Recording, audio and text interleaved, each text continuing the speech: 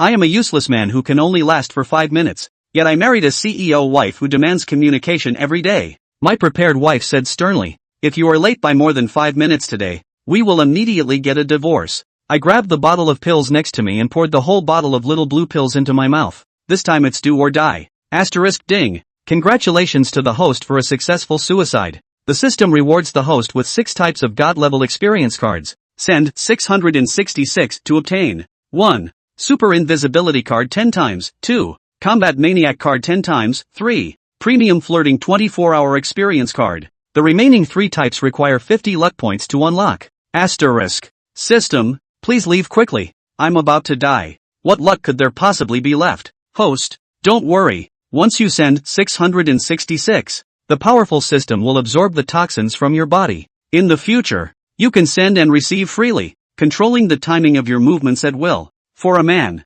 time is the most important. Ah, is this for real? What on earth? Hurry up. Get dressed and go to the Civil Affairs Bureau for a divorce. At some point, Yujike had already put on her clothes and was looking at me seriously. Still in shock, I saw her making a phone call, speaking loudly, Mr. Huang, I'll be there on time tonight. I could clearly hear a greasy man's voice saying, alright, baby, I'll be waiting for you. Yujike put her phone in her bag, took out the marriage certificate and divorce agreement. Li Taiju, I have done all I can with kindness and righteousness. I'm sorry, I have plenty of good times ahead of me, so I can't waste them all on you. With that, she placed the divorce agreement on the table. Wife, I'm fine now. I feel full of strength all over my body, I said anxiously. Yujiko waved her hand. We've been married for 7 years. You were okay in the first 2 years. The lingering moments were always extended. But what about the last 5 years? Each time it's just a 5-minute trial version. Not even a full version.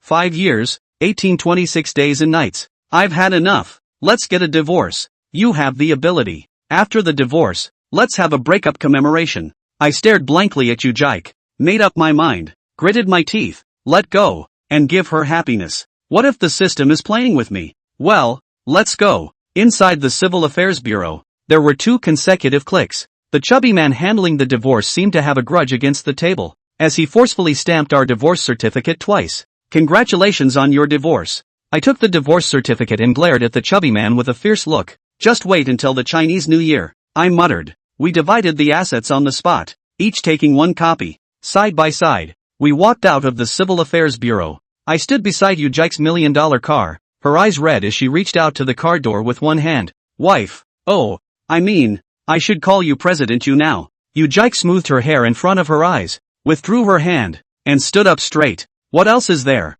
Hey, let's have a meal. The last one. Yukiko raised her hand to check the time on her watch. It's not even noon yet. How about we commemorate our breakup at this time? Didn't you agree to it? At this moment, I felt like I was at a loss. Since the system had already mentioned it, why not give it a try? Besides, it's still free for now. In the midst of a large crowd, a few passers-by seemed to have heard something and turned to look in this direction.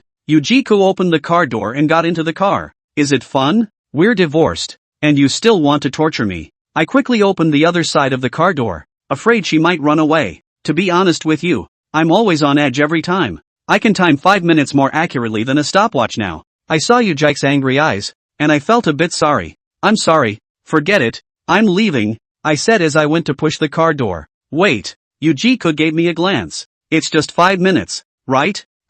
Yujiko, can handle it. Let's go, back home. With that, she started the car and drove towards home. At 9 o'clock in the evening, in the messy 2-story villa, Yujike weakly said, I can't do it anymore. Husband, please, spare me. Since returning at 9 o'clock in the morning, I have been working overtime. Honey, you've been closed for 5 years. It's time to open up for another 5 years. I stared blankly into the void as if I hadn't heard a word. System, you didn't deceive me. You really are so versatile. If only we had some fuel left, maybe we could really pay back the debts of the past 5 years. Asterisk ding. The system detects that Yujike is 30 years old. The host once again captures the other party's heart, gaining 50 points of luck and rewarding the host with an additional 3 invincible cards, a lifetime version of one of 144 foreign languages at random, a 24-hour trial card for unlimited creativity, a 24-hour trial card for peerless divine doctor skills, an additional gift of a lifetime version of a super lawyer. Asterisk. Shocked, I stood still there, and Yujie was so scared that she screamed. She boldly reached out to check my breathing. Ah, husband, I told you to take it easy. She was about to cover her face and cry. Cough, cough, cough. I covered my chest and regained my composure. What are you shouting for? Please mind your words. I am now your ex-husband. Yujiko didn't pay attention, thinking I was sulking, and cheerfully went to fry a steak for me. I lounged on the sofa, leisurely savoring the madness just now, watching her flipping through her phone with her back to me. I casually asked, "What's wrong? Did that guy surnamed Huang call you? This kid is the vice president of a branch. They say he's about to make it official." Yujiko lowered her head and sighed after looking for a while. "It's nothing, I'm going to fry the steak." Watching the woman force a smile, I felt uncomfortable. I have been living in her shadow for these years, but now with the support of the system, I can finally hold my head up high. I consulted the system customer service. System, can these trial version cards be exchanged for permanent ones? When the host accumulates 300 lucky points, they can exchange them for a permanent card. You can seek out women with more lucky points and continue to capture their hearts. I nodded, gazing at the twinkling stars outside the window. For those who can't hold on to their hearts for 5 minutes, they are not worth lingering over. At this moment, Yujiko walked in with steak and red wine. I had no intention of disrupting the atmosphere tonight, so I smiled silently, waiting for the woman to pour herself a drink. "Honey, I have a meeting at headquarters tomorrow, probably about personnel changes. Lao Ma and manager Meng will go with me, leaving Zhang Jinjin from the planning department in charge at home. Be careful, don't let her catch you off guard." I slowly swirled the wineglass in my hand, watching the casual sway of the purple-red hue. "I'm sorry, husband, you've been wronged all these years. We probably won't have time to remarry tomorrow. I have to catch an early morning flight." The woman bumped her glass against mine. I didn't say anything, just obediently drank the liquor in the glass in one gulp. "We can remarry, but I want you to publicly acknowledge our relationship." I didn't set down my glass. Instead, I swirled it in my hand, my eyes fixed firmly on the woman in front of me. At this, Yujika stopped cutting the meat and looked up across the room. "Why? If we go public with the news, we can't be in the same company? Is that what you want?" Lilachu smiled and put down his wineglass.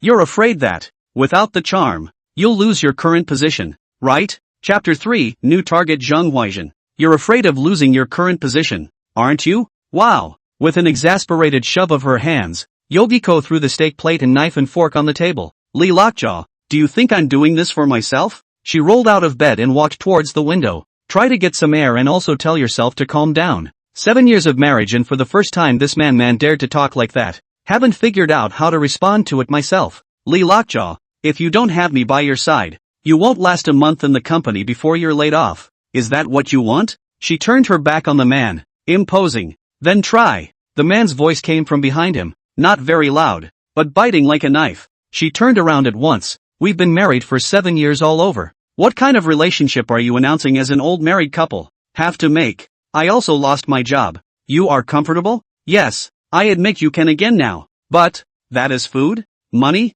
Is it not time to face reality? You think, I call you husband, you can do it, and still bargain with me? If you don't want to get married again, forget it. As the director of administration, it's all about playing people, and it's reasonable to think that Yukaik wouldn't be so out of control. But still, I didn't control myself. Pour out your heart all at once." She knew that the weasel named Yellow was up to no good tonight, so I was really going to commit myself to him. Got the divorce papers in the morning and got over myself morally. Go to the weasel's bed at night and set yourself up for the future. Continue construction and make sure you don't get removed from the job. He secretly kept his ex-husband's position again, and was gracious enough to do right by him. Can I say that I was nice enough to him? And he made a fool of himself? When that was said, everything was laid out in plain sight. Li Lachu did not reply. Not speaking at this time is the same as showing an attitude. He ate his steak in silence, the scraping sound of the knife cutting through the plate calling Yogiko even more irritating. She was at the window, silently weeping. She knew that she and he were really divorced. The next day, the two walked out of both rooms, a large villa with lots of rooms. In the past, Li Lachu used to sleep in this room at night when he drank too much or was punished. Watch the house. I'm leaving. Yujika got up early and put on a long time of makeup, barely covering off the traces of last night. Well, have a safe trip. Li Lachu took a sip of milk, with no intention of getting up. The woman pulled her suitcase, looked darkly around the room once, and with a final twist, decided to leave. Not long after, a glowing Li Lachu also came to his car. Traffic is backed up in the morning, so you have to get there while you can. If I'm late, I'll be scolded by that demoness Zhang Huaizhen again. Luckily, the light was green all the way. It's just nice to have a lucky break, since getting Yogi Coco's lucky value is much more auspicious than it used to be. Go out with a bang. In front of the company door, Li Lachu parked his car. Surprisingly, I'm 20 minutes early today. Hurry and swipe your card to the elevator. The elevator was going down, and Li Lachu waited silently with his briefcase in both hands. Tada! There was a slow click of heels, followed by the strong scent of perfume. Without turning around, Li Lachu knows that Zhang Huaizhen, that witch, is here. Ding! The elevator doors opened in response. Good morning, Mr. Zhen. Li Lachu still politely asked Zhang Huaizhen to enter the elevator first. At this point, it was just the two of them in the elevator. He stole a glance at Zhang Huaizhen. Today she was wearing a tight black dress that held up her bulging breasts and outlined her rounded hips and voluptuous figure. Those slender eyes were staring at the screen of the cell phone, and her lips, painted with bright red lipstick, were slightly puckered. Li Lachu couldn't help but sigh in his heart. This woman, she's really hooked. Suddenly, the system's beep sounded in his head. Zhang Huaizhen, female, 31 years old, lucky value 80, unmarried, adopted by Mr. Ma. Li Lachu's heart fluttered. 80 lucky points? This is a big fat sheep. Isn't this the next step in lucky value? But on second thought, this Huaizhen didn't have a good face for him on a regular basis. Besides, she's the one who's been adopted by Mr. Ma, so how can she have a chance? Just as he was ruminating, Zhang Huaizhen suddenly spoke. Li Lachu, I've heard that you haven't been very harmonious in the planning department lately, so you'd better be careful. Her voice was cold with a hint of mockery. Li Lachu was shocked in his heart and did not expect Retaliation to come so quickly. All know that he is Yujika's people. This Yujika front foot left. They began to take their own knife. He was just about to open his mouth to explain, when he suddenly remembered the big gift package given by the system. A 24-hour extreme tease card? Want to try? He thought in his heart. Just in time. Dish it out before you get the lucky value. As soon as he thought of it, Li Lachu immediately murmured in his mind. System, use the 24-hour extreme girl flirting card. In an instant, he felt as if his entire body had been infused with a magical power. Countless tips and tricks for flirting with girls suddenly sprang to mind. The corners of Li Lachu's mouth rose slightly, and he turned to face Zhang Huaizhen with a little more confidence and charm in his eyes. Mr. Zhang, are you concerned about me? His voice was low and magnetic. Zhang Huaizhen froze for a moment, obviously not expecting Li Lachu to answer this way. She frowned and was about to say something, but was interrupted by Li Lachu. In fact, I've always been very grateful for you looking at me differently. Li Lachu continued, his eyes looking straight at Zhang Huaizhen. Zhang Huaizhen was a bit overwhelmed by his sudden bluntness. You, what are you talking about? She subconsciously took half a step back. Li Lachu smiled slightly and took a step forward, shortening the distance between them. Mr. Zhang, you know what? Every time I see you, I'm reminded of a poem. Zhang Huaizhen stared at Li Lachu with wide eyes and an incredulous expression. What poem? She asked involuntarily. Li Lachu took a deep breath and slowly chanted in a low voice, seeking him for 1,000 degrees in many miles. But when he looked back, the man was there, beyond the lights.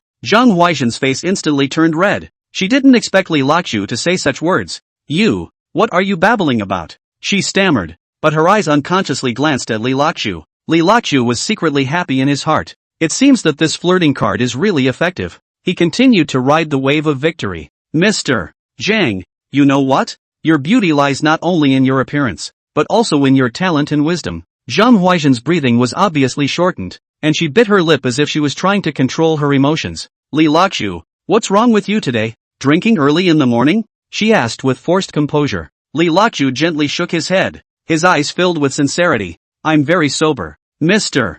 Zhang, it's just that today I finally mustered up the courage to tell you my true thoughts. Zhang Huaizhen's eyes began to flicker as she didn't know how to deal with this Li Lachu who had suddenly become so different. Just then, the elevator stopped with a ding. The door opened, and outside stood several co-workers. Zhang Huaizhen was relieved and walked out of the elevator quickly, but as she passed by Li Lachu, her hand inadvertently touched his arm. Li Lachu keenly captured this detail and was secretly delighted. He followed out of the elevator, deliberately slowing down his pace and keeping a distance from Zhang Huaizhen. Mr. Zhang, he suddenly spoke. Are you free at noon today? I'd like to invite you to dinner to get some advice on work matters. Zhang Huaizhen stopped and turned to look at Li Lachu. There was a hint of hesitation and curiosity in her eyes. You, really just want to ask for a job? She asked tentatively. Li Lachu revealed a charming smile. Of course, I don't mind if Mr. Zhang has other ideas. Zhang Huaizhen's face reddened again. She bit her lip and finally nodded. Alright, 12 noon. See you at the old man's pickled fish downstairs from the company. After saying that, she quickly walked towards her office, leaving Li Lachu standing in place with a triumphant smile on his face. System, this girl-teasing card of yours is too powerful, isn't it? Li Lachu secretly marveled in his heart. Chapter 4 Two Young Relations. Through the long corridor, Li Lachu pushed open the door of the office of the planning second group. The familiar scene comes into view: 4 desks, a small conference table, and the window with the blinds permanently drawn. He was the first to arrive, and the office still smelled of disinfectant left over from last night's cleaning ladies mopping. Li Lachu walked straight to his seat, took out a rag from the drawer, and began to wipe the desktop and chair. He used to have to go along and wipe the other 3, before it was to please them. Now, get the hell out of here. I'm not your father. Planning 2 group of 4 people. 4 people are men. Li Lachu 30 years old. Only the leader of the group Wang Qidong than their own big. Those 2 are new college students, respectively, Su Dongdong, Zhang Beibei. The 2 college students are lazier than the 2 oldest brothers and don't do anything, because the 2 of them came in on connections, and they could have died waiting for a meal. This is a famous Central Enterprises subordinate company. Business is single, loss year after year, but the company's wages, bonuses, welfare benefits issued as usual, so can stay in the company is the only mandatory for every office worker. After wiping the table, he sat down, took out his cell phone, leisurely connected to the company's Wi-Fi, and began to swipe the video to watch the news. It wasn't long before the office door was pushed open, and Su Dongdong and Zhang Beibei walked in with a smile on their faces. Seeing that Li Lachu was already in his seat, the 2 froze for a moment, then walked to their seats as if nothing had happened. Li Lachu glanced at them and continued to look at his cell phone. Su Dongdong sat down, looked around, and scratched his table with his finger. Afterwards the fingers kneaded a few times and, phew, he blew the ash off his fingertips. A sideways glance reveals that only Li Lachu's table is clean. He frowned and spoke. Li, why are you only wiping your own table today? Li Lachu didn't raise his head and replied lightly. I'm not a housekeeper. Why should I wipe your table? At those words, the atmosphere in the office froze. Zhang Beibei put down her cell phone and looked at Li Lachu incredulously. Brother Li, what do you mean by this? Weren't you the one who helped us clean up in the past? Li Lachu put down his cell phone and looked straight at Zhang Beibei. The past is the past, and the present is the present. You guys have hands and feet. Can't you just wipe yourselves? Su Dongdong stood up, his face a bit ugly. Li Lachu, what do you mean? Is it because you think you don't need to rely on us? Li Lachu sneered. Rely on you? You are what? I rely on their own enough. At this time, the oldest Wang Qidong also came in, and hearing the argument, he asked, what's going on? What are you arguing about early in the morning? Su Dongdong immediately complained. Brother Wang, look at Li Lachu. Today he suddenly didn't help us wipe the table, and said something about relying on himself is enough. Wang Qidong frowned at Li Lachu. Little Li, what's going on? Did something happen at home? Li Lachu stood up and looked around the office, then said, Brother Wang, do you think we're here to work, or are we here to be janitors? Wang Qidong was momentarily speechless, opening his mouth but not knowing what to say. Li Lachu continued, is it written in each of our job duties that we have to help our co-workers by wiping the tables and mopping the floors? Su Dongdong interjected, it's not a matter of duty or not, it's team spirit. Li Lachu turned to Su Dongdong. Oh, then why don't you show your team spirit and help us wipe the table? Zhang Beibei also stood up. Li Lachu, don't go too far. Do you know who is behind us? Li Lachu sneered. Of course I know. Isn't it just that your family has some connections? But this is a company, not your home. Seeing that the momentum was not right, Wang Qidong hurriedly rounded up the situation. Alright, everyone calm down. Little Li, are you in a bad mood today? Li Lachu took a deep breath and said, Brother Wang, I'm in a good mood. I just think that we should each do our own job. We're here to work, not to babysit. Su Dongdong snorted coldly. Ha, who do you think you are? Without Mr. You covering you would have been fired a long time ago. Li Lachu's eyes flashed. Who am I? I am an employee of this company, just like you guys. As for general manager she is my superior, not my umbrella. Zhang Beibei snorted. Come on, who doesn't know the relationship between you two? How powerful do you think you are? Isn't it just relying on pillow talk? Li Lachu slammed the table, and the office instantly fell silent.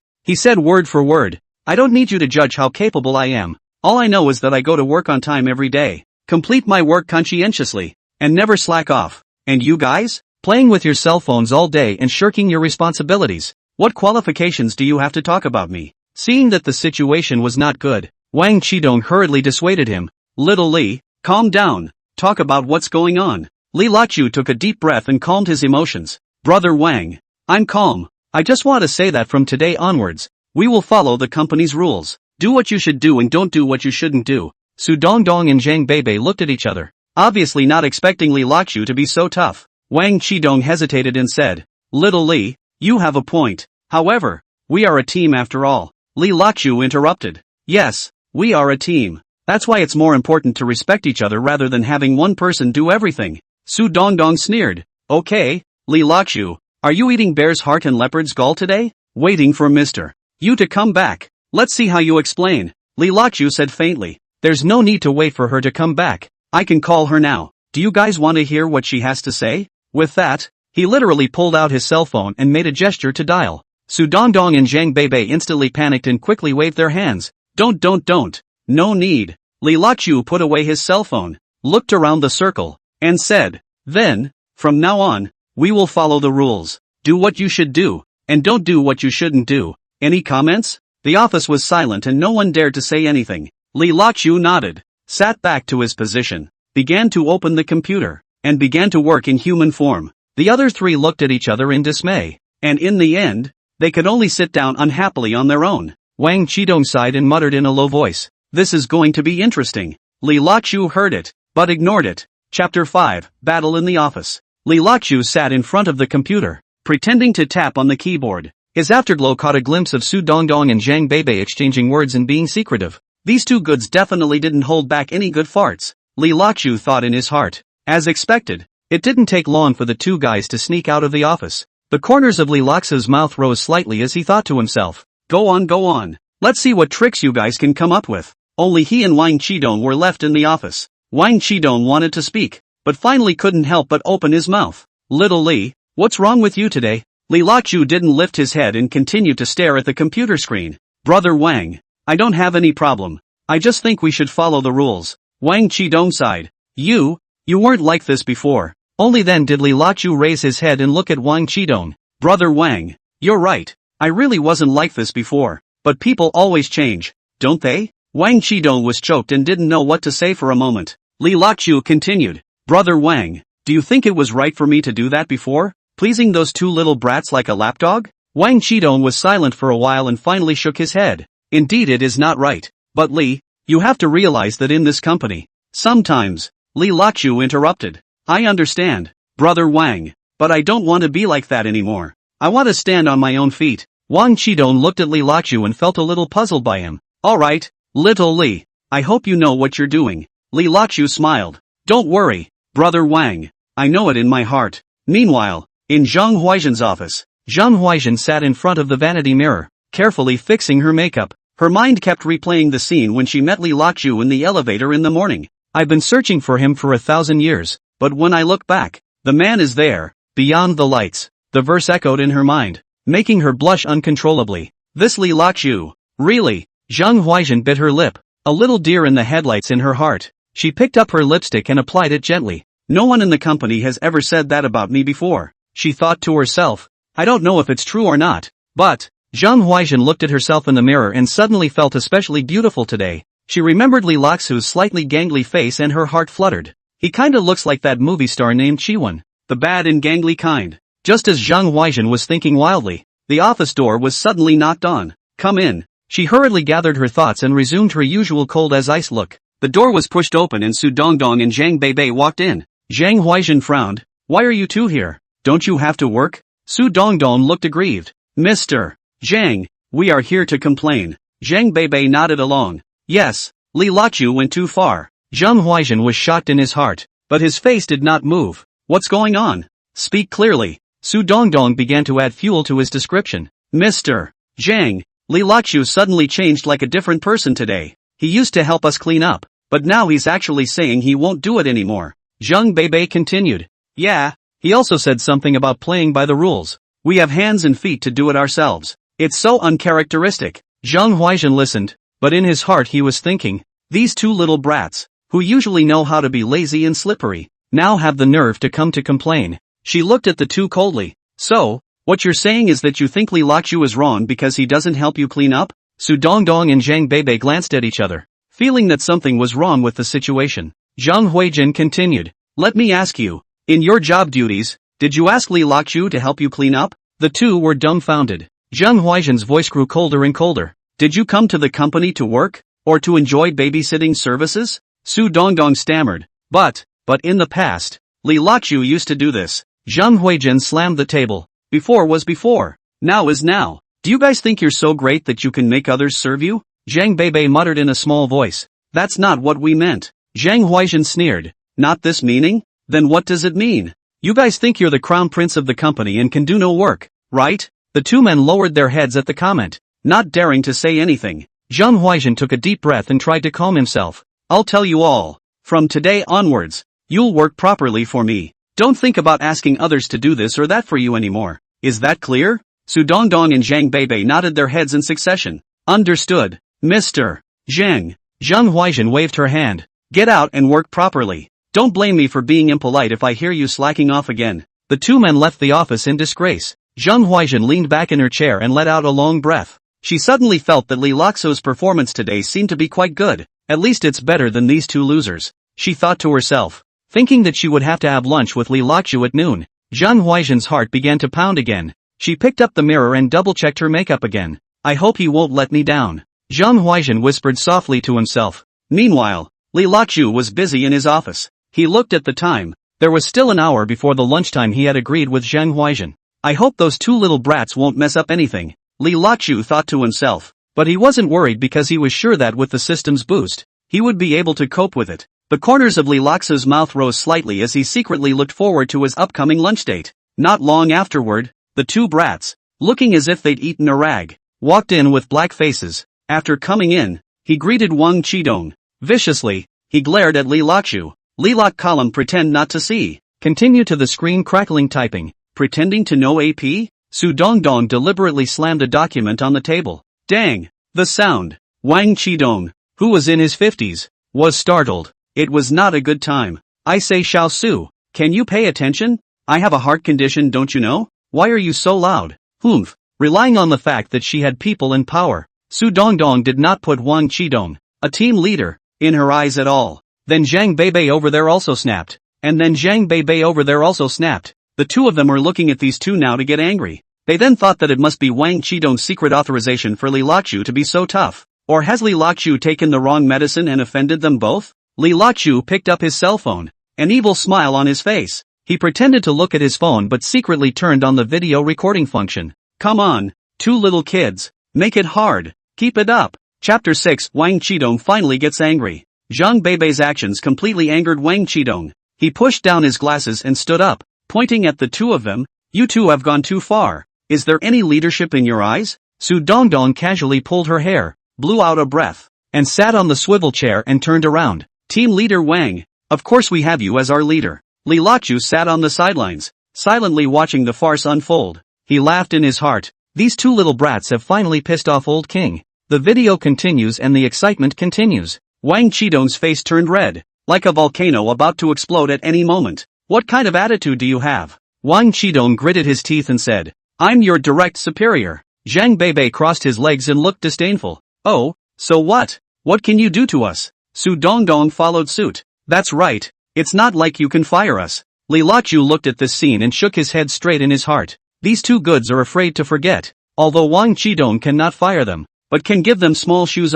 Sure enough, Wang Qidong's eyes narrowed and his voice was as cold as ice. Is that so? Then I would like to see how long you guys can be arrogant. Su Dongdong bristled in disbelief. Che, what can you do to us? It's not like we're scared. Zhang Beibei followed suit. That's right. Don't think you're great just because you're the leader of the group. Li Lakju was looking on the sidelines with amusement. These two idiots, I'm afraid, don't know how serious the consequences of offending the immediate leader are. Wang Qidong took a deep breath as if he was trying to control his emotions. Very well, since you guys are so confident, then from today onwards, you guys have to make at least 5 alternatives for the group's publicity plan, and I'll deduct your bonuses for anyone less. Su Dongdong and Zhang Beibei's smiles instantly froze. What? On what basis? Su Dongdong jumped up. Zhang Beibei was not willing to show weakness either. You're taking personal revenge. Wang Qidong sneered. What? Didn't you say just now that I can't do anything to you? Are you afraid now? Li Laochu watched in fascination.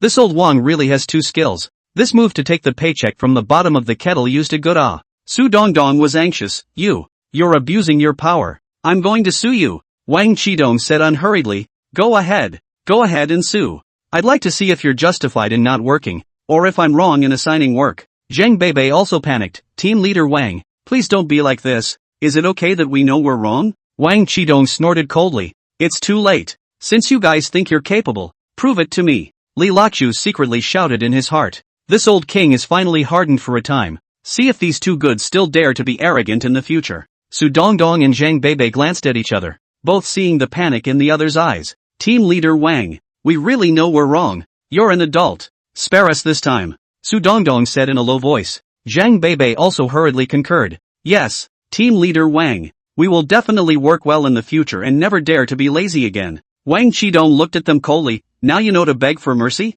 What did you do earlier? Li Laochu was looking on the sidelines and wanted to laugh. These two goods now know afraid, but unfortunately late. Wang Qidong, this person is a Central Enterprise retired workers to take over. His parents were in the group as a worker. The mother also got a work injury. So although he did not have connections, but who can not move him? These two guys just think old people are easy to bully, and now they've kicked the can down the road. Wang Qidong continued. Since you guys have admitted your mistakes, then from now on, finish all the work that was previously backlogged. I want to see results, or don't even think about getting off work. Su Dongdong and Zhang Beibei's faces turned pale, but they didn't dare to say anything else and could only obediently sit back in their seats. Li Laochu looked at this scene and was secretly pleased. Tramp. It's all the aftermath of being spoiled for yourself before. These two have taken on half the work themselves. This is going to be a good show. Let's see if these two goods still dare to play tricks in the future. Wang Qidong turned around and returned to his seat, not forgetting to glare at Li Laochu on his way out.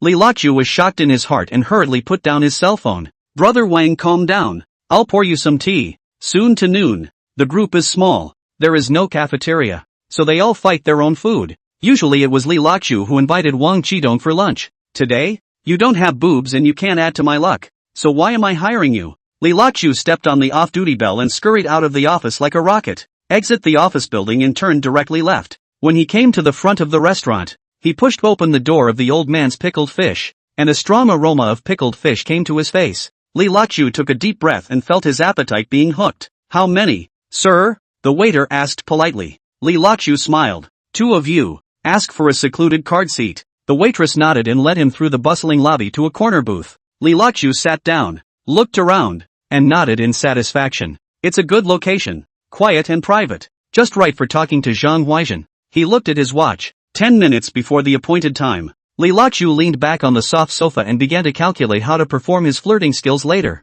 How about a little earthy love? He mulled it over in his mind. No, it's too low. How about something elegant? Quote a few lines of poetry? And then he thought, not really, it's too pretentious. Just as he was racking his brain, a fragrant breeze wafted in. Li Laochu looked up and saw that Zhang Huaizhen was standing in front of the table, with an undisguised excitement on her face. Coming? Li Laochu stood up and pulled out the chair for her in a gentlemanly manner. Zhang Huaizhen was slightly stunned, then smiled and sat down. Thank you. I didn't expect you to be quite a gentleman. Li Laochu was secretly happy in his heart. It seems that this teasing skill really works. He sat back in his seat and smiled. How can I not be a gentleman in your presence? Zhang Huaizhen's face flushed slightly as she looked down at the menu.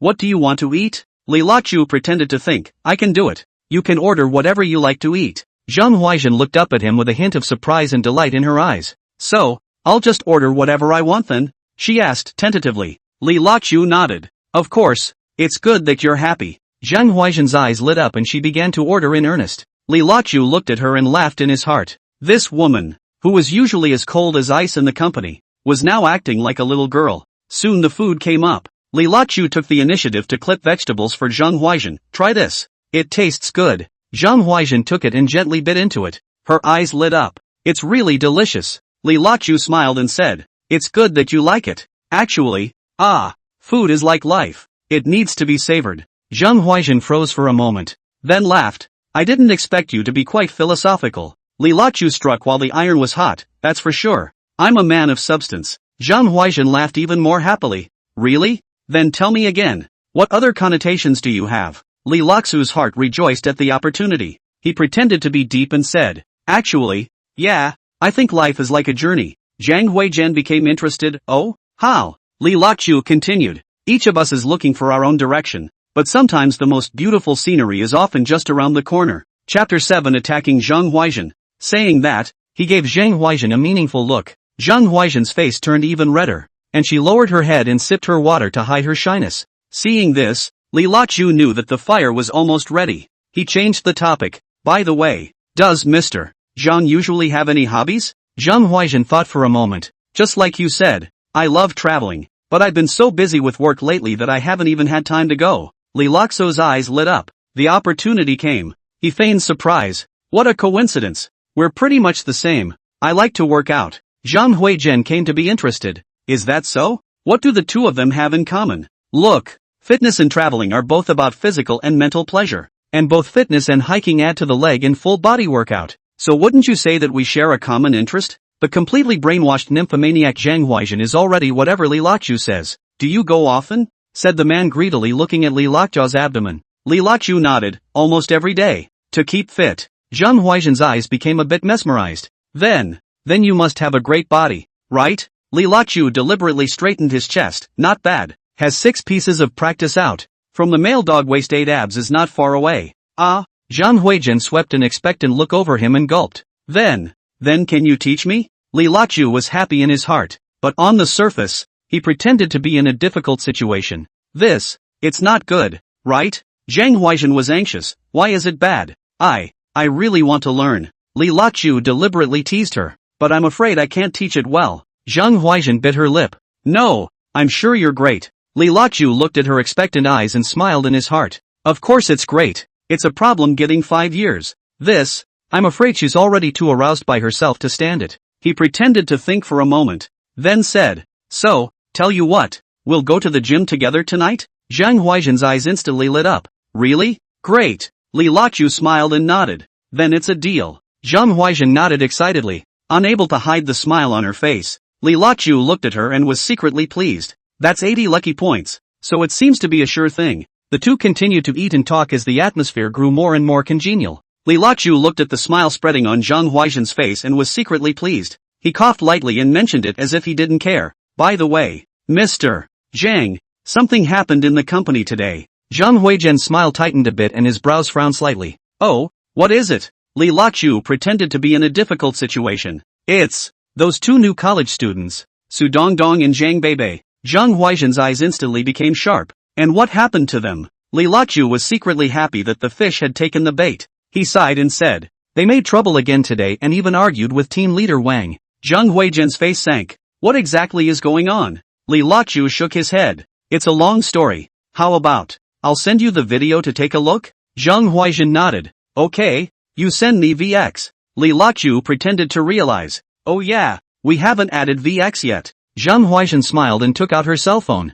Then add it now. Li Laqiu was happy in his heart, but on the surface, he pretended to be very normal. The two swiped each other's codes and added their friends. Stranger's Flower? What a beautiful name. This line is from the flowers on the stranger bloom. You can return slowly. Li Laqiu purposely paused for a few seconds and continued to show off. It means that Mr.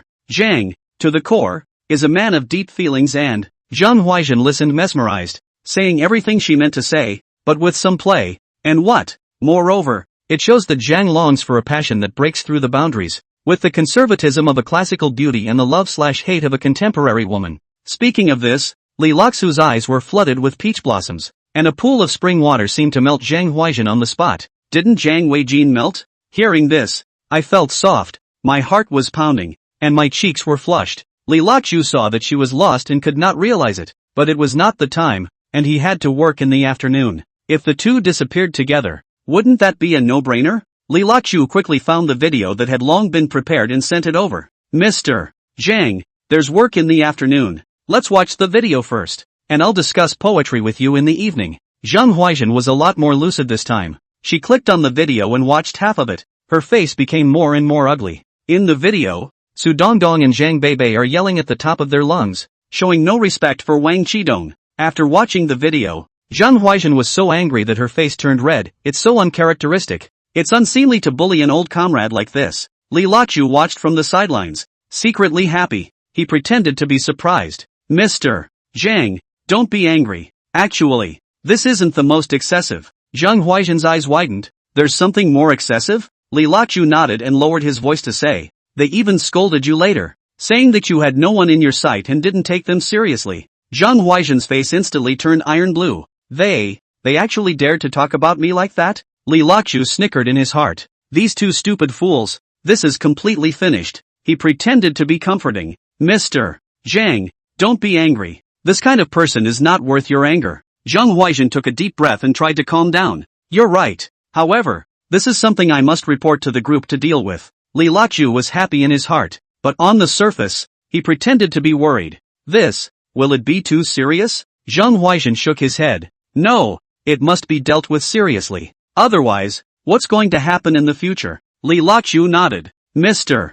Zhang is right. However, can you not say that I told you about this? Zhang Huaizhen smiled. Don't worry, I won't say anything. I will handle this matter properly. Li Lachu sighed in relief, but in his heart, he was laughing wildly. These two idiots. I'm afraid they never dreamed that they would screw them over like this, right? Zhang Huaizhen looked at the time and said, it's getting late. We should go back to the company. Li Lachu nodded and stood up. Okay, Mr. Zhang. By the way, about the gym at night. A smile appeared on Zhang Huaizhen's face again. Don't worry, I'll keep it in mind. See you tonight. Li Lachu saw Zhang Huaizhen leave, and his heart was happy. This lunch not only brought the relationship with Zhang Huaizhen closer, but also pitched those two fools in the process. Brother Unity, the mission is going well. We should be able to take 80 points of luck at night. The system quickly replied. Cheer up, host. Looking forward to your good news. Li Lachu put away his cell phone and stride towards the company. Chapter 8, 160 points for Chen Bishi. Li Lachu sat at his desk, preoccupied. His mind was racing, calculating his plans for the evening. Working out? I've never even touched a barbell a couple times. He mentally cursed himself. But in order to take Zhang Huaizhen's 80 points of luck value, he could only go for it. All that flirting talk is from the system, and you don't know anything about fitness yourself. The system is well intended to increase physical contact and facilitate pressing into friction. This is great. We're going to get caught tonight. The system's beep suddenly sounded. Host, don't worry, as long as you do what I say, it's guaranteed to be foolproof. Li Lachu rolled his eyes. It's easy for you to say. What if you reveal yourself? The system was silent for a moment, then said, go ahead and get a gym card then. At least it looks like that. Li Laxo's eyes lit up. This is a good idea. He looked at the time. 3 o'clock in the afternoon. Brother Wang, I'm going out to run some errands. He shouted at Wang Qidong. Wang Qidong was still grumbling about not being invited to lunch at noon, and casually asked, what is it? As for office hours? Oh, it's like this. Li Lacho rolled his eyes as a lie came randomly. Mr. Zhang, who is more satisfied with my plan, told me to revise it after my physical visit. Wang Qidong pushed down his glasses suspiciously. Mr. Zhang, have you read them all? Well, ask Mr. Zhang if you don't believe me. I'll leave first. Wang Qidong will be skeptical. With the ability of Li Lachu, to ensure that the completion of the task is no problem, but said that the quality is superior? It's a bit of a crapshoot. Li Laxu's kung fu base is just a so-so, but this little thing is not so trivial as to personally call Zhang Huaizhen to verify. Li Lachu picked up his jacket and walked quickly out of the office. He drove to one of the largest gym clubs in the neighborhood. Push open the glass door and the smell of a natural oxygen bar hits you. Not bad. Pretty upscale. The deafening music was filled with sweaty men and women. Li Lachu couldn't help but gulp. This formation. It was scary enough. He walked up to the front desk and a heavily made-up girl smiled and asked, how may I help you? Sir? Li Lachu cleared his throat. I want to get 2 cards. The girl brightened up. Okay, we happen to have a special right now. 30% off on the couple's card. This time Li Lachu was happy. It seems really lucky enough. Any random decision can happen to be a good thing.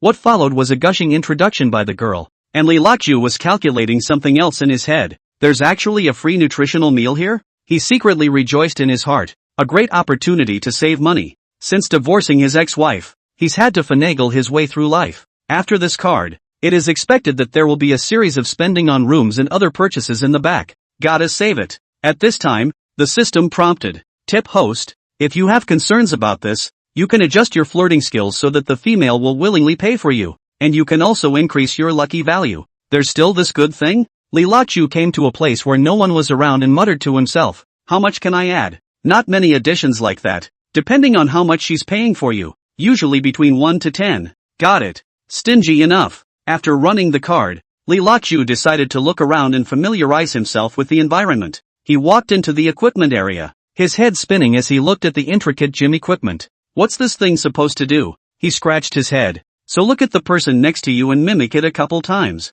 Luckily it caught on quickly. It's not that hard. Just as he was having fun practicing, he suddenly noticed that there was something wrong with the atmosphere around him. Many of the men's eyes were focused in one direction. Li Luxu followed their line of sight and couldn't help but suck in a breath of cool air. Just a little more secluded. A hot babe was running on a treadmill. She was wearing tight yoga pants and a form-fitting workout tank top. Sweat slid down her perfect curves and glistened in the light. The biceps were tight and bouncy, fluctuating up and down slightly as they ran. Li Luxu immediately looked into Li Xiaojioaxio, drooling down his face. Just as Li Luxu was looking a bit dazed, the system's beep sounded. Chan Pek Zi, female, 26 years old, unmarried, rich girl, lucky value 160. Li Luxu's eyes lit up. This was twice Zhang Huaizhen's lucky value. He mentally decided to try his luck. Let's see if it develops over. Li Luxu straightened his clothes and walked over to the treadmill as if nothing had happened. He cleared his throat and put on what he thought was the most handsome smile he could muster. Hey beautiful, alone? However, the beautiful woman paid no attention to him at all, still staring intently ahead. These five senses, how do they match so harmoniously? Li Luxu was a bit embarrassed, but he still didn't die and continued to perform his teasing skills. However, the other side still didn't respond. A few males who came over joined in the chat. Li Luxu tried to say a few more words, but the other party remained unresponsive. Now, he was a bit annoyed, thinking how this flirting technique had failed. He turned his head and systematized in his mind. Hey, brother Unity, is there something wrong with your girl teasing technique? The system was silent for a moment, then said helplessly, idiot, she's wearing headphones. It was only then that Li Luxu noticed that the beautiful woman had a pair of wireless headphones stuffed in her ears. He instantly felt like a little cutie, itching to find a crack in the ground. It's okay, cutie, not just yourself. Looking around, he realized that a number of men were just as upset as he was. Li Luxu took a deep breath and decided to give up for now.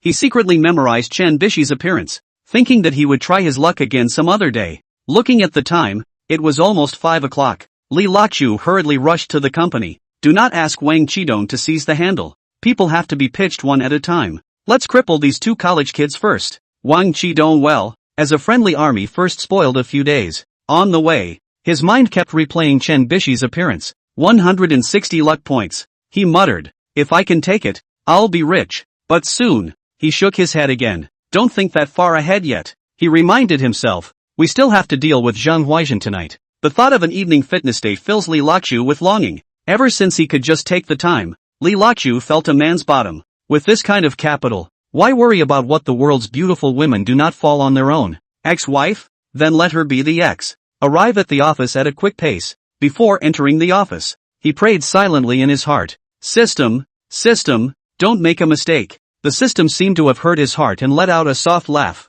Don't worry host, I'll guide you through the entire process. Li Luxu suddenly remembered a problem. Brother Tong, when I'm doing bed exercises, can you please stop spying? I'll misbehave. That's okay, you're doing fine in that area. You don't need my guidance. Chapter 9 Attacking Zhang Huaizhen. The off-duty music played, and Li Luxu's heartbeat accelerated. He peeked up and went out into the hallway, glancing at Zhang Huaizhen's office. The door was still closed. Take it easy, take your time, he told himself in his mind. Li Luxu pretended to pack things as if nothing had happened, but in fact, his heart had already been in a mess. First time I've done this, and I'm a little weak. He took out his cell phone and sent Zhang Huaizhen a Weibo message. I'm leaving first, I'll wait for you at the next intersection. After sending the message, he took a deep breath and strutted out of the office. At that moment, it just so happened that two college students walked out as well. They bumped into each other again at the elevator. Wang Qidong also stood to the side without any shade. 4 people greeted the other sections.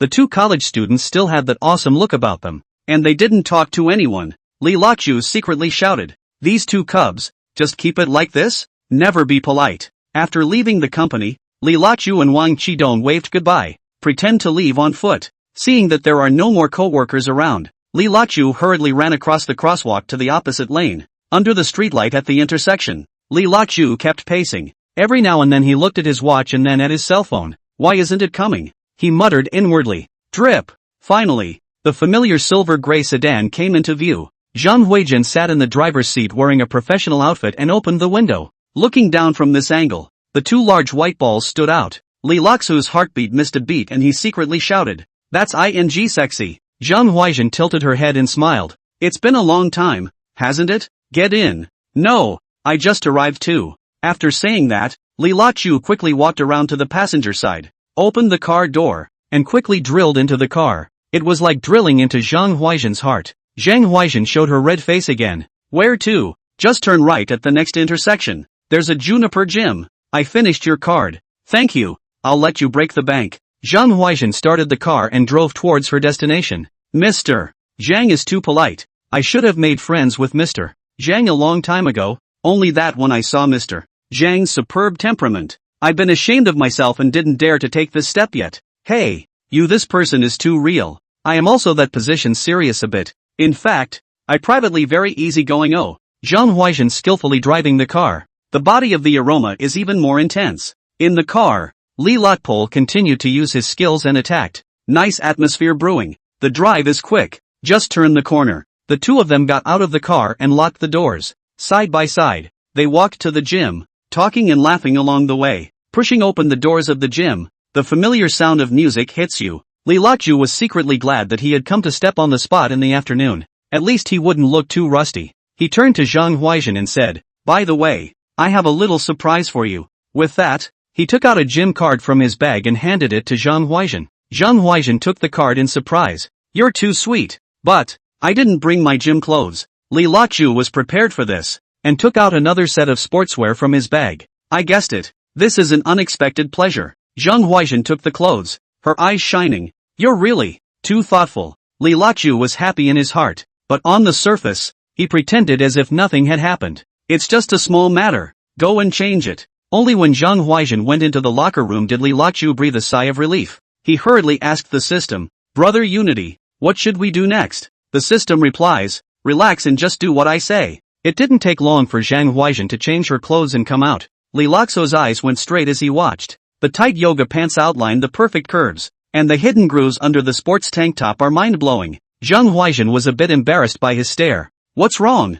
Doesn't it look good?" Li Luxu hurriedly returned to his senses. "No, it's too good-looking." The two came to the equipment area, and Li Luxu followed the instructions of the system and began to teach Zhang Huaizhen how to use the various equipment. He deliberately leaned in close and took the opportunity to touch Zhang Huaizhen's body. Every contact made both of their hearts beat faster. Zhang Huaizhen wasn't shy either, and did some tantalizing moves every now and then. Li Luxu's mouth was so dry from watching her that he couldn't wait to pounce on her right now, but he held back and followed the system's instructions. Continuing to tug at Zhang Huaizhen's heartstrings, he demonstrated his strength by lifting heavy weights at times and doing some difficult maneuvers. Zhang Huaizhen looked at him with her eyes glazed over and secretly exclaimed in her heart, "I didn't expect him to have such a good body." The two practiced more and more vigorously, soaking their clothes with sweat. Li Luxu took the opportunity to take off his shirt, revealing his firm muscles. Zhang Huaizhen blushed as she watched, and couldn't help but gulp. Time flew by and 2 hours passed in a flash. Both were panting with exhaustion,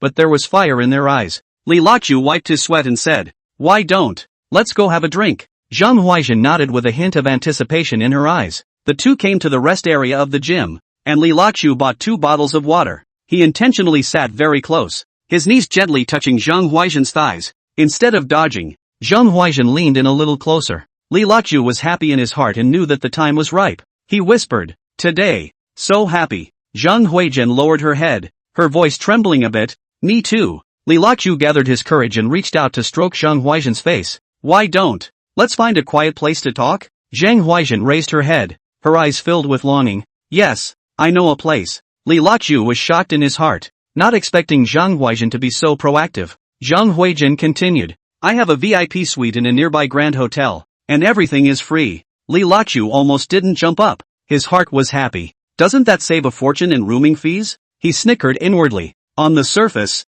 he pretended to be reserved. It's not good, is it? Zhang Huaizhen blushed and said, "It's okay, anyway, no one knows either. I guess Chief Shang went to a meeting and she let go." Li Luxu nodded and pretended to be reluctant. Then, fine. The two packed up their things and left the gym in a hurry. On the way, Li Luxu's heart was beating fast. "Brother Unity, am I going to get rich?" The system replied, "Don't get carried away. Behave yourself. Soon, The two arrived at the hotel. Zhang Huaizhen lowered her head, wearing a mask, and led Li Luochu into the elevator. In the elevator, both of them were a bit tense and the atmosphere became ambiguous. Li Luochu couldn't help but put his arm around Zhang Huaizhen's waist, and Zhang Huaizhen obediently leaned into his arms. Mr.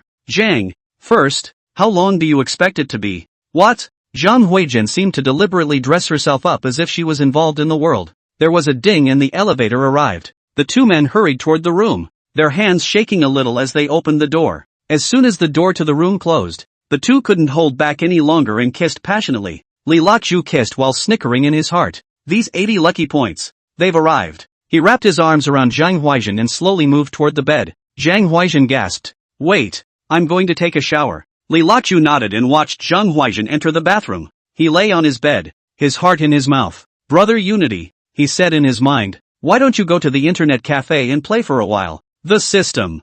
3 hours later. Chapter 10 Wang Qidong gets beaten up. Ding. Congratulations to the host for capturing Zhang Huaizhen's heart, rewarded with a lucky value of 80. If it wasn't for Zhang Huaizhen's bitter pleas for mercy, there would have been no need to refuel anyway. Li Liaoju's nuclear battery worked until the next morning. Luochu. Some other day. Some other double day I'll ask you to have a good. Speaking of this, Zhang Huaizhen was like a reddish strawberry. Jinjin. You're so beautiful. These words were not flattery. Zhang Huaizhen was like a peach blossom after rain. Fresh and lovely. She could feel it herself. Looking very different from before. It's all a game with the old horse. And you have to act like you're having a good time. Tired back pain. Dark circles under the eyes. Lack of sleep. Endocrine disorders, leading to many gynecological diseases. It was so good that it was penetrating up and down, inside and out, and energizing that she would have had to get up early the next day if she hadn't been the chief leader. She's not going to be able to part with this little nuclear-powered motor. The two left the hotel half an hour apart. Li Luochu returned home alone. It was only after this return that I remembered that I had ended my family life with Yogi Coco for 7 years. This house was half and half. Neither of the two said anything about telling the other to move out and buy it alone. Probably don't even have the strength. The installments now go back to Li Luochu for further repayment. Li Luochu intends to stop more. Love it. Anyway, do not care. Bank auction. Get money to share. Having paid a total of over 70 in 7 years myself, I can't shoot myself in the foot anyway. It was now 9:30 p.m. Li Luochu was just about to go to bed when Wang Qidong's phone call came in. This late? What is this old thing looking for me for? Li Luochu guessed that it was no good. Presumably to work overtime again or something. Those two college students, he couldn't get them to work, so he just grabbed himself as a laborer. So turn down the volume, turn off your cell phone in the bathroom, and go back to sleep. The next morning, just after 7 a.m. Every day at this time, it is the time for Li Luochu to run for morning exercise and buy breakfast. So sleep won't come. The biological clock doesn't help. He brushed his teeth while looking at his cell phone. Wang Qidong is quite persistent, calling himself 13 times. So hurry back. The phone was quickly connected, and a hoarse voice came from inside. Little Li it's me, Team Leader Wang. I'm sorry I fell asleep last night. The phone was muted by me. What's the emergency you're looking for me? Wang Qidong is as weak as not far from going to the day. Not coming up for air. Cough. It's okay now. Li Luochu sounds wrong. This voice is sick? The heart was glad. The old guy is like just over half 100 this year. And that's it? That's not far from the eating table. Team Leader Wang, take a good rest. I won't bother you anymore. I'll see you in the unit later. You hang up first.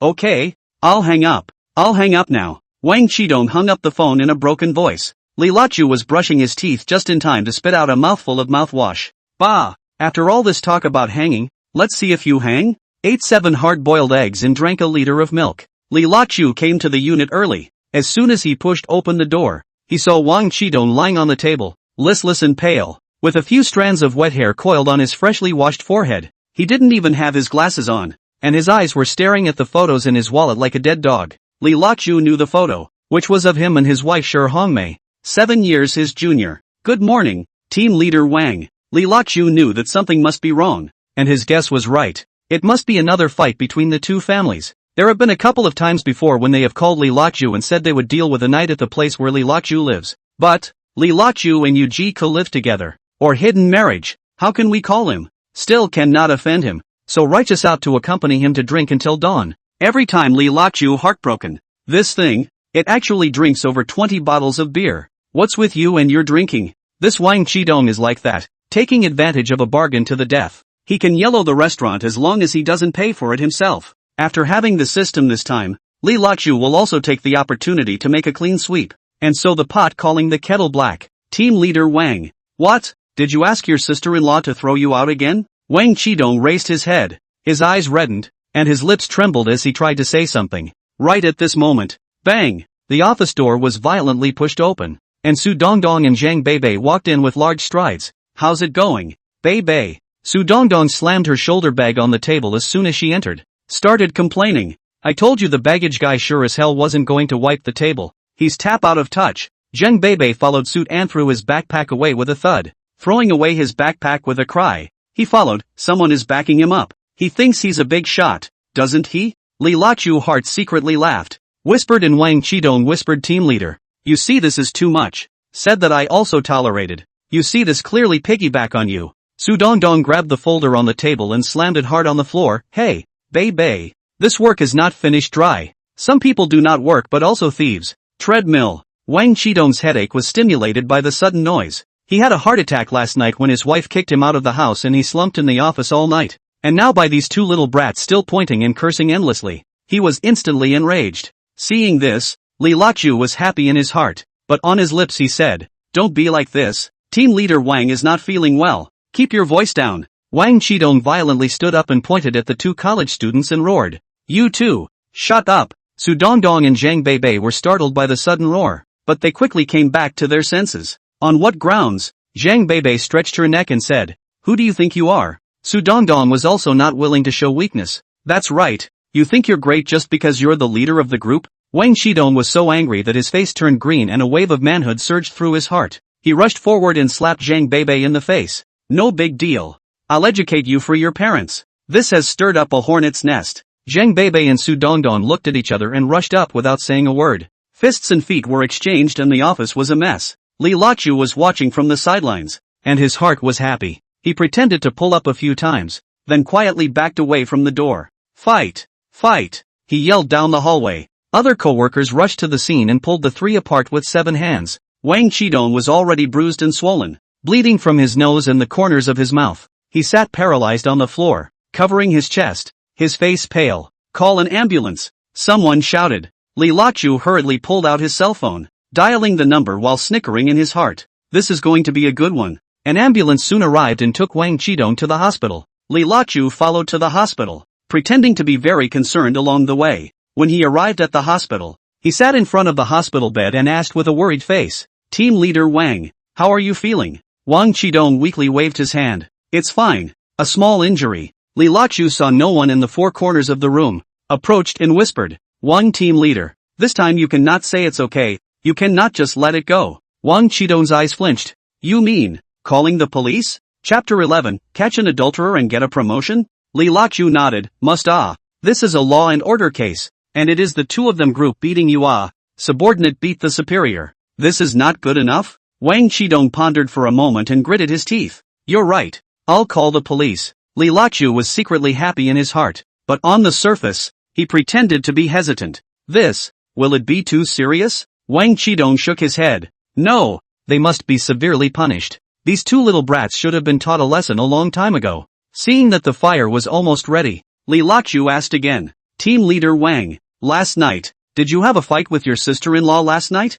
Wang Qidong froze, then sighed. Alas, don't mention it. Li Lachu pretended to be concerned. What's wrong? Is there anything I can help with? Wang Qidong hesitated for a moment before finally speaking. Little Li, I think, my wife may have cheated on me. Li Lachu was shocked in his heart. This is a big melon. He feigned surprise. No way? Sister-in-law doesn't look like that kind of person. Wang Qidong laughed bitterly. I feel the same way. But lately she's always finding faults to fight with me. As if she's trying to force me to file for divorce. Open. Wang Qidong really was stimulated, not light. According to the reasoning of the family scandal. I can't tell Li Lachu about this. After quickly confirming that it wasn't a trap, Li Lachu nodded thoughtfully. Do you have proof? Wang Qidong shook his head. No, it's just a feeling. She always dresses up beautifully to go out lately and comes back smelling like cigarettes. Li Lachu's heart secretly laughed. This old thing is quite experienced. He pretended to be contemplative. This is indeed a bit suspicious. But you and your sister-in-law are an old married couple. Wang Qidong let out a long sigh. AI, Shaoli, you're not married and don't know what it's like for a man to be green. These words called to Li Loxa's back. Thinking of Huang Bingjiang's words of treasure, Wang Qidong began to get close. Little Li, I knew you could be trusted. I don't have many friends in my life, and you're the best to me. Li Loxu sneered in his heart. Friend? You damn take advantage of me so much, and you still have the nerve to say you're a friend? But on the surface he still had a sincere face. Team leader Wang, I know you've been taking care of me. What can I do to help you? Help me find out about the adulterer. I need to know who it is. Ha? It's not good, is it? Who knows? Wang Qidong hurriedly waved his hand to interrupt him. Not enough breath. Said, Li, I know what you mean. You've been a staff for 7 years. I can't stay this time. I promise to let you be the leader of the group after I leave, but also pull down those 2 boys together. That good? Li Loxa's head spun a few times. No, I can't trust him yet. Seeing Li Loxu still hesitating, Wang Qidong made up his mind. Little Li, I'll give you a bottom. This time the above is going to set up a disciplinary department. I should also go to retirement. You are experienced. You have not been promoted all these years, and there is no inferiority. You must be able to get up. Disciplinary inspection? Li Loxu knew that this big group was a huge corpse with maggots everywhere. This team leader doesn't sound like a big official, but compared to his own ordinary staff it's double the treatment. Li, please, I know you're capable, or you wouldn't have been laid off after 7 years in the group. Li Loxu, tramp, what does this have to do with you being green? The words have come to this. Okay, team leader Wang, this is a lack of virtue. You have to compensate me, otherwise I'll lose my life. Well, surely. Wang Qidong gratefully held Li Loxu's hand. Thank you, little Li. You've let me out of this. I'll make sure not to treat you badly. Li Loxu nodded. Alright, you take a good rest first, and leave the rest to me. Walking out of the hospital room, Li Loxu let out a long breath. This is going to be fun. Not only did I screw over those 2 college kids, but I took a personal job along the way. Li Loxu just walked out of the hospital door, and ran into Zhang Huaizhen, who fought 300 rounds last night. He was shocked, but his face acted as if nothing had happened. Mr. Zhang, you're here to see team leader Wang? Li Loxu greeted politely. Zhang Huaizhen nodded, still having to pretend to be superior and subordinate, keeping her distance. Yes, I heard he was hospitalized. How is the situation? Li Loxu shrugged. It's not bad, it's just some superficial wounds, but he has a heart condition. It's hard to say. Zhang Huaizhen frowned. That's troublesome. By the way, I heard that he's going to call the police? Li Loxu looked around and lowered his voice. Yes, he was so angry that he had to sue those 2 little brats. Upon hearing this, Zhang Huaizhen was about to rush in. No, I have to go and persuade him. Li Loxu hurriedly pulled her back. Don't, Mr. Zhang. If you go to persuade him at this time, he'll think we're all harboring those 2 boys. Zhang Huaizhen hesitated. But, Li Loxu continued, you think you are now the acting leader. Why don't you just let them mess around and wait for the official leader to come back to deal with it? Don't you think so? Zhang Huaizhen thought about it and nodded. You have a point, but I still have to go in and take a look, to symbolize my condolences. Li Loxu let go of his hand and said with a smile, then you go ahead. I'll leave first. Hey! Zhang Huaizhen was a bit reluctant to call out to Li Loxu. Li Loxu knew what it meant and hurriedly winked. Mr. Zhang, I know what you mean. I'll do what you've arranged. See you later. Out of the hospital gate, first called a car straight to Wang Qidong's neighborhood. On the way, he thought back to Shi Hongmei. It's not at all uncommon for that woman to be a watery grave. When she was with Wang Qidong, it was 80% because she saw his good unit. Weekdays also did not work, as Wang Qidong raised him, and then gave birth to a big fat son. More spoiled. And no work, just mahjong and square dancing. It's weird not to cheat. Li Loxu sneered. This time there will be a good show. When he arrived at the neighborhood, Li Loxu went straight to Wang Qidong's house. He stood in the doorway, took a deep breath, and raised his hand to knock. After knocking for half a day, there was no movement inside. Just as he was about to give up, footsteps came from behind him. Li Loxu turned around to see that it was Shi Hongmei. The woman had a tired face and dark circles under her eyes, and looked like she'd been playing all night. But as soon as she saw Li Loxu, she immediately changed into a warm smile. Little Li, what brings you here? Shi Hongmei said with a smile. Li Loxu pretended to be surprised. Sister-in-law, I don't think team leader Wang is right. Is it that you two have a conflict? Shi Hongmei's face changed, then returned to normal.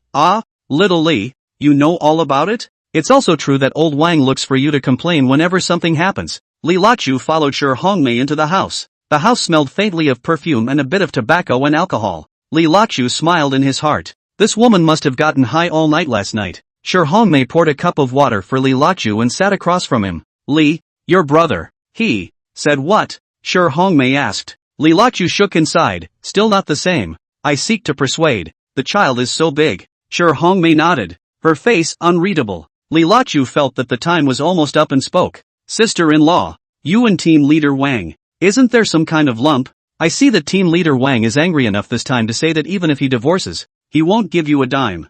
Ha? He actually said that? Li Lachu paid attention and watched. This trick of knocking down the mountain seemed to work. This doesn't have much heart. She's going to mess herself up later. Shi Hongmei sighed. Alas, since he's this ruthless, I'll be honest with you too. Xiao Li. I really don't want to live with him anymore. Li Lachu pretended to be surprised. Why? Shi Hongmei laughed bitterly. Oh, why? He just knows how to work all day and doesn't even say a word when he comes home. Li Lachu pretended to persuade, it may be too busy at work. You more sympathetic to sympathize with him. Shi Hongmei shook her head. It's not a matter of work. Your brother he can't work in that area. Li Lachu almost didn't laugh out loud. This woman really dares to say. He forced a smile and continued to ask. It's not a big deal, is it? Shi Hongmei sighed. You don't understand. Women also have needs. He's old. I'm still young. I can't live with him anymore. Li Lachu looked at Shi Hongmei's eyes and was shocked. Why was there something wrong with the way this woman was looking at herself?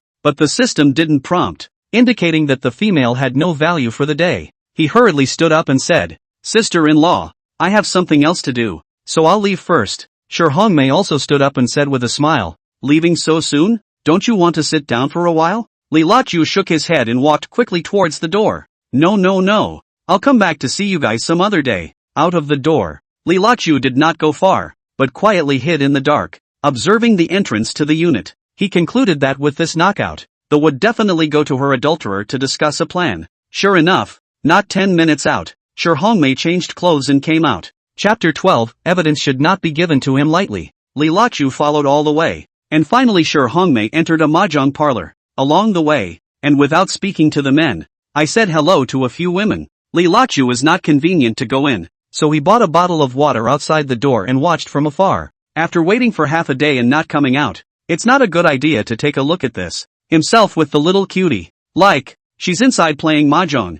Who am I waiting for? Thought about finding the police number. Called Uncle Hat about the mobbing here. Sure enough, it didn't take long for the house to come out before Uncle Hat arrived. One of them was Shi Hongmei, who rode an electric bike with a young guy. Together, the boy rode off on his electric motorcycle and drove her away in a puff of smoke. Li Lachu hurriedly called a taxi to follow. Master, follow that electric motor. That master turned his head to look at Li Lachu. Goo, buddy, aren't they all 3 silks? What 3 silk? Li Lachu didn't understand what it meant. The driver was a big fat guy. Similar age. 30s. Oh, I see. This little electric car I follow doesn't take much gas. Do you want me to help you in a while? Li Lachu, staring at Shi Hongmei and the two of them, had no time to pay attention to the driver, casually replied. No need. Driver, come on. I almost got into the police academy back then too. Hey, otherwise we'd all be co-workers. Li Lachu's face did not turn around, roughly understand what the meaning, and without speaking, he looked at them both. A short while later, these two men stopped in front of a spicy hot pot. Okay, just park it. How much? What money? Come on, I'm doing my duty. Li Lachu didn't have him say much, opened the door and got out of the car. The driver laughed and drove off. Li Lachu looked around and looked up at the spicy hot door sign. I'm hungry myself, but I can't go eat yet. Could only crouch in the corner, waiting for the two of them to come out. Soon the two walked out with their arms crossed. Instead of riding my bike this time, I pushed it to the neighborhood parking space next door. Li Lachu followed from afar until he reached the bottom of a unit. The two of them went upstairs. This is bad. Li Lachu dare not follow to the unit, and it is a step building. Don't even know which room. What are we going to do? Follow for nothing? Li Lachu stood downstairs, looking at Shi Hongmei, and the young man disappeared back, the heart straight into muttering. What are we going to do now? I've been following you for half a day. Can't we just let it go? He scratched his ear and suddenly had a flash of insight. Yeah, the super stealth card rewarded by the system. Li Lachu hurriedly communicated with the system, and silently recited activate super stealth card in his heart. In a flash, he felt that his body was light and airy, and when he looked down, he had become transparent. That wasn't all. He tried leaning into the wall and his body went right through it. Holy crap, that's too good to be true. Li Lachu was so excited that he almost screamed out and hurriedly covered his mouth. He entered the building gingerly and flew straight through the wall, 1 floor up. When he reached the 6th floor, he heard a familiar voice. Xiao Dong, when do you think it's going to end with us sneaking around like this? Sister Hongmei, don't be in a hurry. Wait a little longer. When I've organized all those books, we can be together openly and honestly. Li Lachu followed the sound to find, only to see Shi Hongmei and the young man is embracing together putty. He hurriedly pulled out his cell phone, pointed it at the two men, and tapped the video button. More than 10 minutes later, the lad rolled down to take a shower. Li Lachu skimmed his lips. This age before this battle, the two of you won't be able to grow. Before long, the two of them idled and started talking again. Li Lachu stood in the doorway like a ghost, quietly listening to the conversation between the two. Xiao Dong, do you think those ledgers really work? Of course it's useful, but your old bastard has been an accountant in the company for 3 years, served 3 general managers, and remembers the black accounts. At the top of that, everyone is catatonic. Embezzlement of public funds, a clear record. I can see it all as a college graduate. Woman that great? And how much money do we get? Man, you can't give as much as you want, or they'll all go to jail. The mail didn't forget to remind her. You can put away the original. When the time comes, that's evidence. It's useful. The woman wrapped her arms around it again. Don't worry. It's in a secret compartment in our nightstand. Who would have thought? Li Lachu was dumbfounded by what he heard. It turns out that Wang Qidong, who is still an old 6, has privately recorded the leader's black accounts. Looking at the honest Wang Qidong did not expect to be so scheming. No, we have to hurry to his house. Without saying a word, Li Lachu went straight out through the wall. This stealthy state is pretty handy, and it's fast as lightning. In the blink of an eye, he arrived at Wang Qidong's house. Li Lachu lightly found the bedside table, and there was indeed a secret compartment. Opening it up, there was a notebook lying inside. He hurriedly took it out and flipped it open. My God, it's densely documented with accounts. On August 14th, XX, Mr. Ma took $200, 000 in the name of office expenses. Dug out. The money comes in really fast. Old Ma, you're good. Li Lachu didn't have time to look carefully, and hurriedly took out his cell phone and shot it with his cell phone. Took the laptop afterward. 2. How can something so important be put in your hands? Finding a safe place where he wouldn't be able to disable his invisibility, he asked the system. Brother Unity, how do I recover my own state? System automatically deactivate invisibility when it's time. How long? An hour at a time at your level. Li Lachu looked at the time. It was almost time. This will get a message from Jiang Weijin on his cell phone. Is it the same place at night? After reading it, Li Lachu smiled evilly. It seems that this has tasted the sweetness and is addicted. System, discovered. Zhang Huaizhen's adoration for the male lead deepens by 1 layer. Rewarded with lucky value +2. I'll go. Not bad. Brother Unity is open. Li Lachu immediately messaged back. Okay, I won't see you at the gym. By the way, there's dinner there. Zhang Huaizhen replied in seconds. Okay, how is it going over there? Li Lachu, I just went to the old king's home, trying to get his wife to persuade him, but it's not much use. His wife is also a car axle. Must be prosecuted before giving up. Zhang Huaizhen still prosecuting? In the afternoon, the police came to take a statement. Said it is a dispute of the unit. Does not constitute a public order case. Do not intend to detain people. Li Lachu asked with some doubt. What is the background of these two brats? Even Arthur did not arrest them. What big government officials? Zhang Huaizhen are the family members of the top headquarters someone, and then say spend money, and promise to Wang Qidong to arrange a place to retire. Ascending everywhere. This didn't surprise Li Lachu at all. Most likely, Wang Qidong had a purpose for taking this beating. It's true that you can't tell the difference between a man and a woman. This kind of person has a deep and cruel heart. One can't easily come up with evidence of his wife's cheating on him yet, or he'll hit the bum.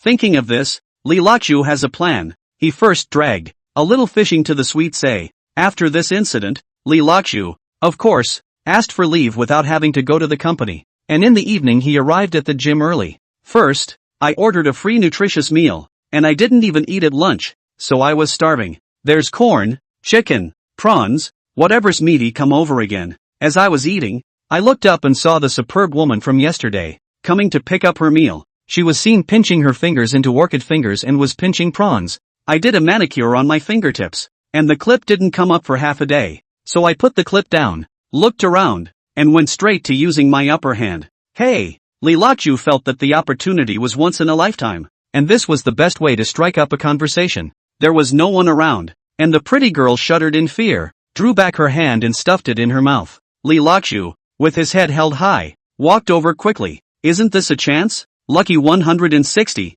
here comes brother. Chapter 13, Chen Bishi and his ex-wife's demands. Li Lachu asked her in a serious manner. What's your name? Chen Bishi. The woman lowered her head and answered in a glutinous manner. Li Lachu, how old? 25. The woman's head bowed even lower, like an errant student. Which job? No job. Oh. Li Lachu carried his hands behind his back and walked around her. It was really superb. It's a shame that your own extreme teasing skills have expired. Harm can't organize his vocabulary at once, simply copying the clip. He took another plate and gave her a couple of prawns, all picked large. Walking closer to her, he reached out and handed her a plate full of food. Next time don't use your hands. It's unsanitary. Chen Bishi was just like a naughty child caught by his teacher, sneaking a glance at Li Lachu who had no expression on his face. Oh, thanks. Then always with her head bowed, she timidly took the plate, her hair, which she had not yet had time to tie up, falling about her face and shoulders. She tilted her head subconsciously,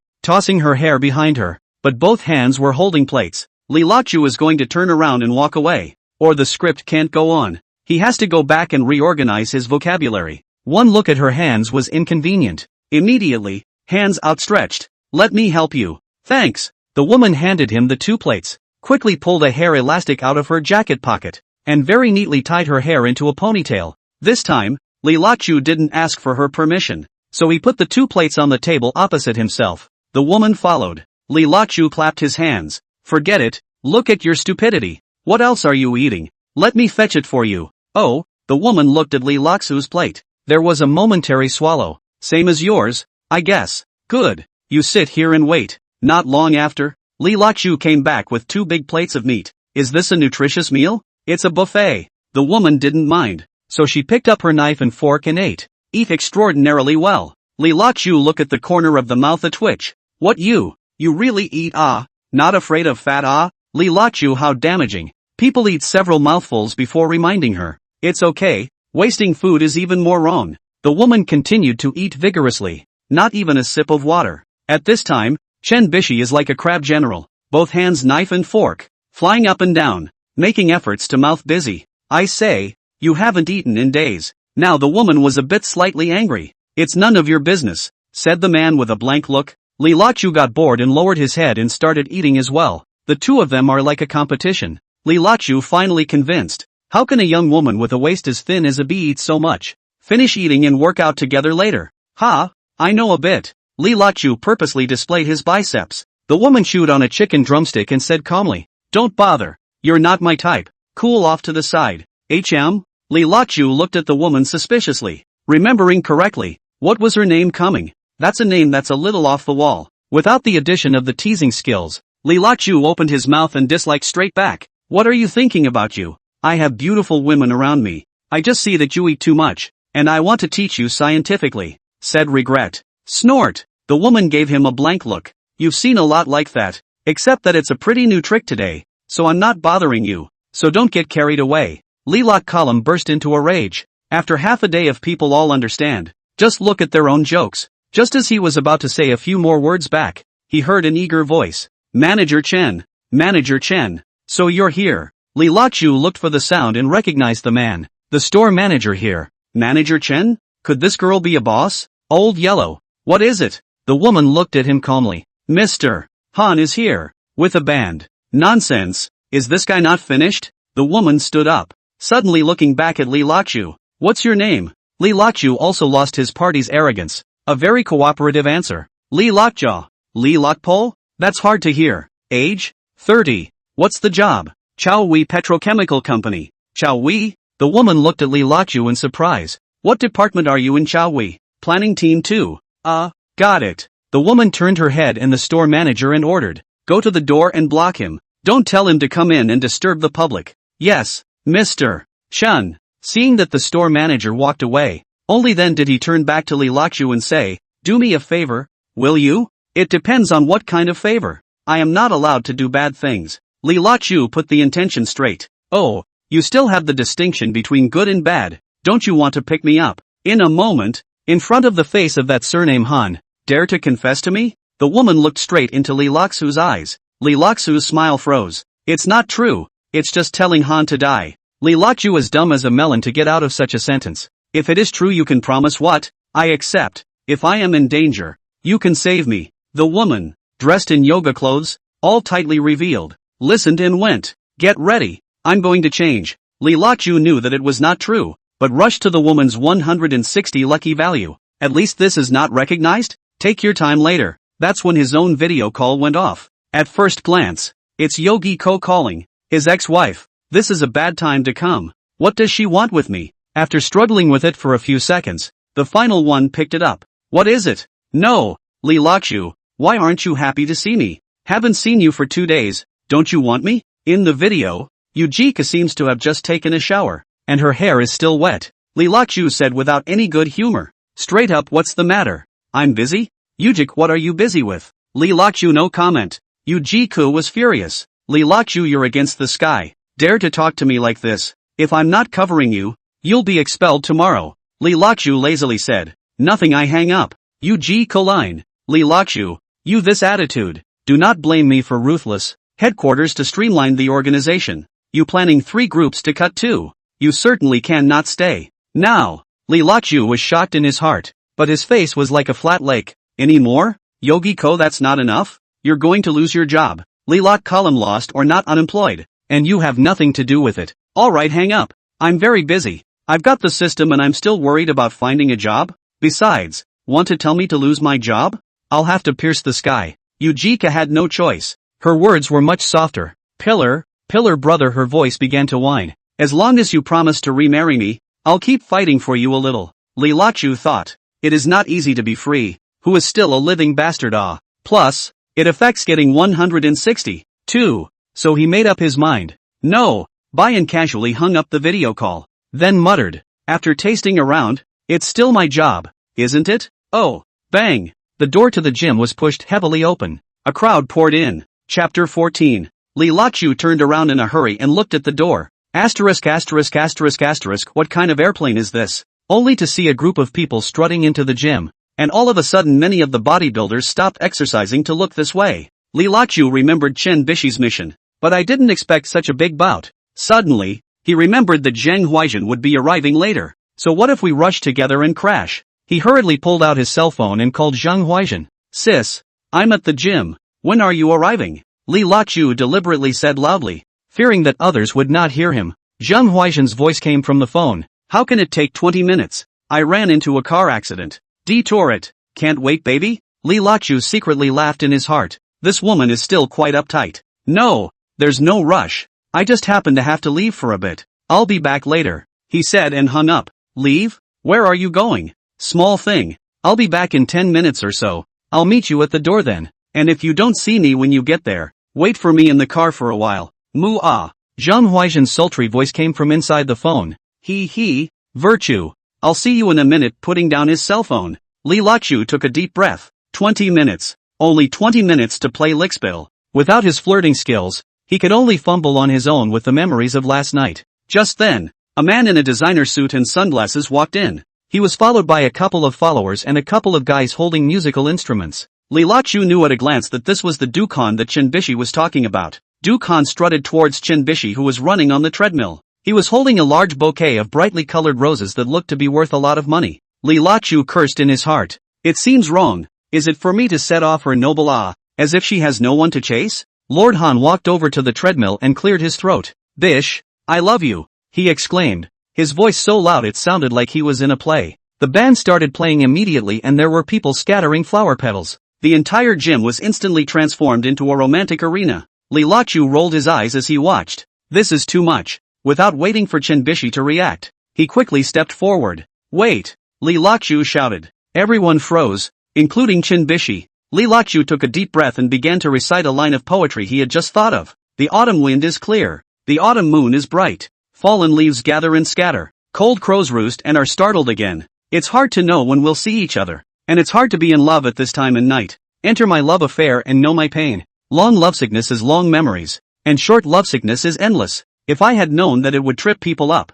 Why didn't I know each other in the first place? This is Li Bai's famous line, which Li Laqiu remembers very well. Since the searching for him has impressed director Zhang, how will Chen Bishi cope with the king of prime ministers? Duke Han was dumbfounded, obviously having never heard of such a literary confession. Who are you? He asked irritably. Li Laqiu sneered. It doesn't matter who I am. What matters is that I know how to express love better than you do. Enraged, Lord Han threw away the bouquet and rushed forward. You know, I have power and influence. Who the hell are you? Li Laqiu was not flustered and recited another line. If life is only like the first time you see it, what's wrong with the sad autumn wind and the painted fan? After saying that, her eyes flowed to look at Chen Bishi, who was so beautiful that she was already dumbfounded at this moment. Duke Han was even more confused as he turned his head to ask his sidekick, what does this mean? The followers looked at each other, obviously not understanding either. These classic sentences have not been born on this planet. I don't know what it means, but it's just as touching to hear.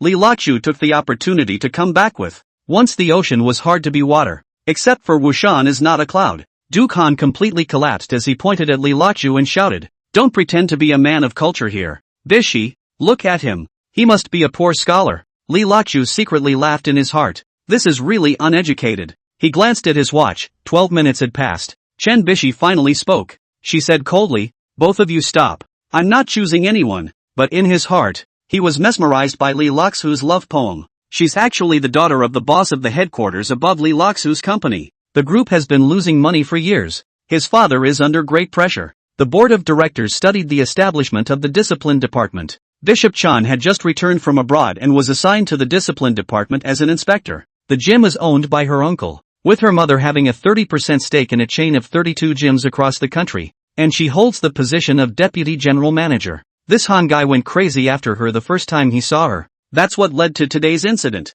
She intends to borrow Li Laqiu to make the surname Han die, and let everyone know that she has countless suitors, and none of you are worthy. Back to the scene. Li Laqiu and Duke Han froze at the same time. Chen Bishi was greatly surprised. She originally thought that Li Laqiu would play the shameless, rogue and gangster set to force the surname Han back. I didn't expect Li Laqiu to come with a set of civil fights. Since it was not as expected, she was not very satisfied and told them, I am an independent woman and do not need your love. Li Laqiu almost laughed out loud. This woman pretended to be quite like that. He glanced at his watch. 18 minutes to go. Okay, I'll go then. Since you don't use the old man, I'll retreat and you carry it on your own. Ha ha. Brother Han, keep up the good work. Li Laqiu and the one surnamed Han suddenly came to this and headed out, leaving Chen Bishi and Duke Han staring at each other with stunned faces. What is it? Return when you meet hard? No, that's it? Chen Bishi also noticed that he was looking at his cell phone at all times. At this point, shouldn't you hold on for a bit? I'm a big beauty at least. Thinking of this, she was even more furious. How can you leave something you promised me halfway? Old lady hasn't pretended enough. Duke Han was even more annoyed. The atmosphere that had been brewing so easily was all of a sudden disrupted by him. People don't play anymore? Mud. Who's this? A psychopath? What the hell? Turning back now. The courage to try to pick up where he left off with Chen Bishi was gone. Exasperated, he sighed. What a ing bummer. Let's go. Turning around, he led the men away. Li Laqiu was the first to walk out of the gym and let out a long breath. Fun. Li Laqiu hadn't realized that he was so talented at reciting poetry. That's a lot of tossing and turning for 20 minutes. He took out his cell phone and sent a message to Zhang Huaizhen. I'll wait for you at the door. At this time he hid in the shadows on one side, fearing that the line of people surnamed Han would come out and see him. It didn't take long for Zhang Huaizhen's car to pull up in front of him. Waiting anxiously, right? Zhang Huaizhen asked with a flirtatious face and a smile. Li Laqiu shook his head. Don't mention it. There was just a confession in there. I came out. I just can't stand it. Zhang Huaizhen laughed loudly. They say you are a bachelor is not false. These years have not seen you chased after anyone. This is what happened. How to aim at me. When he finished, he got out of the car and posted up. Now, there was still this director Zhang to utilize, so he couldn't be offended yet. Thinking that Chen Bishi was still inside, the fact that he would lead her in this time would somewhat affect his acquisition of 160 points of lucky value. Sis, let's change places tonight. Isn't this nice? I'm craving a nutritious meal. And this is all the way to the door. So let's just go in. Li Laqiu had no choice but to go inside. Zhang Huaizhen on a horse total old iron. Also not twisted. Up to hold Li Laqiu twisted plump waist. Went inside. Just in time to bump into the opposite side of Duke Han who came out on his way. As soon as the gray-headed Dukan saw Li Lachu backhandedly carrying another pussy, he was jealous in his heart. Hey, nerd, switching so soon? Old Han, this is my sister. Don't talk nonsense. See you some other time. Li Lachu waved his hand with him and rubbed his shoulders. Old Han? Mr. Han rubbed the back of his head. Do I know him that well? Chapter 15, Two Women Fighting. Once inside the gym, Li Lachu led Zhang Huaizhen to the dining area. Sis, what's for dinner? I'll fetch it for you. Zhang Huaizhen nodded contentedly. You watch and get it. Yes, I'll see to it that it's done, and I'm sure it'll be done to your satisfaction. Ha! A blush flew onto Zhang Huaizhen's cheeks. She covered her face and watched with springy eyes as Li Lachu weaved in and out of the various colors of food. I thought to myself, the old horse is completely bye-bye with himself this time. He has been promoted to serve at the headquarters. His face is old. I don't know who to rely on again. Follow this Li Lachu, but also just do love. The above came to the opinion to abolish the planning department, especially the fight planning 2 groups. It is estimated to be disbanded in place. People 2 college students back to the headquarters of another appointment. The old Wang entrusted the relationship back to the headquarters to get an idle post-pension. Can only sacrifice this Li Lak column. Tonight is probably the last madness. I think some sad. With him, it felt truly unique. Not long after, Li Lachu returned happily. Plates full of food, falling in little mountains. It's almost as meaty as Bessie Chan. Gee, why did you get so much meat? Sister, this you do not understand. Weight loss nutrition meal is more protein intake, less carbohydrate intake. Meat belongs to protein. Not afraid of fat. Eat? What theory? I don't get it. That it's edible? Li Lachu picked up a chicken leg and ate half of it in one bite. Eat it. It's fine. Eat up and have energy. Words have hidden meaning. Zhang Huaizhen looked at Li Lachu with a smile, picked up the chicken leg, and followed with a bite. Freshly applied light red lipstick was imprinted on the chicken thigh, and a few more licks of the bone. Li Lachu was gnawing vigorously when he suddenly felt a coolness behind him. He looked back and barely managed to choke on his chicken leg in his throat. Chen Bishi was wearing a close-fitting yoga outfit and was staring at him coldly. That body, those curves, it's to die for. Li Lachu hurriedly swallowed the chicken in his mouth and smiled awkwardly. Yo, Manager Chen. What a coincidence. Chen Bishi snorted coldly. Coincidence? You stood me up. So you were dating another woman? Zhang Huaizhen frowned when he heard this. Who are you? This young lady? Chen Bishi looked Zhang Huaizhen up and down. The corner of her mouth hooked into a disdainful smile. It doesn't matter who I am. What matters is that this man just confided in me. Li Lachu was shocked in his heart and screamed that it was not good. He hurriedly explained. Manager Chen. You've misunderstood. That was. Shut up. Chen Bishi and Zhang Huaizhen stopped him in unison. Li Lachu shrunk his neck, feeling like a little sheep caught between 2 tigers. Zhang Huaizhen stood up. Although she was older than Chen Bishi, her aura was not lost in the slightest. Don't get too cocky, little girl. Lockjaw is my boyfriend. Chen Bishi sneered. Boyfriend? Auntie, are you sure you're not taking care of a late bloomer? Zhang Huaizhen's face sank. Who are you calling an aunt? Li Lachu looked at the 2 women's swords and crossbows, and his heart was drumming. He tried to smooth things over. Let's talk things over. Don't. You shut up. The 2 women spoke in unison again. Li Lachu completely wilted and could only shrink in his chair, not daring to utter a single breath. Chen Bishi turned to Li Lachu. Didn't you just say you would help me? What? Are you turning your back now? Li Lachu stammered. That's. Zhang Huaizhen interjected. Lachu, ignore her. Let's keep eating. Chen Bishi sneered. Eat? Can you guys eat it? Li Lachu looked at the chicken legs on his plate and suddenly felt no appetite at all. Zhang Huaizhen was not willing to show weakness. Why can't we eat? We eat deliciously. Chen Bishi bristled. Really? Then you guys go ahead and eat. I'll just watch from here. When she finished, she pulled a chair right up and sat down. Li Lachu felt like he was going to suffocate. He looked at Zhang Huaizhen, then at Chen Bishi, and muttered in his heart. Why are these 2 women so tough? Zhang Huaizhen glared at Li Lachu. What are you waiting for? Eat. Li Lachu shivered as he picked up the chicken leg and took a small bite. Chen Bishi said coldly. Li Lachu, you can eat so well. Aren't you afraid of getting fat? Li Lachu almost didn't choke on the chicken. Zhang Huaizhen immediately shot back. What do you care? He eats as much as he likes. Chen Bishi raised her eyebrows. Really? Then you guys keep eating. I'm going to go exercise. When she finished, she stood up and wiggled her way to the treadmill. Li Lachu's eyes couldn't help but follow her back. Zhang Huaizhen pinched him fiercely. What are you looking at? Li Lachu hurriedly withdrew his gaze. Didn't look at anything. Zhang Huaizhen snorted coldly. Hurry up and go exercise after eating. Don't let people look down on you. Li Lachu bit her face, thinking that this is not to fitness, it is simply to suffer. The two ate hurriedly and went to the equipment area. Zhang Huaizhen pointed to a complicated instrument. You teach me to use this. Li Lachu looked at the instructions and was confused. He stepped forward stiffly and pretended to fiddle with it a few times. That's it. Try it. Zhang Huaizhen gave him a suspicious look, but still sat up. Just as I started to move, I heard a click. Zhang Huaizhen exclaimed, "What's going on?" Li Lachu rushed forward to check.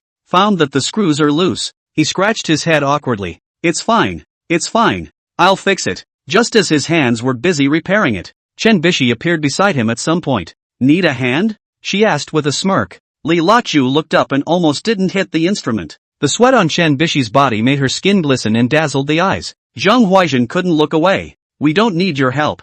We can do it ourselves. Chen Bishi shrugged. As you wish. But this kind of instrument is dangerous. It's easy to get hurt if you don't use it properly. Li Lachu was shocked in his heart and hurriedly said, Or, let's switch to an easier one. Zhang Huaizhen glared at him. What are you afraid of? Go on. Li Lachu had to harden his head and continue fiddling. Chen Bishi watched from the sidelines, letting out light laughter every now and then. Li Lachu felt his face burning. Finally, he barely got the instrument fixed. Zhang Huaizhen resumed her seat and began to work out. Li Lachu instructed from the side, Yes. That's it. Take your time. Chen Bishi suddenly interjected. Wrong. This will strain your muscles. Li Lachu froze, not knowing who to listen to. Zhang Huaizhen said impatiently, Are you good or not? Li Lachu smiled awkwardly. Okay.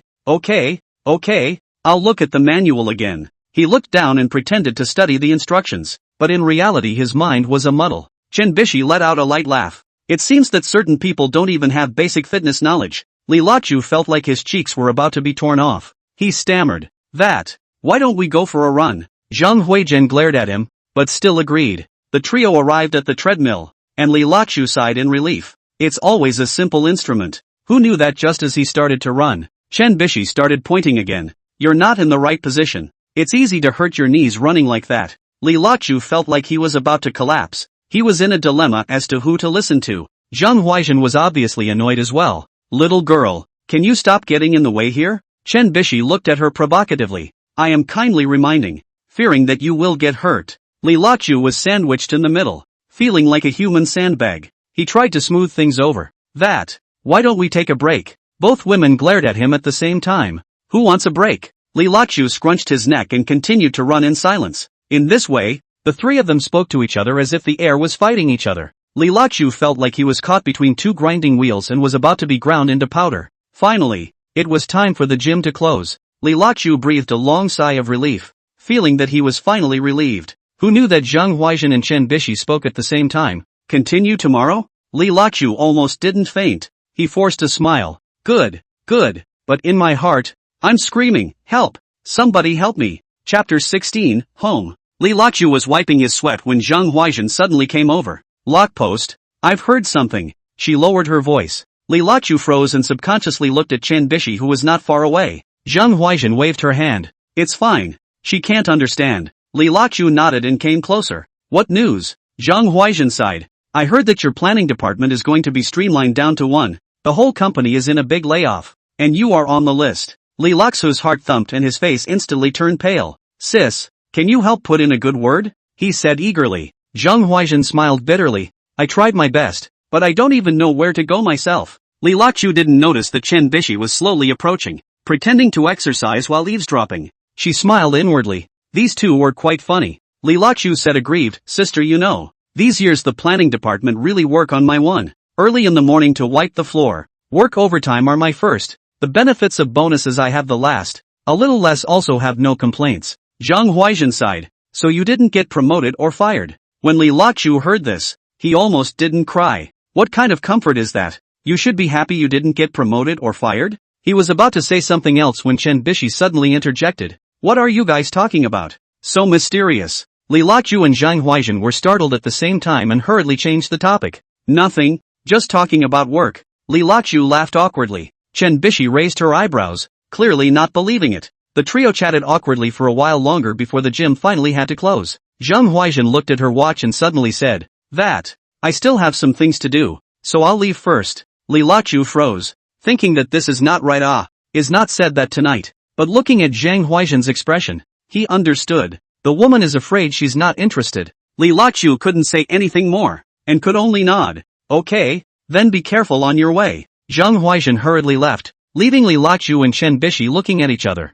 Li Laqiu secretly screamed in his heart that it was not good. Who knew that Chen Bishi suddenly laughed? Congratulations to someone who's getting laid off. Li Laqiu's face changed. You heard that? Chen Bishi nodded triumphantly. Not a word. Li Laqiu was so angry that his teeth itched, but he didn't dare to attack. So what if you heard it? It's got nothing to do with you anyway, he said with a stiff upper lip. Chen Bishi sneered. How does it not matter? I'm the owner of this gym. Li Laqiu froze. What? You're the boss? Chen Bishi nodded. That's right. So if you don't have a job in the future, you can come work for me. 10,000 grass mud horses raced past in Li Laqiu's heart. He held back his anger and said, who cares? I'm so skilled that I'm not worried about finding a job. Chen Bishi looked at him provocatively. Really? Then I'd like to see what kind of good job you can find. Li Laqiu was furious with her, but didn't know how to fight back. The two of them just fought with each other, walking out of the gym without realizing it. Oops! Chen Bishi suddenly screamed. Li Laqiu was taken aback. What's wrong? Chen Bishi exasperatedly said. It's all your fault. Fighting with you and that ugly woman. I'm going back late. The house won't open the door. What should I do? In fact, Chen Bishi has his own house, just too cold to go back. The gym has its own room right above, but don't want to tell Li Laqiu to know. Li Laqiu secretly laughed in his heart. This woman is quite good at acting. He raised an eyebrow and deliberately teased her. Go to my house. But, you wouldn't dare. Chen Bishi's eyes widened. Who says I don't dare? Li Laqiu shrugged. Then you come with me. With that, he turned around and walked away. Who knew that Chen Bishi really followed? Li Laqiu was happy in his heart, but on the surface, he pretended to act as if nothing had happened. The two walked through the night, the streetlights flickering on and off. Li Laqiu suddenly started whistling. Chen Bishi frowned. Don't blow it off. I want to go to the restroom. Li Laqiu was unimpressed. I'm happy to. Chen Bishi was so angry that she stopped her foot and kicked Li Laqiu in the calf.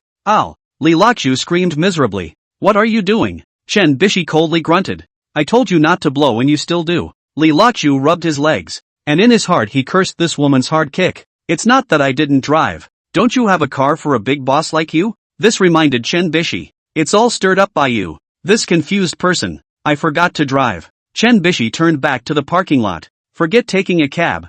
You'll have to walk back. She was afraid of the darkness of the road, and Li Laqiu saw what it meant. I'll walk you over to the car. Take a cab? Easy for you to say, but I'm still paying the fare? The two of them went back and took the car out. Fortunately, Chen Bishi didn't have a beautiful woman driving a sports car like she imagined. She just drove an ordinary business sedan. According to Chen Bishi's envisioning, she was going to work at Xiaowei Company, also known as Li Laqiu's company, in a few days. As a disciplinary inspector, she has to make unannounced visits, so she starts by working as a regular employee. That's why I decided to follow this Li Laqiu to his home. One is to first get acquainted, and the other is to find out some of the company's insiders. Through her chat with Zhang Huaizhen, she felt that Li Laqiu is not a bad person, just a little oily character. The bottom line is that those lines of his poem today were brilliant. Chen Bishi was all shocked. She felt that someone who could write such a poem would not be a bad person. Filled with curiosity about him, curious babies have to come out sooner or later.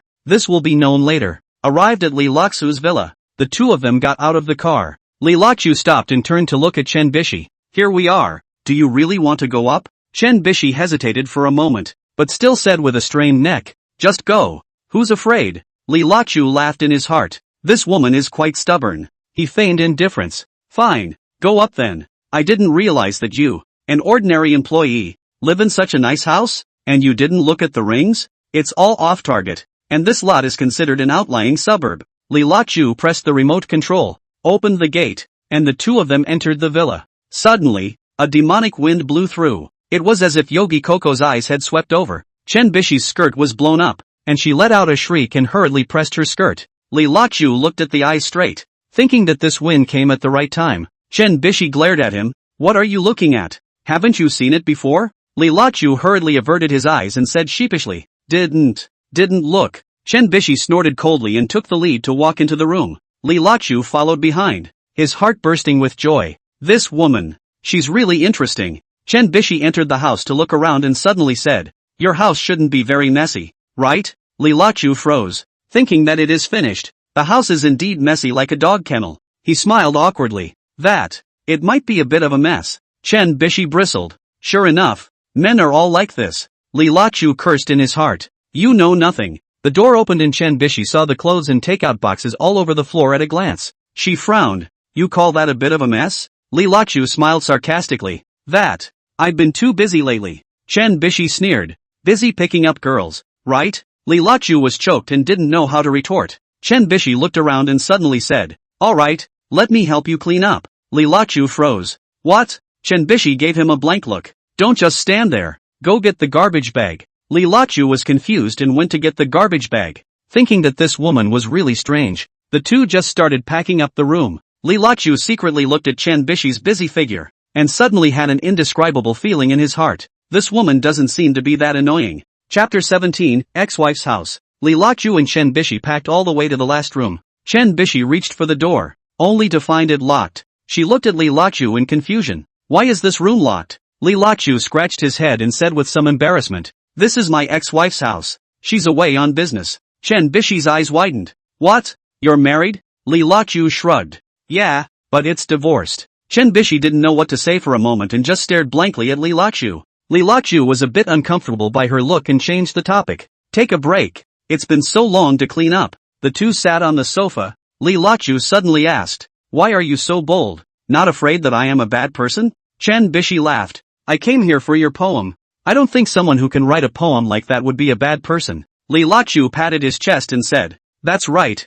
I'm not a good person. And anyone who writes poems like this is a scumbag. Chen Bishi was amused, her eyes curving into a crescent moon. Li Lachu looked at her smile and his heart suddenly moved. He hurriedly got up and said, I'll go get you a glass of hot milk. When she returned, Chen Bishi was surveying the room's furnishings. Li Lachu handed her milk and asked, Well, are you still satisfied with my taste? Chen Bishi took the milk and gently sipped it. It's not bad, just a bit messy. Li Lachu laughed. That's because you haven't come to clean up yet. Chen Bishi gave him a blank look. Don't be poor. By the way, how did you come up with those poems? Li Lachu's heart tightened. He couldn't say that he had traveled across the world. He pretended as if nothing had happened and said, It's just inspiration. I'm quite fond of literature. Chen Bishi pursued. But I've never heard of those poems. Did you originate them? Li Lachu thought to himself. This world really doesn't have those poems. So let's call it his own original. He nodded. Sort of. Sometimes I write when inspiration strikes.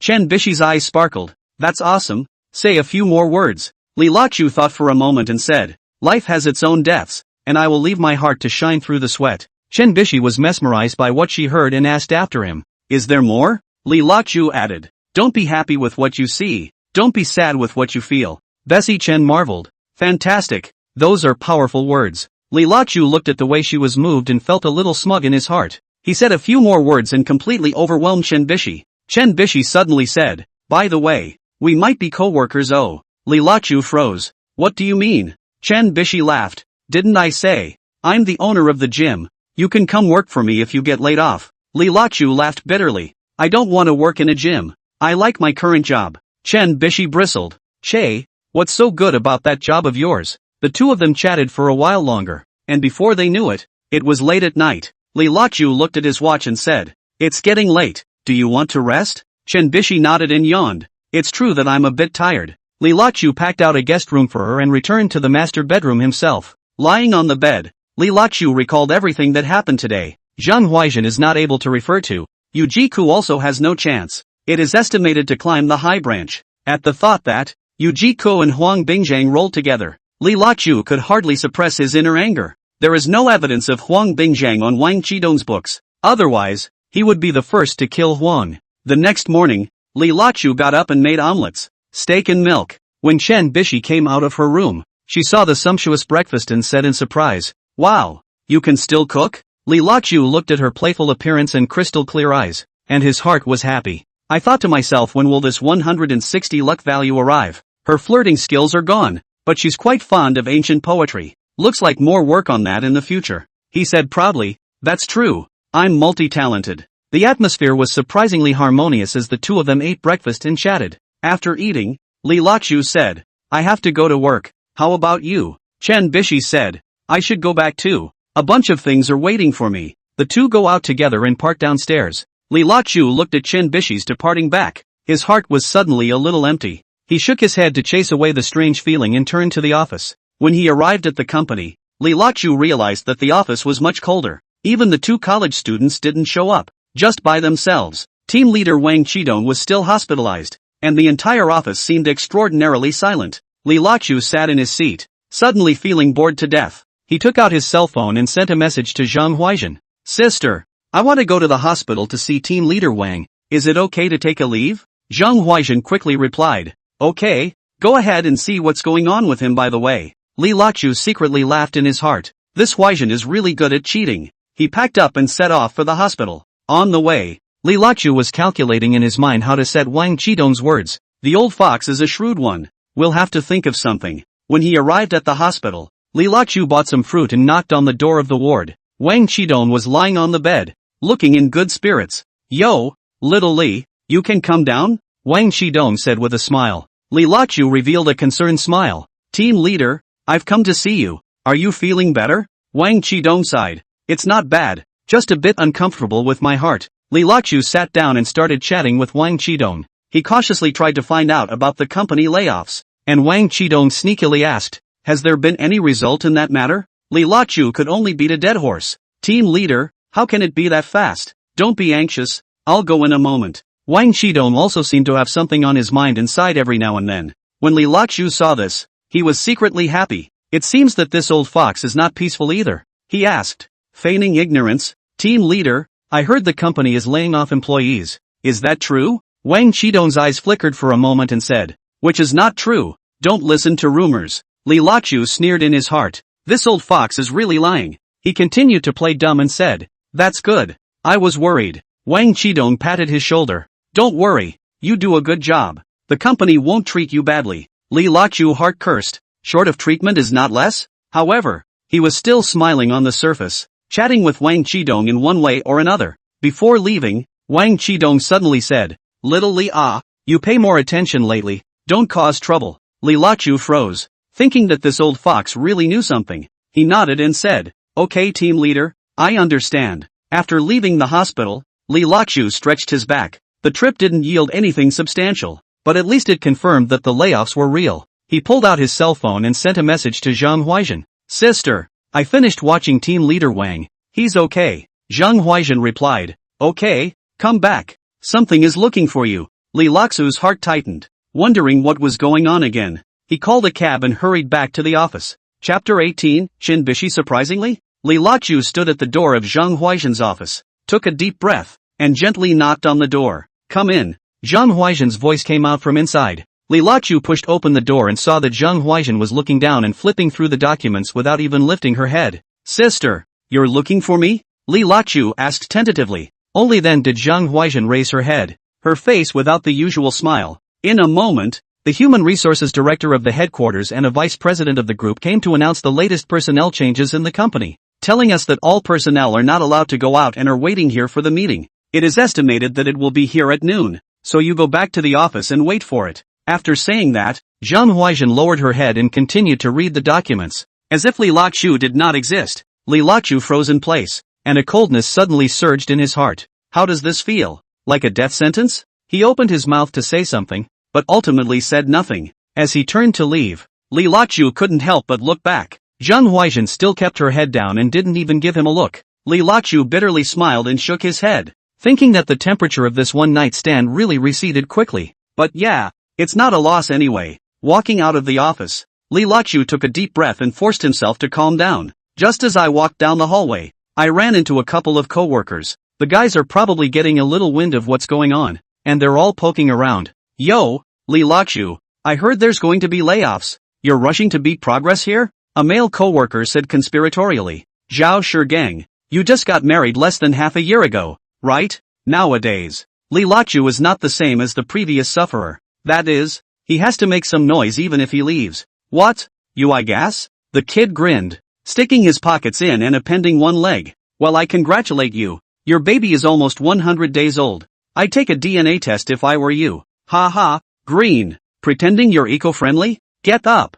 Li Laqiu bumped into him, knocking him off his feet. You, surnamed Zhao's eyes went green. The surrounding co-workers were good just now. This time they all covered their mouths to pick up laughter. Li Laqiu, Without Superintendent Yu Jiku covering you, you're screwed this time. Li Lachu frowned and ignored it. Walking around the corner, I heard a few more people whispering. I heard he offended Mr. Ma. I heard it was Mr. Meng. Nobody's got no power anyway, and it's time to go after 7 years of hanging around. Li Lachu listened to these words, but his heart was unusually calm. Cough cough cough. Coughing hard a couple times at the ones that made it. Mud. It's all contagious for you. The few chewers immediately scattered in all directions. No. If you do fire the old man, then don't blame me. That ledger of Wang Chidong's is enough to make the whole company's chickens fly. What this chief and that jailer? I'll get you all to jail. Li Lachu returned to his seat and began to organize his desk. Since we're having a meeting, let's pack what we need to pack. In case you do get fired,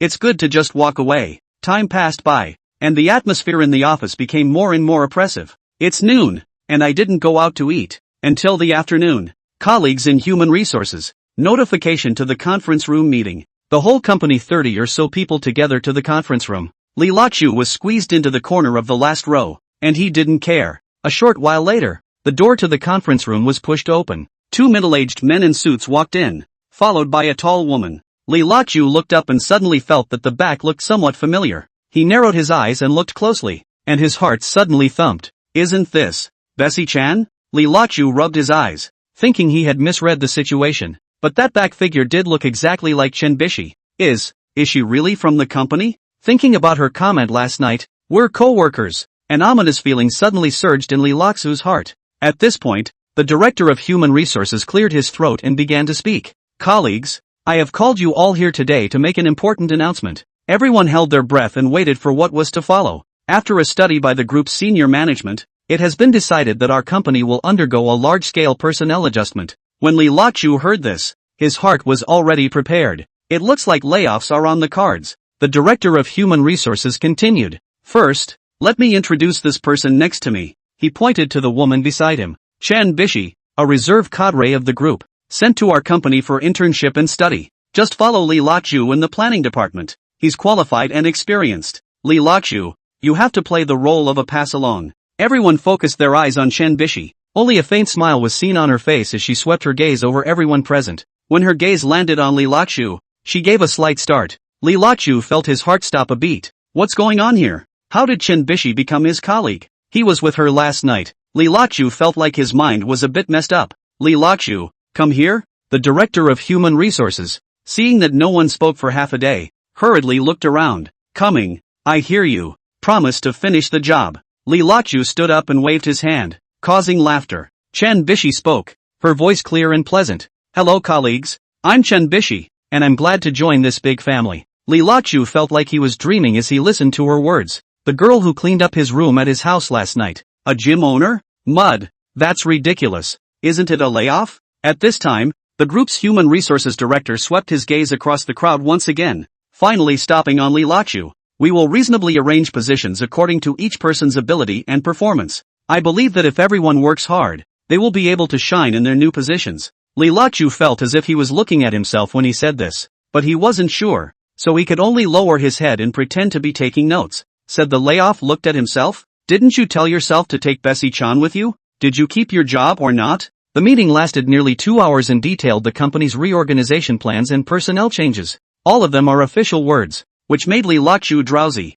Speaking of a few high-level personnel changes, Li Lachu got in the spirit. It turned out that the old horse did leave. Surnamed Huang did not come back. Only Yu Ji could continue to serve as director of administration, but she was promoted, temporarily acting as general manager of the company. Now, Li Lachu was shocked. This ex-wife now has the capital to play with herself again. The two have not yet separated. This time to go back will not? Li Lachu, don't even dare to think about his ex-wife's face. Anyway, he's going to have a hard time in the future. So I was distracted the whole time and didn't listen to anything that was said afterward. The meeting proceeded to the last item, announcing the list of layoffs and the following persons to the Ministry of Manpower for handing over their jobs and negotiating their salaries. Zhao Shigang, Lu Wenwei, Li Xiuhu, Zhang Xuanhe. A total of 11 people were cut, just not Li Lockwood. Everyone was confused, especially Zhao Shigang, who had just sent 20,000 to Old Ma last month. You didn't even save this? Why did you lay me off?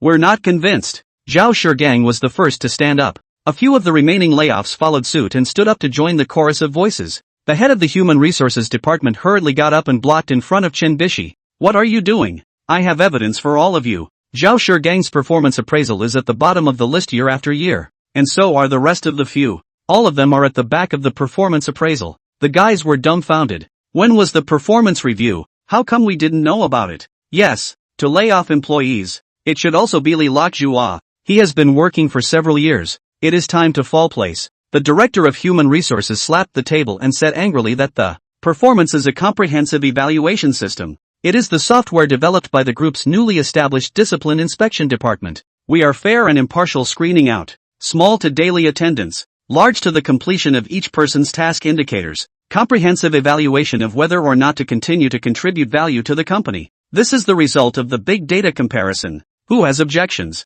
Please take out the evidence. Don't make a scene here. Otherwise the nature will change. That is a law and order incident. Please be careful with your words and actions. What about Li Loqzhu? Li Loqzhu is to see and understand. This gang of calves is bullying soft and afraid of hard. Just think you don't have the background to be bullied and now you're biting yourself one way or the other. Li Loqzhu, comprehensive evaluation of the first place. This is the evaluation report. You do not believe to go to my place to see. Do I dismiss a comrade who works pragmatically and brings benefits to the company? All at once, the room went quiet. What? He, Li Loqzhu, judged first? Most people aren't blind, and when we all think back, it's clear as day, isn't it? How much work did Li Loqzhu do each year? Zhao Shigang and a few others were also honest. A good deal and a settlement. It's gross to make a scene. Zhang Huaizhen, who was sitting in the front row, was also shocked. This time the company is finally cleaned up and on the right track. After the meeting, Li Loqzhu was about to leave when someone suddenly called his name.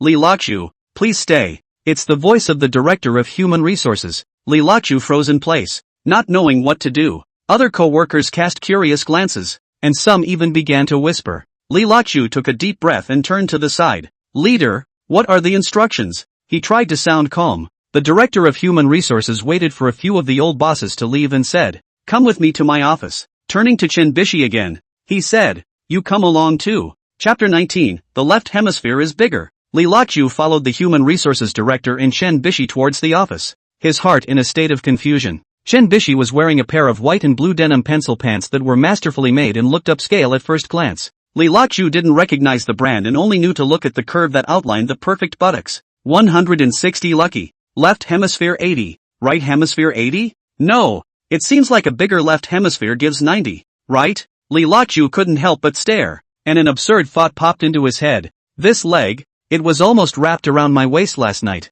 He hurriedly shook his head, pushing the thought out of his mind. Suddenly, Chen Bishi stopped walking, and Li Loqzhu didn't pay attention and directly bumped into it. Agu! Chen Bishi exclaimed. Li Loqzhu hastily backed away, his face flaming.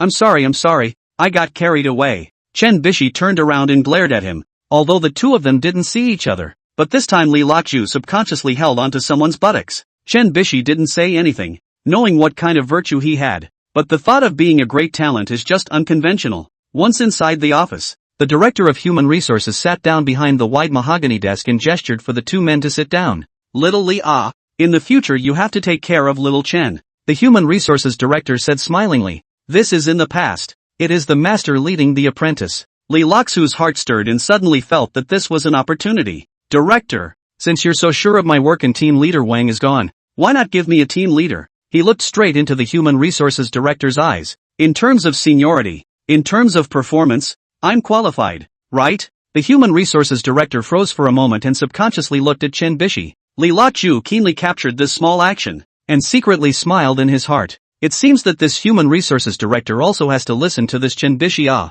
Chen Bishi nodded imperceptibly. The human resources director immediately revealed a smile. Good, then it's settled. Little Li, from today onwards, you are the team leader of the planning department. Li Loqzhu heart happy flowers, but on the surface or pretend to be calm. Thank you Director Trust, I will do a good job. Right. Li Loqzhu suddenly thought of something. Since I'm the master now, shouldn't the disciples set up a worship banquet? Chen Bishi smiled. Okay, then we'll set it up tonight. Okay. Li Loqzhu clapped his hands. Then it's settled. Walking out of the office, Li Loqzhu felt that his entire body was light and airy.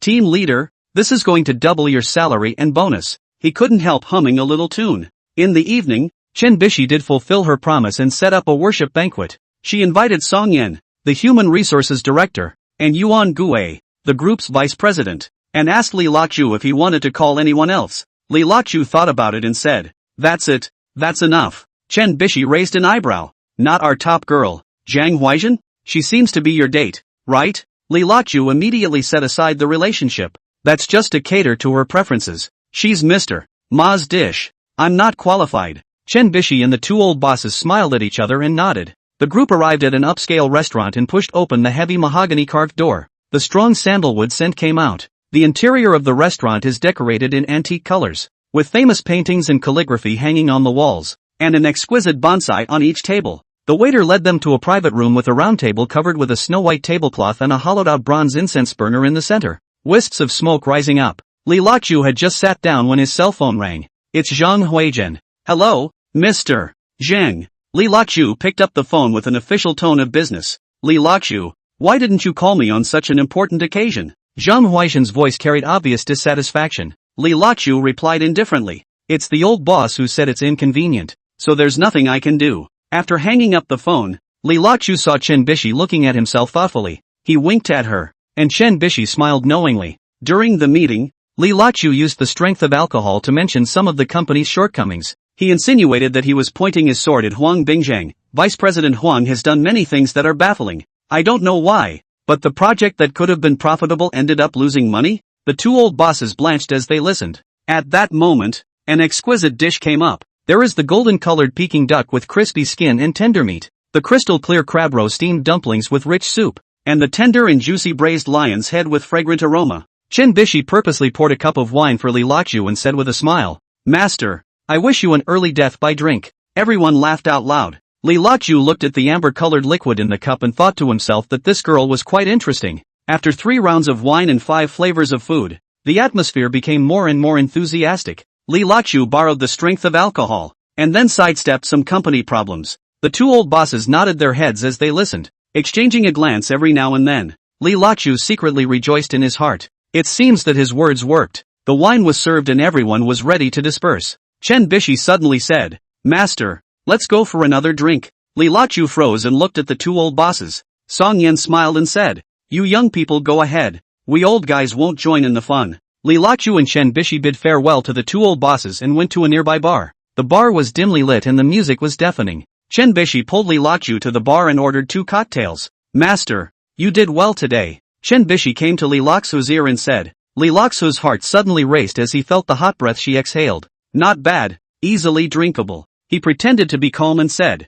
"But this apprentice of yours is quite powerful. Even the director of human resources has to look at your face." Chen Bishi smiled without saying anything and gently took a sip of wine. Li Luochu looked at her rosy lips and suddenly had an urge to kiss them. He hurriedly shook off his head and cursed himself. "Never be in a hurry. This time, we have to make her die to export her fang." Chen Bishi is not one of these flirtatious women like Zhang Huaizhen. We must truly feel for her. Chen Bishi seemed to have read his mind and said with a smile, "Master, what are you thinking about?" Li Luochu smiled sheepishly. "I am just thinking. Still can't figure it out. You say you a big manager. Have such a big industry. Run to this not much development of the company to do what?" Chen Bishi laughed and shook the wine glass with blue color in his hand. "Just like this wine glass. Whatever color is poured in reacts to whatever color is poured in. But what if the color is not right? Cloudy. Didn't understand. Anyway, you don't regret it on the line. This company water is very deep. As you can see, bullying people who have no relationship. I was almost bullied to death by them, and on the way out they wanted to use me as a cushion." Li Luochu also didn't know why Chen Bishi had come, and there was no need to think about it, so he knew how to get that 160 lucky value. As for the hands of Zhang Huaizhen and Yu Jiku, all go to the side. Cannot squeeze what oil water. Specialize in this 160 in front of you later. Right, master? Seeing that Li Luochu was almost drunk, Chen Bishi began to inquire. Listening to Fang said a lot of things. All have evidence? Ha! Li Luochu immediately alerted. Just now the meal are cheeky not to be taken seriously. This will suddenly ask what is the meaning of it. Li Luochu's small eyes, single eyelid suspiciously swept the opposite side, just in time for Chen Bishi to straighten her waist, her gaze falling on her chest. Li Luochu froze for a few seconds at once. Chen Bishi hit him on the head. "Pay attention. Master, a little master-like. Don't be like a greasy uncle." "Oh, there is evidence. I have it for Mr. Ma, and Huang Bingjiang's is still under investigation." Li Luochu was struck with a jolt and blurted out what was in his heart. So powerful? Chen Bishi felt that she had found the right person. Anyone who can write those poems should be somewhat competent. Well, I'm purely a personal grudge. Li Lachu took a sip of wine. Master also hid it from you. They have been screwing me for 7 years. They have been trying to get rid of me. So I confronted them, collecting their evidence. Mr. Ma really didn't get greedy. Speaking of this, Li Lachu looked around and whispered, how much public property has this heartless thing eaten? Make a strong guess. Chen Bishi's heart thumped and she forced herself to swallow. 7 figures? She was ordered to come here at the last minute, ostensibly for grassroots exercise, but in fact she's here for a covert investigation. Li Lachu shook his head and didn't squeak. Chen Bishi reached out her hand into a handful of jerks. Could it be 8 figures? Li Lachu continued to shake his head. There's no more guessing. People's old horses come to a grand round of 9-9. Holy! Chen Bishi jumped up at once, her breasts trembling a few times. Don't be surprised. I've got proof of it all. So don't worry. Get him. Chen Bishi didn't react for half a day. Sure. Bessie Chan. Just call me Little Chen. Xiao Chen. I can drink too much. Smooth mouth Hululu. You when listening to stories on the line, do not wear outside. Li Lachu knew that Chen Bishi must be a big shot, so he deliberately used the strength of alcohol to reveal it to her and test her reaction. If it's the old horse gang, consider yourself blown awesome. Master, don't worry. The two of them chatted some more, and Li Lachu felt a little drunk. It's late at night again. Your house didn't leave the door open for you, did it? Li Lachu swayed his upper body, looking drunk. What? Master, still want to stay disciple? That's right. Don't you like poetry? We can talk about it by candlelight. Ha! Not tonight. I'm going to video with my boyfriend. Chapter 20 sends her home without a word. Li Lachu was half sober at that time. Oh, in that case, some other time, out of the bar. The night breeze sobered both of them up again. Li Lachu looked at Chen Bishi beside him and licked his lips. This 160 can be really hard. What the hell are you? He couldn't help but ask. Chen Bishi laughed. Am I not your disciple? Li Lachu shook his head. You know that's not what I meant. Chen Bishi was silent for a while, then said, I'll tell you when the time is right. Li Lachu was confused by what he heard, but it was not good to ask further questions. Li Lachu gave her a speechless ride all the way home. So, I'm going up. Li Lachu nodded. Well, good night. 160. Chen Bishi muttered. 160? Oh, nothing, just taxi money. Small change. Master gone. Back to his villa. Li Lachu opened the refrigerator, took out an egg, and took out a bag of spicy instant noodles in the corner of the kitchen. Looking back, the second box of the month is almost gone. 5 minutes later, a steaming bowl of instant noodles with poached eggs was served on the cream-colored table. Li Lachu pulled back the upholstered recliner and sat down comfortably. That's awesome. Thinking about today's encounter. How can I say it's cool? Baird Li Lachu took a sip of the soup, savored it back, and swallowed it. Cozy. Suddenly, the cell phone rang. It's a video call from his ex-wife, Yogi Coco. Li Lachu hesitated for a moment, but picked up. Hello? Li Lachu, said Yuji Ku, freshly showered again, rubbing her hair while holding her broad breasts open. What is it? Li Lachu continued to pick up instant noodles with his chopsticks. Why do you keep eating instant noodles? That's full of additives. Can't you cook them? When I'm not home, you'll settle for it. Li Lachu rolled his eyes and swallowed the food in his mouth. Say something. Is it about the company? Yes. I heard that the company appointed personnel today. I became the acting manager? It's really a blessing in disguise. Obviously. Yujika called to deliberately show off with Li Lachu. Now that I'm the president of the company, even if it's a vicarious one, it's still lethal. If you, Li Lachu, don't wag your tail with me, I'll clean you up. Snort. Who knew? But he heard Li Lachu let out a cold laugh. So what? Yujika's almond-shaped eyes stood up at once. I'll tell you what. I'll go back to the new officer and the first one you'll be cremated. Li Lachu continued to eat, just like watching TV. Burn it quickly. You can save some cremation fees. Li Lachu stuffed eggs and stammered. I'm also a team leader now. If I'm fired I'll have to report it to the group. You seem to be. What? You're the leader of the group? Li Lachu swallowed the egg and took another sip of the soup. The soup isn't hot. Hubby, this is a lucky break for us. They say, middle age is prosperous. And we've just hit 30 and it's showing. That's you showing. And not wearing an underwear to video with me. Li Lachu finished eating. The alcohol arched upward again. A little eyelids cannot open. Like a lazy cat. Looking at his cell phone and yawning. No, the fact that we've both been promoted means that we're married. Think about it. We have to remarry, don't we? Li Lachu was lying on the sofa, his eyes a little open. Ah, you did remind me that we're in a state of divorce. So what? Splitting up. That's life. Yujika said and directly took off her yukata. Honey, let's do that on video. Lilachu is full of 160. This 50 points are in hand, so he does not want to continue. Hang up. I'm sleepy. With that, he hung up the video. Pull up a few of the little movies on your phone. After watching the session, Yujika's pop-up window kept greeting his ancestors. Nice lip-syncing. Yogi Koko's words coincided with the action of the piece that aired. Lilachu smiled and closed his eyes without realizing it. Early the next morning, Lilachu came to the company early. Just as he walked into the office, he saw Wang Chidong packing up his things. Wang Chidong's desk was piled with clutter. A few picture frames, a pot of wilted greenery, and a pile of papers. Lilachu walked over and patted Wang Chidong's shoulder. Team leader Wang, you're out of the hospital? Wang Chidong turned around and squeezed out a bitter smile on his face. Yeah, come to pack up and get ready to leave. He looked Lilachu up and down and seemed a bit elusive as he asked, I heard that you were promoted?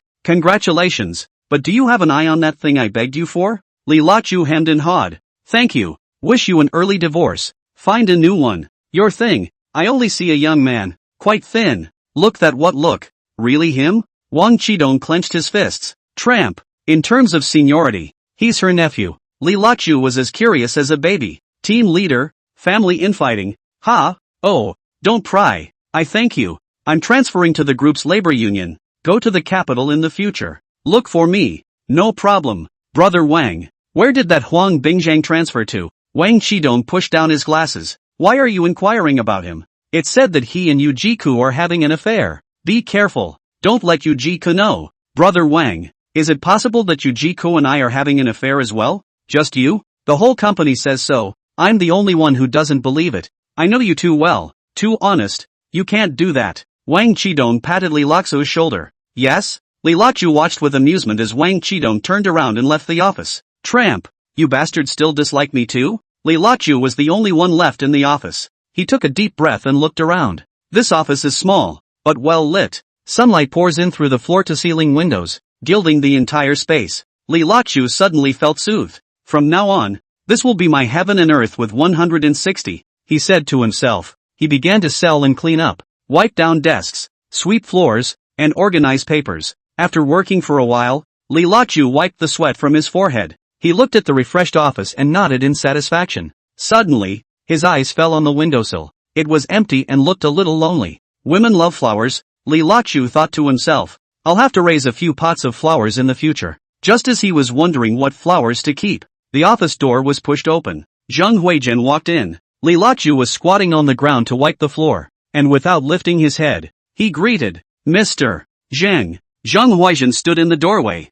looking at the busy Lilachu. A trace of dissimilarity flashed in her eyes. She cleared her throat. Li, I heard you got promoted? Congratulations. Lilachu straightened up and wiped the dust from his hands. Thank you, Mr. Zheng. Zheng Huaizhen took a few steps closer and smiled broadly. If there's anything you need help with in the future, just say so. Lilachu laughed coldly in his heart, but on the surface, he still said politely, Thank you, Mr. Zheng. I will. Zheng Huaizhen saw Lilachu's cold attitude and was a little unhappy, but when she thought that Lilachu now had a Chen Bishi, who was sent down from above, as his disciple, and that he would surely soar in the future, she forced down her dissatisfaction again. Little Li yesterday it was me who helped you overpower the crowd and forced you to stay. Zheng Huaizhen glanced at the door again, saw that no one was there, and whispered a husband and wife for 1 day, 100 days of kindness. Lilachu secretly laughed in his heart, but his face did not move. Thank you, Mr.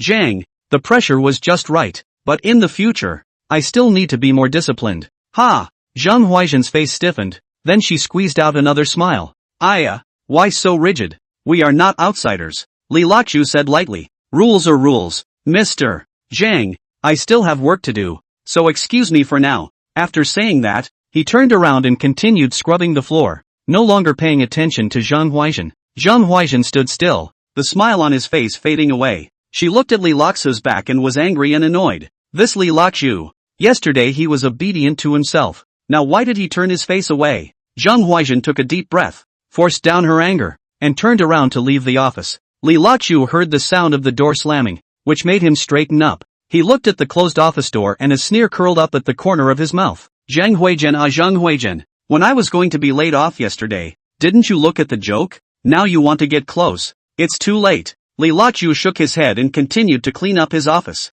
He made a mental note to visit the florist when he got off work. Maybe buy a couple pots of greens, or manzanitas. Chapter 21 Chen Bishi's Green Plum. Li Lachu was busy organizing the office when he suddenly heard a footstep from the door. He looked up, only to see Chen Bishi walking in with her head down. Yo, our Missy is finally here? Being late on the first day, Li Lachu wanted to count a few words as a master, but suddenly noticed that Chen Bishi's state was not right. Her eyes were red and her eyelids were still a little puffy. Li Lachu's heart tightened, just to the mouth of the words of reproach immediately swallowed back. What's wrong?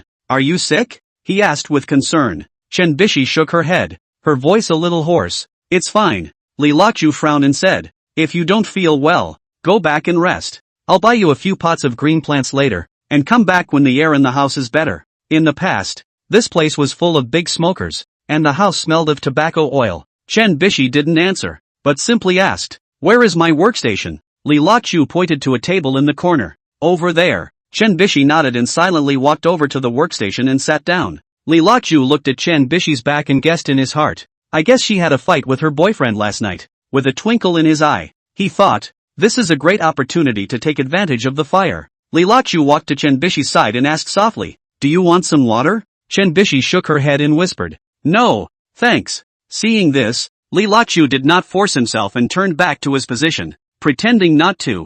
He asked, did you have a bad night's sleep last night? Chen Bishi raised her head, her eyes a bit blank. Aha. Li Lachu continued to test. Did you encounter something troubling? Chen Bishi was silent for a while and suddenly asked, Team Leader Li, have you ever been in love? Chen Bishi did not call master. In fact, Li Lachu's heart is also quite happy. At least there is no generation gap. Li Lachu froze for a moment, then laughed. Of course I've talked about it. I'm so handsome? Chen Bishi bit her lip and didn't find it funny. Instead she hesitated and spoke. I had a fight with my boyfriend. Li Lachu was delighted in his heart, but on the surface he pretended to be concerned. What's going on? Chen Bishi took a deep breath and slowly said, don't laugh at me when I say this. I'm treating you as an elder brother. That's for sure. I'm your older brother. Li Lachu patted his chest, only to hear Chen Bishi continue quietly. My boyfriend is abroad. We are childhood friends, but all these years, I've been keeping my body like a jade, and haven't let him touch it. Li Lachu heard here, the heart of joy, but some concern. Is the first time that's some difficult to do. In case of love I do so? He didn't realize that the sexy and flirtatious-looking Chen Bishi was actually still a fledgling. Chen Bishi continued. During the video last night, he suddenly said that he wanted to find chickens abroad to solve his physical problems, and said that if I don't agree, he wants me to strip for him in the video. After hearing this, Li Lachu's heart burst into flames. He forced himself to hold back his anger and said soothingly, this kind of scum, why do you still keep it? Chen Bishi shook her head, tears welling up in her eyes. But we grew up together. I can't let go of him. Li Lachu cursed in his heart. Why is this woman so stupid? But on the surface, he still said patiently, this kind of thing, feelings, can't be forced. You are now long distance, and he treats you like this. Why don't you break up before it's too late? Chen Bishi raised her head, her eyes filled with confusion. But I still can't make up my mind. Li Lachu looked at Chen Bishi's pitiful appearance, and his heart softened. He said softly, it's fine. I'm here. I'm your master. I won't let you suffer. When Chen Bishi heard this, she finally couldn't hold back her tears. She flung herself into Li Lachu's arms and whimpered, Master, what should I do? Li Lachu gently patted Chen Bishi's back, but in his heart he was happy. That's one step closer to 160. He was secretly pleased. But with a soothing mouth, he said, don't cry. Everything will be fine. Chen Bishi cried in Li Lachu's arms for a while before slowly calming down. She looked up, her eyes red and looking pathetic. Li Lachu looked at her and felt a pang of pity in his heart. He whispered, want to go wash your face? I have wipes here. Chen Bishi nodded and took the wet towel handed by Li Lachu and wiped her face. Li Lachu looked at Chen Bishi's appearance and suddenly had an idea in his heart. He smiled and said, not much work today. Why don't we take a walk? Take a break? Chen Bishi hesitated for a moment, but finally nodded. Li Lachu was happy in his heart and hurriedly packed his things. The two of them walked out of the office together and went downstairs to the office. The sun was shining, the breeze was light, and Li Lachu took a deep breath and felt relieved. He looked at Chen Bishi beside him and said with a smile, where to? Chen Bishi thought about it and said, take a casual walk. Li Lachu nodded, and the two walked side by side down the street. As he passed a flower store, Li Lachu suddenly stopped. Wait for me, he said to Chen Bishi. Li Lachu walked into the flower store and picked out a few pots of green roses and bamboos. He remembered how Chen Bishi looked just now and bought another bouquet of white lilies. After paying, Li Lachu walked out holding the flowers. He handed the lilies to Chen Bishi. For you. I hope you're in a better mood. Chen Bishi froze for a moment and took the flowers. A small smile on her face. Thank you. Li Lachu looked at Chen Bishi's smile and his heart burst with satisfaction. The two continued to walk aimlessly and before they knew it, they came to a small park. The park is full of green trees, birds and flowers, a peaceful scene. Li Lachu found a bench and gestured for Chen Bishi to sit down. He set the flowers aside and asked softly, "Feeling better?" Chen Bishi nodded. "Well, much better. Thank you, team leader Li." Li Lachu smiled. "Just call me Lachu. We are friends, aren't we?" Chen Bishi glanced at Li Zhuozhu and let out a soft "hm." The two sat on a bench and watched the children frolicking in the distance. Li Lachu suddenly said, "In fact, there is no right or wrong in things like feelings. The important thing is to make yourself happy." Chen Bishi turned her head and looked at Li Lachu. Li Lachu continued, "Your boyfriend is abroad, and it's inevitable that you've been in a long-distance relationship for so many years. But if he really loves you, he won't make that kind of unreasonable request." Chen Bishi lowered her head and said softly, "I know, but we grew up together. I can't let go." Li Lachu sighed. "It's normal to not be able to let go, but you have to think clearly. You guys are like this now. Are you really happy?" Chen Bishi was silent. Li Lachu looked at Chen Bishi's side face and his heart throbbed. He said softly, "You're still young. You should go after your own happiness. Don't be bound by the past." Chen Bishi raised her head, her eyes filled with confusion. "But I can't forget him." Li Lachu smiled. "It's okay, take your time. I'll always be by your side to help you." Chen Bishi looked at Li Lachu with gratitude in her eyes. The two chatted for a while longer as the sun dipped into the west. Li Lachu looked at his cell phone and said, "It's getting late. Let's go back and punch in." Chen Bishi nodded and the two of them stood up together. Back to the company. Li Lachu put green plants in the office. He looked at Chen Bishi and said with a smile, "In the future, when you're in a bad mood, take a look at these flowers and plants. They'll put you in a better mood." Chen Bishi nodded, a hint of a smile on her face. "Thanks, locked, brother." The voice is like a mosquito fly, and the heart of Li Lachu is crispy when he hears it. Li Lachu looked at Chen Bishi's smile, and in his heart, he praised himself. It's not bad if you don't use a flirtation card. It's one step closer to 160. Chapter 22 Fighting Fiend Skill Card. Li Lachu and Chen Bishi didn't return to the company for the whole day, but no one dared to say anything. The Ministry of Manpower and Zhang Huaizhen were silent. Who dared to offend Chen Bishi? The person sent from above? Besides, having just gone through personnel changes, the entire planning department is left with a planning team, and Zhang Huaizhen is alone as the director, with 2 soldiers, and not much of a task. Anyway, the day after tomorrow the acting manager, Yu Ji Ku, will be back, so leave the mess for her to handle. So, it wasn't until the time to clock out of work that Li Lachu and Chen Bishi arrived late. Chen Bishi looked at her watch and said to Li Lachu, "I'm going to the gym tonight. Do you want to join me? There's a free nutritious meal." Oh. Li Lachu was delighted in his heart and nodded his head in a hurry. "Good. It just so happens that I also want to exercise." The two got into Bessie Chen's limo and drove to the gym. The car was filled with a faint perfume smell, and Li Lachu secretly took a deep breath and thought that it smelled really good. When they arrived at the gym, the two went straight to the restaurant first. They were starving after walking all afternoon. The restaurant was filled with all kinds of high-protein, low-calorie foods, and Li Lachu was dazzled by them. Chen Bishi skillfully picked her way through the selection, and Li Lachu followed right behind. "This chicken breast is good, high in protein," Chen Bishi said as she pointed to a plate of grilled chicken breast. Li Lachu nodded and chucked a piece as well. Both men's plates were soon filled with a variety of lean meats and shrimp. Sitting down and starting to eat, Li Lachu realized that these ordinary-looking foods were actually so delicious. "I didn't realize workout meals could be so delicious," he exclaimed heartily. Chen Bishi laughed. "Yeah, healthy eating doesn't mean it's hard to eat." After eating, the two rested for a while. Li Lachu was thinking about how to strike up a conversation later when he suddenly saw a familiar figure walk in. "It's that Mr. Han who's courting Chen Bishi." Li Lachu frowned, thinking, why is this guy here again? He had stirred him up last time himself. A few lines of poetry, when the kid was kinda worshipping it. Only to see, Duke Han walked over with a few people, his eyes staring grimly at Li Lachu. "Miss Chen, who is this gentleman to you?" Mr. Han asked, pretending to be polite. Chen Bishi said lightly, "My friend." Duke Han sneered. "A friend? It seems like you guys met for the first time last time he was here, right?" Li Lachu stood up and blocked in front of Chen Bishi. Is something wrong? Du Khan narrowed his eyes. Kid, seeing as you're okay at writing poems, go on your own. Chen Bishi quickly blocked in front of Li Lachu and frowned. Surname Han. You're not welcome here. Don't bother me in the future. Yo, what law says it's against the law to pursue love? Am I wrong for liking you? Chen Bishi saw that talking about people didn't solve the problem, and hurriedly waved her hand with the store manager on the side. Go call security. Li Lachu suddenly remembered the system's big gift bag, which had never been used and was almost rusty. He waved his hand. No, I'll take care of it. He turned to Du Khan, the corner of his mouth hooked into a cold smile. Want to fight? The one surnamed Han tilted his head and spoke with his chin in a manner. You are also worthy? I'm afraid of beating you to death. It's better to leave by yourself. Ha! Li Lachu pointed across the street. Just a few of your goods?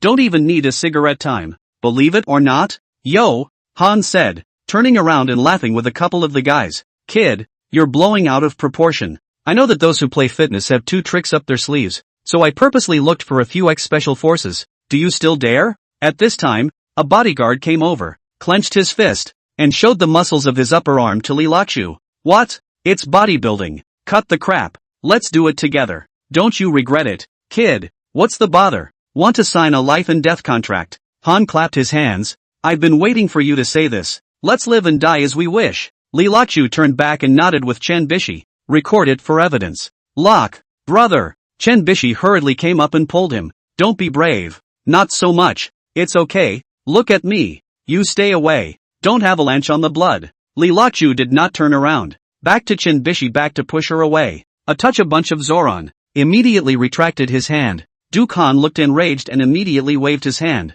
And a few strong men behind him rushed up. Li Lachu murmured in his heart. System, activate the fighting fiend skill card. Instantly, he felt his entire body filled with power. The first rushed up to the strong man, swung his fist to hit. Li Lachu easily flashed. The trend of an elbow strike hit the other side of the abdomen. The burly man bent over at once, his face white. Li Lachu takes advantage of the situation and drops him straight to the ground with a knee strike. The other two burly men saw this and pounced at the same time. Li Lachu didn't panic and opened his arms left and right, hitting both men's chins with two precise hooks. With two clicks, the two strong men fell to the ground at the same time, covering their jaws and wailing. One of the remaining burly men looked dumbfounded and hesitated to go on. Li Lachu sneered and took the initiative. He rushed up with an arrow and swept a whip kick to his opponent's knee. The strong man could not dodge and fell to his knees with a thud. Li Lachu follows through with an elbow strike and slams him straight into the ground. For strong men were put down in the blink of an eye, and Du Khan's face turned white with fear.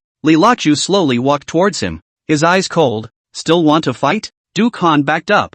No. No more fighting. Li Lachu sneered. Get lost. Don't let me see you again. Du Khan fled with his men in disgrace. Li Lachu turned around to look at Chen Bishi and realized that she was staring at herself dumbfounded. You know Kung Fu? Chen Bishi asked in surprise. Li Lachu scratched his head and pretended to be embarrassed.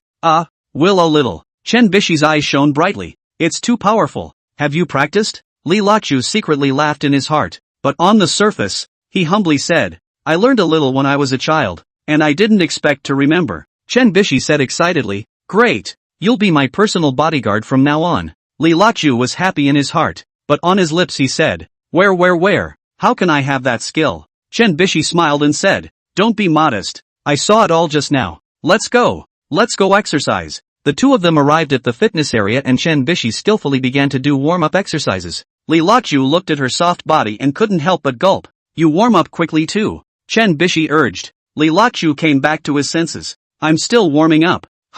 But the feet followed through with the warm-up. For the next 2 hours, Li Lachu followed Chen Bishi and did all kinds of equipment training. Although he had the system boost, he still pretended to be struggling. I can't, I'm dying of exhaustion. Li Lachu panted. Chen Bishi laughed and said, Not after only 2 hours? You need to exercise more in the future. Li Lachu thought to himself, if it were not for the sake of pretending to be more like it, I could have practiced for 3 days and 3 nights, but the mouth still says, yes, I'll definitely work out more in the future. Chen Bishi looked at the time. Well, that's it for today. I'll take you home? Li Lachu nodded his head in a hurry. Yes, then I'll trouble you. The two gathered their things and walked out of the gym together. The night was late and the streets were sparse with pedestrians. Li Lachu sat on the passenger side and secretly looked at Chen Bishi's side face. The light from the street lamps glinted and dimmed on her face, making her look especially attractive. Li Loxu's heart throbbed, secretly thinking,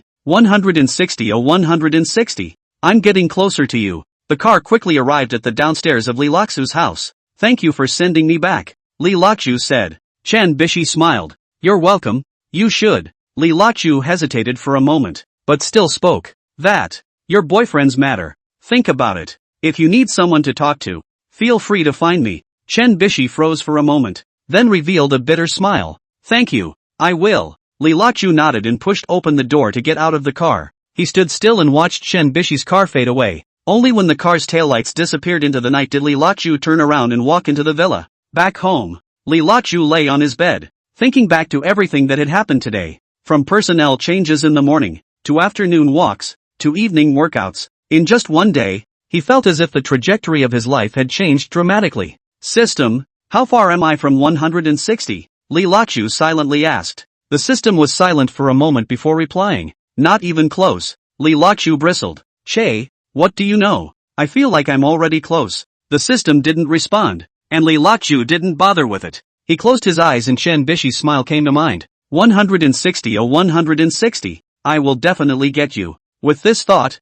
Li Loxu slowly entered dreamland. Chapter 23, We're still married. Early in the morning, Li Loxu was woken up by the ringing of his cell phone. He fumbled with his cell phone in a daze and saw that it was a video call from Yogi Coco. Hello? Li Loxu rubbed his eyes and picked up the phone. Yujika's face appeared on the screen and she frowned. You're still sleeping? What time is it? Li Loxu yawned. What time is not important. What is important is what are you calling for? I'll be back tomorrow and you'll pick me up at the airport. Yogi-ku ordered. Li Loxu rolled his eyes. Why? You have hands and feet. Can't you take a taxi back by yourself? What's wrong with you people? We're still husband and wife at least. Yujika said with dissatisfaction. Ex-couple. Li Loxu corrected. Besides, I have something tomorrow. What is it? Dating. A date? With who? Yukik's voice rose an octave. Li Loxu laughed badly. With my new little beauty Li Loxu. How dare you? Yujika was so angry that her face turned red. What wouldn't I dare? We're already divorced.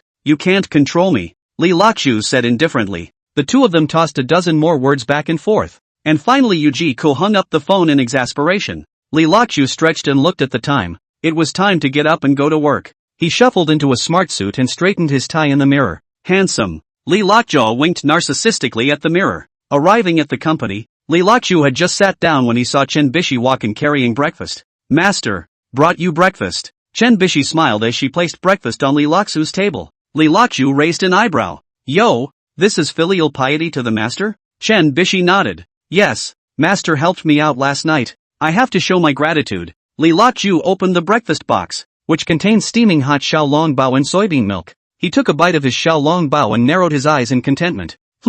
Not bad. While eating, Zhang Huaizhen walked in. Meeting. Li Loxu and Chen Bishi looked at each other and followed Zhang Huaizhen to the conference room. Zhang Huaizhen rambled on about a bunch of things, and Li Loxu was distracted the entire time. Seeing Li Loxu's indifferent appearance, Zhang Huaizhen also lost interest and hastily ended the meeting. Back in the office, Chen Bishi suddenly asked, Master, do you really have evidence of those people's embezzlement? Li Loxu froze, then nodded. Of course there is. What's wrong? Chen Bishi's eyes lit up. Give it to me. I'll send it up. Li Loxu shook his head. No, you don't have much of an official position. You're still young.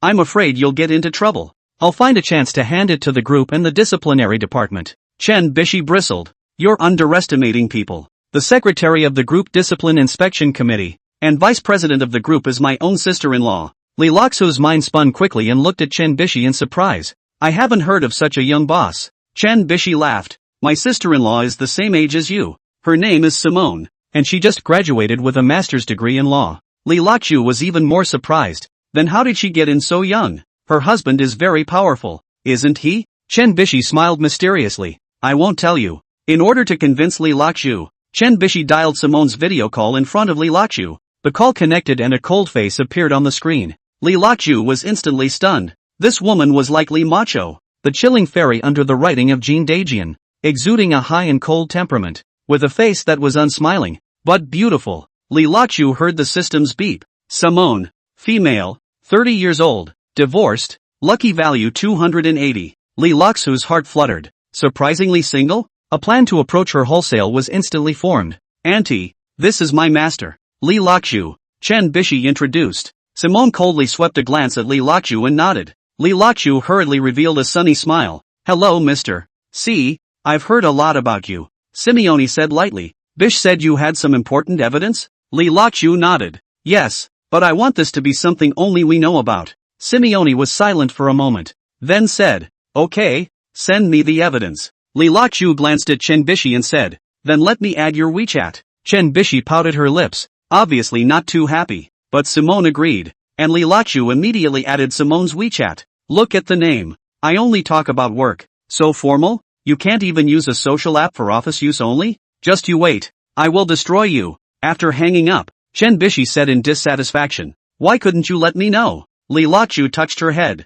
Good girl. This is for your own good. The less you know, the safer you are. Chen Bishi wanted to say something else, but Li Lakshu had already turned around and walked away. He was calculating in his mind. 280 lucky value. This is a big fish. Li Lakshu returned to his seat, opened his computer, and began to organize those evidence photos. He picked carefully, deciding to post the less important ones first, saving the heavy hitters to take their time. Desire to capture. 280 get it and then say it. That way it will be at 300 plus. Li Lakshu was secretly happy in his heart. He looked at the clock. A couple hours before his shift ended, Li Lakshu decided to make a cup of coffee in the pantry first, and observe the office in the meantime. With his coffee in hand, he pretended to pass by Chen Bishi's seat unnoticed. Chen Bishi was working seriously and didn't notice him at all. Li Lakshu secretly laughed in his heart. Little girl, don't think you can hide secrets. He returned to his seat, opened his WX, and sent a message to Simone. Mr. C, I've already organized some photos. Do you think it's convenient for me to send them to you when? After the message went out, Li Lakshu stared nervously at his cell phone screen. It took a while before Simone replied. Now. Li Lakshu took a deep breath and selected a few photos to send. After sending it, he added, Mr. C, these are just the tip of the iceberg. If you need more evidence, I can always provide it. Simone quickly replied. Okay, I got it. Li Lakshu couldn't help but smile at the short reply. Oh highly cold beauty. I'd like to see how long you can be cold, he thought in his heart. When the end of the shift came, Li Lakshu packed up his things and prepared to leave. Chen Bishi walked over and asked, Master, do you want to have dinner together? Li Lakshu shook his head. No, I still have things to do. Chen Bishi was a bit disappointed, but still smiled and said, alright then, see you tomorrow. Li Lakshu looked at Chen Bishi's back as she left, calculating in her heart, 160 or 280.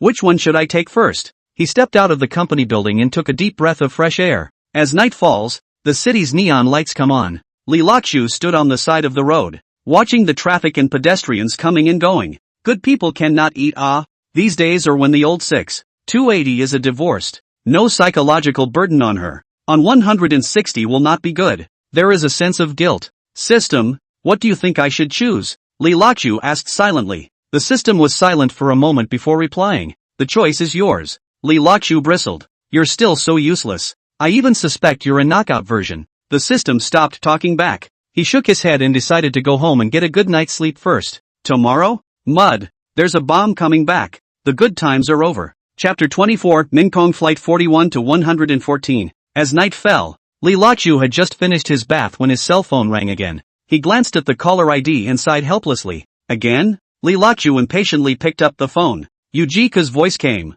Li Lakshu, you must come and pick up the plane tomorrow. I said I have something. Li Lakshu rolled his eyes. Huang Bingjiang is also coming back. You are not afraid that he will abduct me halfway? Yujika said eagerly. Li Lakshu froze. Isn't he not coming back? It was decided on the spur of the moment. Said there was a project that wasn't finished yet. Ha, not dead to you. Li Lakshu sneered. By the way, the two of you didn't get together on a business trip? Li Lakshu. Yujika was furious. Am I that kind of person? It's called baby. What are you pretending to count? I'll come out with him in my arms if you don't come. Yogika threatened. Li Lakshu snorted. What does it matter to me if you just let him ride out? We're divorced. Said hanging up the phone. Mud. This yellow guy is also full of. So you armguard pussy just fall back on it. It suddenly occurred to him that Wang Qidong had no evidence of Huang Bingjiang, and it's up to you to get him killed. Brother Unity, is there any way to get him? System, you can still use your stealth card to visit his house.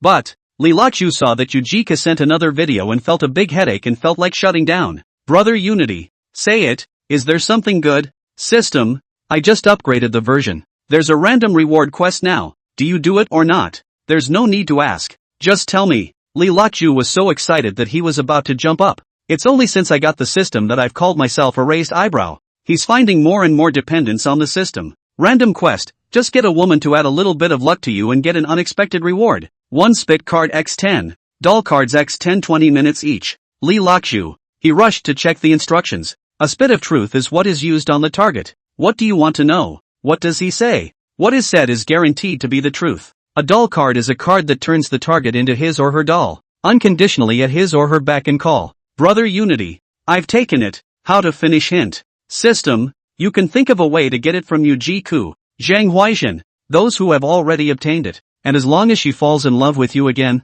you'll have at least +1 lucky value. In this regard, Li Lachu had learned. Got it. Li Lachu immediately fell into deep thought. It seems that he can only think of a way on Yujiku and Zhang Huaizhen. Marred. Zhang Huaizhen is too late. I want to get these two kinds of cards right away and get a Huang Bingchan killed. Looking at Yujiku, who was still snapping words and cursing himself in his cell phone. It can only be you. First coaxing you for a time. Thinking of this, Li Lachu sent another video call to Yujiku. The other party picked up immediately. In the video, Yujiku is like a fried hen with red eyes and hair like a bird's nest. Then came the sound of voices. Li Lachu Yue. Mouth said divorced. You also screwed me for a day. And finally inhumane that what? Okay. Li Lachu hurriedly interrupted her. Isn't it just picking up the airplane? I'm just kidding you. I'll go tomorrow. You tell me which flight will arrive at the airport at what time. Bright Air Flight 41 to 114. Li Lachu. Which father picked this flight number? Can anyone take it? Yujiku was happy all of a sudden. Locked. This time I think well. Come back and you live well. You and my salary is not out of a year. You can pay the villa tail payment. So what? Let me ask. What kind of project did Bing Huang come back to get? Li Lachu tried to change the subject as much as possible and didn't ask her to talk about the remarriage. He used to engage in new energy research and development of a project, pure burning project. Research and development costs spent more than 100 million. The above gave him a month time. Told him to explain to the board of directors. Li Lachu smiled coldly. I guess they all got it in their pockets. Yukik shook his head. I don't know about that. I didn't promise him anyway. Really? Li Lachu was anxious about that little bit of luck value, so he didn't stimulate her anymore. By the way, you wanted to do that in the video once last time.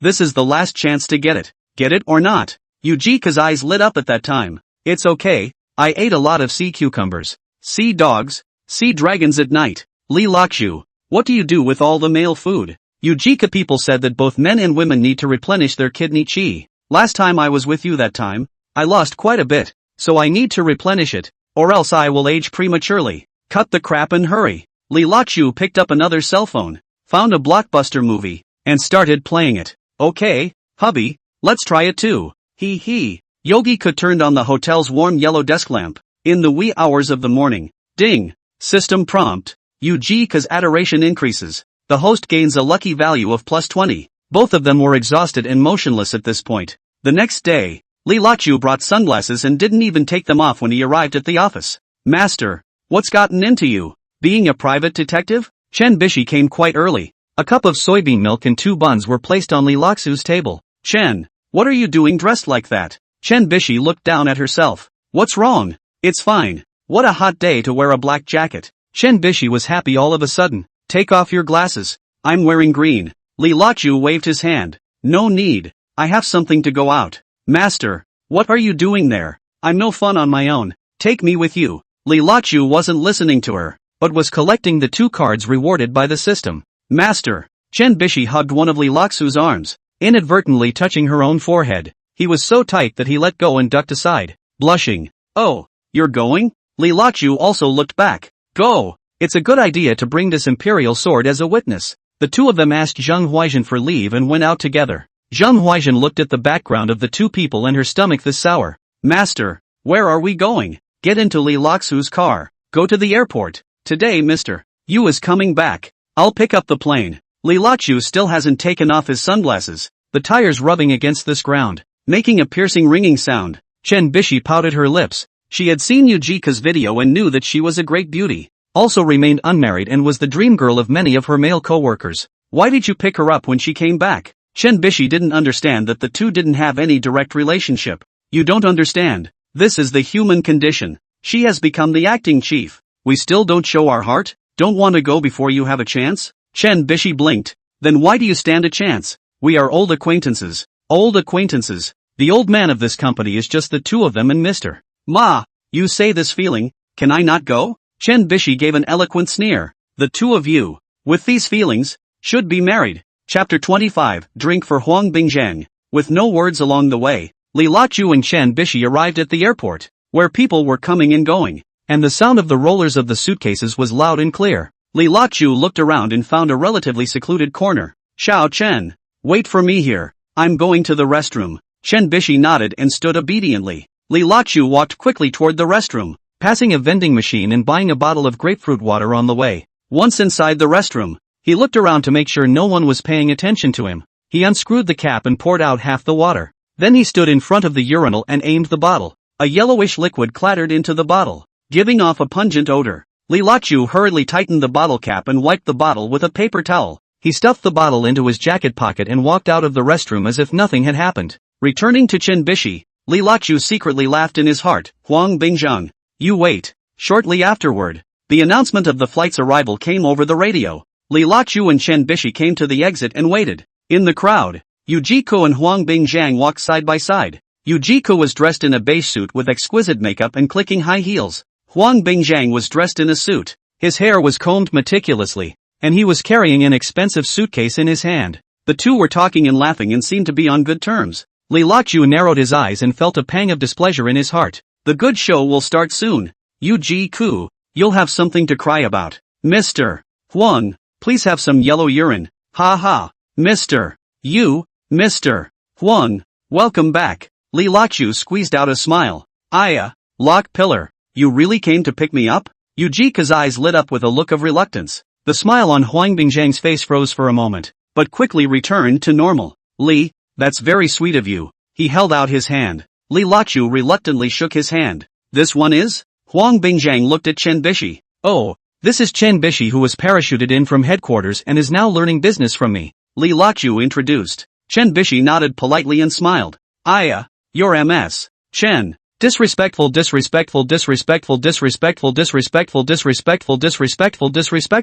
Huang Bingzhang extended his hand, but Chen Bishi ignored her. Yujika looked Chen Bishi up and down, a hint of displeasure flashing in her eyes. Lockjaw, you can now, being the leader of the group and having such a young and pretty henchman? She said sourly. Chen Bishi heard something in the words and was not willing to show her weakness. Mister, you overpraised me. I'm just assisting Mr. Li in his work. I'm not a henchman. There was a smell of gunpowder in the air. Li Lachu thought to himself, it's about time. He quietly used the doll card given by the system and silently chanted. Use the doll card on Yujik. An invisible wave swept over Yujika's entire body. Her eyes became momentarily dull, like a puppet on strings. Li Lachu ordered in his mind. Snatch the drink from my hand and give it to Huang Bingzhang, he said, taking the bottle of modified grapefruit water out of his bag and pretending like he just needed to drink it. Yujika suddenly shot out like electricity, snatching the drink in her own hands. Why are you so blind? Give it to Mr. Huang first. Turning to face Huang Bingzhang. Mr. Huang, you must be thirsty, right? Here, you drink first. Her voice sounded a little unnatural, but the smile remained. Huang Bingzhang, however, is oblivious to the fact that his eyes are staring straight at Yujika's face, and he doesn't even know where his soul has gone. This was the first time Yogika had been so forthcoming. The whole company knows that Yujika favors Li Lachu. Huang Bingzhang also thought that Yujika saw that Li Lachu had a female disciple, dead to him, and wanted to open after chasing himself. He took it without hesitation. Thank you, mister. You're so thoughtful, said the man, unscrewing the lid. Li Lachu held his breath and stared unblinkingly at Huang Bingzhang. Huang Bingzhang tilted his head and drank, gulping down a few mouthfuls. Suddenly, his expression became twisted. Put, blah blah blah. What the hell is this? Huang Bingzhang spewed out a mouthful. The yellow liquid squirted all over Yogi Ko's face. Yujiko instantly came to his senses, and seeing his wretched appearance, he burst into a rage. Huang Bingzhang, what are you doing? She screamed. Without waiting for Huang Bingzhang to explain, Yujika snatched the bottle and poured it at Huang Bingzhang. From the top of his head to his leather shoes, Huang Bingjiang was doused. His expensive suit was instantly scrapped and his hair was wet against his face. The people around them were stunned and stopped to watch. Li Lachu forced a smile and put on a shocked look. Mr. Huang, what's wrong with you guys? Huang Bingjiang was so angry that his face turned blue, pointing at Yu Jiku and cursing. Are you crazy? What's in this bottle is not a drink. Yu Jika sniffed and her face instantly turned pale. She looked down and sniffed herself, and a wave of nausea washed over her.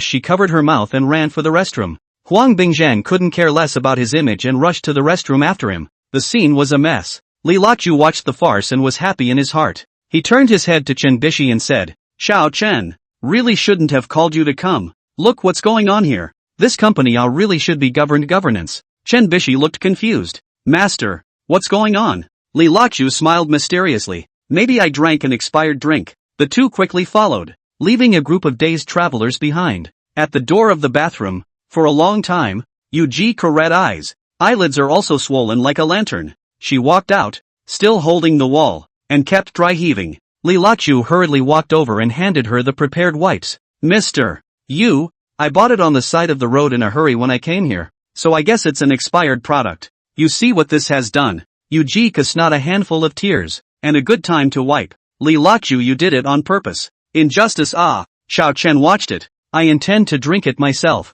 You had to snatch it over and drink it. What can I do? At that moment Huang Bingjiang waddled out, his clothes off, wearing only a t-shirt, but the flavor is still there. I don't know. What did Li Lachu secrete last night? This, Li Lachu, you're going to kill me? He couldn't get mad at Yu Jiku, so he bullied Li Lachu. Li Lachu secretly used a one-spit card on him. Only a hint of fluctuation was seen, crashing into Huang Bingjiang. He shivered and his expression froze a little. I'm sorry, Mr. Huang. Look, it's a misunderstanding. You're so dignified. How dare I offend you? Huang Bingjiang was just about to say something, but suddenly his eyes were lax and the corners of his mouth twitched, as if he was fighting against some invisible force. Li Lachu was secretly happy in his heart, and the one-spit truth card was really powerful. He pretended to be concerned and asked, Mr. Huang, are you alright? Do you want to sit down and rest for a while? Huang Bingjiang shook, suddenly changed his tone just now. Rest? Little Li you don't know how tired I am a day.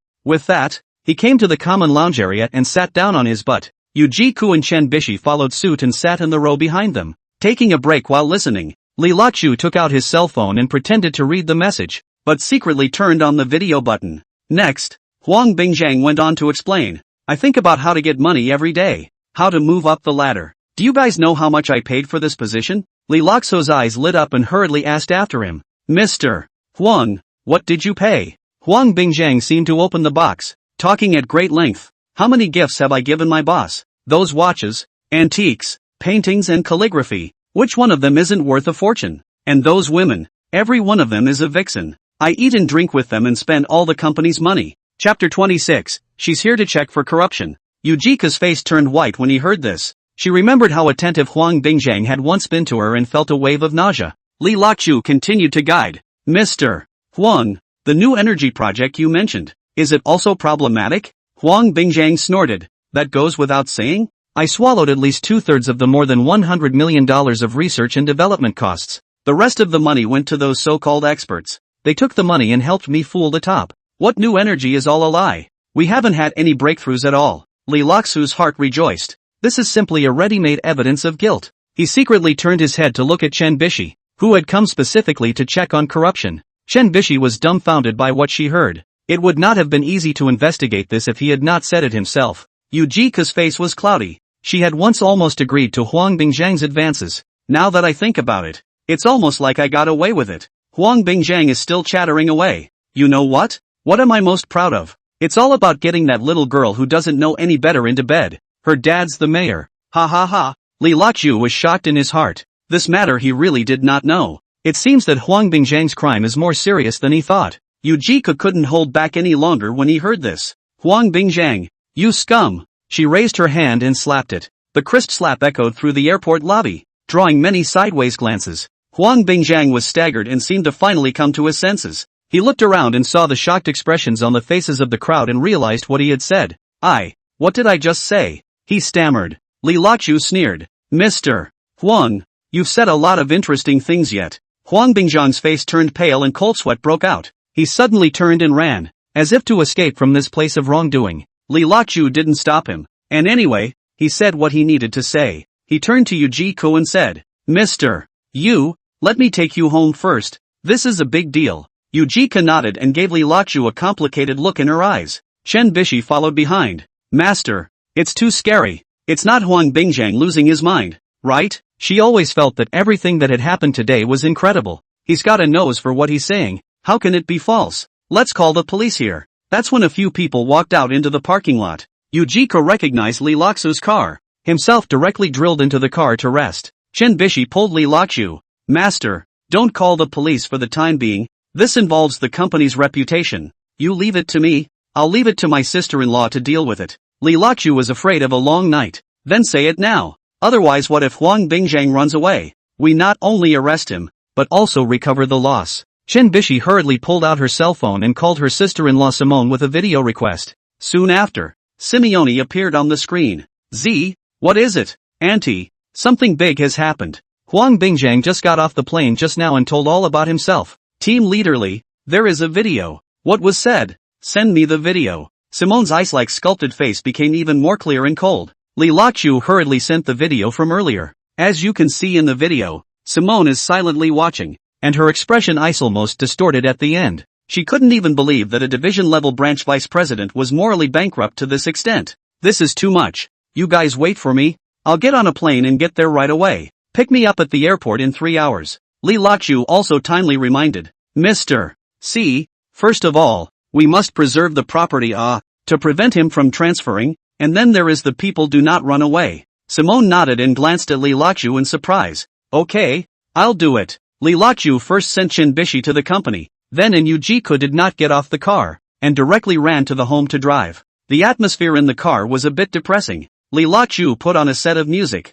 but it didn't relieve much. Gripping the steering wheel, he glanced every now and then at Yujiko on the passenger side. Yujiko crossed her hands on her knees and stared blankly ahead, seemingly still in shock from earlier. Suddenly, as if remembering something, Yujiko violently turned her head to look at Li Luochu. Li Luochu, did you know this already? She narrowed her eyes, questioning in her tone. Li Luochu raised his eyebrows and pretended to be puzzled. Know what? Yujiko sneered. Don't play dumb about Huang Bingzhang. Li Luochu shrugged. If I had known earlier, why would I have waited until today? I would have killed him long ago. Yujiko stared at the side of Li Luochu's face, as if trying to see a break in it. Then how did you happen to record him saying those words? The corner of Li Luochu's mouth hooked up a smirk. Look, I saw him drunk, so I thought that in case something happened, there would be evidence. Yujiko frowned, obviously not quite convinced. When did you become so cautious? Li Luochu turned his head and glared at her. What? Am I wrong for thinking of you?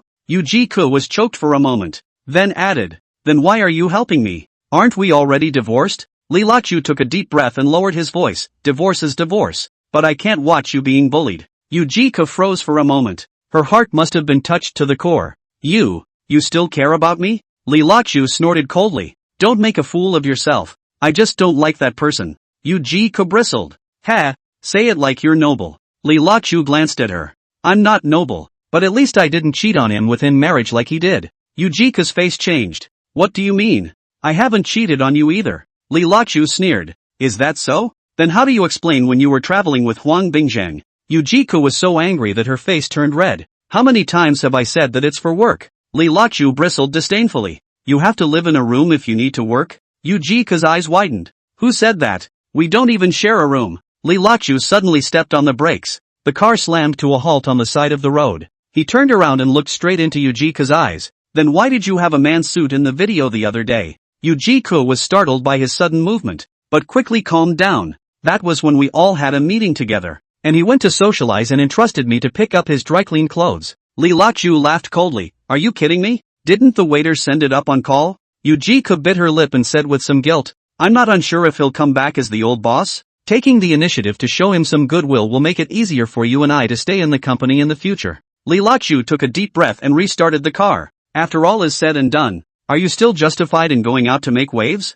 Li Luochu wanted to kick Yujiko's ass. Yujiko was silent for a moment, not continuing the topic. Because in Huang Bingzhang thing come people do not know how many quarrels. This time there is no sense. This man, Huang Bingzhang, will never be seen again. but Yu Ji-ku is not willing. Now it's all his own fault. He must catch Li Lok-chu's little tail in order to be invincible. She suddenly asked, "So now you have a new love?" Chapter 27, Pick up your sister-in-law at the airport. Li Lok-chu almost choked on the question as he coughed twice. "What's it to you?" Yu Ji-ku bristled. "I'm just asking. If you don't say it, pull back." "Ask? It's obvious that you're too smashed by my extra-long firepower to leave me. It's a pity that I still know you when the sun goes down." Thinking of this, Li Lok-chu glanced at her and suddenly smiled. "What? Jealous?" Yu Ji-ku rolled her eyes. "You're overthinking it. I'm just curious." Li Lok-chu raised an eyebrow. "Curious about what? Curious if I found a better one than you?" Yu Ji-ku confidently grunted and let out a long breath, leaning back in her seat with an air of candor.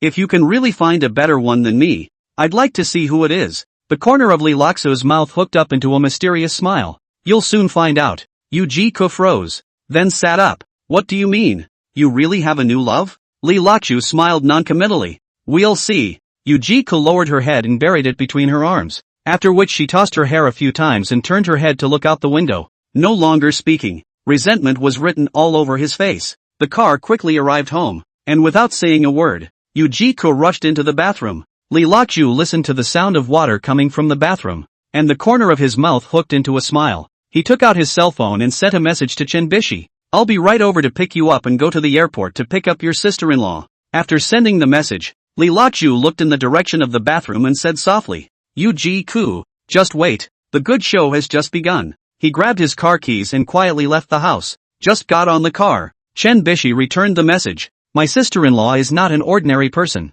Men rarely get close. I'd better drive my car." Li Lok-chu is not willing. Simply do not answer back, pretending not to see. Mixed also to follow. On the way to the car, Li Lok-chu's mind kept calculating the next plan. Simone, with a lucky 280. This is an unbeatable opportunity. He had to make the most of it and not let this opportunity slip away. Li Lok-chu imagined Simone's cold face and couldn't help but feel a little restless in his heart. "System, what do you think I should do to raid Simone?" he asked. The system was silent for a moment before replying.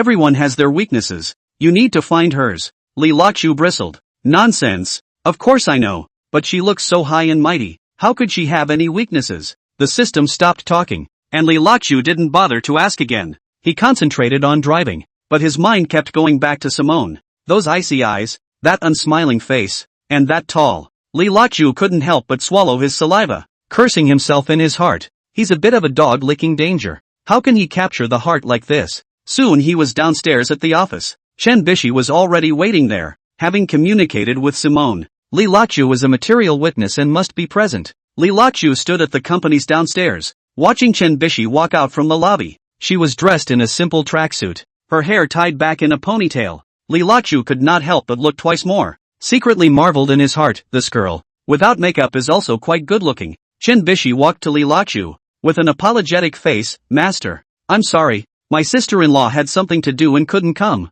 Li Lok-chu's heart sank. The lucky value of 280 just flew away? But on the surface he still acted as if nothing had happened. "It's okay. Work is important." Chen Bishi nodded and suddenly asked, "Then, what do we do now?" Li Lok-chu's eyes twinkled, and an idea popped up in his heart. He smiled and said, "Since we're here, why don't we go to the gym?" Chen Bishi froze for a moment, then her eyes lit up. "Great! I just want to go to the gym." Li Lok-chu's heart secretly happy. 160 lucky value. Seems to have a chance.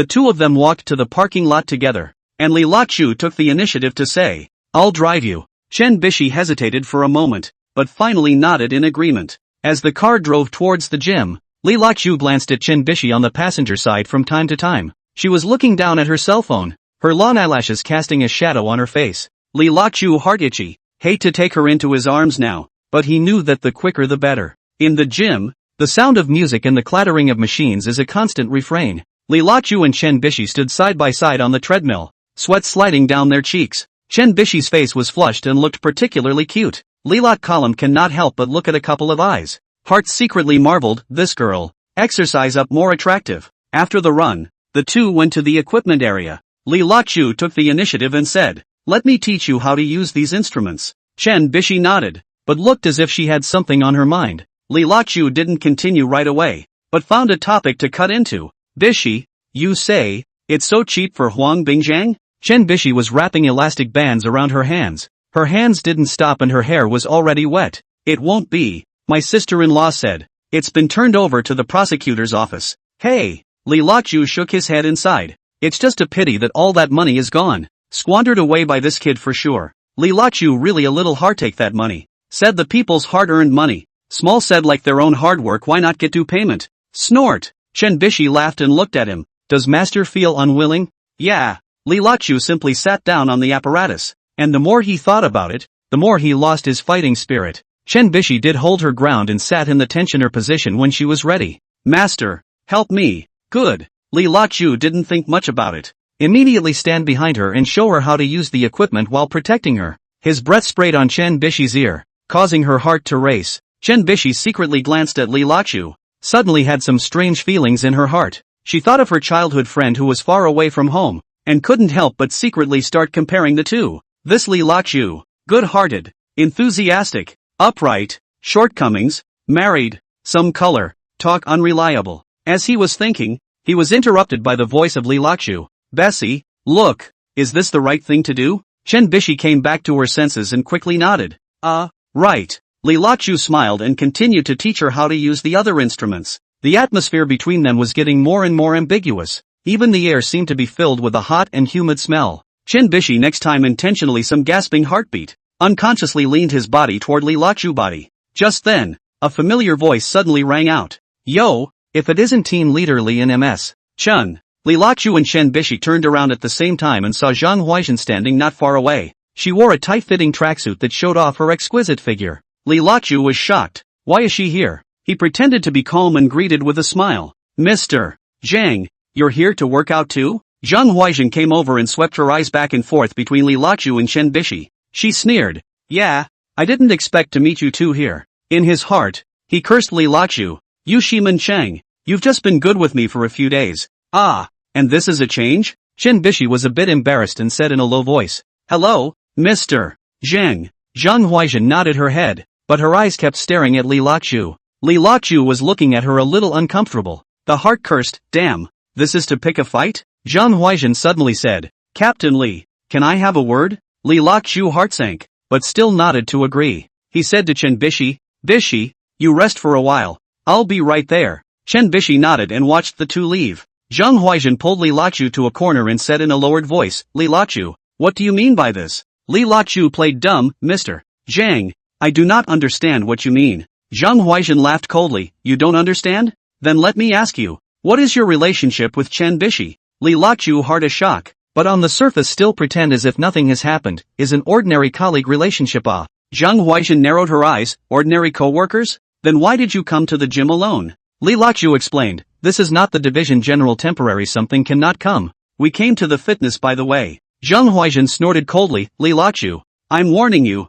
don't think I don't know what you're playing at. Li Luochu heart sneer, I play what idea? You can still what I My ex-wife cannot control me. But he still pretended to be a little alarmed, Mr. Zhang, please don't be angry. This is not our private life outside of work. Zhang Huaizhen stared into his eyes, as if she wanted to see through him. Suddenly, she came close to Li Luochu, whispered in his ear, don't forget, you also just I bastardized a few days? Li Luochu hurriedly took a few steps back. Mr. Zhang, I didn't say that I'm ignoring you. Isn't this accompanying the relations above for a few days to warm up first? This is also beneficial to you and me. He cursed in his heart, This isn't going to play for real, is she? Zhang Huaizhen took a step forward and resumed her usual high-flying appearance, whispering, okay, I'll see what you actually do. After saying that, she turned around and left, leaving Li Luochu alone and froze in the same place. What practical action? And my bullets aren't flying around? You think it doesn't cost money to build bullets? Li Luochu returned to Chen Bishi's side with a grumpy face, still wondering how not to make Chen Bishi resentful. Chen Bishi was concerned and asked, Master, are you alright? Li Luochu shook his head, forced to smile, it's okay, Mr. Zhang is asking about work. Chen Bishi was half convinced, but didn't ask too many questions. She knew in her heart that this Zhang Huaizhen had been here before, and had come with Li Luochu, a man and a woman alone. Something must be wrong. Still, as long as he stays sober, Li Luochu is a more trustworthy friend. The little bit of ambiguity that had been brewing earlier was gone. The two continue to work out, but the atmosphere is clearly not as congenial as it was before. Li Luochu's heart secretly complained bitter, damn, This can do? This 160 was supposed to be a chick, and I can't bear to do it myself. So what if I get it in my hand? Li Lachu was always afraid that Chen Bishi would look down on him. Wouldn't that be another divorce? Everything was middling, and Li Lachu not only yawned, can't practice anymore. Quite a good plan, disrupted by this Zhang Huaizhen. After the workout, Li sent Chen Bishi home. The car was parked under Chen Bishi's house, and both of them were a bit silent. Chen Bishi suddenly spoke. Master, thank you for working out with me today. Li Lachu smiled. No need to thank you.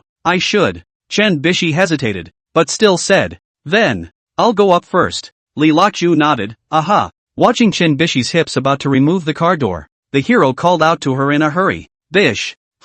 The woman stood outside the car window, the evening breeze blowing her hair away. Wisps of silk detained the gorgeous face. It's called a male animal, sitting in a car with a swirling heart. If you have this woman in this life, you have no regrets. That, and if you're not happy with your boyfriend, cut off contact for a while. Chen Bishi bent over and looked at the sincere face in the car. The heart already understood the general idea. She bit her lip lightly and nodded, pulling her hair back smoothly. I'm going up. Bye. Bye-bye. Li Lachu watched Chen Bishi's back disappear into the hallway, and let out a long sigh. He leaned back in his seat, his mind a mess. After a few minutes, there wasn't much movement. He started the car and drove in the direction of his home. Chapter 28, Bending the Waist of a Water Snake. As soon as he entered, he saw Yogi Ko in his pajamas clipping his toenails. She was bent over her watery waist, her pink nightgown bodice bared and her belt unbuckled. Back, Yukik blew on a nail clipper. Switch to the other toe. Aha! Found your new love?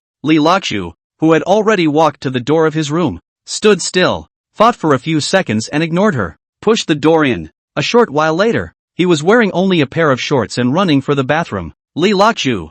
Yujiko was painting her nails again, a high-pitched voice, calling Li Lachu to a halt. What is it? Li Laxu's voice was lazy, as if he was about to fall asleep. Didn't you hear me? Li Lachu let out a cut. I hear you. So ing think I'm farting?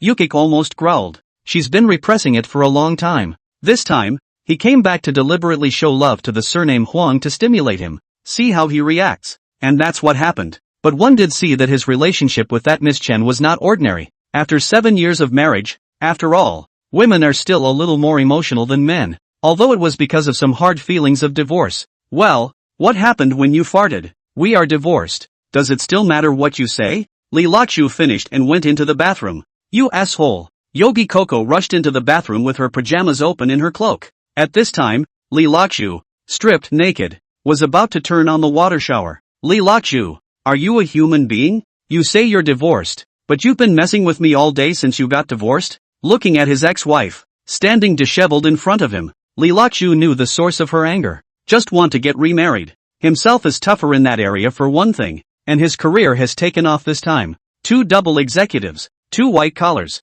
Where can I find a spouse like that? These days, Yujiki weighs the pros and cons and thinks about them. Finally resolved to live with him for the rest of my life. What do you mean? Then, did you not enjoy yourself all day? Upon hearing this, Yujiku immediately struck out frantically with the 9 white bone claws. Undifferentiated open flexing. I'll ing tickle you to death. All you know how to do is bully me and treat me like a? Play with me if you want. Dump me if you want. After 7 years of marriage, the two of them were always fighting too. But subconsciously, Yujiku all take care of his face and never tickle his face. This time it was different. Yogi Coco was out of control. Sad to the core. I've given too much of myself, and I've lost my chrysanthemums. Damn. Are you human? Li Lachu could only use his hands to block his face and try to protect himself from, well, hanging up. That's enough. Don't go too far when you step on the horse. Finally, unable to bear it, Li Lachu simply threw Yujiku into the bathtub with an over-the-shoulder slam. Put.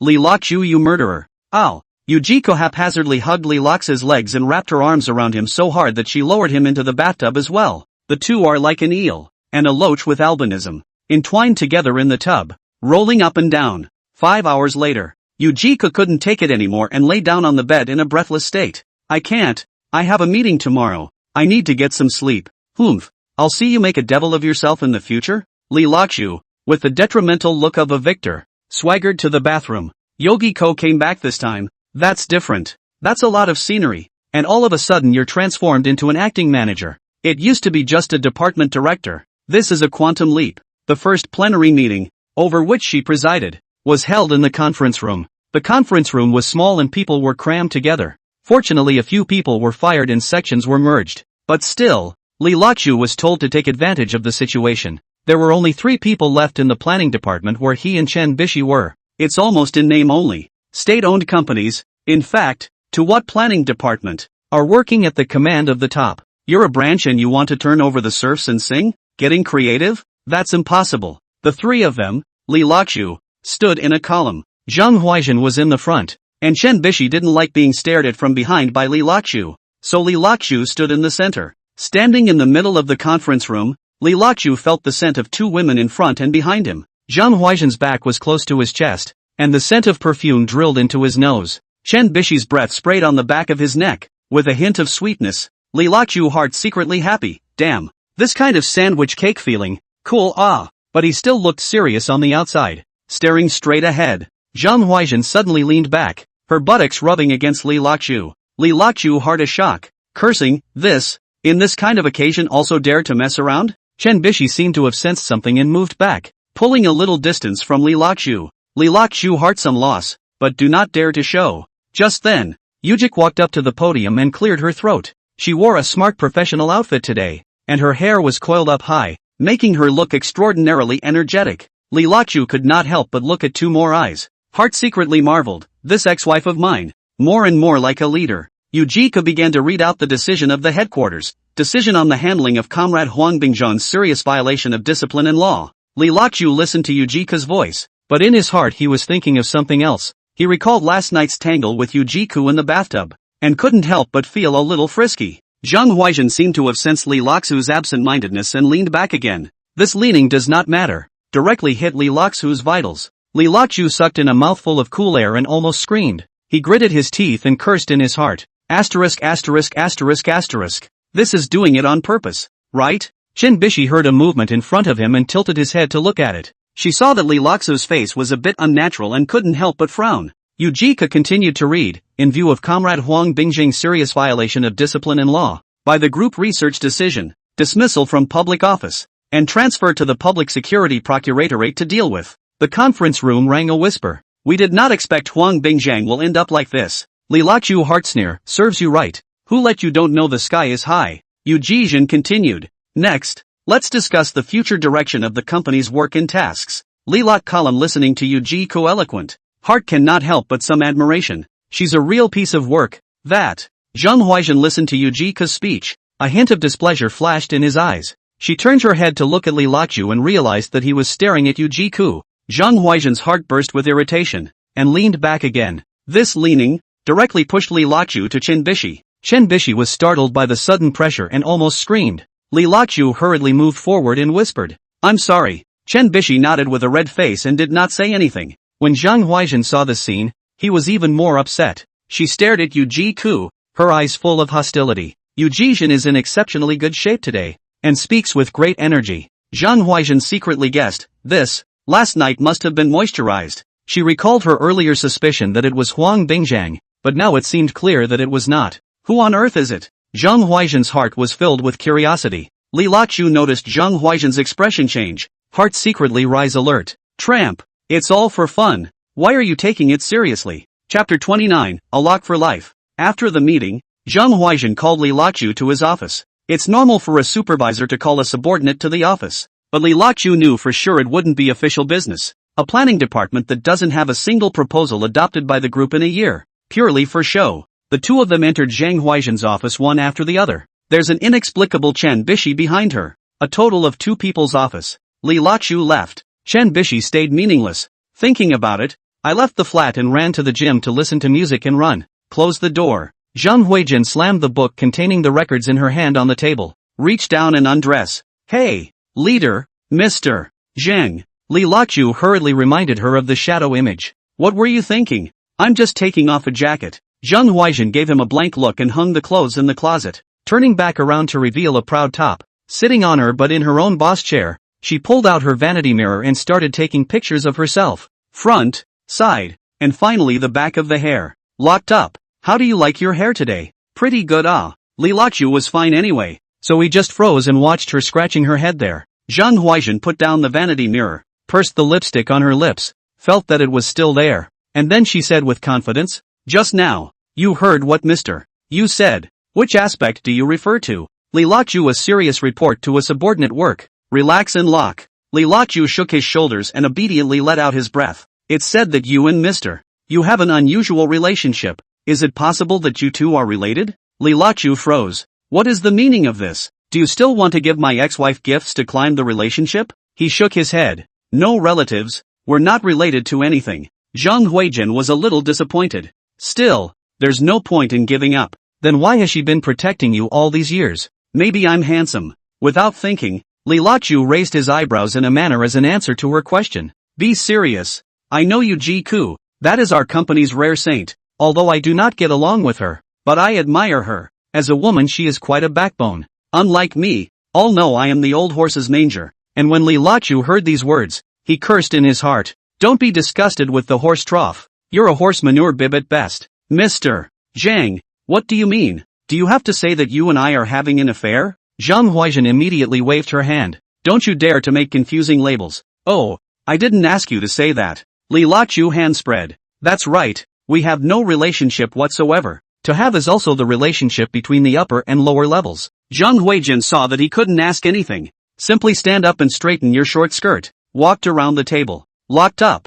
I was hoping you'd put in a good word for me, seeing as we've had a friendship. With that, his fingers touched Li Laqcu's shoulder. Li Laqcu stood up with a stabbing prone, and his butt was like sitting on a spring. A rise and a jump and it was at the door. What's that? Mr. Zhang, I suddenly remembered that I haven't finished one thing. I'll leave first. If you need anything, feed me. Saying that, without caring whether Zhang Huaizhen agreed or not, he turned around and pushed the door and ran out. Pa! Zhang Huaizhen slapped his palm on the table and grimaced in pain. Dogs? Got a bargain and want to run? No way. Li Laqcu hurried back to the office and saw that Chen Bishi was no longer there. Hurry up and send her a message. It's the only chance you'll get. 160 is hard to get, but you can't give up. No one answered when I called. I was bored when my cell phone rang. I thought it was Chen Bishi, but at first glance it was 280 Simone. Holy, she actually called me. Immediately, he was ecstatic to get through. Hello, Mr. C. I'm Li Laqcu. Simone hello, team leader Li. May I ask if Bessie-chan is with you? Li Laqcu no. Simone this kid. I called and no one answered. Where did he go in the middle of the day? Li Laqcu I hit also. You don't worry it will be fine. We just finished the meeting. Separated less than an hour. Simone? What meeting? Li Laqcu heard. This is not good up? The big cake hunchback was beginning to not resent himself. Mr. C. Today's meeting was an all-employee meeting. Mainly to read out the briefing on Huang Bingzhang's treatment. After which Mr. You took the opportunity to give us a lesson. Simone? How did you get on? Li Laqcu snickered in his heart. Hey, the words are getting denser. Here's the thing. Too many words. How about? Simone not as good as what? Li Laqcu Mr. You, aren't you coming soon? How about I report to you personally? Simone you do not say I forgot. This to go to your remote. I have too many things here cannot be arranged. Since Huang Bingzhang are finished, I go again there is no point. Li Laqcu hurriedly objected. That's not right. Mr. Secretary. Today, Mr. You gave us a wake-up call in the meeting that the law is merciless, telling us not to repeat the mistakes of Huang Bingzhang. But what do you say to all this in private? Simone tensed up. How so? Mr. You is right. It should be taken as a warning. Most people don't think so. Surprisingly, there is still Huang Bingzhang is a hero. Said at least people wait until the sweet spot. This life is worth it. Simeone's voice rose much higher. Indiscretion. Ignorance. What kind of people are these? Li Laqcu said weakly, it's not all the old horse and old Huang recruited in the relationship. A day does not work. Just know to take advantage of the dead. Simone it's too much. There's even an old horse thing going on? Li Laqcu whispered, Secretary. I believe that you are such an experienced leader cannot know? A vice president of corruption of several 100 million. That the regular old horse cannot have a little meat? Many things. The last shall not he platting to go. Simone forced down her anger. Team leader Li, don't talk nonsense about many things without evidence. Li Laqcu a moment anxious. Secretary, we came W letter I sent you a photo you did not see? Simone froze and remembered that there was such a thing. Oops, I've got this memory. What's your name again? Li Laqcu sweated furiously. Big sister. I've been posting this for days. You said you read it. Mr. C. WeChat I call a lock for life. Simeone pft. You're hilarious. Let's see. The name? Li Laqu knew that she was looking at WX. Then Mr. C, let's talk on WX. Yes. Simone hung up the phone. Li Laqu knows that there is a door. This WX on the chat and call is two feelings. Simone's avatar was a lotus flower and her name said an English name. Presumably her foreign name. It's surprising that Li Laqu can't read. Sure enough, it wasn't long before her avatar showed a little red one. Li Laqu hastily clicked on it, and it was a voice. Team Leader Li. Your name seems like you're very sentimental. Is there really someone you can keep for the rest of your life? Chapter 30, But I Believe in Love. Simone asked Li Laqu, is there really someone who keeps it for life? There's a story in that. The two of them are starting to talk about things outside of work. This statement must be answered seriously. Li Laqu is without the boost of his flirtation card, but there is still some merit in the heart.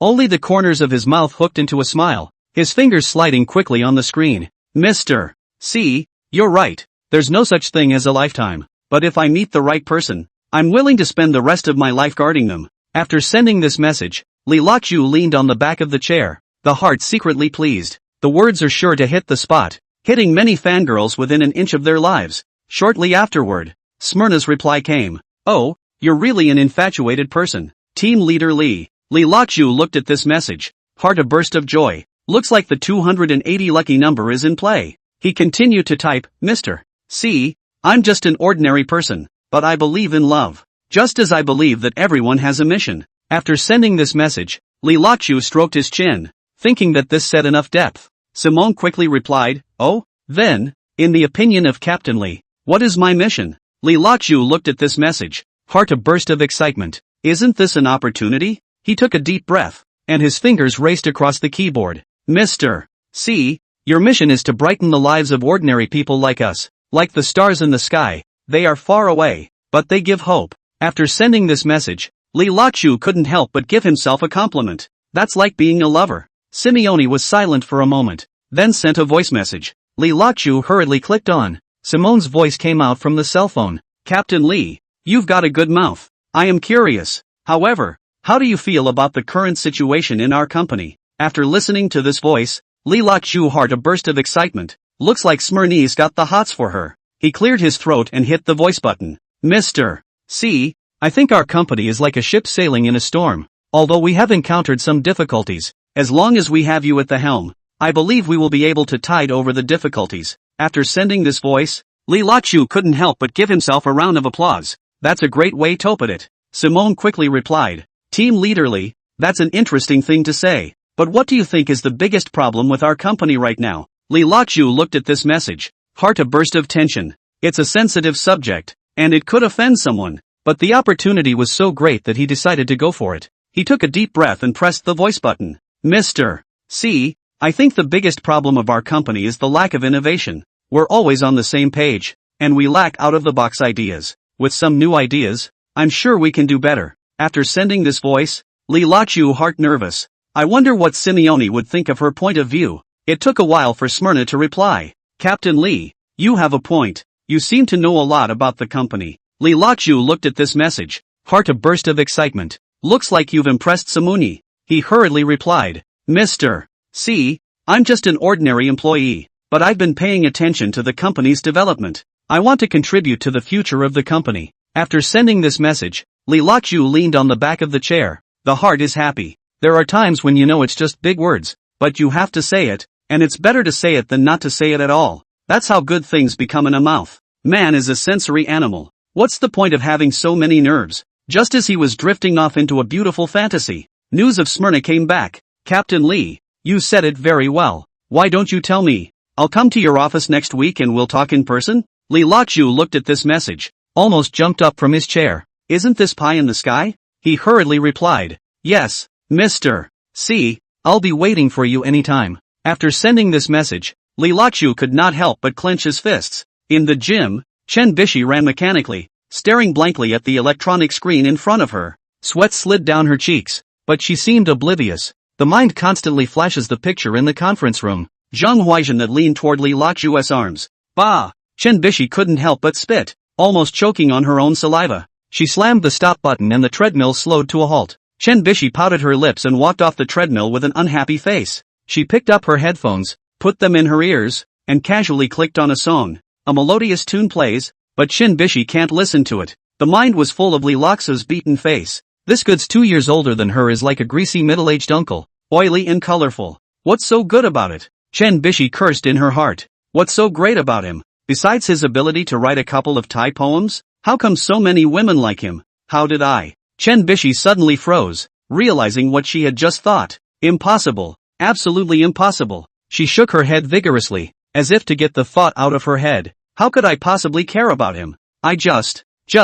Chen Bishi suddenly realized that she couldn't find a reason to explain her emotions. She sighed, leaned against the wall, and closed her eyes. The figure of Li Loxu came back to my mind. The one who always smiled. The one who always had a good mouth. The corner of Chen Bishi's mouth unconsciously hooked up a smile, but it was quickly forced down by her. No, absolutely not. She told herself in her mind. He's a womanizer. How can I be jealous of him? But that little voice inside her was rebelling against her. But isn't he nice to you? Doesn't he always help you out? He's not. Enough. Chen Bishi snapped her eyes open, interrupting her rambling thoughts. She took a deep breath and decided not to think about this nonsense. On the other hand, Li Loxu was sitting in his office, staring absent-mindedly at the computer screen. He didn't see Chen Bishi for the whole afternoon, but he didn't go to her, because he knew that playing lickspittle certainly didn't end well. Besides, I couldn't bear to lay my hands on a young girl. Li Loxu sighed. His heart is still torn, whether or not to extend the claws. On one side is 280 Simone.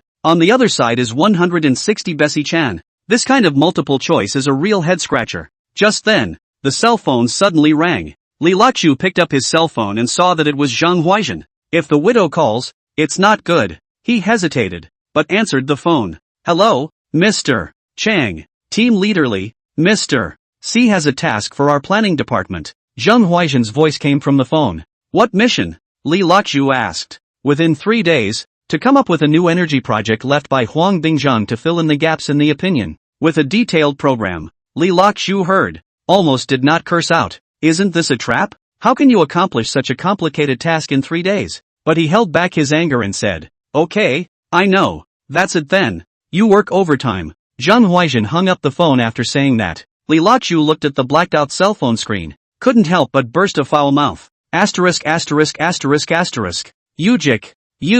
You're deliberately screwing me over. Chapter 31, Entangled in a Viper. He rubbed his temples, feeling his head spinning. He's the only one left in the planning department, and he can't count on Miss Chen Bishi. Zhang Huaizhen is the director, so it's just a matter of guidance. He has to do it all by himself. Li Loxu sighed, opened the computer, ready to start working, but he found himself without inspiration. The mind is full of words that I want to spew. I scolded Yu Ji-ke for personal vendetta, scolded Zhang Huaizhen for falling down the well, and tried to pull people back. She scolded Bessie Chan for being a big girl and ignoring her. Cursing.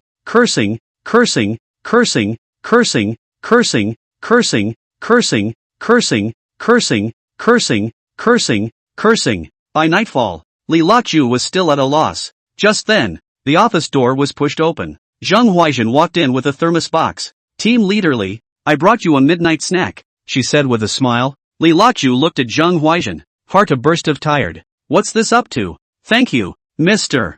Zhang. He barely managed to squeeze out a smile. Zhang Huaizhen put the thermos box on the table, then sat down on the chair next to Li Loxu. So, any progress? She asked. Li Loxu shook his head, not much of a clue yet. Zhang Huaizhen smiled, it's okay, take your time. With that, she put her hand on Li Loxu's shoulder. Li Loxu stiffened, feeling as if he had been entangled by a poisonous snake. Mr. Zhang, this is not good. He tried to break free. Zhang Huaizhen, however, was unforgiving. What's wrong with that? Don't we know each other well? As she spoke, her hands began to wander restlessly over Li Loxu's body. Li Loxu felt like he was going to suffocate. He stood up violently and shook Zhang Huaizhen's hand away. Mr. Zhang, I have work to do, he said, holding back his anger. Zhang Huaizhen froze for a moment, then smiled. Okay, then you're busy. She stood up, walked to the door, and looked back at Li Loxu. Remember, if you need any help, call me anytime. After that, she wiggled her way out of the office. Li Loxu looked at Zhang Huaizhen's back as she left, and couldn't help but curse. Damn, this is disgusting. I'm going to be laid off without even looking at me. He sat back heavily in his chair, feeling sick all over. Looking at the computer screen on the blank document, Li Loxu suddenly felt a burst of powerlessness. This ING mission, this ING company, this ING life. He suddenly wanted to run away from it all, but he knew he couldn't. Because you won't find anywhere else to open so many posts, and there's a system that adds to the hope of getting lucky. Li Laqiu took a deep breath and forced himself to calm down. He opened a new document and began to slowly tap on the keyboard. I'm not inspired, but at least make something. In this way, Li Laqiu spent a long night in the office. When the first rays of sunlight shone through the window, he realized that he had stayed up all night. Looking at the computer screen, those messy text, Li Laqiu smiled bitterly. I'm afraid he doesn't even understand this report, but at least he tried. Li Laqiu stretched his back and decided to wash his face first to clear his head. When he walked out of the office, he realized that someone else had already come to work. He saw that Chen Bishi was sitting in his seat, fiddling with his cell phone. Li Laqiu hesitated, but walked over. Morning, Bish, he greeted. Chen Bishi looked up at him, gave a faint and lowered her head again. Li Laqiu looked at Chen Bishi's appearance, the heart suddenly a little lost. But he quickly adjusted his emotions and turned toward the restroom. Life is such that not everyone will smile at you. The important thing is to keep your heart and to persevere no matter what difficulties you encounter. Li Laqiu looked at his haggard self in the mirror and suddenly smiled. He knew that no matter how many obstacles lay ahead, he would overcome them all. Because, that's his life. Li Laqiu came out of the restroom feeling much more awake. He looked at his watch. It was only 7:30 in the morning. Asterisk. There's still half an hour to go to work. Li Laqiu muttered. He suddenly remembered the comfy couch in Yujik's office. How about, go take a nap? The thought flashed through his mind. Li Laqiu hesitated, but shook his head. Forget it, it's a problem if someone sees us. He sighed and dragged his tired body back to his seat. Chen Bishi was still playing with her cell phone, and didn't seem to notice his presence at all. Li Laqiu glanced at her, a little upset in his heart. This Missy, she's really high and mighty. He turned on his computer, ready to take another look at what he'd written last night. The text on the screen is still a mess. A headache. Li Laqiu rubbed his temples, feeling a buzzing in his head. Just then, the office door was pushed open. Huaizhen stepped on high heels and walked in with a serious face. Team leader Li, have you written the program yet? She asked, getting right to the point. Li Laqiu was shocked, and hurriedly stood up. Mr. Zhang, Before he could finish, Huaizhen walked over to his computer. She scanned the screen, and her face immediately turned ugly. Is this what you wrote all night? Huaizhen's voice was as cold as ice. Li Laqiu felt his back start to break out in a cold sweat. Mr. Zhang, you what? Huaizhen interrupted him. What the hell is this? Are you writing a novel? Li Laqiu was a bit confused by the scolding, but quickly reacted. Mr. Zhang, you're right, it's really not very good, he said with a smile. But you know, this kind of high-end project, which is a small planning I can handle. Huaizhen glared at him. So you mean you can't do this job? Li Laqiu spread his hands. I didn't say that. What I mean is that it needs to be a brainstorming session, and we need to work together. As he said that, he didn't forget to glance at Chen Bishi. Chen Bishi seemed to sense his gaze and raised her head. What's wrong? She asked. Li Laqiu smiled. Nothing. Just think that this project may need Bishi your wisdom. Chen Bishi frowned. Me? Huaizhen also looked at Chen Bishi. Right. Aren't you from the planning department? You should be involved in this kind of thing. Chen Bishi was a bit reluctant, but there's nothing to worry about. Huaizhen interrupted her. This is an important project for the company. You must participate. Li Laqiu watched the show from the sidelines, secretly happy. Hey.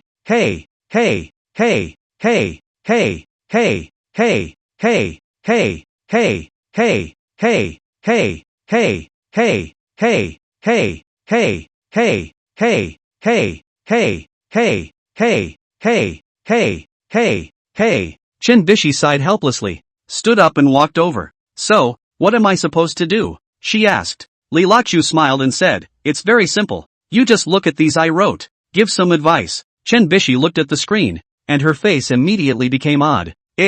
What is this? Chapter 32, Don't flirt here. Li Laqiu shrugged. I do not know. You see if you can read. Chen Bishi glared at him. You did it on purpose, didn't you? Li Laqiu pretends to be innocent. How dare I? I'm not in the vein to ask for advice. Huaizhen couldn't stand it any longer. Okay, you two stop flirting here. Write up the proposal. I want to see it by the end of the day. After that, she turned around and was about to leave. Li Laqiu hurriedly called out to her, Mr. Zhang, wait. Huaizhen turned back. What else? Li Laqiu said with a smile, Mr. Zhang, you see such an important project, you should not also participate in it? Huaizhen froze for a moment, then sneered. What do you mean?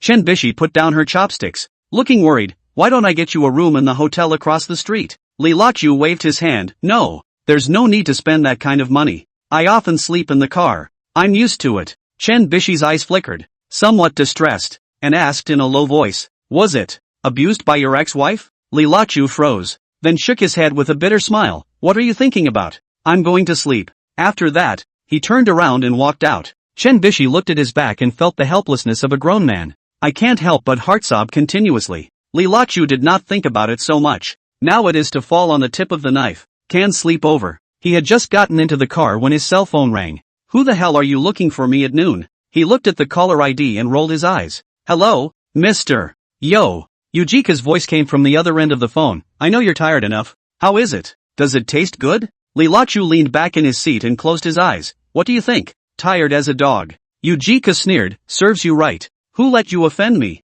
This is the end. Lilak Kalam snorted. Come on. You are now in charge of the present management. I admit it is not okay. Yujika's tone suddenly became softer. Hurry up and roll to my office to sleep. I'm here in the suite newly installed a marching bed. You close the door to sneak a rest for a while, or the head should hurt. Li Lachu lemon the car seat knob. Put the back down. No. I'll sleep in the car. Yujika's voice is cold again. Do not come. Right? Then I will give you another task. Continue to do. Exhausted you. Li Lachu gritted his teeth. Yujiko hung up without waiting for him to finish. Li Lachu looked at the blackout of the cell phone screen. Hate to drop the phone. But he finally sighed and climbed out of the car. Asterisk asterisk asterisk asterisk. This is a ghost. Li Lachu cursed to the company to go. The heart calculating how to not be found. Like a thief, he slipped cautiously into the company. Coming to the door of Yujika's office, he took a deep breath and gently pushed the door open. Yujiku was sitting in front of the desk. Saw him come in. The corner of his mouth hooked up a smile.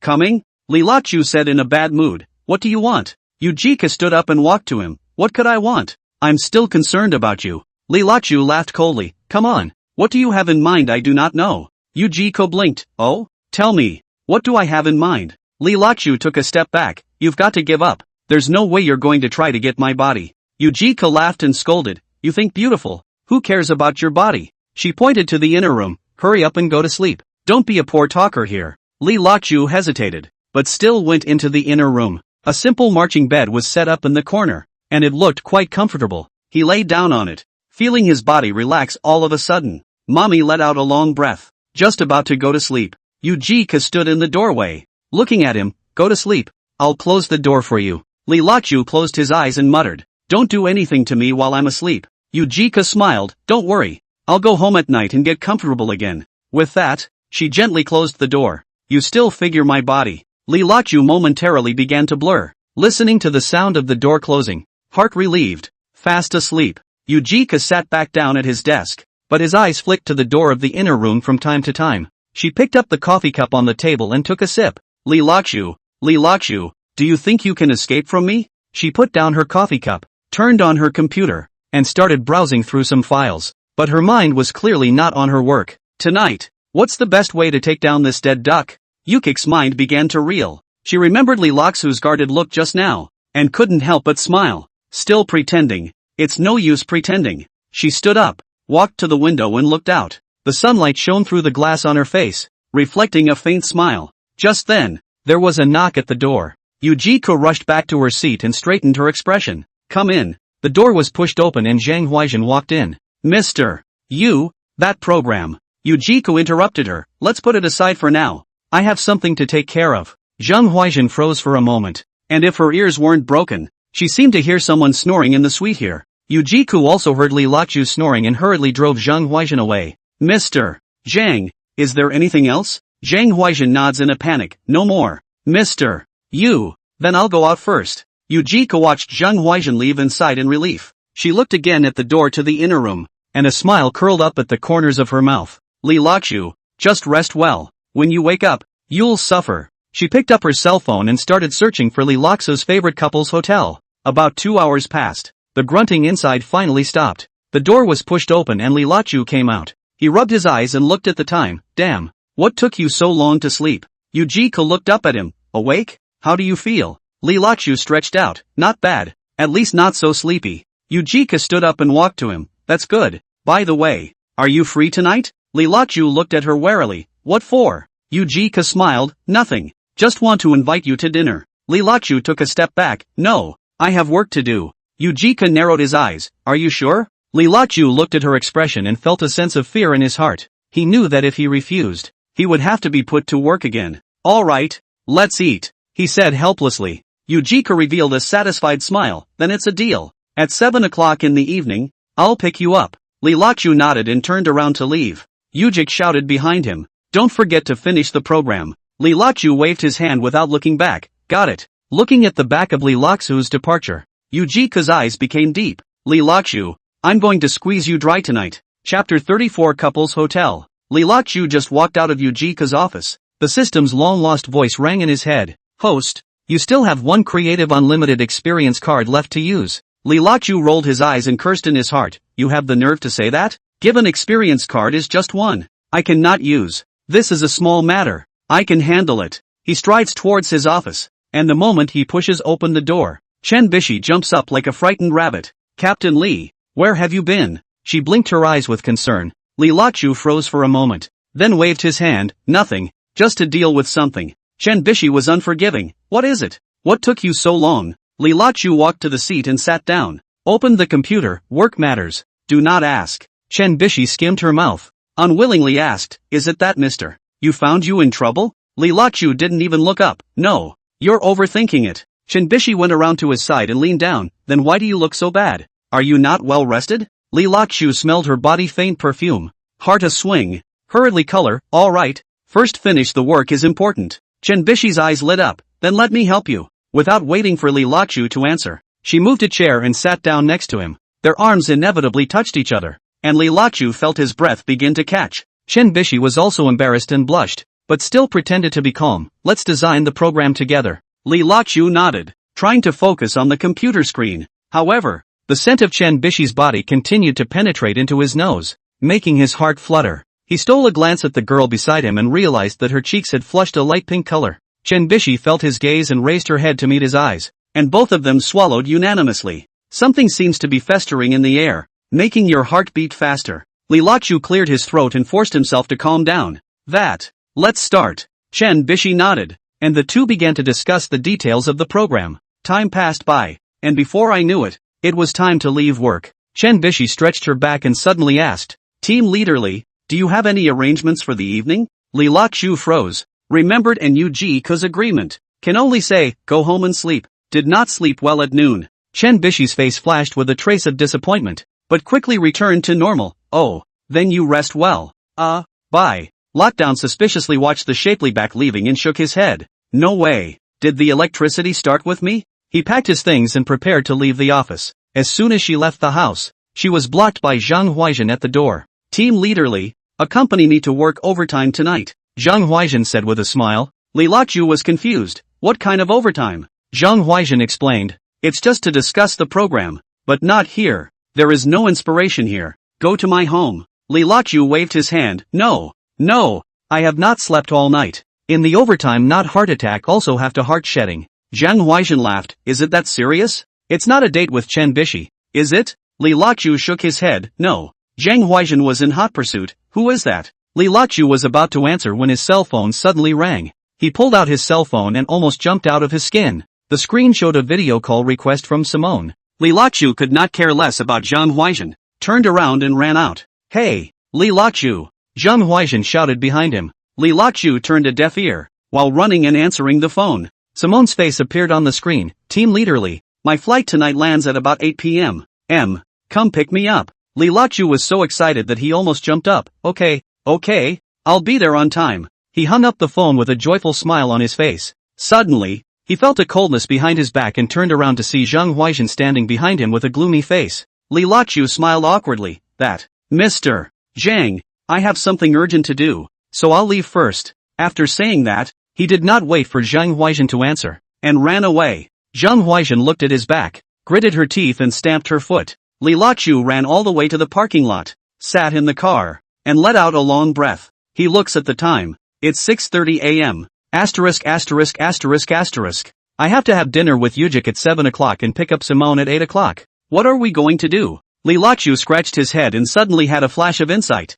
Hurry up and pull over to a drugstore on the side of the road. Once inside, it was a middle-aged woman. Li Lachu look around. See no men. A little suspicious. It's night. How women on duty to buy drugs. Li Lachu didn't dare to close the door and slowly walked inside. The woman was a little blonde, but white, and wore a large, earth-colored, grainy gold chain around her not-so-long neck. What can I get you, big brother? Asterisk asterisk asterisk asterisk. Or northeastern accent. More have to be more careful. Li Lachu thought. Casually asked. Sister, I have serious constipation. There is no oral good medicine. The best immediate effect. Oh, corkscrew okay, that stuff doesn't hurt. Stick it in your asshole, irrigate your bowels and it comes out. Li Lachu. Sis, my little brother's asshole is afraid of pain. You can have it orally. The woman smiled mysteriously. Older brother. Looking at your face of peach blossoms with eye lines. You are not an idle person. Playing quite discreetly. Li Lachu.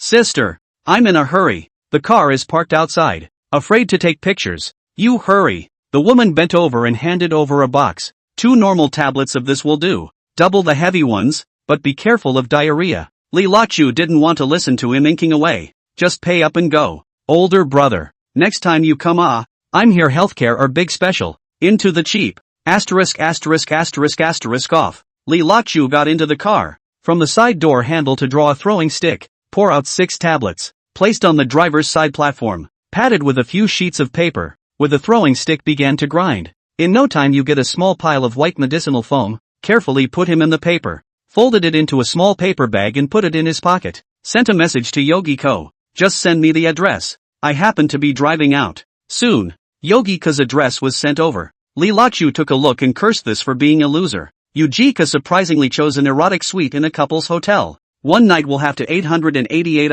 Although divorced, Li Lachu also feel heartbroken. You're still paying out of pocket for the house payment, because the down payment was paid for by someone else. Yogi-ko. Thinking to myself that this is going to be really into herself. They used to be on an a la carte basis. Yuji-ko said. Did not stay in school, just follow the learning of foreigners. The dog longhorns the whole point of foreign affairs. Loser, pulling your ass tonight. Chapter 35, Drugging Yuji-ko. Li Lachu drove non-stop to the couple's hotel, mentally calculating how to drug Yuji-ko. His palms were slightly sweaty, and his knuckles were white as he gripped the steering wheel. First time I've done this. It's a bit of a blip. He took a deep breath and pushed open the car door. The night breeze brushed his cheeks, bringing a hint of coolness. Li Lachu straightened his collar and stepped towards the hotel door. In the elevator, he watched the numbers jump from floor to floor, his heart beating faster. Finally, we've reached the designated floor. Li Lachu stood in front of the door of the room, hesitated for a while, or raised his hand to knock on the door. Knock knock. The door quickly opened. Yuji-ko stood in the doorway, wearing a black lace halter nightgown, long legs hidden. Her long hair was slightly curled and fell around her shoulders, giving off a light scent. Come on? Yuji-ko smiled charmingly, with a bit of anticipation in her eyes. Li Lachu swallowed his saliva and pretended to be calm. Just arrived. He walked into the room and looked around. The room was softly lit, and several ambiguous paintings hung on the walls. A large bed occupied the center of the room, and the linens were a striking shade of crimson. Yuji-ko closed the door, gently walked behind Li Lachu and put her hands on his shoulders. How is it? Do you like this room? Li Lachu nodded stiffly. Quite good. Yuji-ko smiled, walked around in front of him and patted the spot next to the bed. Sit down. Li Lachu woodenly walked over and sat down, feeling the softness of the mattress. Yuji-ko also sat down, their thighs almost pressed together. Do you miss me? Yuki asked softly as she moved closer to him. Her breath brushed against Li Lachu's ear, causing him to shiver. Li Lachu nodded stiffly. I want to. Yuji-ko smiled in satisfaction. Then behave yourself. She stood up and walked gracefully to the minibar. Can I get you a drink? Li Lachu's eyes lit up and he saw an opportunity. Red wine. Yuji-ko nodded and took out a bottle of red wine from the refrigerator. She turned her back to Li Lachu and slowly opened the cork of the bottle. The cork popped out with a thud. Pillar, I've figured it out. I won't force you to remarry anymore. Let's be like this for now and wait until our feelings are repaired. Then we'll talk about it. How about that? When she finished she turned and brought over the 2 glasses of wine that had been poured. Li Lachu reached out and took the cup, figuring out how to drug it. In a flash of inspiration, he stood up. Hey, an old married couple. What's the point of spending money to come here? It may also be secretly photographed. I'll check it out first. With that, he reached for his glass and began to look around the room. Take the time to walk to the curtains. Li Lachu lifted the curtains. got inside, and quickly poured the medicine from his pocket into a cup. Possessing a finger, he quickly stirred it a few times, until the medicinal foam melts. At this time, there came Yujika's magic-filled laughter. Ha ha, Pillar, you're really timid. Whose camera can still be installed behind the curtains? Come out quickly. Spring night. Ah. Li Lachu turned around and came out, smiling awkwardly. I'm not afraid of anything. Isn't this for your sake? Yujika took a sip of red wine and flirtatiously wriggled like a snake in heat. What? Suddenly so nice to me? Thinking of me where? Tell me? Li Lachu wanted to say chrysanthemum, but then looked at the smudge of red mark on her goblet. That's tantalizing. Let me just start with this drink. Saying this with infinite affection, he shoved his own glass into Yujika's other hand and took her glass with his other hand. Tonight, let's start with a toast. Yuji-ku, at this time has eyes lost, voice like clip sound. Ah, Pillar brother, good application. Oh. Watching Li Lacho wrap his lips around the wineglass from where his lipstick was imprinted, Yukik gasped even more violently. Li Lachu slowly gave her a wink. Together, Yogi-ko snapped out of her hallucination in a hurry, her silver-red nails pinching her wineglass, raising it up and clashing it with Li Lacho's glass. Come on, let's drink to our reunion, to the beauty of my heart. The two of them looked at each other fondly and finished their drinks. Ouch. Li Lachu watched Yuji could drink the drugged wine and was secretly pleased with himself. The next step is to stall for time. Honey, take a shower. I'll be right in. Oh, nasty. I'll wash it myself. Yuji-ko flavorfully walked into the bathroom. A few minutes passed, and nothing seemed out of the ordinary for Jurgenko. Li Lachu began to be a little nervous. Is it possible that the medicine did not work? Just then, Yujika's voice suddenly came from the bathroom. Ah. Li Lachu hurriedly walked to the door, pretended to be concerned and asked through the door. What's wrong? Where are you uncomfortable? Yujika covered her stomach.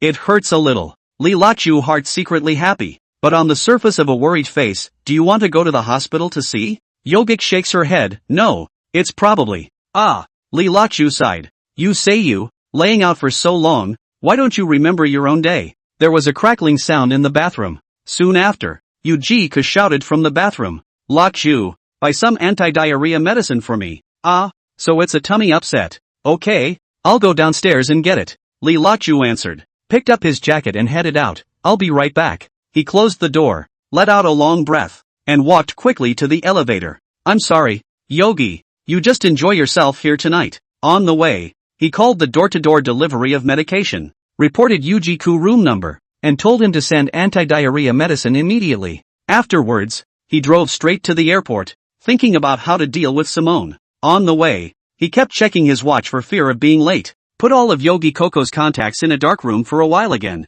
Finally, I arrived at the airport ahead of schedule. Looking at the time, it was just 7:45. Li Lachu breathed a sigh of relief, straightened his clothes, and walked towards the exit. He stood in the crowd, waiting anxiously. People were coming and going. The sound of suitcases rolling, the sound of people talking, and the beeping of the radio were all intertwined. Finally, he saw a tall, ethereal figure coming out of the exit. The two have met in the video, but haven't seen her full body. But intuition told herself that this head-on walk this model over was her. At this point, she was wearing sunglasses and a mask, making it impossible to tell who she was. She was dressed in a black professional suit, and her high heels made a clear sound on the floor. Her long hair draped over her shoulders, her body golden ratio. Surprisingly, Chen Bishi has the same European and American tall and plump. It's definitely her. Watching her walk rhythmically all the way, her peaks bouncing alternately, Li Lachu couldn't help but be infatuated. He felt his heart racing and his throat drying up.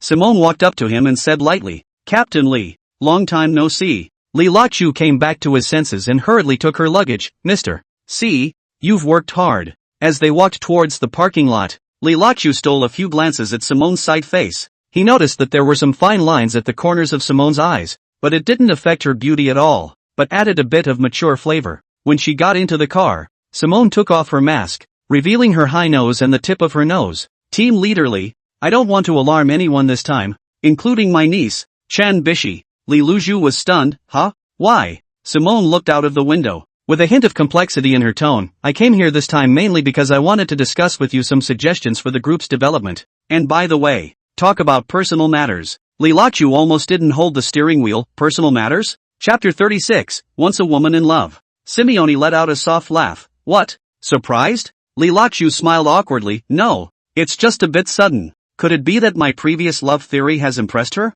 I heard Chen Bishi say that she was married. Could it be that she's experiencing an emotional crisis? For a long time, the two did not speak. The atmosphere was a little awkward. It was Makoto who finally broke the awkwardness. Simone was still wearing her sunglasses and had a cool look about her. At this time, she had already fastened her seatbelt and could only turn her head, looking straight at Lee Lachu, team leader Lee. In the last video, Lee Lachu nervously swept a glance at the one beside him. The fragrant goose. The neck is white and long. The front breast is proud and straight. And the body is white. What is it if it is not a goose? Oh, you mean about feelings? Lee Lachu leaned over as far as he could. I've been meaning to talk to you if you didn't. Lee Lachu could see that Simone must have had the experience of a very deep relationship. Add to that the fact that he's divorced. And I guess he was once the infatuated woman. The one who got hurt. Well, you said that there is true love on earth. And I have come here to ask for advice. Simone spoke these words as if she had used a great deal of courage. Her voice was almost too small to hear.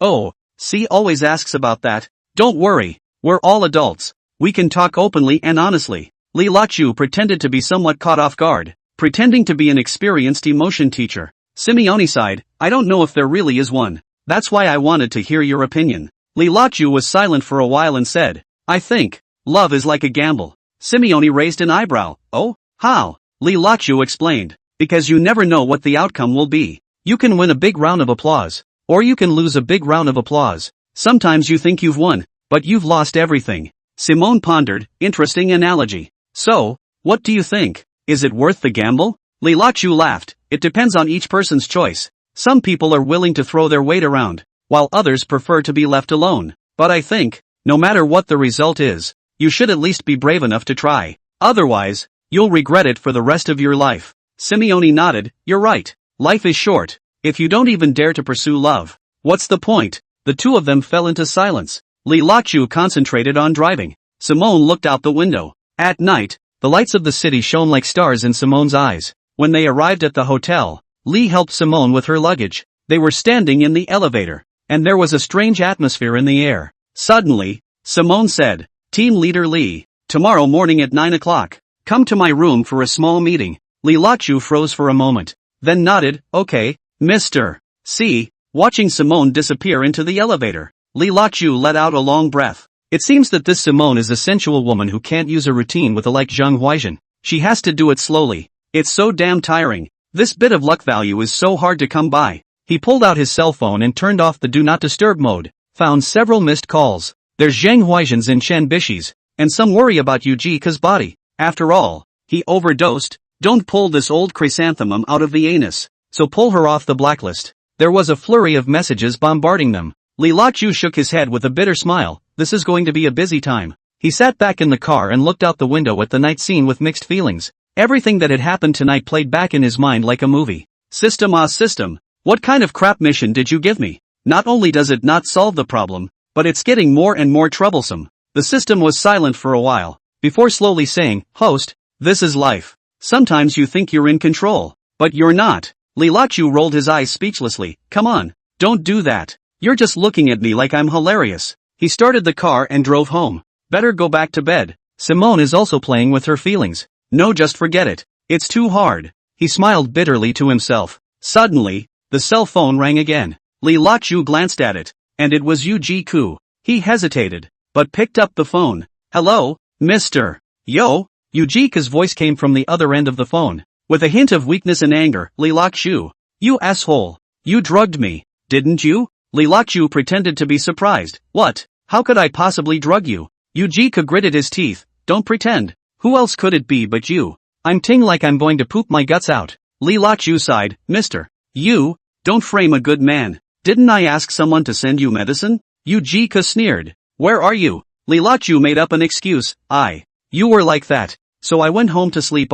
Yujika scolded. Lee Lachu. You wait for me. This is not over. I swear, when I get well, I'll make sure you get a taste of this. After that, she hung up. Lee Lachu sighed in relief. Although there is no guilt, but the heart is still a little bit not to bear. I was nothing when. Are waiting to see my joke? At least Yuji Kutami still can. Just later single women are more right and wrong. And the leader of the eyebrow. I really do not want to be the king of the eight. Lee Lachu felt that even if the remarriage, after a while, with the kind of realistic and snobbish outlook on life of Yuji Ko, he will still play ambiguous with the leader and make things happen. Thinking about it is enough. Is it bad to be alone? I have a casual girlfriend and it's not a crime, he mumbled, and continued to drive home. On the way, he couldn't stop thinking about how he would face these women tomorrow. After arriving home, Li Lakju lay in bed, tossing and turning, unable to sleep. Just as Li Lakju was about to fall asleep, his cell phone rang again. He picked up his cell phone in annoyance,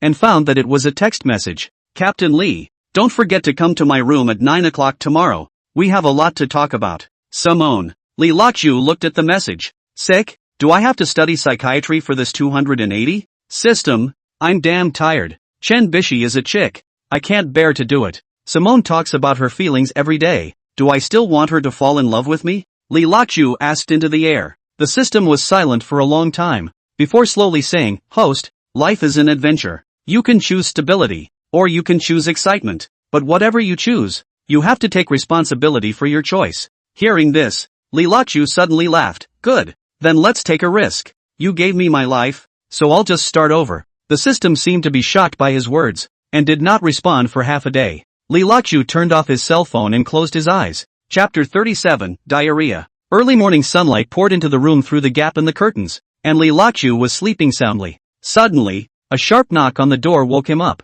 Who is it? Li Lakju shouted in a daze. Outside the door came Yujika's angry voice. Li Lakju. You asshole. Open the door. Li Lakju, a jolt. Instantly awake, he scrambled to put on his pajamas and opened the door. Yujika rushed in. His face blew. You drugged me last night, didn't you? Li Lakju pretended to be stupid. What drugging? What are you talking about? Huaizhen pointed at Li Lakju's nose. Gritted teeth, do not pretend. Who else but you? Li Lakju spread his hands. I really don't know what you're talking about. Huaizhen sneered. Ha, then you explain why I was in the toilet all night? Li Lakju frowned. Maybe he ate a bad stomach. Huaizhen laughed back in anger. Eat bad stomach? I'm telling you, my intestines are all pooped out right now. Li Lakju scratched his head awkwardly. So, should we go to the hospital? Huaizhen glared at Li Lakju. You still have the face to say that. Do you know how I spent last night? Li Lakju lowered his head. I really don't know. Huaizhen snorted coldly. Of course you don't know. You ran away long ago.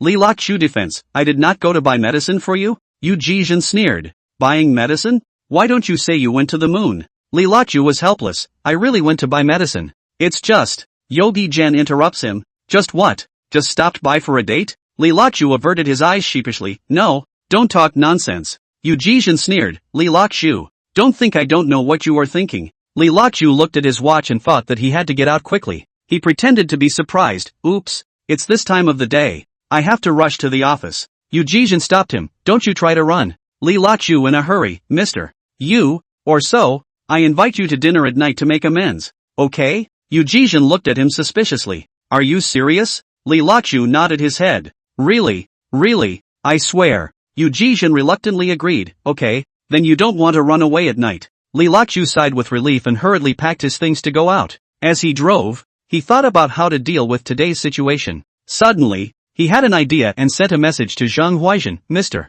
Zhang, I'm not feeling well today. I may have to go to the hospital for a checkup, so I'll take a vacation. After sending the message, Li Lakju went straight to the Tianqing Hotel. Passing by the morning market, he bought hot soy milk and crab buns. Women like to drink soy milk. It's good for the skin, Li Lakju said to himself. When he arrived at the hotel, Li Lakju looked at his watch and saw that it was only 8:30. He hesitated, but decided to go straight upstairs. After knocking on the door, Simone opened it with a surprised look on her face. She was wearing a knee-length t-shirt and her hair was a little disheveled, obviously having just gotten out of bed. Li Lakju handed over breakfast. Mister. See, I bought you breakfast. Simone froze for a few seconds and took the breakfast. Thanks. How did you know I like soy milk? Li Lakju smiled. Guess. Simone invited Li Lakju into the house and began to eat her breakfast. Li Lakju sneaked a few glances. Found Simone inside seems to vacuum. Cannot help but heartbeat accelerated. After breakfast, Simone wiped her mouth. Team leaderly.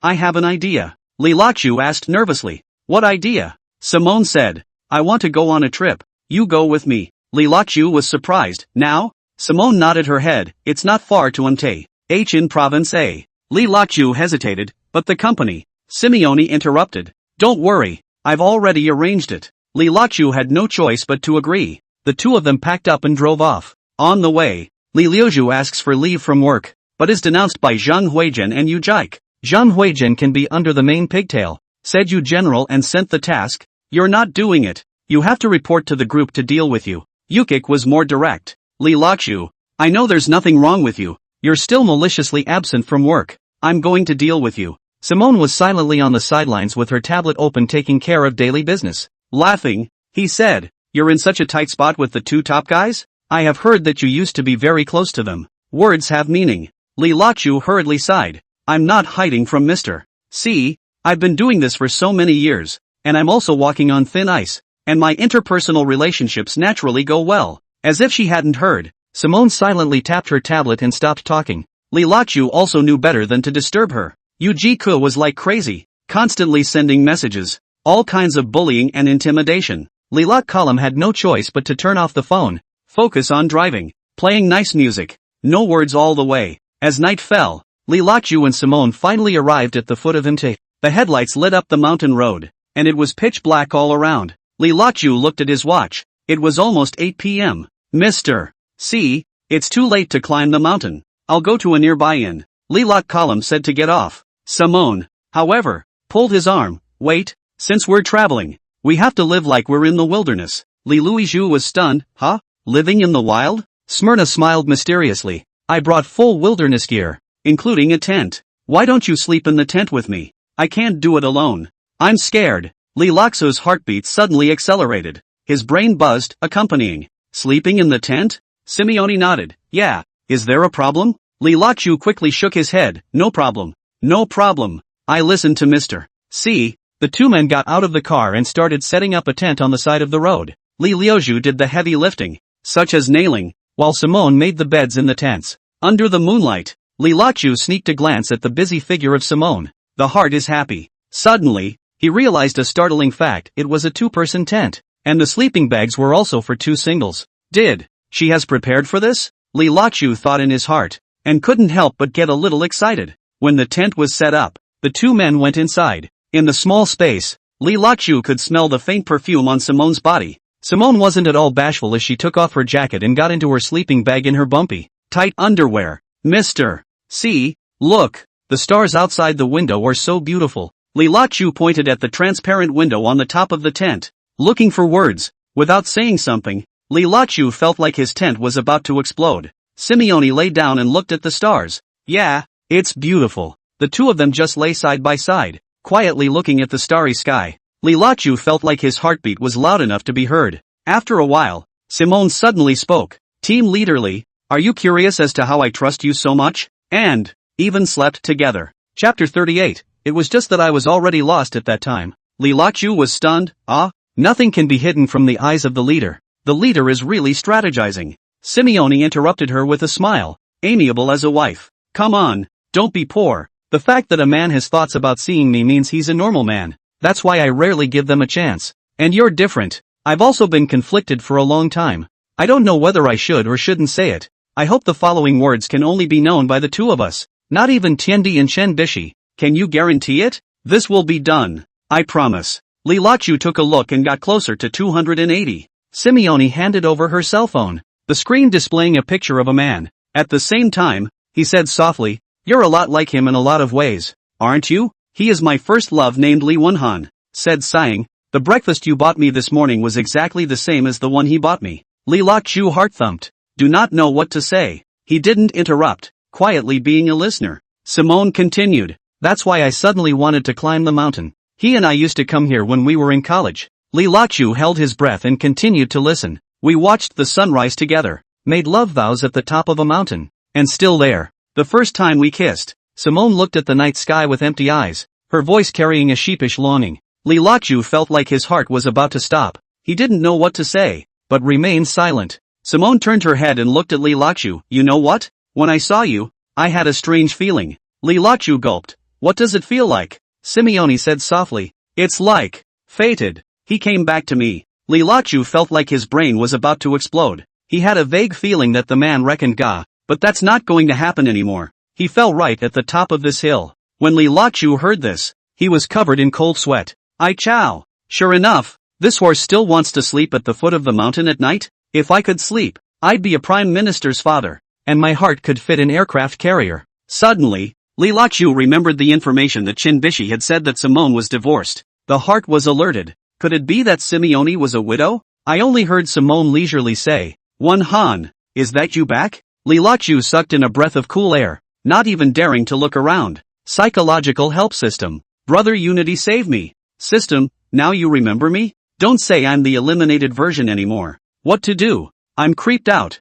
System, this is the best opportunity for 280. What are you hesitating for? But I can't bear to do it. I'm just a substitute. It's not right to be so trippy. It will be scolded by the readers. At that moment, Simone had raised her head and bent down to Li Laqiu. Their faces were getting closer and closer, and Li Laqiu could feel Simone's breathing. And Li Laqiu was so nervous he was about to wince. Just when he thought something was going to happen, Simone suddenly smiled. Team Leader Li, what are you so nervous about? I'm just chatting with you. Li Laqiu smiled awkwardly. No, didn't get nervous. Simone turned around, her back facing Li Laqiu. Alright, go to bed early. You have to get up early tomorrow to see the sunrise. Li Laqiu was relieved, but at the same time a little lost. He looked at Simone's back and sighed slightly. Can this situation be turned into a memory? It's just that I was already lost at that time. As soon as the words left his mouth, he felt Simone beside him suddenly freeze. Li Laqiu came back to reality from his inspiration, and he suddenly realized that Simone was staring at him with an incredulous look.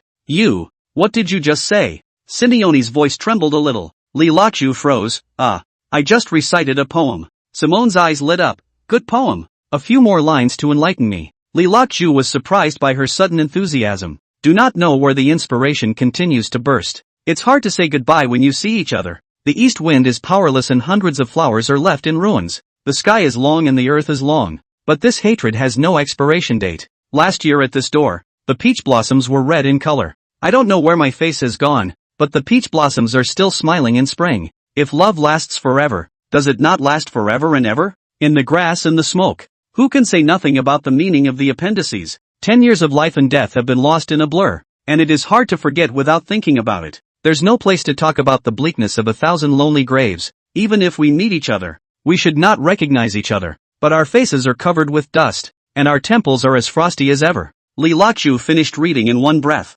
secretly pleased with himself. Thanks to the education of my country, I was forced to memorize ancient poems from elementary school. Some kids can't even find their homes, and each one can recite dozens of songs with a shake of the head. I don't know what it means when I ask. Luckily, he had memorized these poems in high school and knew the meaning of the poems. I didn't realize it would come in handy today. Just as he was about to continue showing off, he suddenly felt a soft body jump into his arms. Li Laqiu looked down, only to see Simone has cried into tears. She cried and kissed Li Laqiu. Her voice choked. Wen Han, it's you who came back, isn't it? I know it's you. You love to write poems. Li Laqiu immediately covered with cold sweat, brain buzzing. Holy, how could this happen? He was frozen in place, not daring to move for fear that he would be taken for a ghost if he wasn't careful. Simone hugged him tightly, tears soaking his lapels. Li Laqiu felt the warm and soft body in his arms, but his heart panicked a lot. System, system, you pit me, he shouted madly in his heart.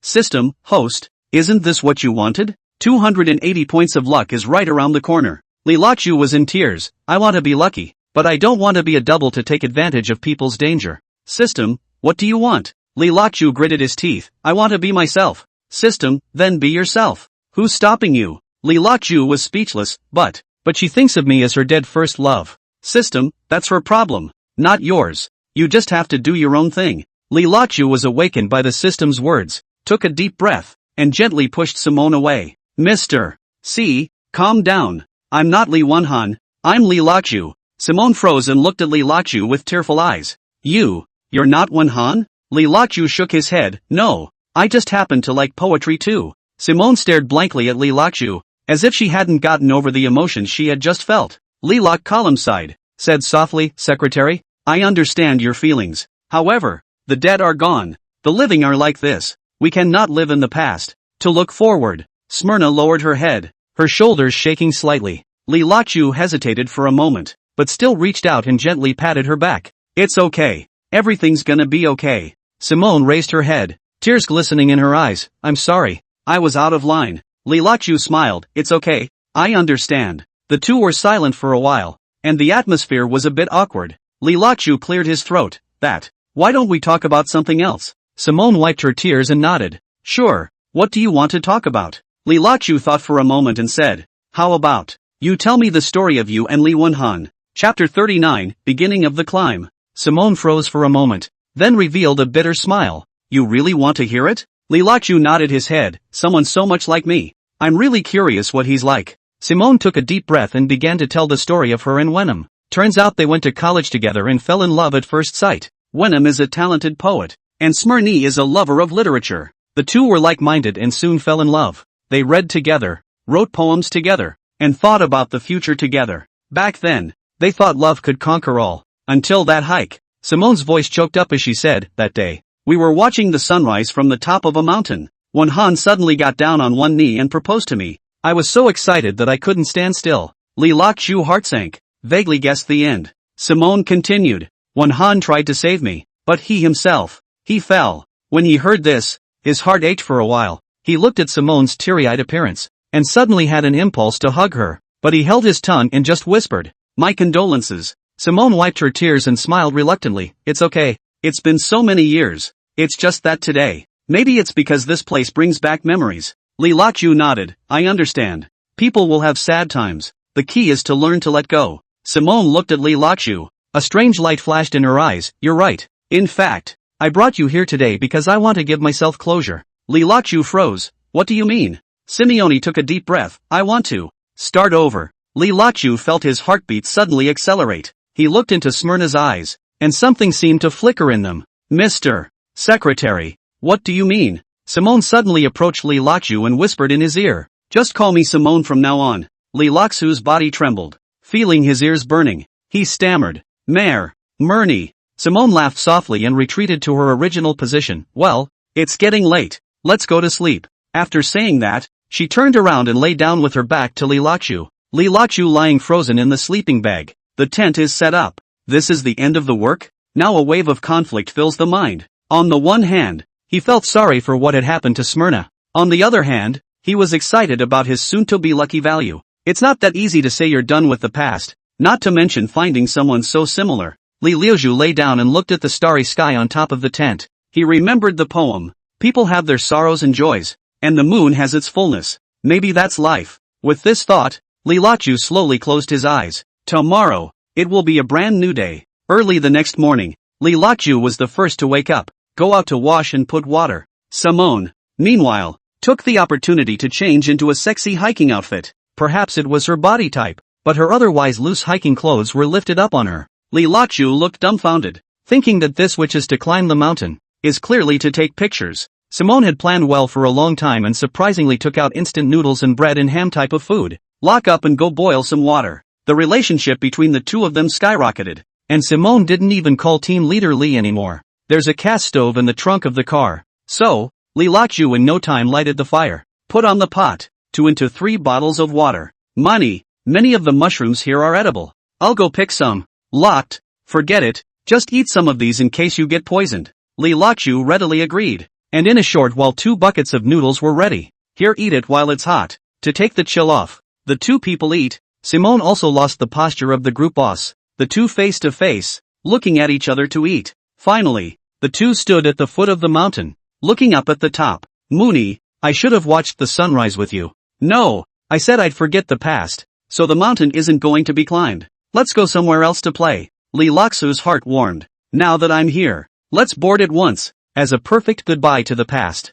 Simone's big, beautiful eyes looked into the distance. Okay. I'm going to challenge the heart knot. At 9 a.m.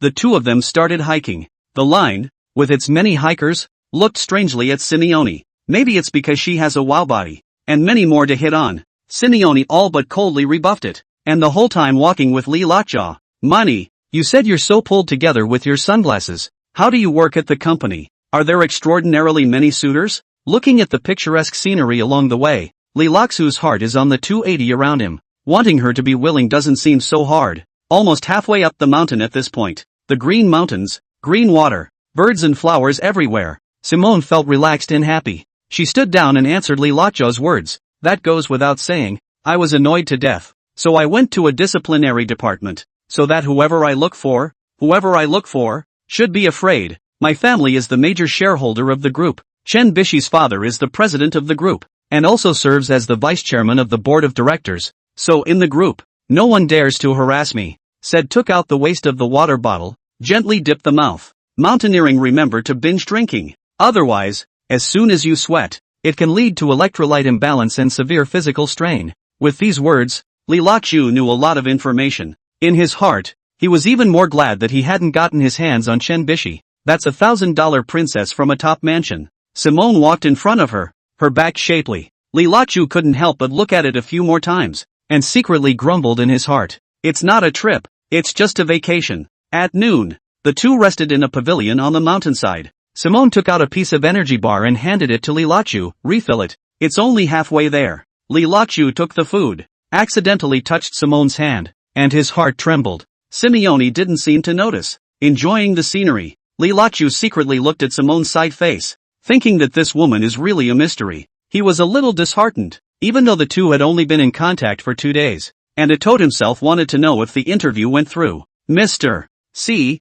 I actually envy you. Li Laqiu used a roundabout strategy, not talking directly about her heart. Simone turned her head, a little curious. Oh, what do you envy me for? Pretty? Oh, pretty, that's for sure. I'm a guy. It's useless to envy. What I envy is your spontaneity. Being alone is actually quite good. Li Laqiu was testing if she still meant to find a partner. If not, you can do it yourself. If there is, then we'll figure it out. There was no way he could be her mate anyway. He was on cloud 9 with people. She also talks about getting over her first love and starting over. Then the first one himself would be dropped by Pa. Yes, it's so easy to be alone.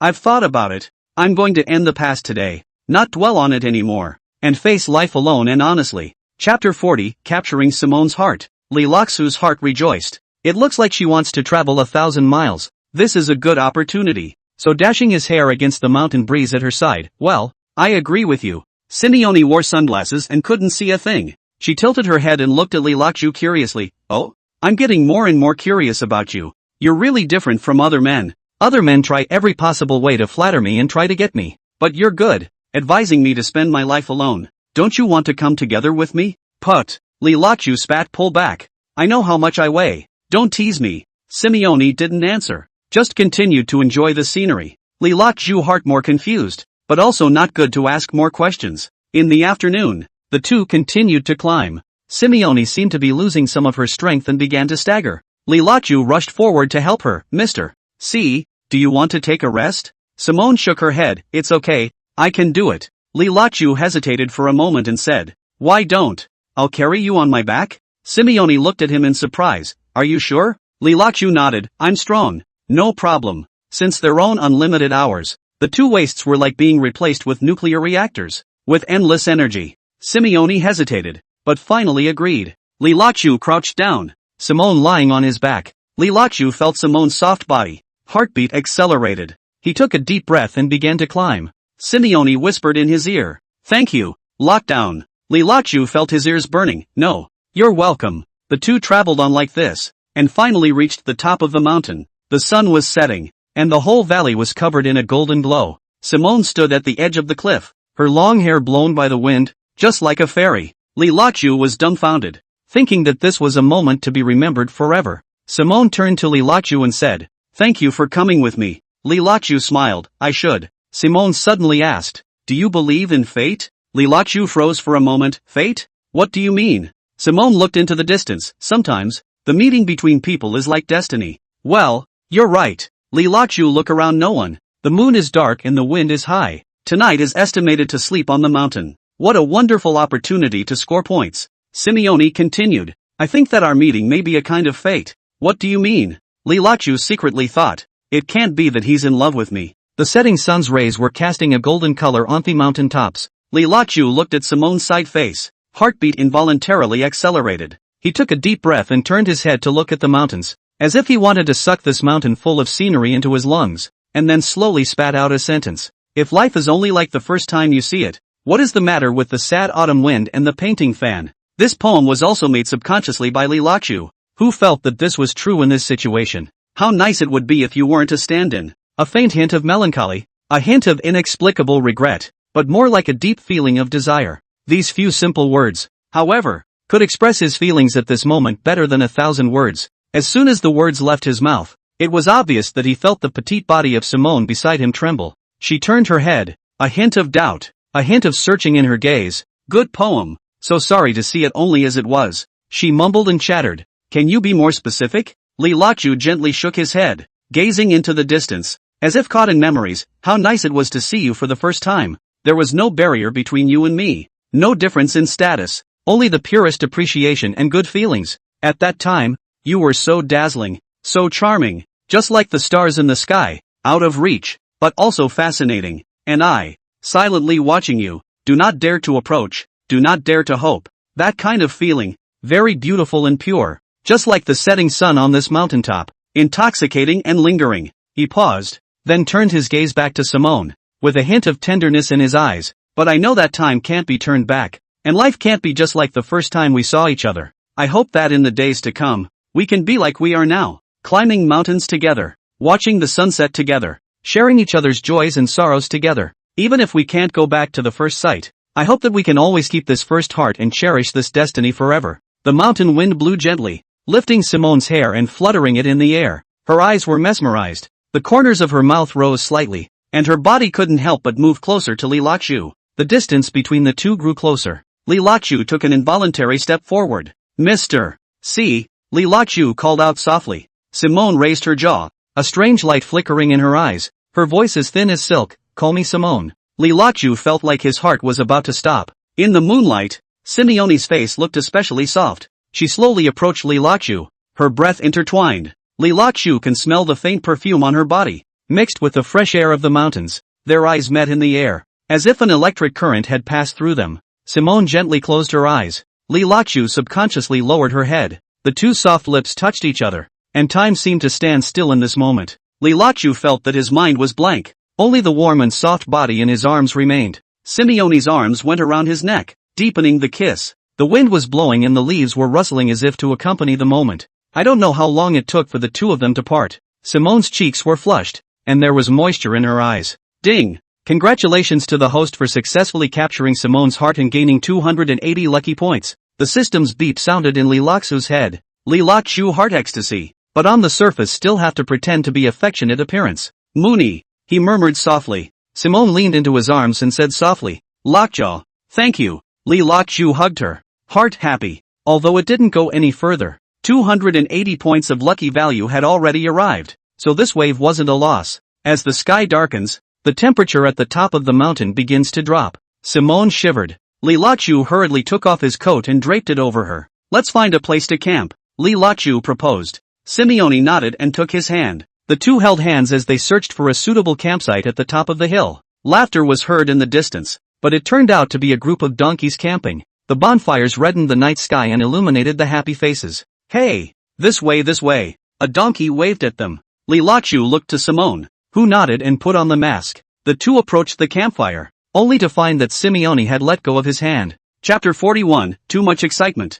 There were 8 people sitting around the campfire, all of them seemingly successful. Come, sit together. A middle-aged man wearing glasses greeted warmly. Li Lachu unloaded his huge backpack and sat down with Simone by the campfire, the light of the fire reflecting on everyone's face. My name is Wang Hai. I'm in foreign trade. These are my friends. Let's get to know each other. The man with glasses introduced. People introduced themselves. Lawyers, doctors, bosses, all walks of life. When it was Simone's turn, she said lightly, my name is C. I'm an executive of a company. And this is my subordinate, Li Lachu. Li Lachu heart thumped. Feel the warmth just now as if a dream. The campfire crackled and sparked, illuminating Li Lachu's slightly lost face. So it's up and down. I thought it was a couple. A female donkey said with a smile. Simone didn't deny it or admit it, just smiled slightly. Li Lachu sighed in his heart. It seems that he is still a substitute. However, on second thought, 280 points of lucky value had already been received,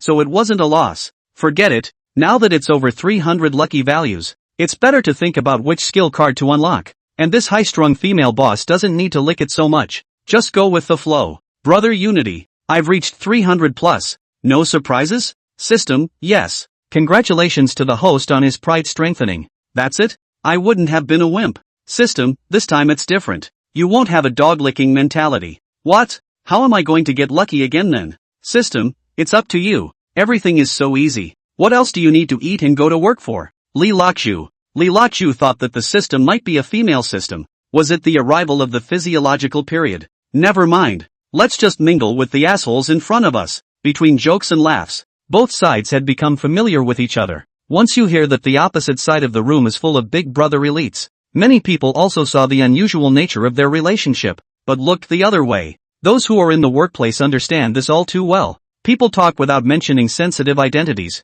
jobs, just talk about life, the wind and the moon. Men and women are not shy about meat and vegetables either. Wanhai seems to be the organizer. He smiles brightly and says, "The starry sky is so beautiful tonight. It feels especially suitable to talk about something romantic. Let's all share our heartfelt moments when we felt love for the first time." A middle-aged man wearing glasses was the first to chime in. My first love was in high school. When I saw her smile, my heart felt like it was electrified. As soon as the conversation opened up, one by one they immediately began to join in the discussion like a drumbeat. In the crackling firelight, a story takes its turn. My first heartbreak was in college. I had a crush on a senior for a long time until one day he helped me find the book I had been unable to find in the library. My story is a bit cheesy. It's about a rainy day when my coworker didn't have an umbrella, so I heroically saved the day, and then we got together. Wang Hai suddenly changed his mind. Wow, it all sounds very romantic. So let's talk more about what qualities you guys think an ideal partner should have. I think the most important thing is honesty and a sense of humor. And life won't be boring with someone who is honest and has a sense of humor. I agree. Also, responsibility is important to feel at ease. I think it's mutual respect and understanding. When two people are together, it's inevitable that they will have disagreements. But if they can respect and understand each other, the relationship will last. Yes, yes, yes. And common goals and interests so that life has a common language. Watching everyone chatting so happily, Li Lachu sneaked a look at Simone beside him. Oh, just now in deep passionate kiss it. This will be divided clearly. Really woman heart ah. Li Lachu sighed with a hint of regret. Such a beautiful woman. Her own strong points she didn't appreciate. Or maybe if you leave here, you won't get another chance. With the system's pride added, Li Lachu's idea of begging for sex like a dog in heat faded a lot. Instead, it's trying to pull out in time. You take me as a substitute? I'll give you no chance to forget each other from now on. Li Lachu decided that Simone would say bye-bye to her if she remained in this same old state. Simone also seemed to be looking at Li Lachu with her afterglow. She might be having a thought struggle as well. This Li Lachu couldn't see it. And those don't matter anyway. You treat me like, I'll change. At that moment came Wang Hai's cheerful voice. Sounds like everyone has a great idea. So let's switch to something lighter. Anyone want to share a love story they've met or heard about while traveling? Immediately everyone started to speak freely. I met an old couple in my travels who told me they had been married for 50 years and were still as sweet as their first love. It was really touching. When I was traveling abroad, I met a pair of transnational lovers whose cultures are very different, but their love story made me believe that true love knows no boundaries. At this time a female donkey asked Li Lachu flirtatiously, "Hey, handsome, why are you two so bored? Tell us about it too." Li Lachu is like that. Everywhere he goes, he has a woman's touch. Wang Hai laughed. Our lawyer Zhao, but easily do not point the general, has been very high and cold. Brotherly seems to have won the lottery. Ha ha, congratulations. Li Lachu smiled awkwardly, and his afterglow looked at Simone on the side, seeing that she was ancient and had no intention of being jealous at all. Good thing too. You and I are up and down. It just makes sense for me to get into someone else's tent tonight. So joining the discussion, he went out with a bang. Don't you guys want to hear the gossip? I'll satisfy you. Once I traveled to the Salt Lake in the Northwest.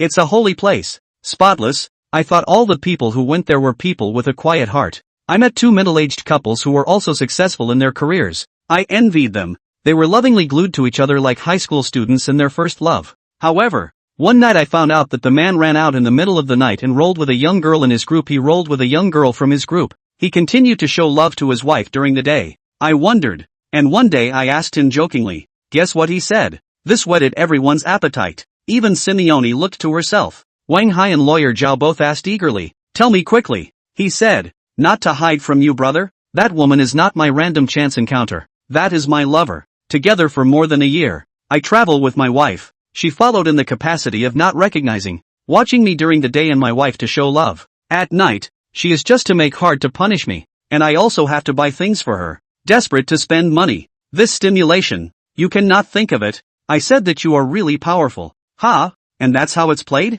It's so damn exciting. And then what happened? Chapter 42 Mo Tranquility. Li Lachu continued to sell. Sipping tea, half a day without saying anything. Hey, brotherly, come on. What happened afterward? I think there's still a big melon. Lawyer Zhao laughed glowingly. Ha ha, it's not possible that brotherly took advantage of the fire and took down his mistress. Ha ha. Li Lok Column shook his head and continued. Then one day, his wife hit a valuable necklace. Junior also hit. The man had no choice but to buy one for Junior. After a few days, the wife did not bring the little three to bring. Then you know the answer. The three men fought into a pot of porridge. Ha ha, deserved. Woe to women. At these words, Simone and Lawyer Zhao were visibly displeased. Li Lox's smile also froze, and he hurriedly retracted the topic. That, and you're all successful people. You wouldn't do this, would you? Lawyer Zhao's name was Zhao Herong, and the system didn't have a hint for her, so Li Loxu wasn't interested in her either.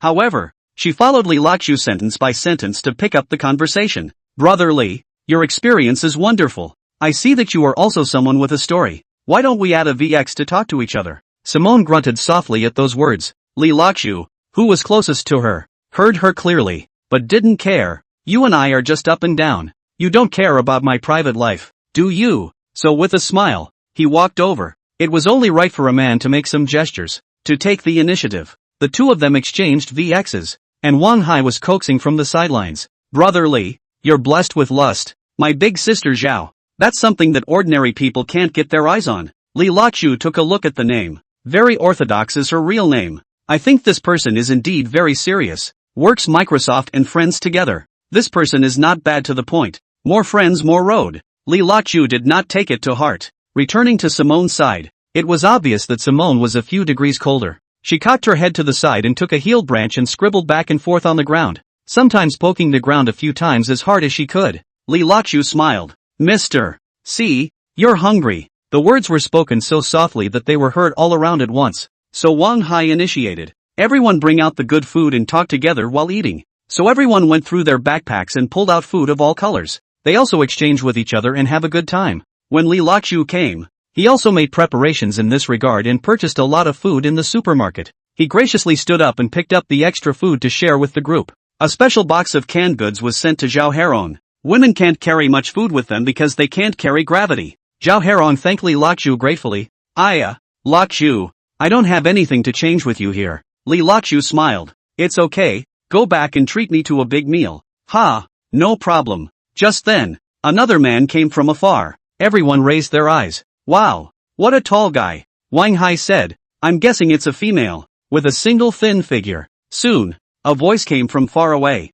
Excuse me, may I join you? Li Loxu is beside Wang Hai, who has brought a few bottles of erguotu. Li Loxu took the bottle and stood to take a sip. Turning his head at the sound of the voice, he couldn't help but see a bright light. The visitor was a young woman, dressed in stylish hiking clothes and tall. Under the firelight, her face was delicate and beautiful, and her smile was bright. Ding! Mo Tranquility, 27 years old, professional model / dance teacher. Lucky 200, she's interested in the host. The system's beep sounded in Li Loxu's head. Mo Tranquility naturally walked to Li Loxu's side, exuding a light fragrance. My name is Mo Tranquility, a model, out for a break. She introduced herself with a smile. The crowd became interested and talked to her. Li found Mo Tranquility to be a funny and humorous speaker with a good sense of humor. It was even more generous and decent, and it instantly increased a lot of good feelings in my heart. This person is so lucky and cheerful. Li Loxu secretly locked his target. Back to Simone, who is wearing a mask and is high on not eating,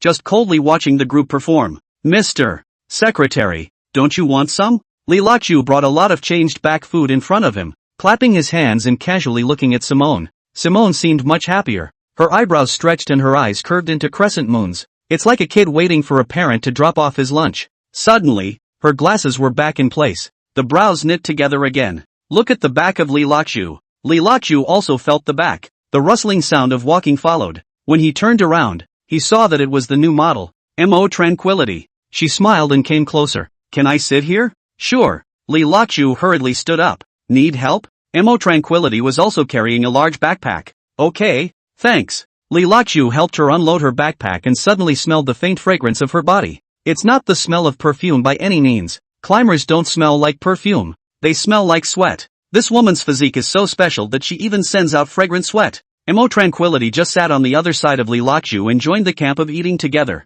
She was modeling to stay in shape, so she only brought some beef jerky and chicken breasts. Li Lachu gave her another bottle of water. Thanks. Without realizing it, they talked about everything from work to life. Off to the side, Simone had taken off her mask and started eating, experiencing everyone at once. Her looks are number one here now. Even Zhao Herong and Mo Tranquility looked at it a few more times. Several male donkeys tried to ask for some contact information, all of which were politely rejected by Simone. Mo Tranquility sipped her water and asked Li Lachu curiously, "You and Mr. C are really good up and down." Mo Tranquility suddenly said. Li Luizhu was stunned. Huh? Why do you say that? Mo Tranquility blinked. It's not easy for single men and women to get along like this. If it were me, I wouldn't have been able to resist. Li Lachu almost choked on his saliva. Ahem. What are you talking about? Mo Tranquility smiled even more broadly. What? Did I say something wrong? Li Lachu stole a glance at Simone, and found her face gloomy. That. We are just ordinary co-workers.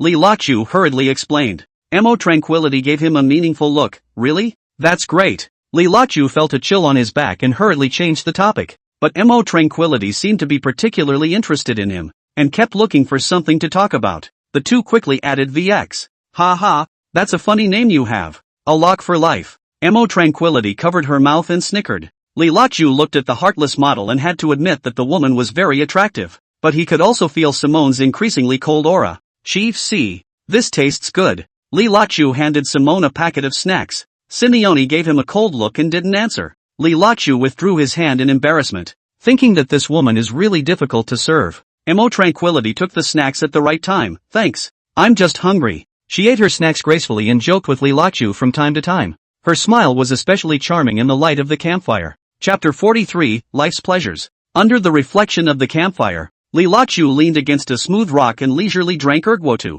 The mountain winds blow through the area, carrying a light pine scent that is refreshing to the mind. Brother Li, what do you think about male-female relationships in the workplace? Zhao Herong suddenly asked. Li Lachu shook the bottle and smiled without saying a word. Tell me about it. I see that you are quite experienced. Wang Hai followed suit. Li Lachu put down the bottle and swept his gaze over everyone present. The workplace is like a game. The rules are simple, to each his own. Everyone froze at those words. What does that mean? Mo Tranquility asked curiously. Li Lachu smiled. It's simple. Some people want power. Some people want status. Some people want money. And some people want affection. But in the end, everyone does it for themselves. At the end of the day, it's all about profit. The firelight shone on his face, reflecting a smirk if anything. So what do you want? Simeone suddenly spoke up. Li Lachu turned his head to look at her. What I want is simple, to live my life. These words made Simone's eyes tremble, and for the first time, she realized that Li Lachu was so penetrating.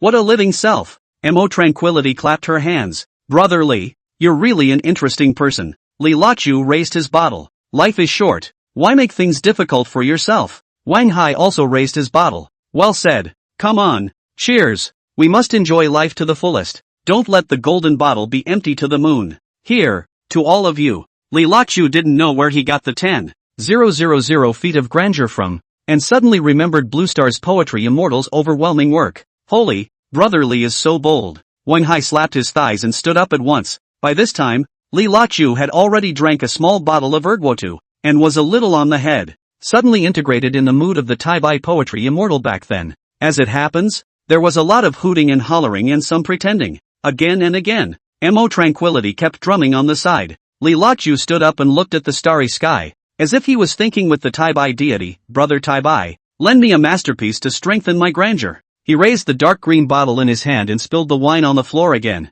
To heaven and earth. The crowd shuddered and looked at him nervously, especially Simone, who hadn't said much, stared at him intently. The eyes changed. Born to be a man. 1,000 pieces of gold are scattered. His voice echoed through the mountains. This must be an amazing line, never before seen in this parallel world. The crowd froze, shocked by the majestic verse.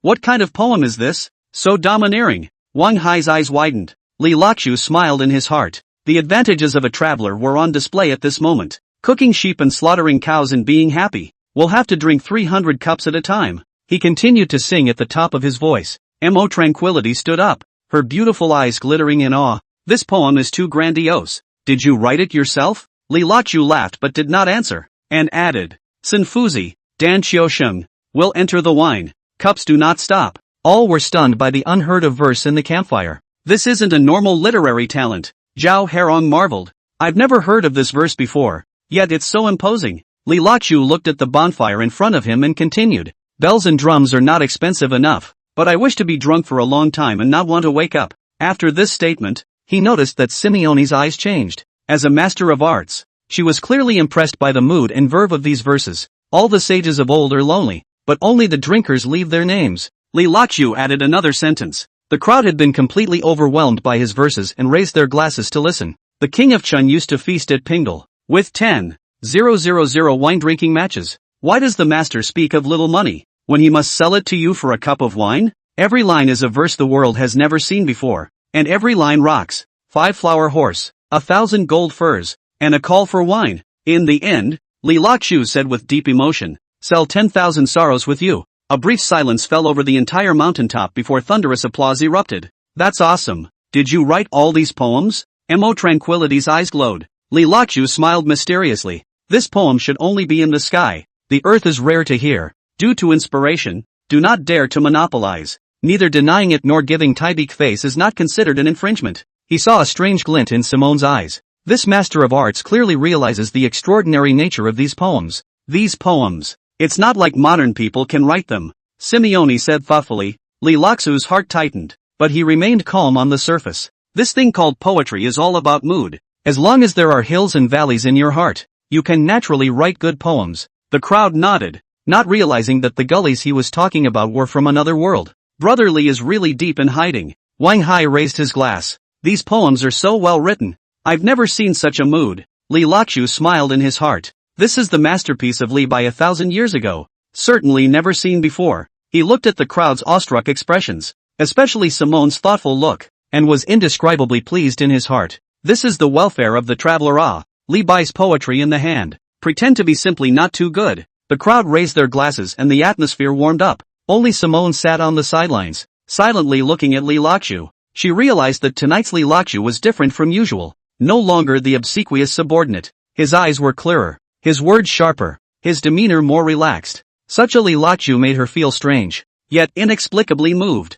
Brother Li, let's play a game? Mo Tranquility proposed. What game? Li Laqiu asked. Mo Tranquility blinked. Truth or dare? The crowd was instantly interested and agreed. Li Laqiu glanced at Simone and found her frowning slightly. Fine, but we have to agree on the rules first, Li Laqiu said unhurriedly. Mo Tranquility moved closer to him. Are you afraid? Li Laqiu laughed softly. I just don't want to make things difficult for certain people. The words were clearly meant for Simone. Simone jerked to her feet. I'm going to walk over there. Li Laqiu also stood up and clasped his fists with the crowd. Excuse me for a moment. I'll be right back. Everyone gets it and laughs cheekily. Wang Hai hurriedly waved his hand. Go on. Mo Tranquility pulled him back. Don't go. The game hasn't started yet. Li Laqiu gently broke away from her hand. Sorry, I have to go take care of my boss. The words were said in an unassuming manner, but they made Mo Tranquility freeze in place. Li Laqiu catches up with Simone and the two of them walk away from the campfire.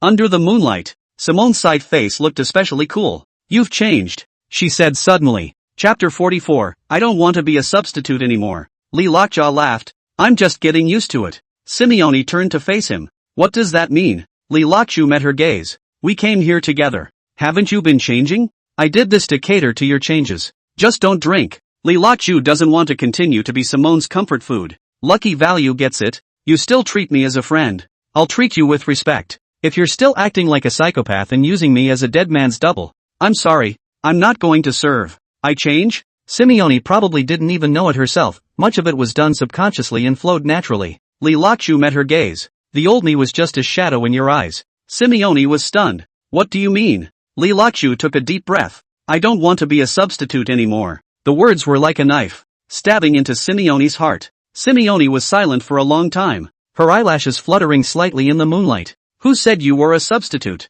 She asked softly. Li Laqiu smiled bitterly. Isn't it? From that kiss at the top of the mountain, all you saw in your eyes was your Li Wanhan, not me. It seemed unpatterned to say this, but Li Laqiu wanted to say it anyway. Tell her to be able to know clearly that not forgetting the past will only lead to self-inflicted suffering. The night breeze blew through with a slight coolness. A burst of laughter came from the far side of the campfire, and Mo Tranquility's voice was exceptionally crisp. You seem to like that model. Simone suddenly changed the subject. Li Luochu shook his head. I just think she's real, and you should take off your mask when you come out to play. That was a bit of a heavy statement, and Simeone's body visibly stiffened. Playing together makes it real, does it? Her voice held a quiver. Li Luochu didn't pick up on her nonsense, but looked straight into her eyes. When you're in the company, you're the high and mighty Secretary General. In front of outsiders, we are ordinary superiors and subordinates. Only when no one is around will you show your true heart to me. Isn't that normal? Simeone asked rhetorically. Li Luochu laughed. Yeah, it's normal, but that's what you think. Simeone's eyes flashed. What do you want? Me to be real with you too? Play together? Oh, I'm mundane and a man too, so it's right to think so. You? Li Luochu smiled contemptuously. Don't worry, I'm a man of taste. The meaning is obvious. You pretend to be noble. I still can't see you. We all have our own right to choose. I choose. Li Luochu paused here. In the future, we'll be the superior and subordinate relationship in front of outsiders, right? At that moment, another burst of laughter came from the distance, and Emo Tranquility seemed to be telling a very interesting story. Simeone bit her lip. Have you thought about it? Under the moonlight, the two of them stared at each other, and an unspoken emotion filled the air. Li Luochu shrugged his shoulders, carrying the smell of alcohol and breezing. Of course, you're my superior. I'll respect that relationship. As for the part at the top of the mountain, forget about it. Simone's heart was like a heavy hammer blow. She couldn't help but stand unsteadily and sway her delicate body. Sweetness that just came in and faded before 24 hours had passed. She was resigned to the fact that this man seemed mediocre, but he had a heart of gold, and was truly infatuated. She couldn't bear to give it up. Calming down. Can't you see that I like you? Simeone asked. Forget it, mister. See, I don't have to feel those mojo things every day. One can't live in feelings. He didn't finish, but the meaning was clear. Simone suddenly laughed. Well, we're all adults. I don't care. Just think of it as a dream. Ha! The difference in status between the two is so vast that a proud heart can't give in. Li Luochu smiled back. This is the real you. Yeah, you're right about everything. Alright, what about you? Been browbeating with that model and lawyer. Simone suddenly growled in a low voice a little out of control. I'm sorry, I lost my temper. I take my words back. In the mountain breeze, Simeone wrapped her arms around her, setting her breasts even higher. She can't act like a little girl and be jealous over this man? That's not my pattern as a female president. From now on, I have no heart to love a good night. Let the bright moon go down to the west tower. Li Luochu turned to the sky again and pretended a sentence. Even Brother Taibai copied it tonight, so it's not too bad for anyone else. Simeone's fists were hidden in her arms, clenched so tightly that they revealed whitened knobs of bone. The campfire faded in the distance, and some people began to pack up and prepare for rest. Let's go back, Li Luochu said. Simeone nodded, but didn't move. What's wrong? Li Luochu asked. Simeone took a deep breath. I'm going to find somewhere convenient, and you're going to have to do me a favor. Li Luochu froze for a moment. What do you mean? I'll keep an eye out for you? Simeone was a little coy. Well, I'm scared to be alone. Okay, I'll go with you. Li Luochu pulled out his cell phone, turned on his flashlight, and led Simone away from the crowd and toward the darkness. Found a safe spot. Li Luochu looked around. This is it. Don't go too far. Oh. Simeone walked off into the distance. Li Luochu turned his back and turned off his flashlight. In the quiet of the night, the sound of clattering could be clearly heard. Called Shifumi with some abdominal heat. He also found a corner and opened the floodgates. Eventually the two assembled and couldn't see their faces anyway, so I guess they were both red as monkey butts. When they returned to the camp, they saw Wang Hai and the others had all set up their tents, and one by one, they all dug in. Li Luochu didn't bother them. He was secretly looking for Emo Tranquility's tent. A once-in-a-lifetime opportunity. Emo Tranquility's 200 lucky value was a huge temptation. Simone has arrived, and with her high spirits, it must be hard to roll with the punches. Better to use your energy on that big model. Set up Simone's tent first. Not far away, Emo Tranquility's head poked out of a blue tent. She was also looking at Li Luochu's side. Li Luochu was happy in his heart, but he couldn't show it. Mister. See, I'm going to sleep under the cliff over there. It's quite safe here. Good night, he said, picking up his sleeping bag and heading for the cliffs not far away. He didn't expect Simone to keep him. Sure enough, he went all the way to the bottom of the cliff and didn't hear a word of retention. He grinned and shook his head, laying down a chafe mat and laying out his sleeping bag afterward. Sleep well, tomorrow will be better. The campfire in the distance slowly died out, leaving only the moonlight at the top of the mountain. Li Luochu gradually sleepy, about to fall asleep. Just as he heard it, his cell phone beeped.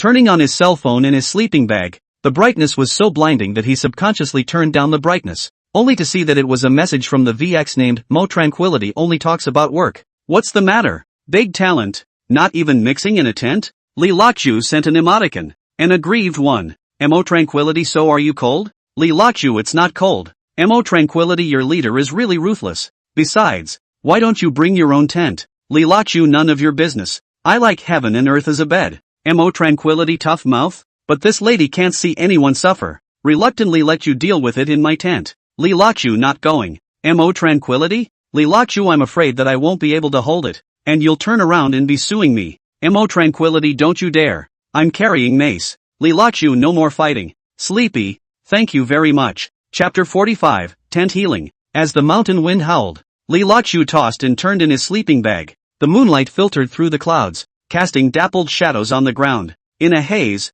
he heard a light footstep. Who? Li Lakju sat up violently. By the light of the moon, he saw a white figure walking toward the cliff. Simone? He recognized the figure. Li Lakju rubbed his eyes and realized that she was walking in a strange position, a bit like a zombie. Mr. C. In the silence of the night, Li Lakju lowered his voice, but Simone acted as if she hadn't heard him, and continued to walk forward. Li Lakju was shocked. Is this sleepwalking? He didn't bother to put on his shoes and rushed out in a single bound. Because there's a 10,000 foot cliff over there, and if you go any further, you're completely over. You miss him that much? Just at the moment Simone was about to step off the cliff, Li Lakju hugged her from behind. The evening breeze blew her disheveled hair, and a few of them were sucked into Li Lakju's nose. Li Lakju couldn't care less about that and was busy shaking the hair off his face. Wake up! Simone acted as if she hadn't heard, and didn't struggle, her feet still moving forward. Without saying a word,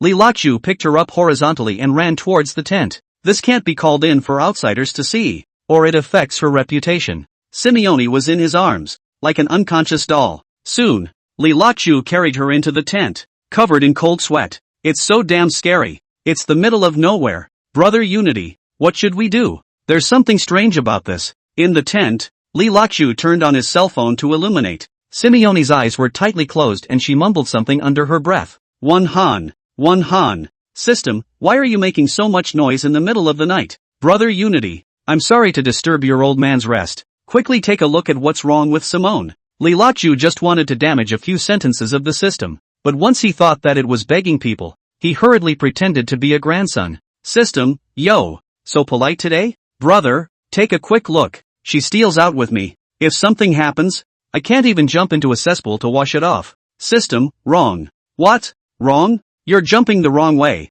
It usually says jumping the Yellow River. Li Lakju, I'll jump off a cliff if you wake her up. System, just get some sleep, right? What are you worried about? I'm worried that she'll die or go crazy and sleep for a long time and I'll be a suspect. Li Lakju was anxious. This retarded system still sleeps in the middle of the night? Unheard of. System, don't you have a Divine Doctor experience card? Use it once and see. Besides, you are the unique holy body in this world, invulnerable to all poisons. Gods and ghosts go around. I can heal? System, what an inkblot. I'm sleeping. Don't bother me. Li Lakju was even more anxious when he saw that the corners of Simone's mouth and nose were slipping out clear liquid. Hurriedly activate that Divine Healer experience card. The card activated, and Li Laksu's eyes flashed as if he could see through everything. Damn, what an evil spirit. Only to see a cloud of black gas swirling around Simone in the void. How do you cure this Tama? I'm not a Taoist priest. The system was still pretending to be dead, and in a hurry, Li Lakju remembered the exorcism footage from the TV show. Since he himself is a holy body and inviolable, so be it. He put his index finger in his mouth, gritted his teeth once and endured the pain. Cluck, take a bite and get a mouthful of blood. With that, he opened his mouth and sprayed at the black gas. Put, it worked. The black gas was sprayed and disappeared all of a sudden. Mud, that hurts. Li Wenhan. Simone suddenly hugged Li Lakja. Li Laksu's heart instantly went cold. Even in her dreams, it was still the same person she was thinking about. Wenham Li. Simone wrapped her arms around and wouldn't let go, her body and lips arching upward as hard as she could. Nima. Li Lakju stiffened, his heart burning with anger. Wenhan, kiss me. I don't know if Simone was awake or not, but anyway, she was just begging for sex like crazy. Grass. Li Lakju originally wanted to abandon her and walk out, but thought, I paid so much for my horse, I should pay some interest. So with a glance down, The seal stuck to her lips. Simone shuddered, not quieting down, but intensifying. Mud. Drink out. That's not taking advantage of the situation, is it? I'm healing. A big tree pressed the begonias, and the begonias screamed. At. An hour later, Simone hadn't awakened and was still yelling for Wanhan. I told you to yell? It's still a disease, and it needs to be cured. Dr. Lee added another hour to the clock. This time Simone subsided, only in and not out. Li Lachu greedily curled his mouth and cleaned up the battlefield, taking a last lingering look at the begonia. Put her in a sleeping bag afterward. What a superb. I haven't been this comfortable for a long time. Sleep well. The early morning sunlight filtered through the tent, and Li Lachu stretched out. Last night's cure had left him refreshed, but the thought of Smyrna still in the tent made him get up. There were already people in the camp packing up and getting ready to go down. Brother Li, did you sleep well last night? Were you tired? Wang Hai smiled wryly. Li Lachu touched his nose. A group of old drivers. I guess they all heard it. Not bad. Ha ha. Really? So envious. Wang Hai patted him on the shoulder. At this time, Mo Tranquility drilled out of the tent with meaningful eyes. How did I hear someone shouting in pain last night? It scared me so much that I thought it was haunted and didn't dare to look. He said, rubbing his chest a few times, and looked at Li Lachu with a smile. It can all hurt like that? Li Lachu hurriedly made a wink, signaling her not to speak out of turn. What hurts? The sound of the wind blowing. Don't yell. Mo Tranquility looked Li Lachu up and down with some gluttony. And you're not tired at all? Me? Li Lachu was about to defend himself. Ah! A scream came from Simeone's tent. The crowd looked over, only to see Simone holding her waist and walking out with a pained look on her face. Mountaineering clothes are also worn in the wrong place. Mr. C, are you alright? Li Lachu hurriedly ran over and asked with feigned concern. Simeone frowned. It hurts all over, like I've been run over by a car. Mo Tranquility snickered from the sidelines. Maybe it's pressed by something? Li Lachu glared at her fiercely. How come I don't remember anything? Simone asked, confused. Li Lachu hurriedly explained. Last night you had a fever and I cured you. Healing? Simeone looked at him suspiciously. Yeah, you're all burnt out and keep shouting for. Before Li Lachu could finish his sentence, Mo Tranquility burst out laughing. Simeone blushed. Shout what? Shout. Shouting cold. Li Lachu casually made it up. I gave you a fever-reducing pill, and an antivirus to get better. In order to make up this lie, Li Lachu specially prepared empty bottles of 2 kinds of medicine. Move over. Look, the empty bottle is still outside the tent. Mo Tranquility gave a thumbs up. Hi.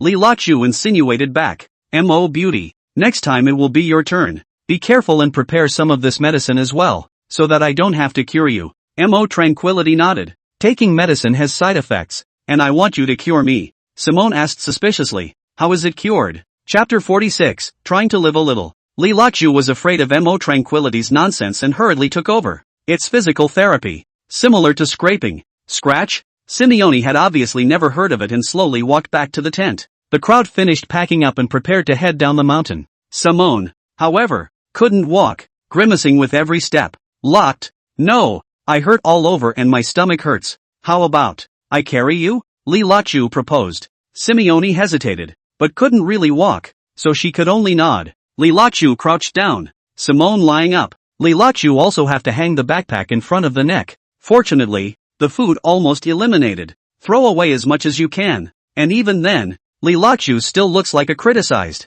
Hanging a backpack in front, leaning on a stick, and carrying a large, beautiful woman with her legs drooping to the ground in the back. The white and tender pile of meat lying on the back, called Li Lachu, also struggled to move. The posture of the two made Mo Tranquility snicker again. What are you laughing at? Simeone asked in displeasure. Mo Tranquility blinked. Nothing. I just think you guys are a good match. The road down the mountain was not easy to walk, and Li Lachu was carrying Simone on his back. Thinking to myself, I got to hit the shuttle back last night. It's even more tiresome to walk around with bullets or not. Seeing Mo Tranquility walk far ahead. Last night, what the hell happened? Simone asked softly in his ear. Li Lachu's heartbeat accelerated. It's to cure you. What disease? The cure for my aches and pains? This could be a side effect. Mo Tranquility stopped in front at this time and turned around with a smile. He heard all of Li Lachu's voice, so he interjected from the side. Yes, the cure. There will always be some side effects. Li Lachu hated to gag her.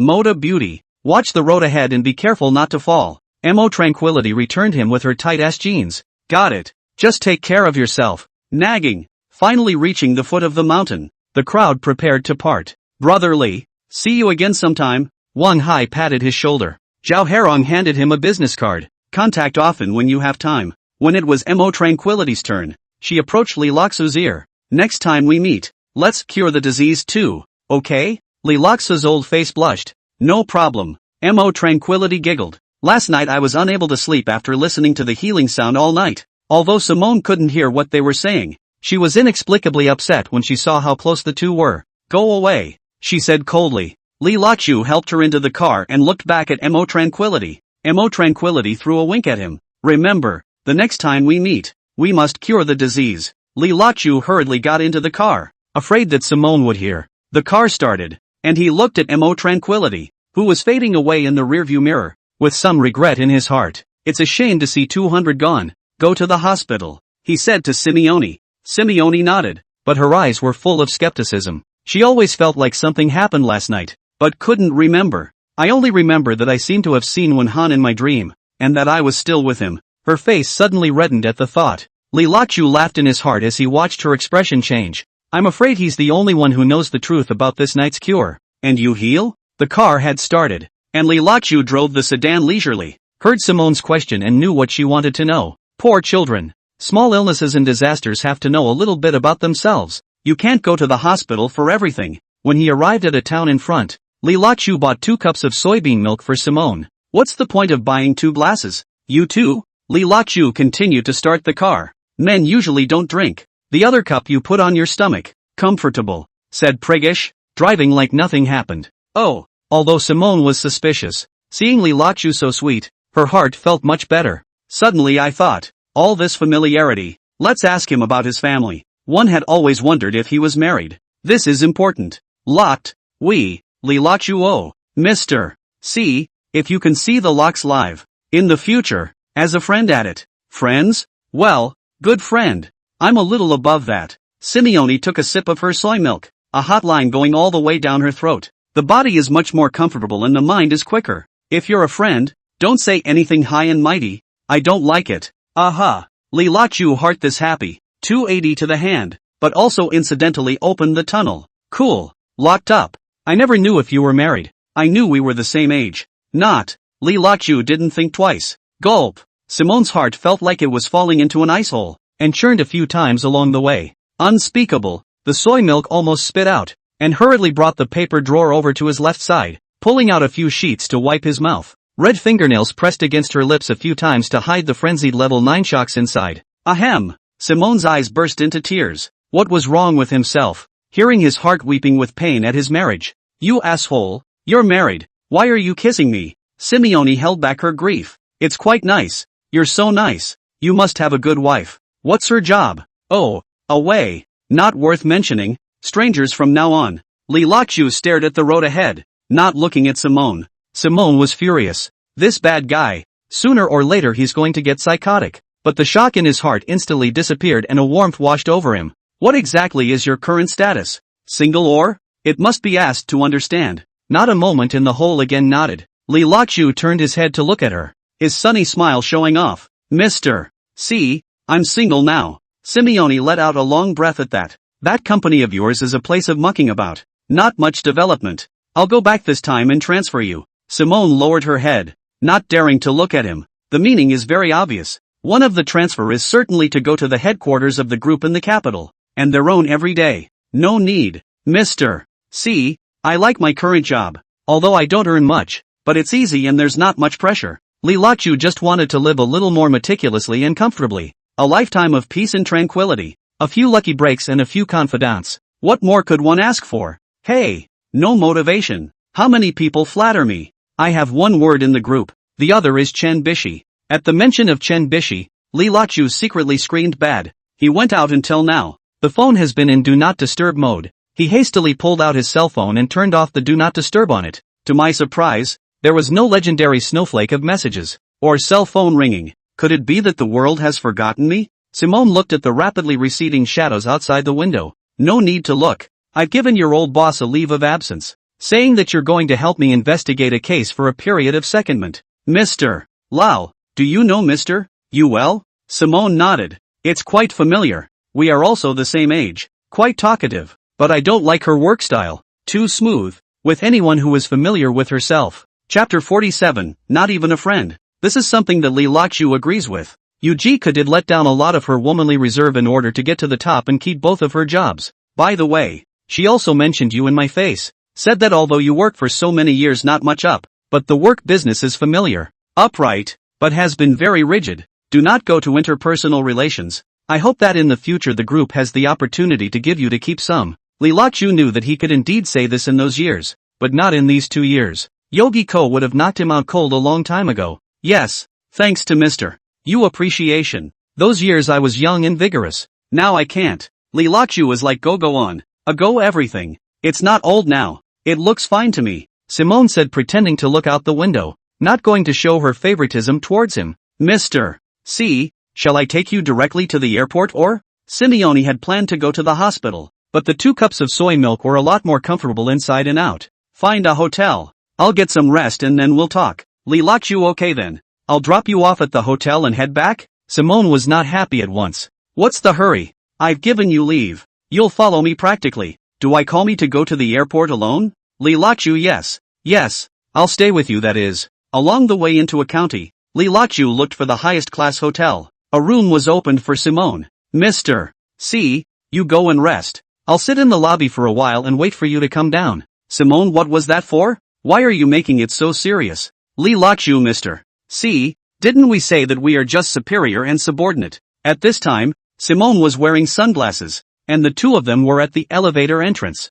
Just as no one was around, Simone's oozing white face was made even more eerie by the sunglasses. You've kissed me and you're just going to pull the plug by saying you've forgotten? I'm worth hundreds of millions of dollars and I'm that casual? That's when another guest came by. Lee Lok-ju hurriedly lowered his head to open the elevator door and casually invited her to walk in front of him, after which he himself stood in front of her to protect her from being squeezed. Simone stood coldly behind Lee Lok-ju, feeling pampered by him over and over again. There are still shades of first love though, and you can't get past that in your heart. But this man in front of me, I really wanted to pounce with him anytime. Unconsciously, she raised her hand and placed it on Lee Lok-ju's back, pretending to be holding on, but really wanting to caress that robust rock-like back. Feel the tremor in Lee Lok-ju's muscles. With every shake he made, he tugged at himself, following his heartbeat. Without realizing it, the palms began to wander. Ding! The elevator doors opened. Ding! It rang out almost simultaneously. System, discover Simone's adoration.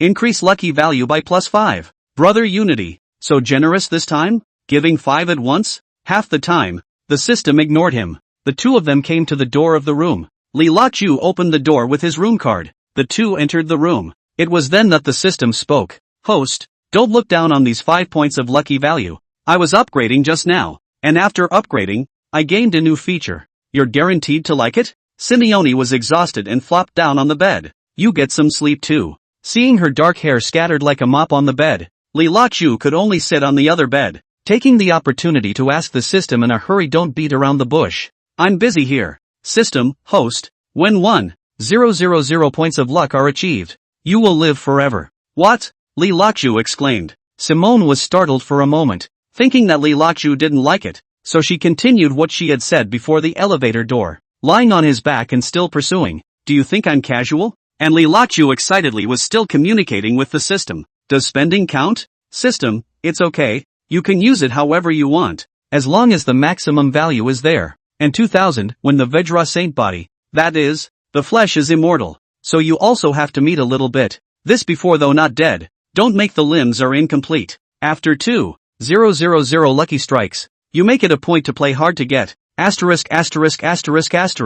Lee Lok-ju jumped up at once. Now, Simone was frightened and hurriedly hugged the quilt tightly in front of her body. What are you doing? I'm sick, you don't know. Get out. It was only then that Lee Lok-ju reacted to the fact that people still look down on themselves and their bones. He laughed bitterly. You're overthinking it. I didn't say I was going to grass you up. No, Mr. Secretary, don't get me wrong. Okay, I'll get out. Thinking of her hissing last night, Ali Wonhan called Lee Lok-ju nothing in mind. Vulgar. Simone didn't forget to give a lecture as a leader. This was a little too much for Lee Lok-ju.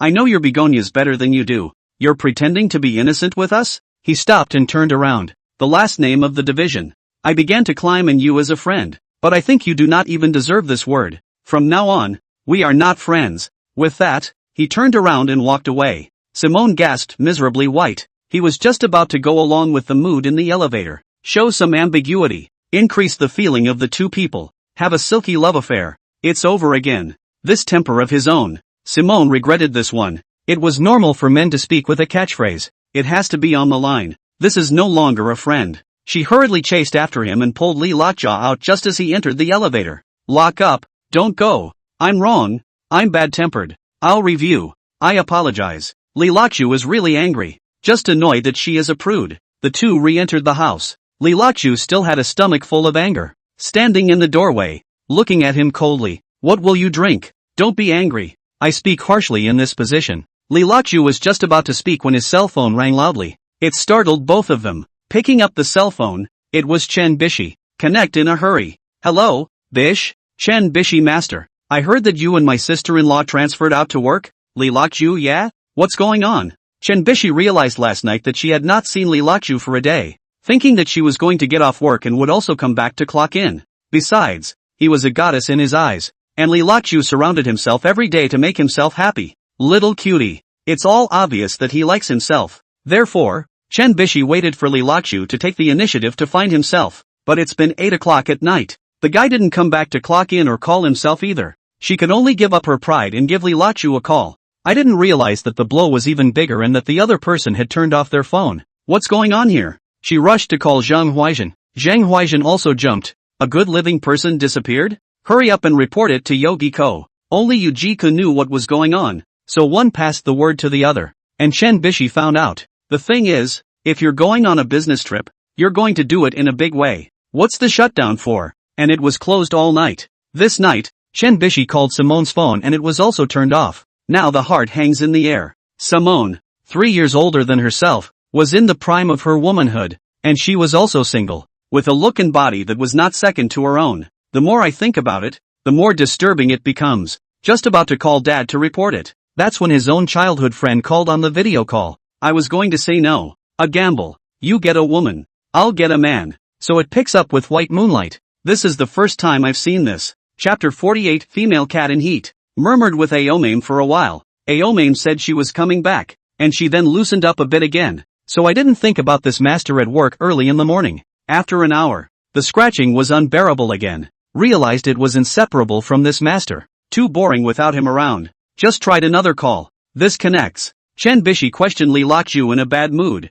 What's wrong? Why do you turn off your cell phone when you're just doing your job? Are you not allowed to see the light? Li Lockjaw, not that. That place is more remote. No signal. I came to a chief secretary as a driver and guide. Other cannot say. Simone hugged her arms as she watched the two of them. Him and Chen Bishi. Seemingly bickering, but actually caring a great deal. The heart was jealous again. When Li Lockjaw hangs up the phone, he starts having psychotic episodes again. Lock up. You have to be self-aware. My niece is a grand princess of a powerful family. You, a divorced one, don't even think about it. Originally, Li Lockjaw had a stomach full of anger with her. Once I heard that she was still playing the big tail for a change, so she wasn't spoiled either. Mr. Secretary, this is my personal problem, isn't it? This sentence called for Simone's temper to explode again. I meant well, telling you not to waste your time on fruitless relationships. Why don't you know what's good for you? Li Lockjaw let out a cold laugh and turned to face Simone, with a few moments of mockery in his eyes. Mr. C, what are you saying? How come there are no results? Simone pursed her lips that were coated with light pink lipstick, her eyes involuntarily flickering. Do you think it's possible? What is her status? And what is your status? Ha! Li Lockjaw leaned against the car door, his hands clasping his chest, his eyes teasing. Then what is the status of your old man? A high and mighty president can just play with other people's feelings? Simone's slender fingers twisted together. Then she gritted her teeth. That's different. Me and you. Which is different? Li Lockjaw tilted his head, his gaze looking straight into her eyes. Aren't you also the high and mighty president? What? Did you forget about last night's incident so quickly? Simone's fair cheeks were instantly dyed red, and her voice was shaking a little. What are you babbling about? I'm talking nonsense? Li Lockjaw took a step forward and pressed closer to her. Then what's the matter with your aching body now? Do you want me to remind you how you begged me last night? Simone subconsciously stepped back, her high heels making a crisp sound on the ground. I don't know what you're talking about. Playing dumb, huh? Li Lockjaw sneered. his eyes as sharp as knives. Then let me remind you. Who was the one who shouted when Han's name last night and begged for sex like a female cat in heat? Simone's carefully traced eyebrows trembled and her face went white. You shut up. Don't you dare say that. Heart but not so sad. So last night's dream is true. I said it feels different. It is a Li Wan Han added together is not so long. What? Speaking of pain? Li Lakju was unforgiving, his voice carrying a piercing chill. Aren't you high and mighty? Why were you so horny last night? Simone's eyes reddened. No matter what, she was still the high and mighty queen. She also had to be reserved and maintain her identity. She clenched her lower lip with her shell teeth. You bastard. Don't be ridiculous. I don't remember anything. Yes, I'm the asshole. Li Lakju looked straight into her eyes and said word for word. But at least I won't use someone else as a stand-in. And I won't call out someone else's name even in my dreams. Simone's eyelashes fluttered slightly, her voice as light as a mosquito. I didn't. Come on. Li Lakju waved his hand, his eyes full of boredom. You just keep thinking about your Wan Han. I don't need you, the President Lord, to worry about me and Bishi. Simone was anxious and stepped forward quickly on her heels. You really want to be with her? No? Li Lakju asked rhetorically, a sneer hanging at the corner of his mouth. What do you care? Simone clenched her fists, her nails sinking into her palms. I'm doing this for your own good. You don't even know her. Thank you for your kindness, Li Lakju said sarcastically, but a lowly status like mine can't afford your concern. A hint of panic flashed in Simone's eyes, and her voice took on a sobbing tone. I didn't mean that. Why do you always misinterpret me? Then what do you mean? Li Lakju pressed on step by step. You want to play an underground love affair with me? During the day you are a noble president, but at night you can roll in bed with an inferior like me? Simone's face turned red as tears welled up in her eyes. How can you say that? Sorry, I'm a person who doesn't like sneaking around. Li Lakju turned around. If you don't have anything else, I'll leave first. Wait. Simone subconsciously reached out and tried to grab the corner of his coat. Li Lakju stopped, but did not turn around. His voice was as cold as ice. Anything else? Simone opened her mouth but couldn't speak, her hand hanging in the air and eventually dropping helplessly. If it's alright, that's it. Li Lakju stepped forward. From now on, you are my superior. That's all. Looking at Li Lakso's distant back, Simone could no longer control it, and the tears slid down silently. How she wanted to chase after her and say, I really like you. It's not because you look like Wan Han, but proud as she was, how could she say such a thing? All she could do was stand still and watch the man who had once been so obedient to her leave without looking back. Tears blurred her vision and her heart. Next, there was no mood for it either. Hurry up and check out and book your flight. Still acting as a subordinate, Li Lakju respectfully sent her to the airport. The lights in the airport waiting hall were bright and blinding. Li Lakju pushed Simone's Chanel suitcase, and there was a distance between the two of them that was not too far and not too close. Mr. C, your boarding pass. Like a dutiful subordinate, Li Lakju handed it over in a businesslike manner. Simone took the boarding pass, her fingers with crimson nail polish shaking slightly. The perfume of Chanel No. 5 if anything, thanks. In front of the security checkpoint, Simone opened her lips painted with light pink lipstick several times, but then pursed them gently. Her eyelashes fluttered slightly, and her eyes held a mixture of reluctance and hesitation. But in the end she just whispered, So, I'll go. Li Lakju nodded, his face expressionless, his eyes as cold as winter ice. Have a safe trip, Mr. C. Watching Simone's tall figure disappear at the security checkpoint, Li Lakju turned to leave without a trace of attachment. Just after the security checkpoint, Simone still looked back one step at a time. The tall and straight back disappeared into the crowd, and couldn't help but have a sore nose again. Late at night, Li Lakso's business car was parked in his two-story villa. Just got off the car and saw Yujiko leaning on the doorframe, a light pink robe, painted with gaudy lipstick, with a sneer in her eyes. Yo, the busy man finally gave up and came back? Li Lakju rubbed his brow tiredly and lazily ignored her. Something wrong? What? Had enough fun with your new favorite? Yujiko sneered, her fingers coated with poor quality nail polish waving in the air. I heard that you accompanied the president to play happily off. No signal? Playing quite high ah. Li Lakju locked the car door and brushed home with her. What's it to you? We got divorced a long time ago. Chapter 49, Mr. You, my neighbor. Oh, you think you can fly high just because you climbed up to the president? Yujika stepped on her high heels and followed her into the house. Don't dream. Cheap bastard. You let a cheap bastard lie on his belly and play for 7 long years. So what are you? Li Lakja took off his jacket and smelled the scent of Simone's perfume still on it. Yogi Ko. This guy is great underneath. And this mouth has grown. Yujiku is proud of the fact that he has never convinced anyone in a verbal fight, but he has repeatedly disliked him. She clasped her hands to her chest and held out her bulging breasts. One sentence from me and you always have 10 waiting for me. Are you still a man? Lilachu ignored her and proceeded to undress, preparing to take a shower. Yogiko followed relentlessly. Let me remind you not to forget what you are. Oh, then tell me instead. What am I? Lilachu sneered, stripped almost to the last small piece of cloth. A divorced poor. Yujiko pointedly said. Also worthy of someone's $100 million president? Lilachu yawned, his eyes bored. Finished? After finishing I'm going to take a shower and go to bed. Yujiko was so angry that she stomped her feet, her high heels making a piercing sound on the floor. Can you be a little bit out of your league? Do you need to worry about my success? Lilachu walked into the bathroom. Remember to close the door. Don't let the neighbors hear you go crazy. No words all night. Sleep well and catch up on sleep. Lilachu was ecstatic to find a normal morning erection. Early in the morning, just arrived at work. Then he bumped into Chen Bishi who was waiting at the door. She was wearing a cream-colored professional suit and sophisticated makeup. Team leaderly, where have you been these past 2 days? Chen Bishi crossed her arms, obviously questioning. Lilachu put on a gentle smile, accompanying Mr. Secretary on a business trip. A temporary assignment. Business trip? Chen Bishi narrowed her eyeliner-drawn eyes. Why didn't you answer my call? There's no signal in the mountains. Lilachu patiently explained, but in his heart, he was calculating how to get her lucky value. Chen Bishi skimmed her mouth coated with beansan-colored lipstick. Really? You're not doing anything untoward with Mr. C, are you? What's the point of lying to you? Lilachu shrugged his shoulders with an innocent expression and spread his hands. It's just accompanying Mr. C to look at a project. Very normal work. So how's Mr. Secretary treating you? Lilachu played dumb. It's just an ordinary superior and subordinate relationship.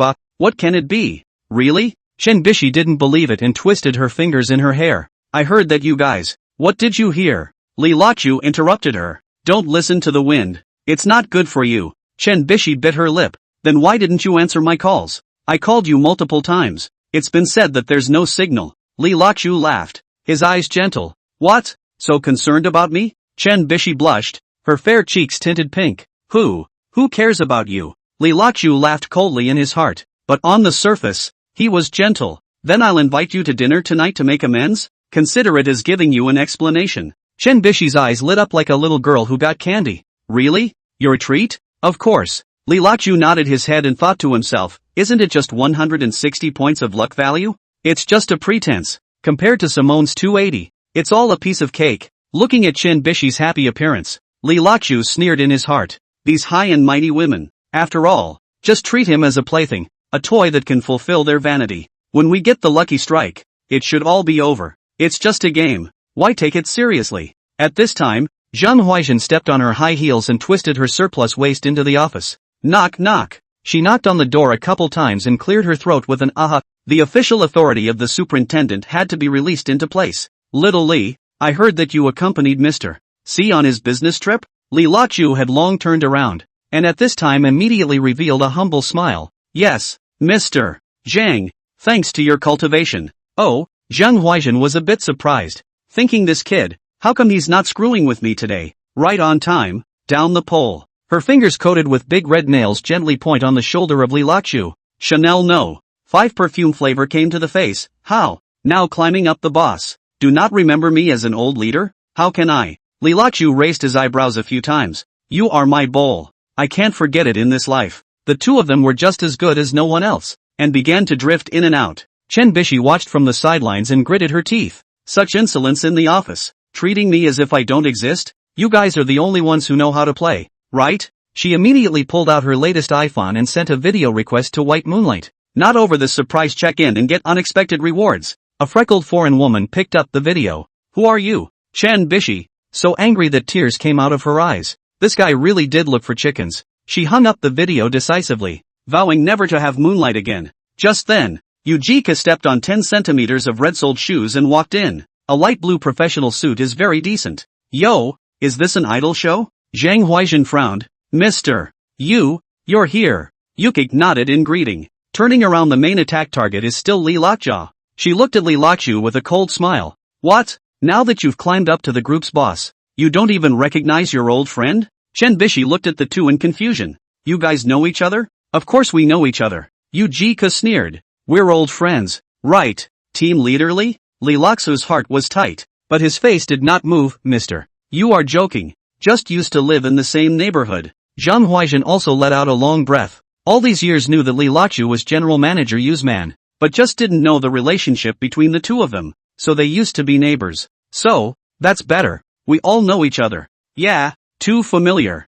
Yukik meant it, especially in some ways. Chen Bishi's face blanched as she listened, and Zhang Huaizhen was dumbfounded as she listened. It was clear that there was a point to this. Could it be that the two of them are dogging each other? Mr. Yu, be careful with your words to prevent it from affecting your status. Zhang Huaizhen squints her painted eyes. I don't what? Yukik looked at her provocatively. Just think some people pretend too much. You. Zhang Huaizhen was so angry that her chest rose and fell. She was clearly targeting herself. Chen Bishi suddenly stood up. Mr. Yu, please don't talk about personal matters during working hours. Ha ha. Yu Jiko laughed. Personal matters? You also know that you are talking about private matters? Could it be that this is your home? And it's unseemly to be casual about it. Zhang Huaizhen snorted coldly. Mr. Yu, this isn't a Yugong perspective. Are you jealous? Zhang Huaizhen used to rate with her, and was upset by her lesson in her heart. And besides, you are an acting president. Maybe one day you will return to the previous position. Who's afraid? Come on. Me? Yukik pointed to her nose. I just can't stand to see someone pretending to be innocent. Taking advantage of the three women's saber rattling, Li Lachu quietly slipped out of the office. Behind her came Yujika's shrill voice. Look at you all. One more than the other fake noble. Who are you calling fake noble? Zhang Huaizhen said angrily. Chapter 50, Murdering the Master. Says you guys. Yujika did not show any weakness. A young woman and a rich family's daughter. What's the point of pretending to be pure? You. Chen Bishi was so angry that she stomped her feet. And what are you? Li Lachu went to the stairwell to get some air. The day was a mess. That crazy woman. He gritted his teeth. Almost exposed our relationship. There were sounds of things being dropped upstairs, and it looked like the three women had torn it up. Li Lachu rubbed his temples and walked towards the elevator. This day, when is it going to end? There was no going back to the office. Going back to the three girls would have to themselves together. Li Lachu simply returned to his car and began to ponder the 200 mo tranquil.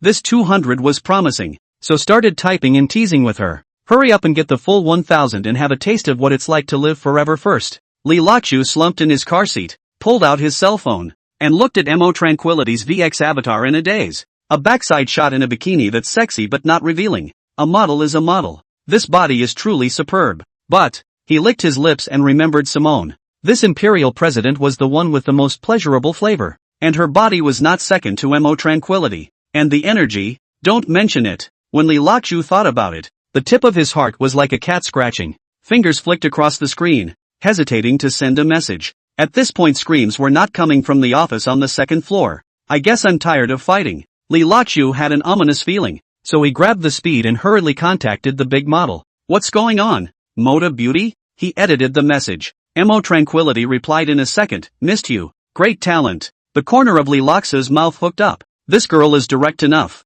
I guess she is also looking at the cell phone. Thinking about me what? Thinking about that night in the tent? He asked tentatively. Mo Tranquility sent a shy emoticon. Hate it. People were innocent that night. Yeah, white as snow. Li Lachu replied with a bad smile. You're always so bad. Mo Tranquility returned an angry expression. Li Lachu leaned back in his seat, closing his eyes and imagining her spilling her guts. So, do you like it? He asked. Love it. Just love being bad. Mo tranquilized back quickly. Li Laxu's heartbeat accelerated as 200 lucky points beckoned to him. So we'll meet someday and show you how bad I am? Yeah, but, Mo Tranquility sent a string of ellipses. But what? Mo Tranquility, I'm a bungler, with a different body shape. Li Lachu froze for a moment and then laughed. What does that mean? You're still Yuan Shen out of body. Mo Tranquility literally, that is to play with the line. Cannot talk about feelings? Don't be dead angry that love me, that I do not play. Ha? Li Lachu's fingers shook slightly as he typed.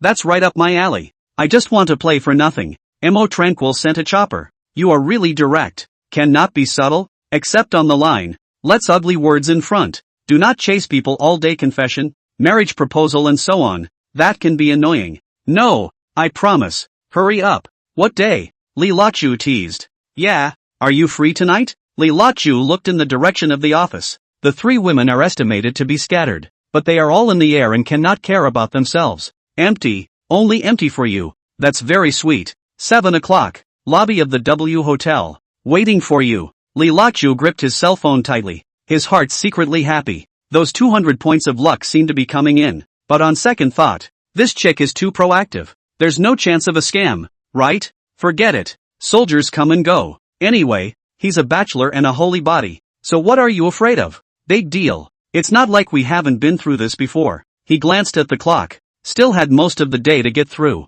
I can't go back to this office. So why don't I just take a vacation? Moda beauty. I'm starting to miss you. He sent another message. Poverty. Focus on your work. I'll see you tonight. Li Lachu was afraid that she wouldn't be able to find herself and sent her a shared location casually. Turns out people pick it up quickly. Li Lachu almost didn't vomit when he took a look. Big model. Are you kidding me? Aren't you overseas? More than 3,000 kilometers away from me. Mo tranquility soon. I'll take a portrait here, and then I'll fly directly to your city in the afternoon. And you can just drive here. Roger that. Li Lachu smiled, put away his cell phone, and started the car. Instead of watching three women tear each other apart at the office, I should go home and get ready for my date tonight. These 200 points of lucky value. He was determined to win. The car had just started when he saw a playful figure in front of him. Li Lachu exclaimed in shock and put the car out of fire with one foot. Chen Bishi, you're going to die. Angry, he stuck out his head and cursed like a mad dog. I thought to myself,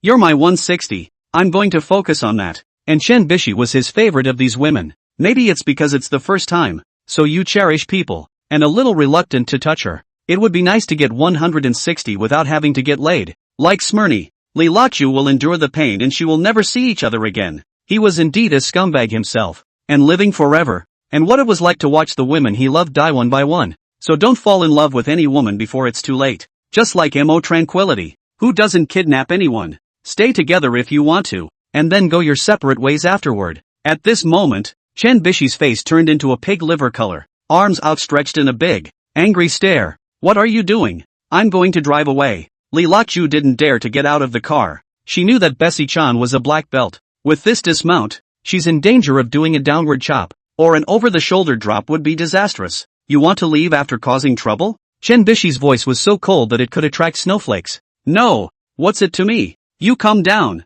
Don't go down. Li Lachu gripped the steering wheel with a death grip. You're trying to murder your own husband. When Chen Bishi heard this, her face darkened even more. Who is your wife? A slip of the tongue. Li Lachu hurriedly changed his words. I mean you're trying to murder master by blocking my car like this. Master? Chen Bishi sneered. Are you worthy of being my master? Li Lachu's heart softened as he looked at her shaking with anger. This girl, she looks so cute even when she's angry. Bish, let me explain. He softened his tone. Explain what? Explain your affair with Mr. Zhang, or the past with Mr. You, Li Lachu sighed. Get in the car first and we'll talk slowly. Not on, Chen Bishi said stubbornly. You'll explain it all to me right here. Li Lachu looked around. There were already co-workers pointing from a distance. Get in the car or I'll run you over with my car, he threatened. Chen Bishi's eyes reddened. How dare you? Try. Li Lachu started the car. Chen Bishi bit her lip and finally went around to the passenger side to get into the car. Tell me, what exactly is your relationship with him? She asked with red eyes. Li Lachu's heart ached. This girl? Really simple. I'm just an ordinary guy, he said softly. Always a working relationship with Zhang. Always a neighborly relationship with you. Really? Chen Bishi looked at him suspiciously. What's the point of lying to you? Li Lachu reached out to touch her head. Chen Bishi dodged. Then why did you have dinner with Mr. Zhang tonight? Li Lachu was shocked in his heart. This girl even knows this? Just work socializing. He made it up as he went along. The cell phone suddenly rang. It was a message from Mo Tranquility. Honey, I booked the flight. See you tonight. Chen Bishi saw it with sharp eyes. Mo Tranquility? That model? Li Lachu hurriedly locked the screen. What? You recognize it too? Recognize? Chen Bishi sneered. She's a famous showbiz socialite. We met through your sister-in-law. Nothing messy. This made Chen Bishi feel better. But still, he grunted. Li Lachu looked at her aggrieved look, and his heart hurt even more. These 160 points of luck are getting really hard to get. So screwed up. You're going to get yourself in trouble. Bish, he was just about to explain. Don't call me that. Chen Bishi interrupted him. You're a liar. With that, he pushed open the car door and ran off. Li Lachu looked at her back and for the first time, he was shaken by lucky value. Either give up those 160 points, but on second thought, Immortality is fundamental. I'm sorry, Bish, he muttered to himself. I'll make it up to you when I'm immortal. After saying that, he started the car and went straight to the airport. The 200 points tonight says nothing. Chapter 51, Why Think So Much? Latja had a night of night-shaved noodles in the city for lunch. Took advantage of being sweaty again and went to the baths to have a package without ordering a major health treatment. Just shower and sleep. Do not disturb mode is always on midway through. Own bathing rules. Can't be disturbed or you tend to spasm. Slept in until 4:30 p.m. and washed it again and it doesn't feel like it smells anymore. That's why it's a wild ride to the airport. Along the way, he was still thinking about Chen Bishi's aggrieved little face. The heart is not in the right place. Mud. What's wrong with me? He slapped himself hard. In the parking lot, he pulled out his cell phone and checked the time.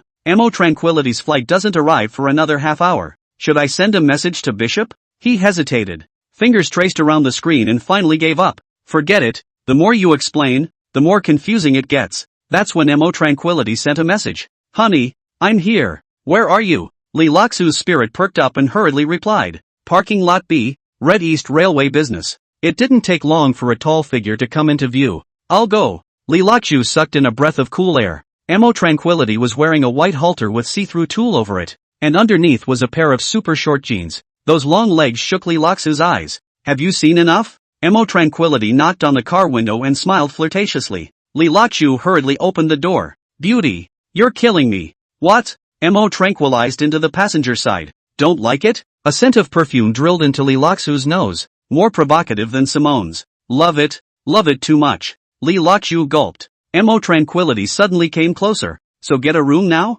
Lee Laksu froze. This? So fast? What? Mo Tranquility's red lips lightly opened. Don't you want to be in a hurry? I'll lose weight and not eat at night. That's good. Lee Laksu was so happy that he saved the money for the meal. It's fine. I'll make sure you're not hungry. I'll give you a space meal in a while. Mo Tranquility smiled more flirtatiously. Nasty. Get lost. Where to get a room? It's the same old place. Mo Tranquility leaned back in her seat. W Hotel. I've got the presidential suite. Lee Laksu started the car, but his heart was drumming. Why does it feel so smooth? Is this chick a fairy or not? Lee Laksu traveled to this world and had never heard of fairy jumping. People on this planet are quite polite. No jumping around. But since he was a sacred body, what was he afraid of? At worst, his thoughts were interrupted by the ringing of his cell phone. It was a message from Chen Bishi. Shutting down your cell phone again? Where have you been fooling around? Lee Laksu's heart warmed and he was about to reply. Mo Tranquility suddenly snatched his cell phone.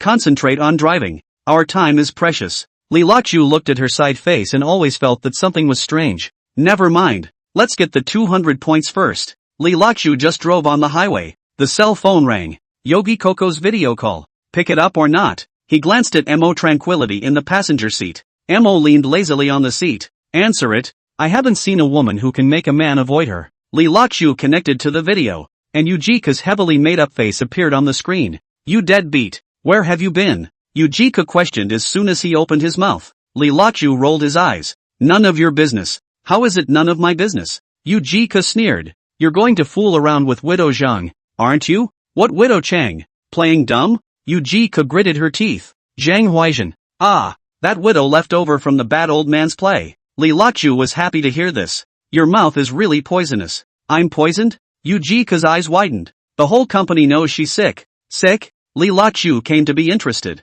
No. Yujika ripped his voice. I heard her ex-boyfriend was tortured to death by her. Mo Tranquility yawned on the side. Oops. What's the point of this kind of gossip? Yukik froze. Who's talking? Lee Laksu turned his cell phone toward Mo Tranquility. Friend. I'll go. Yukik squealed. Mo Tranquility? The model? Mo Tranquility glanced at the screen. Hello? This. Sister. Yujika was so angry that she stomped her feet. Lee Laksu. You colorful bastard. Who are you touching? Now you're hooking up with a famous model? Hey. Lee Laksu sneered. You're saying Zhang is always sick, right? Yeah. Then you stay away from me from now on. For what? Because I'm sick too. Lee Laksu laughed evilly. And it's contagious. You. Yujika was so angry that her face turned red. You asshole. Mo Tranquility yawned. Boring. Hang up. You shut up. Yujika pointed at the screen. Shameless vixen. Whatever you say. Mo Tranquility smiled indifferently. We're all adults anyway.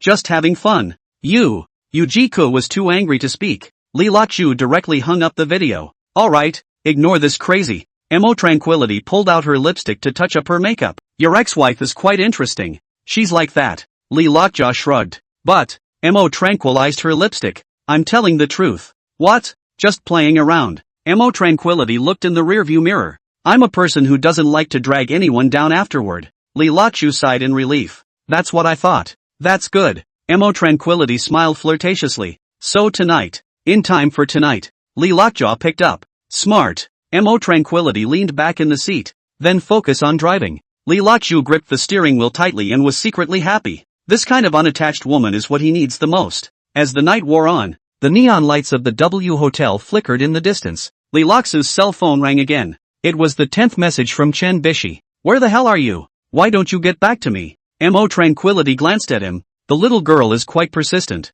Li Lockjaw sighed. Young people, prone to true feelings. You say that. Mo Tranquility laughed and shook her head. As if you're old. It's not age. Li Lockjaw pulled into the hotel parking lot. It's the mindset. Oh, Mo Tranquility became interested. Tell me about it. Feelings this thing it. Li Lockjaw put out the fire. It's like passing clouds. Got it. Mo Tranquility unbuckled her seatbelt. So you choose to be timely? Right. Li Lockjaw got out of the car. Why tie yourself down? Mo Tranquility came around to his side and took his arm. I like the way you think. The two had just walked into the elevator when Li Lockjaw's phone rang again. This time it's Huaizhen. No answer. Li Lockjaw directly pressed off. Mo Tranquility leaned against the elevator wall. You're quite popular. It's all trouble. Li Lockjaw shook his head. What about me? Mo Tranquility moved closer to him. Am I trouble too? Li Lockjaw sniffed her perfume. You're different. What's different? You know me. Mo Tranquility smiled.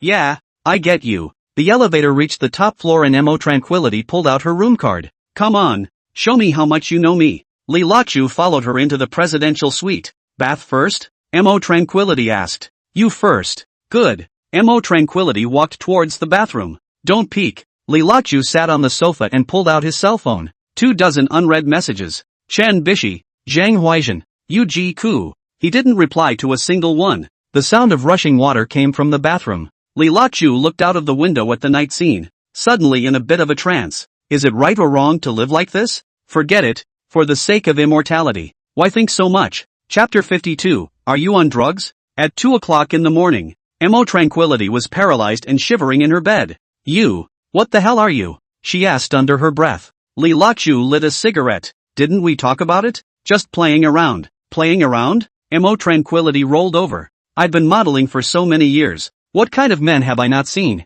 So, Li Lockjaw exhaled a smoke ring. But I've never seen you like this. Mo Tranquility bit her lip. 4 hours. Are you on medication? Li Lockjaw smiled without saying anything. You don't even stop when I beg for mercy. Mo Tranquility's voice was tinged with sobs. Are you the devil? Didn't you say that we should have fun in time? Li Lockjaw stubbed out his cigarette. Aren't I cooperating with you? Mo Tranquility cowered under the covers. But you're too what? Too fierce. Mo Tranquility blushed. My legs can't even close together to obey me now. Li Lockjaw got up and went to the bathroom. Take a break. Continue in a while. What? Mo Tranquility looked at him in horror. More? What? Li Lockjaw turned back. Didn't we say it was just for fun? So have fun. But, Mo Tranquility shook her head. I really can't. Then get some sleep. Li Lockjaw walked into the bathroom. After you've slowed down. Mo Tranquility looked at his back. Her heart fuming. This man, is he really just an ordinary man? The sound of water in the bathroom rang, and Mo Tranquility fumbled for her cell phone. I want to send a message to my best friend, but I don't know what to say. You can't say. I met a pervert who didn't stop for 4 hours? Forget it, she muttered to herself. Get some sleep and leave tomorrow. But she had just closed her eyes when the bathroom door opened. Asleep? Li Lockjaw's voice came. Mo Tranquility was frightened. You, don't you come over. What? Li Lockjaw smiled and approached. Did you sleep in the bathtub? Don't want your body? I was wrong. Mo Tranquility shrank toward the corner of the bed. I really can't. Then let's play it differently. Li Lockjaw bent down and reached out his big hands to pick her up. No! Mo Tranquility screamed. A sleepless night. At dawn, Mo Tranquility was lying on the bed like a dead fish. Her streamlined back shrugged. You're not human, she said weakly with a sob. Li Lockjaw tied his tie. Remember, next time don't just say timely happiness. Women are still good. There won't be a next time. Mo Tranquility rolled her eyes. I'm scared of you. I heal okay, right? Li Lachu smiled and left the room. In the elevator, he looked at himself in the mirror. The sacred body is just fine. He muttered to himself, but with these 200 points, I wonder if I can give it to me, whether or not I'm fangirl. As the elevator descended, the system's beep suddenly sounded. Ding! Congratulations to the host for obtaining Mo Tranquility's heart and gaining 200 lucky points. Okay, here it comes. Li Lachu froze. This is okay? He thought he'd have to come to a sea of love, or a roaring romance to get lucky. I didn't realize that a night of madness could serve its purpose. Looks like the big model likes me a little more after all, even though the person is a bit of a sea queen. He rubbed his chin and smiled, pulling out his cell phone. Mo Tranquility had already sent a message. You crazy bastard. I can't forget you in my life. After some thought, a slogan from the blue planet was given to her. Well, I hope you will henceforth honor, love, and strengthen yourself, cherish life, and stay away from confusion. Mo Tranquility. Bad. I realized I'm kind of in love with you. Li Lachu raised an eyebrow. That's it? Didn't they say you can't rely on each other? Mo Tranquil Nima. You are different from others. I can't leave you in this life. Don't worry.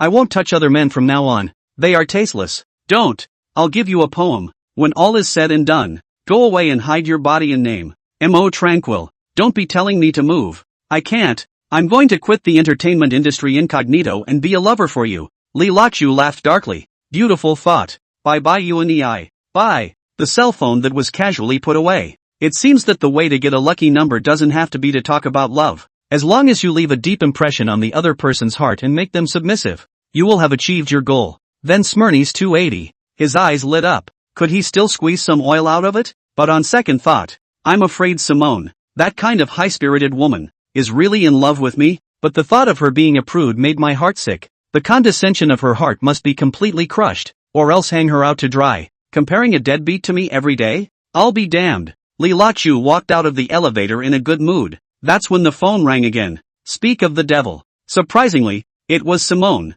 who hadn't been contacted for over 24 hours. The video call picks up. Simone wore a pair of rimless eyes, making her more imperial. The stunning face is reflected on the cell phone screen. Still beautiful, but a little haggard and despondent, as if he hadn't rested well. Hello, Mr. See, Li Lachu had gotten lucky too, so he had a businesslike attitude. You're a prude anyway, so I'll go along with you being serious to the end. Li. Hello, Mr. Li. Mr. Secretary. What is it? Please be frank. Simone, it's like this. After I came back and thought about it, I still think it's better to transfer you to the capital headquarters. Li Lachu wondered. Is not it good that I lay low? Go to the group. More people are all hooked up. I'm going to be meticulous for a bit until 2000. Why? I thought we agreed not to move me for a while? As soon as Simone returned to her home in the capital, everything she looked at was the shadow of Li Lachu, despite knowing he's a bad guy and a devil. But the heart was stolen from him. For 24 hours,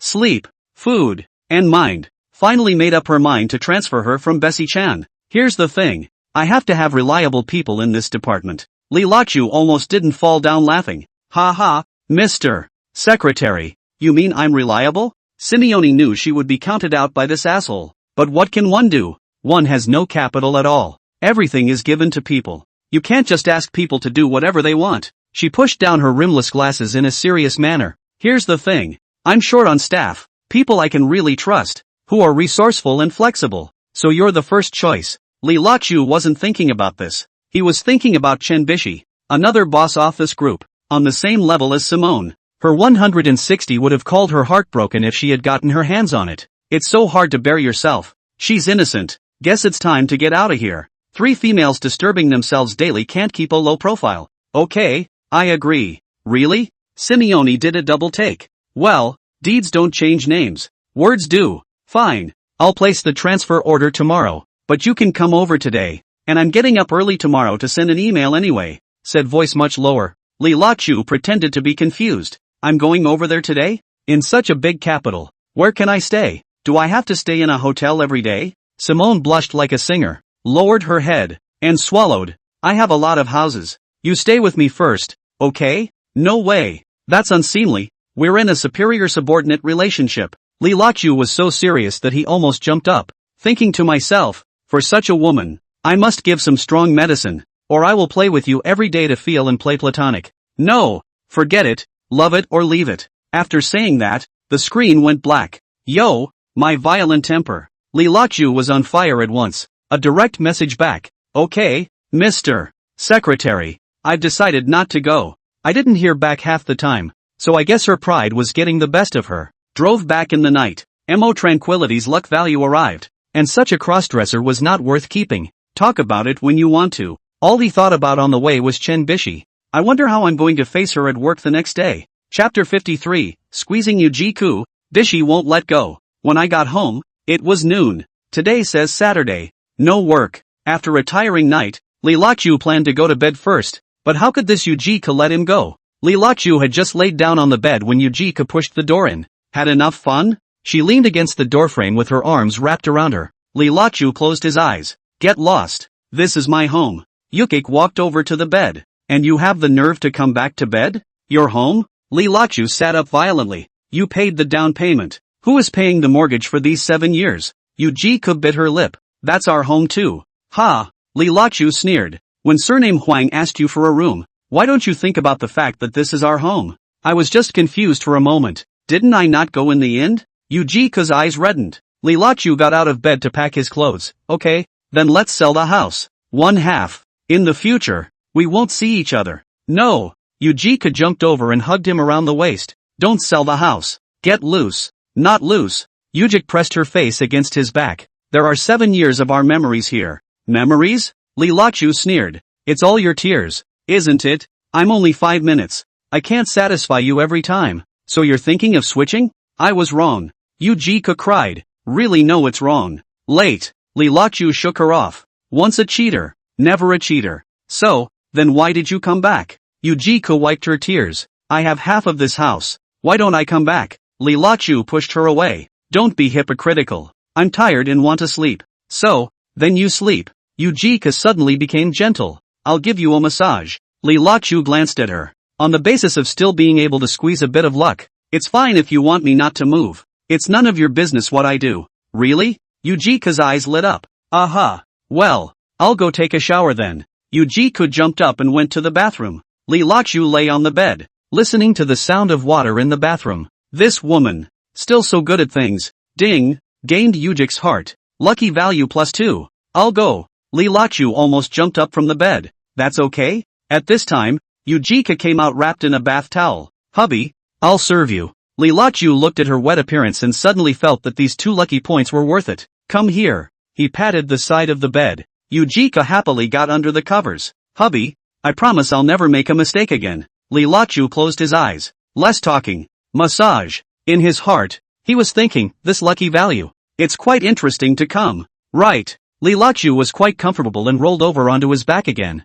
Roll out the dough for me. He. Yukik then rolled over and rode on his back, and her hands began to pinch inch by inch from his shoulders. Well, comfortable. How nice to be like this earlier. By the way, you want to transfer somewhere. I'm not in the planning department anymore. Li Lachu thought about in Zhang Huaizhen and Chen Bishi every day to suffer from the sandwich is difficult. Why work so hard when you're just mixing a little paycheck yourself? The top doesn't know what it's doing anyway. So where do you want to go? Li Lachu thought about this all the way. Isn't there a large cargo warehouse for the group in Qingshui County? There's also a convalescent breeding base at Guanshan Reservoir, both of which are places to raise idlers. Yujiko on the back was also secretly happy in her heart. She could also see that Zhang Huaizhen and Chen Bishi were both thinking about their husbands. I've wanted to transfer him for a long time. Yujika tired half a day finally autumn to male enhancement once spring plowing. Finally, he was drained and satisfied and fell asleep. Guanshan Reservoir Administrator Wang Qiuga was originally the old horse's direct line. This time the old horse fell. Yujiko has long wanted to replace him. In the morning this pair of dogs that female. After breakfast. Just stick to the plan. On Sunday morning, Yogi Ko was on fire. A transfer order directly promoted Li Lachu from the planning department team leader to the director of Guanshan Reservoir Retreat Center. The director of personnel was still at home doing laundry when he was called into the office to begin drafting the paperwork for personnel appointments. And he called the current director of the Guanshan Reservoir Retreat Center, Wang Qiuga, to prepare for the handover. The handover will be completed on Monday. The personnel director printed out the transfer order and sent a photo to Yujik for her review. At this point the two were still getting tired of being in bed, and Li Lachu squeezed out another +1 lucky from his ex-wife. Yujika sprawled on the bed, her hair disheveled, glanced at the cell phone and handed it to Li Lachu behind her. Full section level? Li Luoqiu looked at the transfer order. So generous? Yukik rolled over and got up, intending to take a shower. Draped in her silk pajamas, she said smugly, Old Ma has fallen, so naturally his people will have to be cleaned up. Wang Qiugai is Old Ma's man? Not true. Yu Jike sneered. That old thing raised a bunch of vixens in the reservoir, specializing in serving old horses. Li Luoqiu's eyes lit up. There's such a good thing? Don't even think about it. Yukik pinched him. I had it all cleaned away. Li Luoqiu. On Monday, Li Luoqiu just arrived at the unit. Zhao Mingliang, the director of the personnel department, came to their planning department office very early in the morning. Director Li, it's a long way to go. Why don't we set off here? Zhao Mingliang smiled and fawned. Li Luoqiu was just about to agree when the planning department exploded. As it happened, Chen Bishi was carrying a bag and had just walked into the office. Once I saw Li Luoqiu was there, I was quite happy. Thought I told the vixen to take it. Just about to undermine him a few times. Then I heard, it's a long way. Let's go now. What departure? Where to? He said, slamming his satchel on the table. The personnel director hurriedly pushed down his glasses and greeted him over with a smile. Oh, Miss Chen. I'll take Director Li to Guanshan Reservoir Retreat Center to take up his post. What? He transferred? Chen Bishi's pair of almond-shaped eyes were so wide that she couldn't see her eyelids. Master, you're leaving? Said the man, his eyes reddening a bit. This planning department already exists in name only. If you leave again, what's the point of me staying? She looked at Li Luoqiu aggressively. Suddenly, she turned her head to think of the personnel director, whose transfer orders. The HR director lowered his head, thinking, it's none of my business. It's Mr. You. Wait, don't go yet. I'll go find her. Chen Bishi turned around and almost bumped into the furious Zhang Huaizhen head-on. Li Luoqiu, don't move first. I'll go find Mr. You. Is there anyone else working in this planning department after you leave? Chen Bishi didn't care about the harshness of the words and clamored to go alone. So Zhang Huaizhen brought Chen Bishi to kill Yu Jike's office. Yu Jike was putting on her makeup, and the moment she saw the two rushing in, she hurriedly put away her makeup mirror. On what grounds did you transfer little Li? Zhang Huaizhen slapped the table. Chen Bishi cheered from the side. You're taking personal revenge. Yu Jike sneered. I'm the acting general manager. There's a problem with mobilizing personnel? You. Zhang Huaizhen was shaking with anger. You're abusing your power. That's it. Chen Bishi reddened her eyes. What will happen to the planning department when team leader Li is gone? Yu Jike looked at Chen Bishi. What? Can't bear to part with it? Chen Bishi blushed. Miss Chen, can't the planning department play without him? Li Luoqiu? Yu Jike sneered. So you and Zhang Huaizhen are vegetarians? Or is Li Luoqiu the only one who usually works? What? Chen Bishi was stunned. That's when I realized that people had a point. All along, the planning department really dry work, in fact only one person. That is, people Li Luoqiu. Hard-working, himself and that widow Zhang are just playing with people, not doing any real work at all. The man is leaving, starting to wake up, starting to regret it. Zhang Huaizhen also froze. Li Luoqiu followed at this time and sighed. Alright, you guys stop. I'm working wherever I go. You can't leave. Chen Bishi jumped over and hugged his arm. You promised to teach me. Thinking of your master now? What are you doing? Zhang Huaizhen also stepped forward. Little Li, do you really want to go to that deserted mountain? Li Luoqiu looked at the two women and thought to himself, really don't know how to cherish it when you get it, and only regret it when you lose it. You deserve it. He pulled out his arm that was still in Chen Bishi's fat and tender arms. Bishi, how do I deserve to be your master? You are a great lady. No, I can't leave you. You can't go. Chen Bishi and Li Luoqiu did have feelings for each other during this time. Li Luoqiu really helped and inspired her in many ways. To say it's a master is an understatement. Sometimes it's more like being a big brother and covering for her. With him, it feels grounded and safe. One turn to Yu Jike. I'll report to the group and change your appointment. You wait. Yu Jike snorted coldly. That will have to wait until the group's decision is implemented by me. Turning his head to the sweaty-faced personnel director. Director Zhao. Still not moving? Yes. Zhao Mingliang hurried forward. Director Li, the car is ready. Li Luoqiu gently pushed Chen Bishi away. I'm sorry. Let's contact each other often if something happens. Anyway, no one else can take this 160, so now is the time to show them how important it is to know me. Gone are the days of treating me like an ass. Li Luoqiu had a hunch that he wouldn't be able to work in the reservoir for long. At least there was a Simone to think about herself. See you later, everyone. After saying that, he sighed and turned around to follow Zhao Mingliang. Zhang Huaizhen's angry curses came from behind him. Leave and don't come back. Li Luoqiu got into the car and looked at the office building in the rearview mirror, Forget it. He muttered to himself. Bish, I'll see you around. Chapter 54. It's all because you're too good. The car pulled onto the highway, and Li Lachu leaned back in the backseat leather seatback. Zhao Mingliang peeked at him from the rearview mirror from time to time, but saw that the new director was only fiddling with his cell phone. The phone vibrated and Mo Tranquility sent a message. Missed you. Still reeling from last night. The corner of Li Laxu's mouth rose slightly. You can't stand it after only one night? Nasty. Mo Tranquility sent a shy emoji. It's all because you're too good. Want to do it again? I don't dare. I can't even walk well now. Mo Tranquility pouted. But, I still want to. Li Lachu was about to reply when Simone's message popped up. I heard you transferred? Li Lachu hurriedly changed into a serious tone. Yes, Mr. C. Where did it go? Kwanzaa Reservoir Retreat Center. Simone was silent for a moment. Why don't you come to my side? Ha! Li Lachu stared at the screen and sneered. Mr. C. It's better for us to see less of each other. Why? Simone pressed. I'm short of people on my side. Are you afraid to meet up when you're doing a job? Mr. C. You're right. Let's keep a good working relationship. You. Simone wanted to say something. At this time, Mo Tranquility sent another message. What are you thinking about? Why are you ignoring people? Li Lachu fumbled to switch the dialogue box. Driving. Liar. You're obviously sitting in the back row. Mo Tranquility sent a sneak peek photo. Li Lachu was shocked. You followed me? I'm not thinking of you.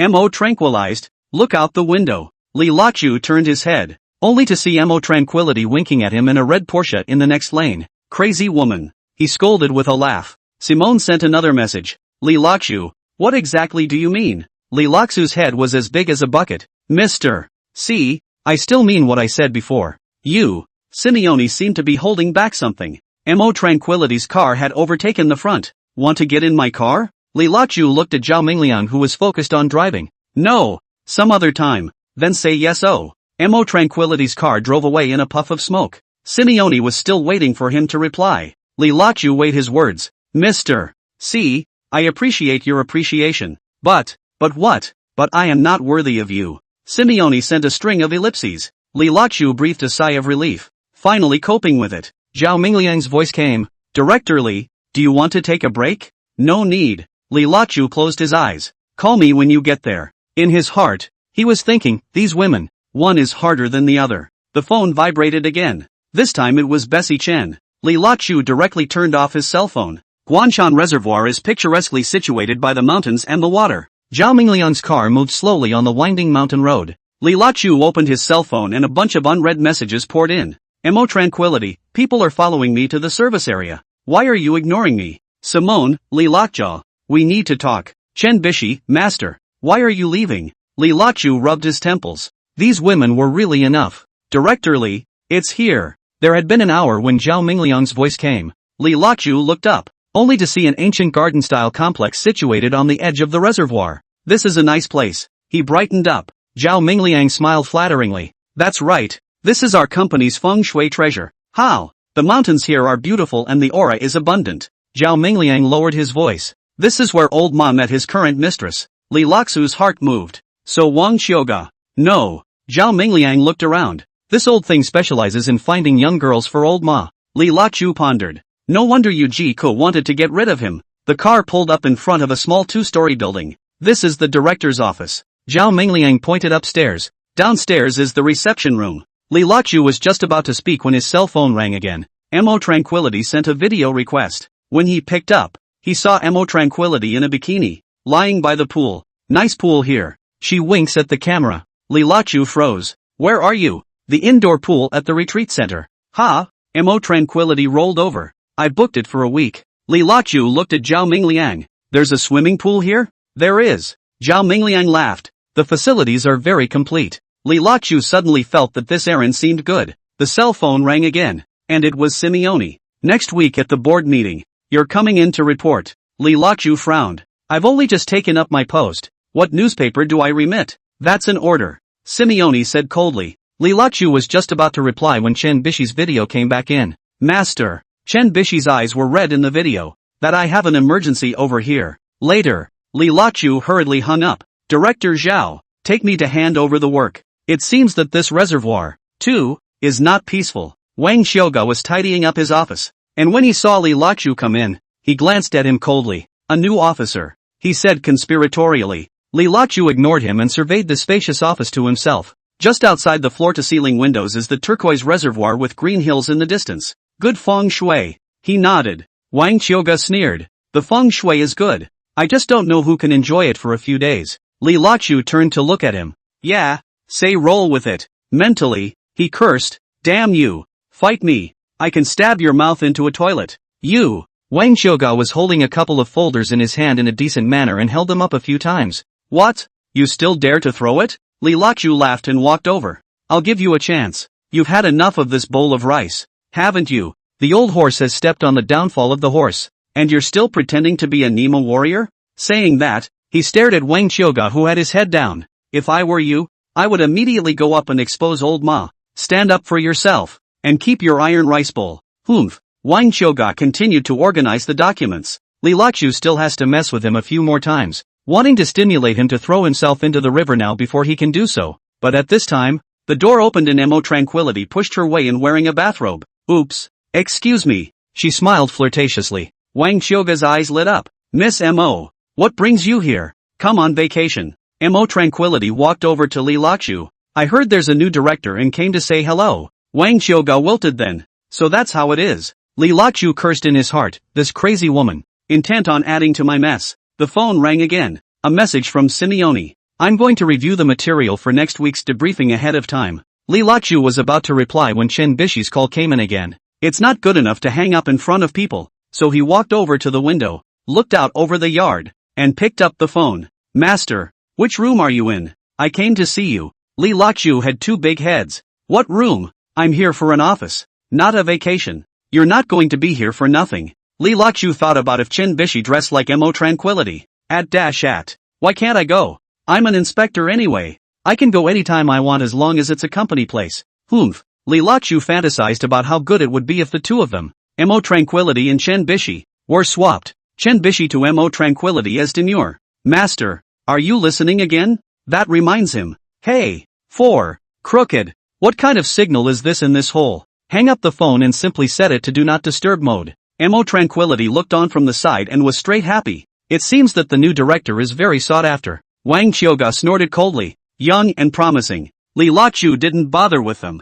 Hand over the work. Handing over? Wang Qiuge snorted. What kind of work can there be here? So these documents. It's all fake. Wang Qiuge was blunt. This place is a gold mine. Mo Tranquility yawned. I'm going to the pool. I'll see you tonight. With that said, she wiggled her hips and walked away. Wang Qiuge looked meaningfully at Li Lachu. Directorly. Your words I will think carefully. Goodbye. Li Lachu sat into the boss chair. Take your word for it. Wang Qiuge shook his head and left with the cardboard box. The office is finally clearing up. Li Lachu sighed as he looked at the unread messages on his cell phone. Chapter 55 Special Services. Li Lachu sat in the main seat of the conference room and looked at the sparse number of people below. Come, everyone, get acquainted. Zhao Mingliang stood up and introduced. This is the new director Li. A big-bladed young man was the first to stand up. Zhang Dali from the logistics department. Li Lachu nodded. The name was quite apt. Lu Yan from the accounting department. A woman in a slim-fitting sheath dress stood up.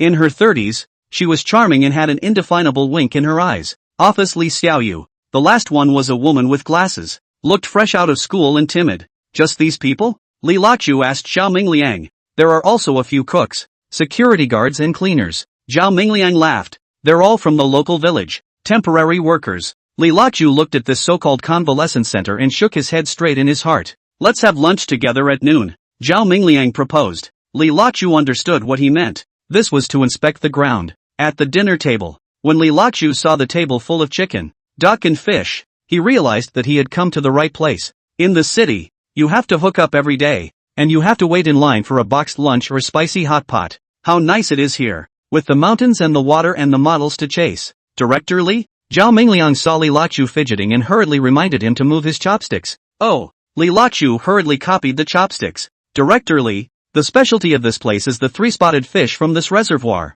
which is famous throughout the country, and many big leaders have come here to convalesce for this fish, said turning the fish around. Then he glared. Zhang Dali, don't you know that this fish head is facing the director? Zhang Dali spat out his tongue, hurriedly getting up to pour wine. Director Li, try our specialty here. Drunken 3 crazy. No more wine. I have a meeting to inspect this afternoon. Come on. You can do it any day. Drink up. Director Li, try this local wild boar. Wild mountain mushrooms stewed with local chicken. Lu Yan also started to give him dishes. This is old Ma's favorite. He blushed himself first after saying that. Li Lachu glanced at her, thinking, this woman really has a problem. This time still mention the old horse? Isn't that silly? Where is accountant Lu from? Lu Yan is like a shy big girl who blushes when she talks. I'm from a nearby county and I'm staying here too. Li Lachu, thinking, I didn't ask you that? Is this woman out of her mind? She's keeping score? Xiao Yu, what school did you graduate from? He asked hurriedly for a change.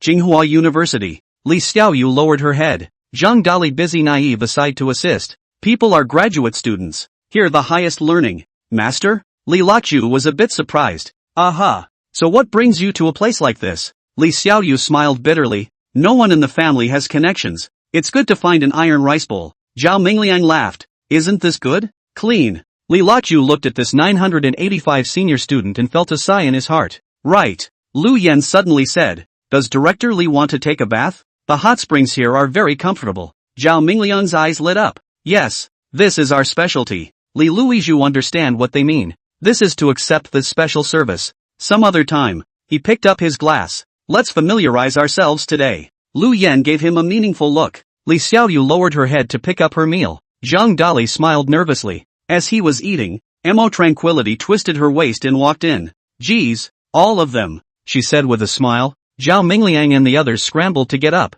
Miss Mo. Only Li Lachu sat unmoving, his face still somewhat unhappy. What? An internal gathering where outsiders are not welcome? Mo Tranquility raised her eyebrows at him. Zhao Mingliang hurriedly rounded off the scene. Ms. Mo was joking. You are the tourism ambassador of our Guanshan reservoir. An ambassador? Li Lachu sneered. Just her? Mo Tranquility wasn't annoyed. Instead she smiled and sat down beside him. What? The new official disowns people? Lu Yan poured her wine. Miss Mo. Try our wild mountain mushroom wine here. Good. Mo Tranquility picked up her wine glass. Director Li, give face? Li Lachu looked at her flirtatious appearance and cursed in his heart. This woman is really seeking her own death. Li Lachu intends to tonight. Lock her up for the night and tell her to get over it. Mo, you know Director Li? Zhao Mingliang asked tentatively. Why don't you recognize? Mo Tranquility smiled. We're old friends. The crowd was relieved that it was one of their own. Here, I'll toast Director Li. Mo Tranquility raised her glass. I wish you good luck in your office. Li Lachu had to have a drink with her. Director Li, you must take care of Miss Mo. Zhang Dali said naively. Yeah. Lu Yan also helped out. Mo is a regular customer here. Li Xiaoyu sneaked a look at Mo Tranquility and lowered her head again. How dare I bother Director Li? Mo Tranquility deliberately pouted. He's so busy. Li Lachu glared at her. Cut the crap. Look. He dislikes me. Mo Tranquility pretended to be aggrieved. Zhao Mingliang and the others nodded secretly as they watched them flirt. It turns out that the new director and Mo have this kind of relationship. Right. Mo Tranquility suddenly said. I've asked a friend to come and play at night. Director Li can make arrangements for that. Li Lachu frowned. Do you think this is your home? That's what I said. Mo Tranquility gave him a blank look. I'm an ambassador. The crowd laughed. Li Lachu looked at her complacent look and thought, if you have to send yourself to the door, then don't blame me. The meal broke up and Li Lachu returned to his office.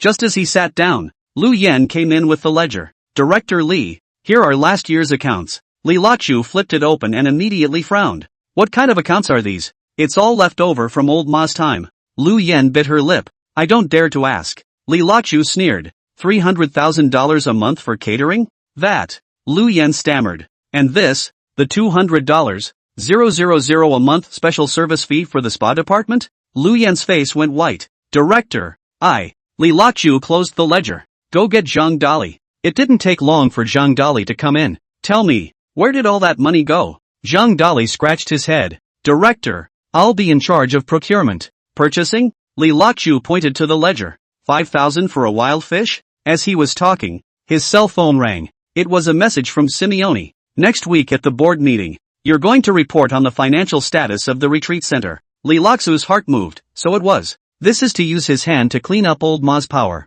Chen Bishi's message also jumped out. Master, I'm already on my way. Li Lachu replied. Don't come. It's not peaceful here. What's wrong? It's all half open? Chen Bishi asked worriedly. Li Lachu ignored her. Come as you are. This group is all owned by others. Can you still block it? At this time Mo Tranquility pushed the door in. Checking the accounts? Li Lachu looked at her. What do you know? I'm just an ambassador. Mo Tranquility smiled. But what? You'll see when my friend comes over tonight. Li Lachu was thoughtful. Looks like it's time to clean up this pinup. The cell phone rang again. It was Yu Jiku. Honey, did you miss me? Li Lachu rubbed his temples. Give me a break will you? Chapter 56, $100,000 a night. Li Lachu looked at Mo Tranquil's mysterious appearance and suddenly figured it out. Mo Tranquility is from the modeling circle and knows all the famous and rich women. And this retreat center. It's been the old horse's money pit. I'm afraid the so-called special service fees are related to these celebrities. Your friend?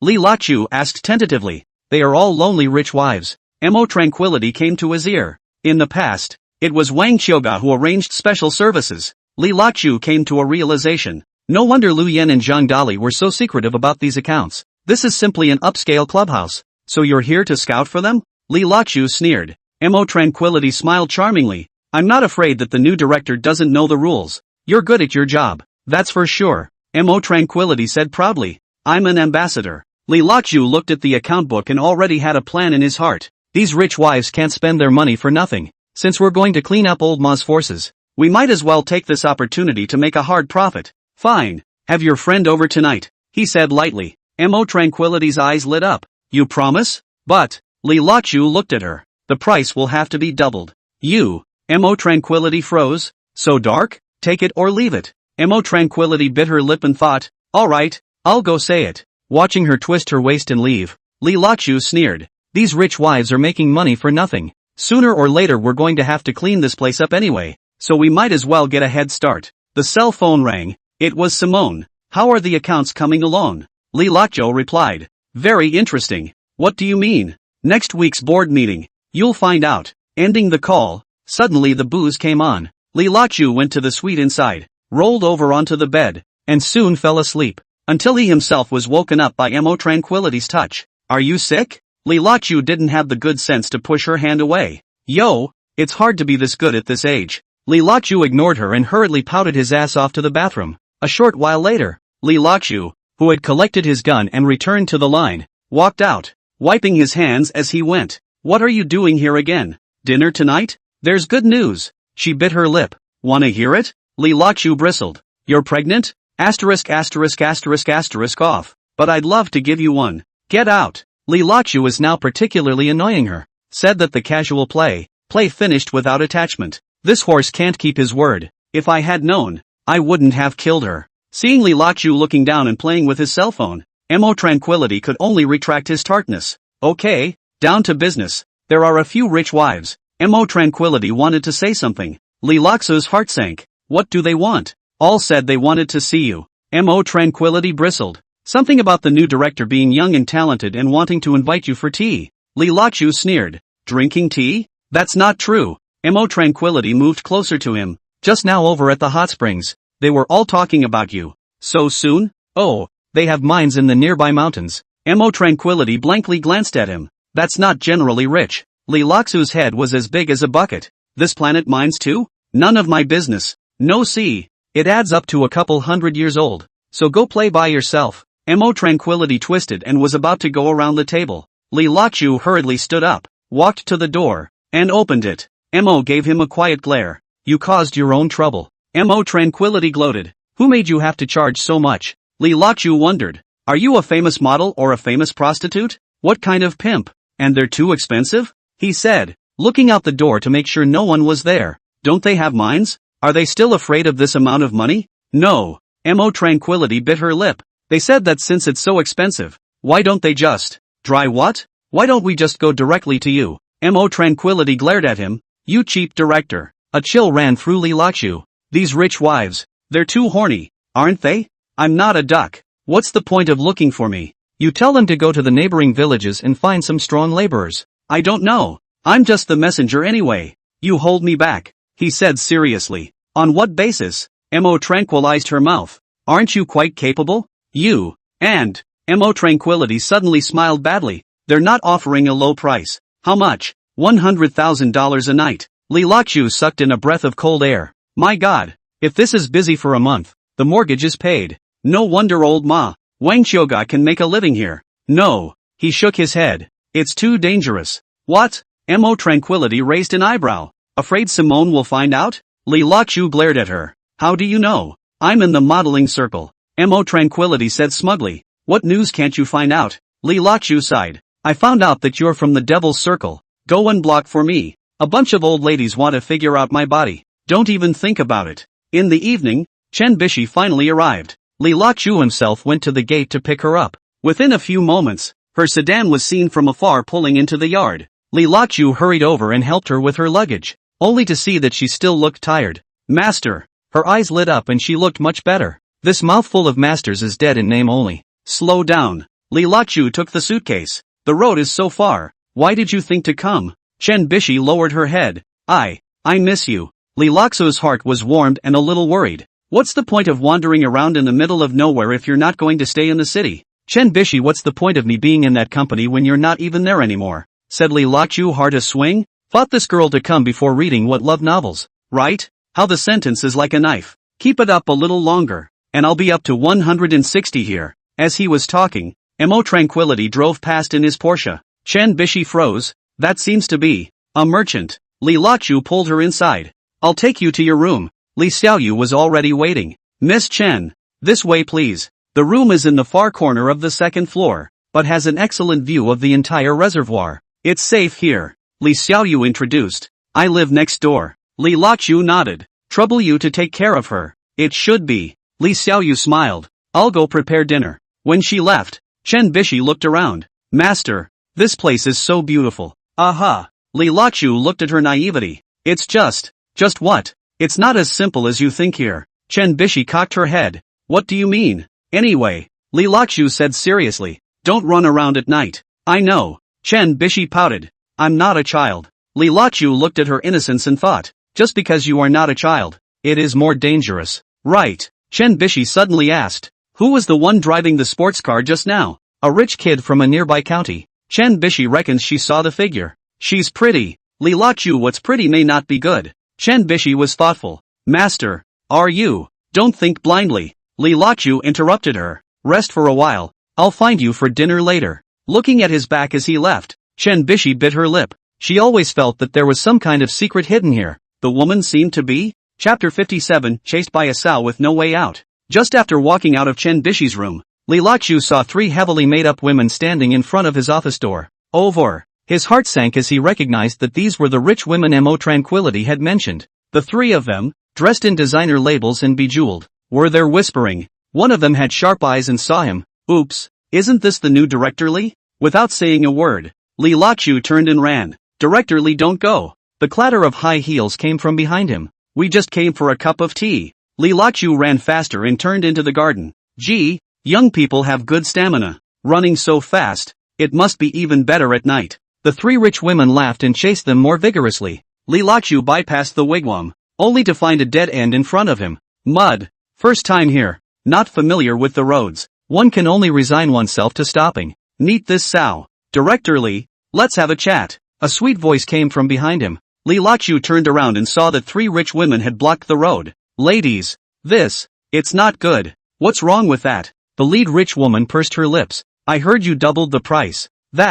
Since it's so expensive. Another rich woman came closer. Why don't we just go straight to you? Director. That's when the tourists were drawn in. What's going on here? Seems to be chasing that handsome guy. Li Laqiu was so embarrassed that it was hilarious. A couple of ladies. He forced himself to be calm. I'm an administrator. I can't. We know. The three rich women laughed even more. That's why we came to see you. Yeah, aren't you in charge? I'm hot inside, so you'll manage it for me. A fat, white, chubby one came up to me, stretching out his arms like a white carrot. Li Laqiu almost didn't throw up. More and more tourists gathered around. Is this a movie? It seems true. Li Laqiu's forehead was sweating. Everyone, this is a misunderstanding. What misunderstanding? The rich women pressed on. The price is negotiable. At this time, Mo Tranquility appeared out of nowhere. Several sisters. Don't make things difficult for him. Li Laqiu was relieved that help had finally come. Who knew that Mo Tranquility's next sentence almost made him vomit blood?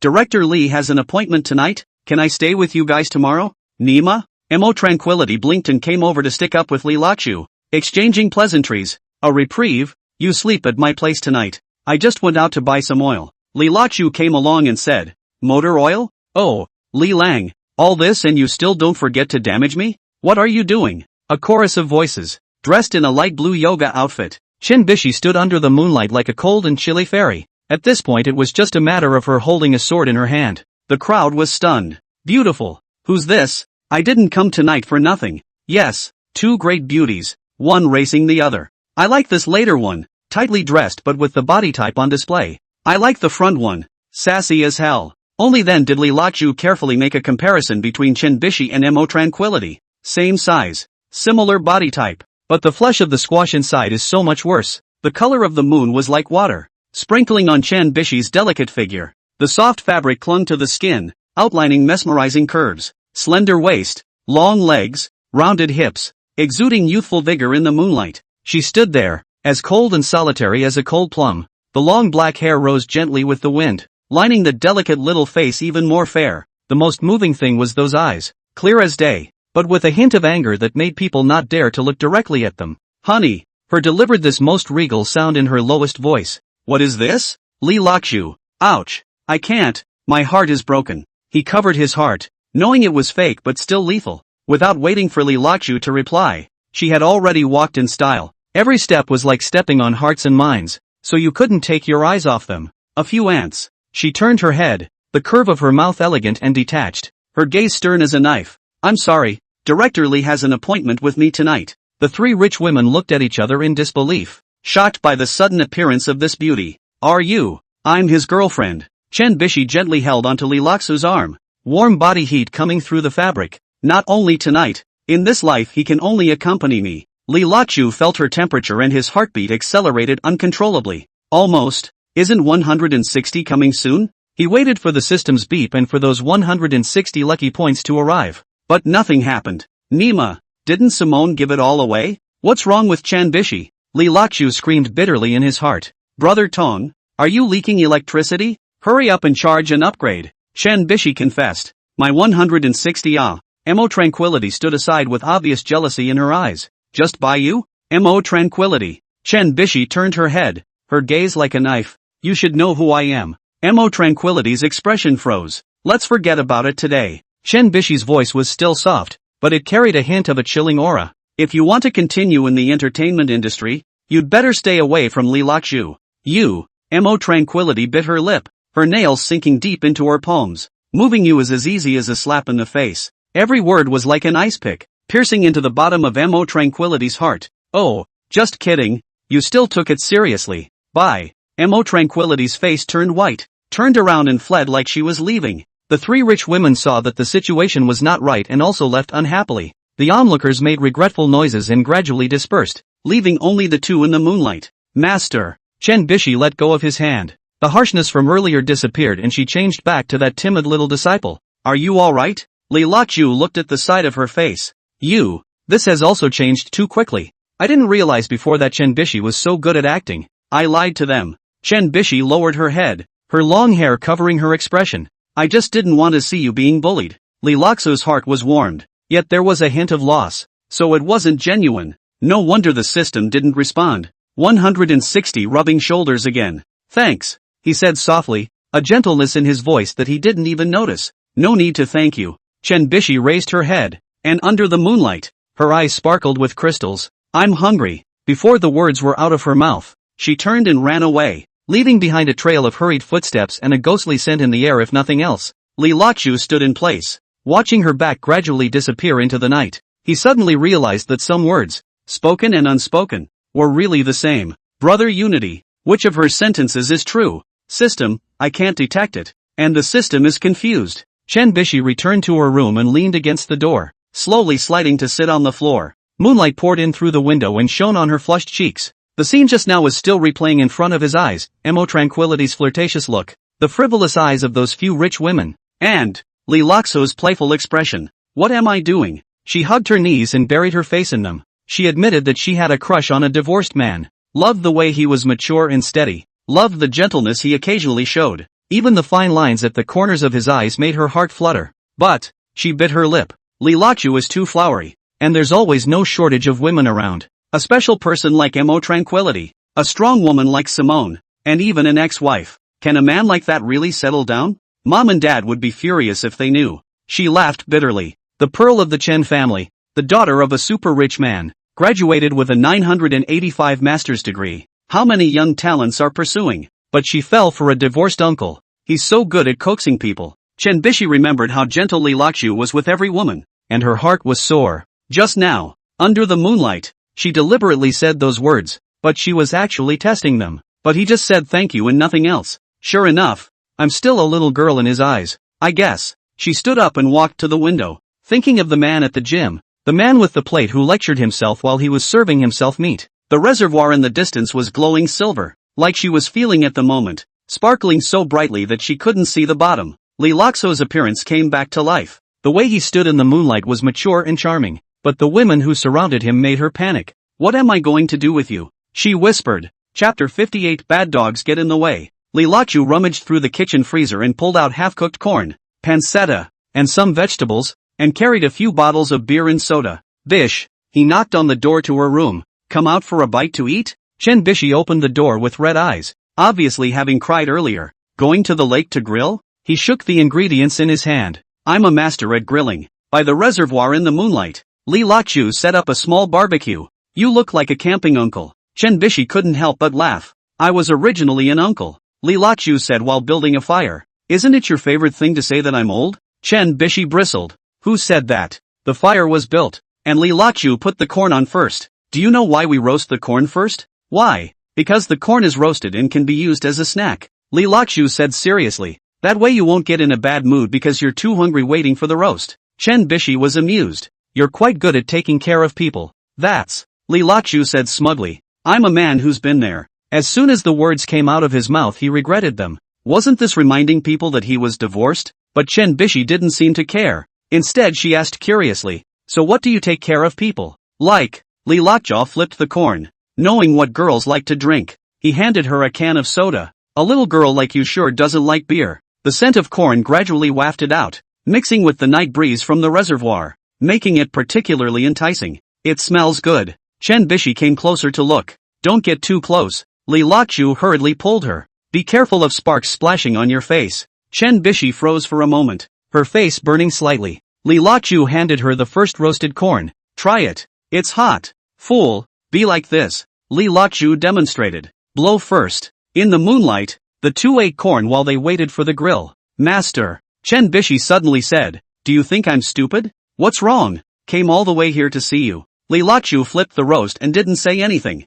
Aren't you even going to ask me why I'm here? Why? Because. Chen Bishi looked at the moonlight on the water. I missed you. Li Laqiu's hand shook and the roast almost fell into the fire. Pull back. What's there to think about? It's only been a while. Don't tease me, he whispered. Li Laqiu was determined to trick Chen Bishi out of her true feelings. Get 160 early. It's getting close to 1,000. I wish I knew what my long life was like. Li Laqiu didn't listen to what Chen Bishi said. Looking not far away, at the dark lake, when the time comes, I'll jump in and verify that I can die in the past. Hey, are you all toasted? Chen Bishi saw that Li Laqiu hadn't flipped the corn for half a day, so he looked straight at the lake. Thought he was impressed by himself. So she was also waiting for Li Laqiu to take another step. It's dark and windy. Just take a small step. It's all expected to be qualitatively different. Is Bessie-chan thinking about agreeing or not? The perfect body that you've kept for over 20 years. Does it have to be? Oops.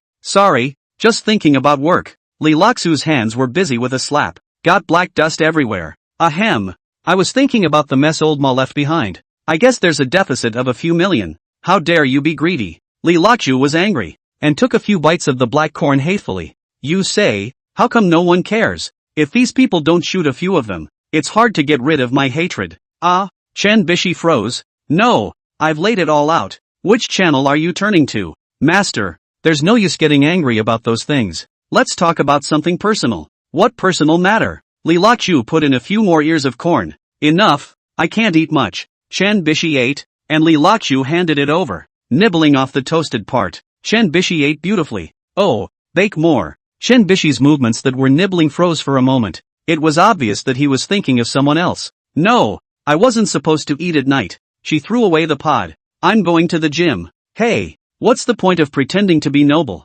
Don't they all eat in town? Chen Bishi twisted this sexy waist and hindquarters and answered him with her back. Ji Yunchong is no fun to be alone. Pack up and also run to the gym. Wait for me. It's dark out here. Don't keep walking by yourself. You care about me? Chen Bishi stood still, looking back at him and smiling, her face full of uncertainty. Nonsense. If something happens to you, I, the master, shall not be responsible? Li Lachu quickly followed. I knew you were like this. Chen Bishi skimmed her lips. It's always master. So what do you want from me? Didn't think anything of it. She quickened her pace. The gym was empty. Only the hum of the treadmill. Chen Bishi went straight to the treadmill, and Li Lachu practiced strength on the equipment next to him. Moonlight poured in through the glass window, shining on Chen Bishi's delicate figure. She looked extraordinarily attractive when she was running, her ponytail swinging gently in time with the rhythm, and her hidden curves under her gym clothes made it impossible to take your eyes off of her. What are you looking at? She noticed Li Lachu's gaze.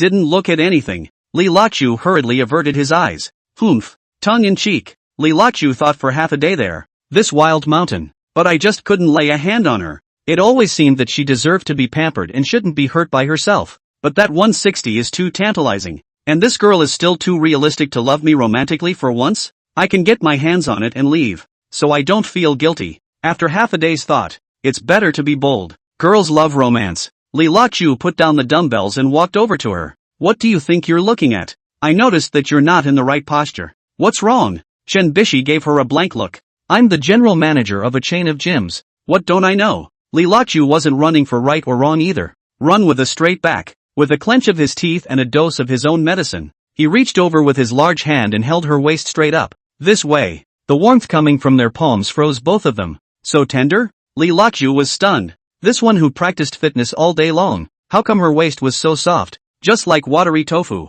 So eating tofu hits here. Chen Bishi's face instantly turned red. You. Li Lachu tried to withdraw his hand, but she held it down. Master. She turned around, her voice a little disoriented, her breathing rapid, and her eyes half closed. The two suddenly became very close. Her eyelashes were long and curled in the moonlight with anticipation and shyness. Li Lachu felt a warm exhale that pierced his lungs. Never felt this way before. It was all quick card stamping.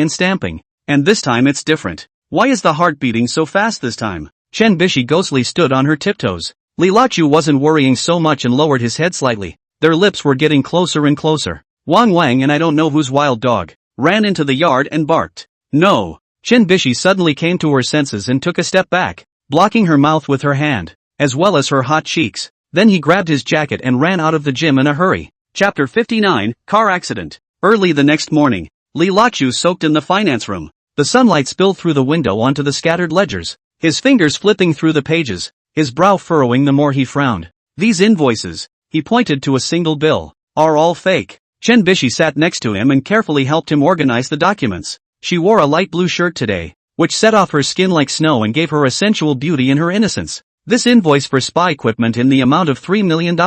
But it actually only cost $800,000. Li Lachu sneered. The difference went into old Ma's pockets. The cell phone rang. It was a message from Yu Ji-ku, hubby. Are you free tonight? I'll drive to you? Li Lachu smiled faintly. I'll go to the capital in the afternoon. Go there for what? Li Lakpol debriefing. Hubby is awesome. I can't even see Mr. Chen. You've seen more than you can handle. You know how to skulk those old buds. Honey, can we not talk about the past? Why don't you remember drinking chrysanthemum tea? Oh, I forgot. It doesn't have much flavor. Bugger. Have a safe trip. Mu-ah. Immediately followed by Zhang Huaizhen's WeChat. Shaoli, come back in a few days to take the initiative to find me a trip. My side of the work needs you to help. Paired with a winks emoji. Li Lachu forked it right off. Mo Tranquility was more direct. Did you miss me? Did you get it last night? Do you want to come to my place? Do you want to come to my place to let off some steam? Li Lachu looked at the information and couldn't help but smile. What are you laughing at? Chen Bishi had just gone to the bathroom, and only then did she enter the room and watch him snicker. Hurriedly came over. Nothing. He hurriedly turned off his cell phone, but accidentally touched her hand. Both of them were stunned, and Chen Bishi's face reddened slightly as she hurriedly lowered her head to organize the documents. Li Lachu opened a video call to contact Simone. Mr. C, take a look at these. He showed the fake invoices one by one. Last year alone, nearly $8 million was embezzled. Simone sucked in a breath of cold air. That much? There's more. Chen Bishi took over, her voice crisp. From large spa equipment, decoration materials, and even employee wages, to small things like buying rice and groceries. There are all problems. Bish? Simone froze. Why are you there? I'll help master. She said this with a hint of sweetness in the corner of her eye. Simone gave the two a meaningful look. This must be reported to the chairman immediately. I've already organized it. Li Lakshu took out a report. Do you want me to go to the capital personally? Well, you have to come, Simone said, to report to the chairman in person. After hanging up the phone, Chen Bishi looked at Li Lakshu with a hint of aggravation in her eyes. You planned this a long time ago? What? To see my dad? Li Lakshu looked at her clear eyes. His heart softened. You're overthinking it. I'm just. Before the words were out of his mouth, his cell phone rang again. This time it was Yujika's call. Li Lakshu glanced at Chen Bishi and pressed it off. Some things don't require much explanation. Important people, right in front of you. You drive slower. Chen Bishi looked out the window at the shadows of the trees whizzing by. This mountain road is not good. The two of them hurriedly took the evidence with them and left for the airport after lunch. On the way, Li Lakshu remembered the gym and used it to tease Chen Bishi. And the more he talked, the more he got excited. And the car drifted up. Don't worry, I'm skilled, Li Lakshu said proudly. Humph, learn it from who? Mo Tranquility? You girl, why do you keep mentioning her? What's wrong if I just mention it? Chen Bishi bristled. You two aren't in a normal relationship anyway. Li Lakshu was helpless. You're jealous enough. Who's jealous? She twisted her head to look out the window. Don't get self-conscious. My white moonlight will be back home soon. Now Li Lakshu didn't squeak. All of a sudden it wilted to the bone. As soon as he put out the fire, Chen Bishi didn't have much to say. Leaning against the car seat and slowly closing her eyes, the sunlight jumped through the shadows of the trees and over her face like a quiet angel. Li Lakshu slowed down the speed of the car, afraid to wake her up. Ding! Sharp turn 1 kilometer ahead. Navigation alert. Li Lakshu was just about to slow down when suddenly a strong light hit him from the opposite side. My chow! In broad daylight. What kind of high beams are you driving? He jerked the steering wheel and just cursed out the two words. Boom! The world is spinning. Nima. Obviously the road is wide enough to cross. When Li Lakshu came to his senses, he found himself pinned against the car by an airbag. Bish! He struggled to his feet. Chen Bishi was thrown a few meters away and lay on the side of the road. Motionless. There was a deep gash on her thigh at the knee, and blood stained her light blue dress. No! Li Lakshu knelt beside her, trembling as he took off his jacket and pressed it against the wound. Help! He rushed to the side of the highway and, yelling at the highway, please stop, one he forced to stop. The driver peered in, rolled up his window and went around. Another car slows down, only to speed away when it sees the blood. Asterisk asterisk asterisk asterisk. Li Lakshu hissed. Are you still human? Finally, he knelt straight down on the curb and held out his hand with a thumbs up. Beside her, Chen Bishi's face became whiter and whiter, and her breathing became weaker and weaker. Ding! The host is really a. The system suddenly spoke out. Shut up! You have the Jedi healing skill to unlock for 300 luck points. Unlock! He didn't hesitate. Ding! The absolute healing technique has been unlocked. Countless medical knowledge flooded into his mind. Li Lakshu immediately saw that Chen Bishi's thigh artery was damaged, and it would be dangerous if he didn't stop the bleeding. He knelt on the hot tarmac and pressed his hands to the wound as a wave of warmth surged through his body. Gradually, the bleeding stopped. Broken nerves were also repaired. He examined it more closely. The tendons have been connected. Life is saved, but the kneecap is shattered. And although it's bridged most of the way, we still need to get the doctor's attention in a hurry. At that moment, Chen Bishi moved gently. Are you? She opened her eyes weakly. Don't talk. Li Lakshu hugged her tightly. His voice choked. I'm sorry. It's all my fault for driving carelessly. The sound of an ambulance could be faintly heard in the distance. Li Lakshu looked at the person in his arms and tears slid down his face. He'd rather get hurt himself. Don't want anything to happen to the little lady in my arms either. She's a priority for her own care. It suddenly occurred to me that the ledgers and evidence were in the car. Just as Li Lakshu was guarding Chen Bishi's side, his afterglow caught a glimpse of a man wearing a duck-tongued hat, sneaking close to his car. No good, he realized with a jolt. Evidence. This is not an accident. It's a conspiracy. Bish, wait for me. He put her down gently and rushed towards the man. The man was about to open the door of the car. Was Li Lakshu a drag? What do you do? Li Lakshu sneered. Looking for something? The man didn't answer and suddenly drew a dagger. A cold light flashed, straight to Li Lakshu's throat. Ding! Fighting fiend skill activated. Li Lakshu dodged his body and avoided it easily. At the same time, his right hand struck like a viper, accurately clasping his opponent's wrist. Pop! The dagger fell to the ground in response. The man panicked, turned and ran. But he didn't know that this stretch of road was exactly the cliff. Ah! The man's feet fell away. In the nick of time, he grabbed Li Laxu's pants leg. Li Laxu grabbed a branch on the side of the road with one hand. One hand was dragged by the man, the whole person hanging in mid-air. Help! Help! The man screamed in terror. Li Lockjaw looked down at him, his other hand reaching down and grabbing the man's wrist. The corner of his mouth hooked into a cold smile. Tell me, who sent you? I don't know. Is it the old horse? No.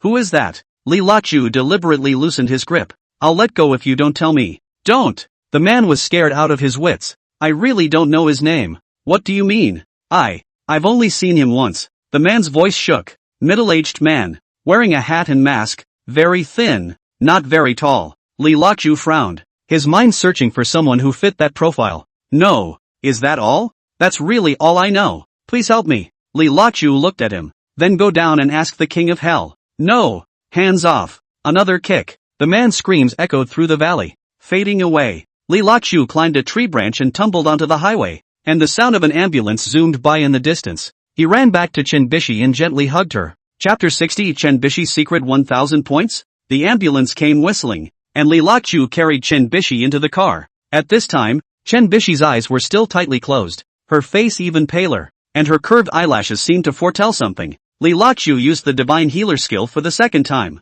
and he still didn't have a clue in his heart, because this time, Chen Bishi was too heavy, thrown out of the car, and all her bones fell apart. If it wasn't for his own divine healing skills, the two of them would probably be heavenly beings. Who are you, the patient? By this time, the resuscitation doctors and nurses got on board. I'm her friend. Li Lachu was still holding Chen Bishi's hand tightly, always feeling the changes in her. Relax. I just did a general check. The bones are fine. There's no blood in the chest. Now look. It must be brain damage. Let's hurry back for a brain exam. Thank you, doctor. The doctor with the mask, though not a big one, seemed to be in the same boat, sighing slightly. What luck! Or else this great beauty. Zip zip. This time Li Lachu glared at him. You nourish your grandmother's old legs. This is a horse, is my okay? Ah! At this moment, Chen Bishi opened her eyes in a daze and looked at him and smiled. Master, why are you here? Li Laxu's heart tightened. What do you mean? Don't remember? He forced himself to be calm.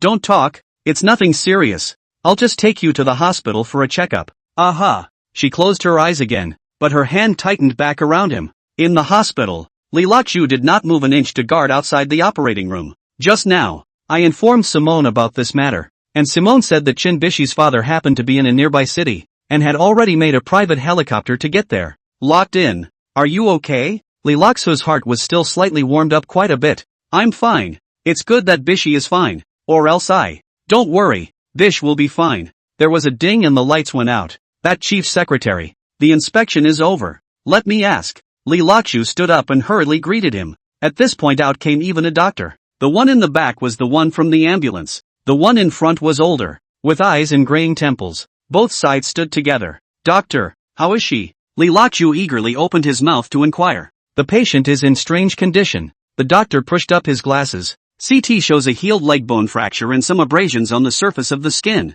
Li Lachu secretly breathed a sigh of relief. It seemed that his medical skills had worked. But, the doctor wanted to say something. But what? Her memory is disorganized and further observation is recommended. You go ahead and pick up the test report with and pay the money afterward. Aha! Mister. See? It was only then that Li Lachu realized that the cell phone screen was black. In fact, it was Simone who, after hearing that Chen Bishi was fine and seeing Li Laxu's eagerness, couldn't bear to turn off the call out of jealousy. The smell of disinfectant in the hospital corridors is pungent, and Li Lachu runs up and down the corridors, running with nausea and wanting to throw up. It's been over for 2 hours, so you can breathe a sigh of relief. Sitting on the bench, he was still clutching the examination report in his hand. The sunlight poured in through the glass windows of the corridor and shone on Li Laxu's tired face. Ding! Host, this is not good. The system suddenly panicked. What's wrong? Li Lachu frowned.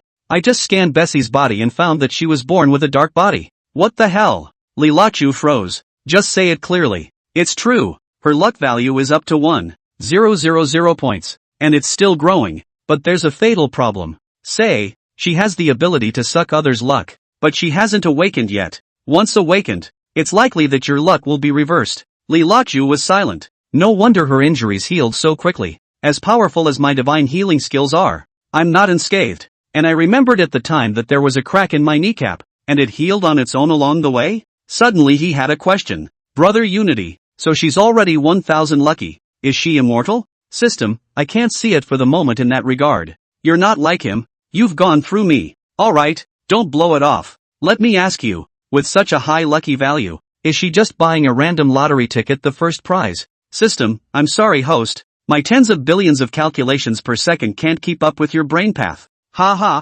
Lilachu just loved seeing the system get defeated. Buzz. That's when the phone started to vibrate. At first glance, it's his ex-wife. Yujik. Hubby, have you arrived in the capital? Her sweet voice came from the other end of the phone. Not yet. Lilak Column looked at the direction of the ward. Do not want to tell her this. The is too gossip. Maybe to kill over. There's been a little delay. What is it? Do you want me to? No. He interrupted. I can handle it myself. Hanging up the phone, Zhang Huaizhen's WeChat came again. I heard you're going to the capital? Come back this time to meet. I miss you. Li Lachu was about to reply when Mo Tranquility's call came in. Hey, motor, did you miss me? Something's up. Li Lachu knew the meaning of her motor, but was in no mood to flirt with her. So cold? Mo Tranquility laughed. I'd missed you so much. Li Lachu rubbed his temples. I'm in the hospital now. Hospital? Mo Tranquility exclaimed. You're hurt? Not me. Oh. Mo Tranquility meaningfully dragged long tone.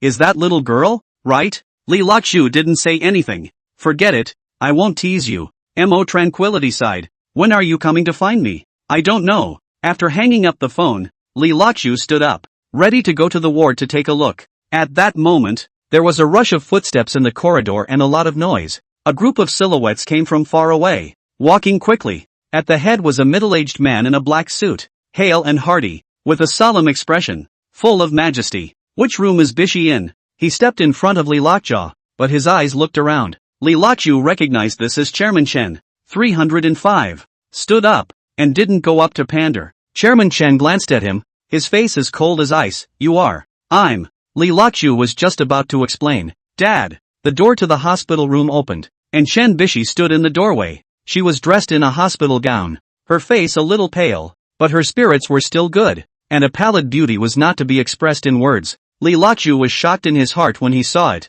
All able to get off the ground? 2 hours ago, it was still limp. Daughter, how are you? Chairman Chen quickly stepped forward. I'm fine. Chen Bishi smiled, but her eyes looked at Li Lachu. I'm just a little dizzy. Then hurry home and rest. Chairman Chen held her up. I'll have the driver wait downstairs. Seeing their father and daughter cozy, Li Lachu felt that he was an outsider and planned to leave quietly. Wait. Chen Bishi suddenly called out to Li Lachu. You. Who are you? Li Lachu's heart ached. I'm your colleague. I was going to say friend or master, but on second thought, it's better to say general relationship. Colleague? Chen Bishi frowned. But how did I? Before she finished speaking, she showed a sudden realization. Right. I remember. You are Li Lachu. Chairman Chen looked at his daughter, and then looked at Li Lachu, eyes deeper and deeper. Let's go. He helped Chen Bishi walk outside. Li Lachu stood still, watching her back gradually disappear. Host, what do you do now? The system asked. What else can we do?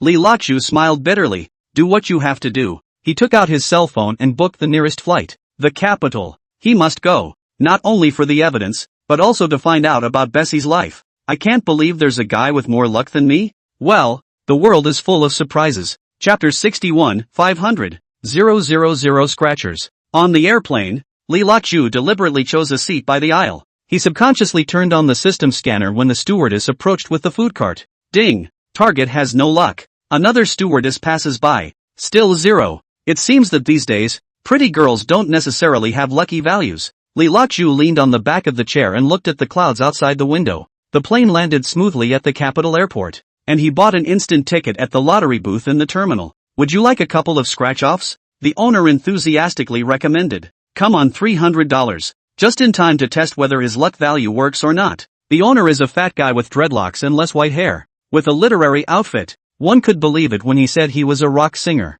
Boss, what's your top prize for this one? $500,000. Dreadlocks didn't look up, just pulled out the lottery ticket. Can it be dealt with live? No, you can't. You have to go to the lottery center to cash in the jackpot yourself. Li Lachu, accepting a bunch of lottery tickets, held them up and scanned them a few times. Brother Unity, do you think you can see which one wins without having to scratch it? System, cannot be seen. That's it? System, because I don't need to see it, it's all in my mind. You can win $250,000 in this set. 32000, and a number of $100 or less. How much? Li Lachu was startled. And the pigtail on the side also shivered. Dude, you're not shaving here. What's the big deal? Li Lachu glared at him. Boss, have you ever hit the jackpot here? Of course. The owner's eyebrows flew in the vernacular. I've been doing this for 7 years and I've met 3. How many? 20,000. Li Lachu snickered down. You're honest. Never mind. I'll take it back and shave it slowly.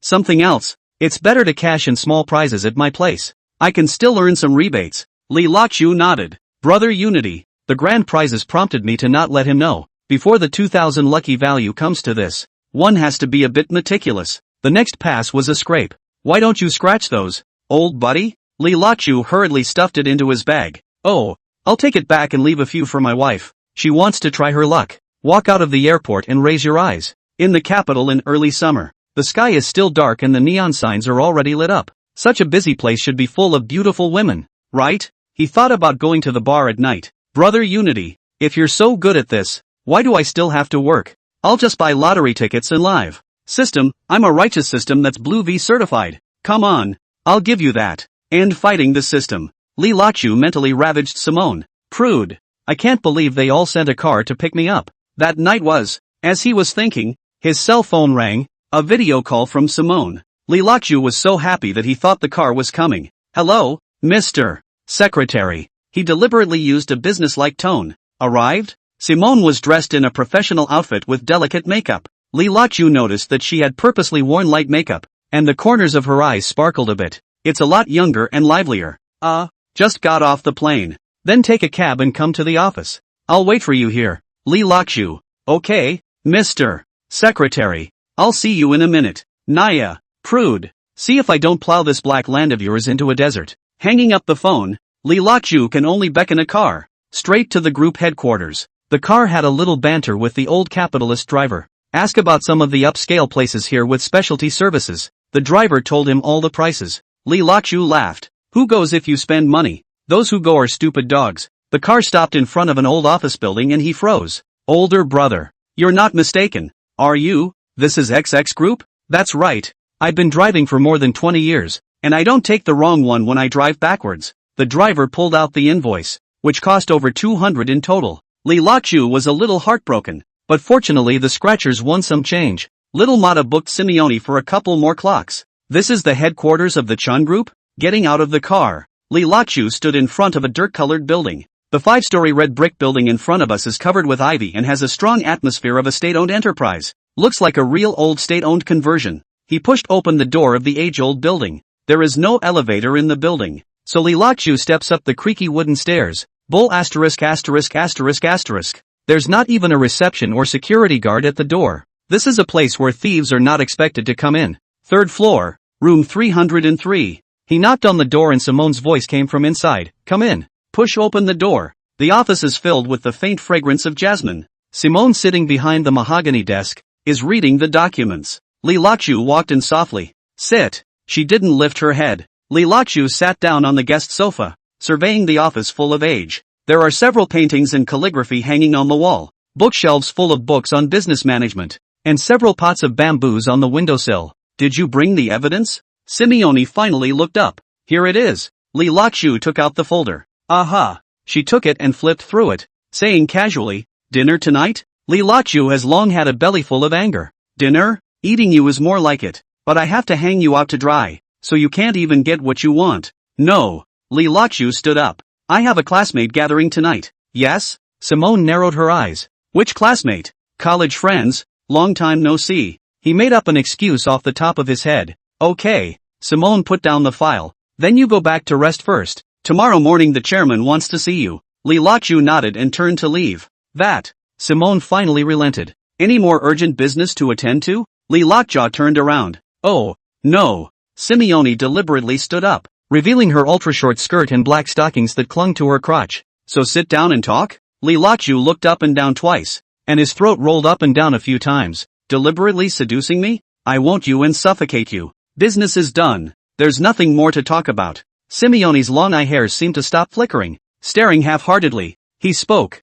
I wanted to ask for some details about going hiking the other day. What details? Simone bit her lip and spoke a little unnaturally. That did you say that something really happened between me and you that night? Li Lachu narrowed his eyes for a moment. Mr. C, what do you think? I just wasn't sure. That's why I asked you. Li Lachu wanted to say, didn't you feel anything at all after you were GA? As clean as I cleaned the battlefield. I should have left traces, right? They teased me and started playing lust with me again, waiting for me to go after her. Oh, truth be told, I sacrificed myself to calm you down and fulfill your desires. But don't worry, I'm a person with a pattern. I won't ask you to make it up to me. That matter is not on my mind. Don't feel guilty. Now Simone's originally jade-tinged and shy face turned from joy to anger at once. You got a cheap shot? Obviously played me well. So, I owe you a favor? Li Lachu hurriedly smiled dryly and waved his hand. A small matter. A hand up. Ahem. But the hand is not used much. Chapter 62. Simone contributes another 20 lucky values.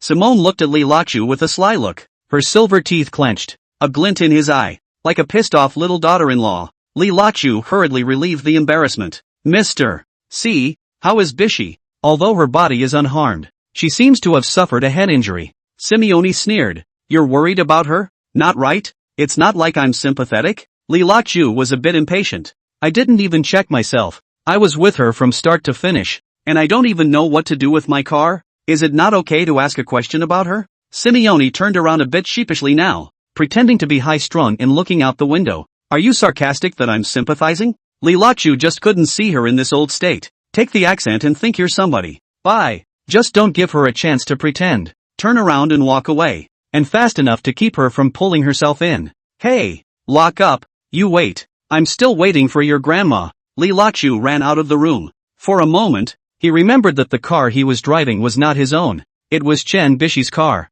That was a relief. Quickly leave the group. As soon as I looked up, the traffic was so heavy that I suddenly remembered that I hadn't even been given any food on the plane. And now I'm starving. Even looked around at the diner. The result was a noodle shop across the road. Didn't use the crosswalk either. Went straight across the barrier. Only after passing did I realize that there was a street crossing 20 meters away. Clapping his hands together, Li Lachu praised himself for his bravery. Pushed the door and walked into the noodle shop. At first glance, this noodle shop is old. The door of the room is all wrapped up. All around is just plain whitewashed walls. The white ash also shows the color of cement. Boss, a bowl of spicy noodles. Can't be bothered. Eat your fill. At least it's cleaner than the back room of a big hotel. Sat down at the table and waited a while for. Suddenly the door slammed and a scented breeze came closer. Simone walked across to him and sat down. Li Lachu remembered the short wraparound skirt she wore and hurriedly looked down under the table. What are you looking at? Simone glared at him. And it turned out she'd come out wearing a mid-length trench coat.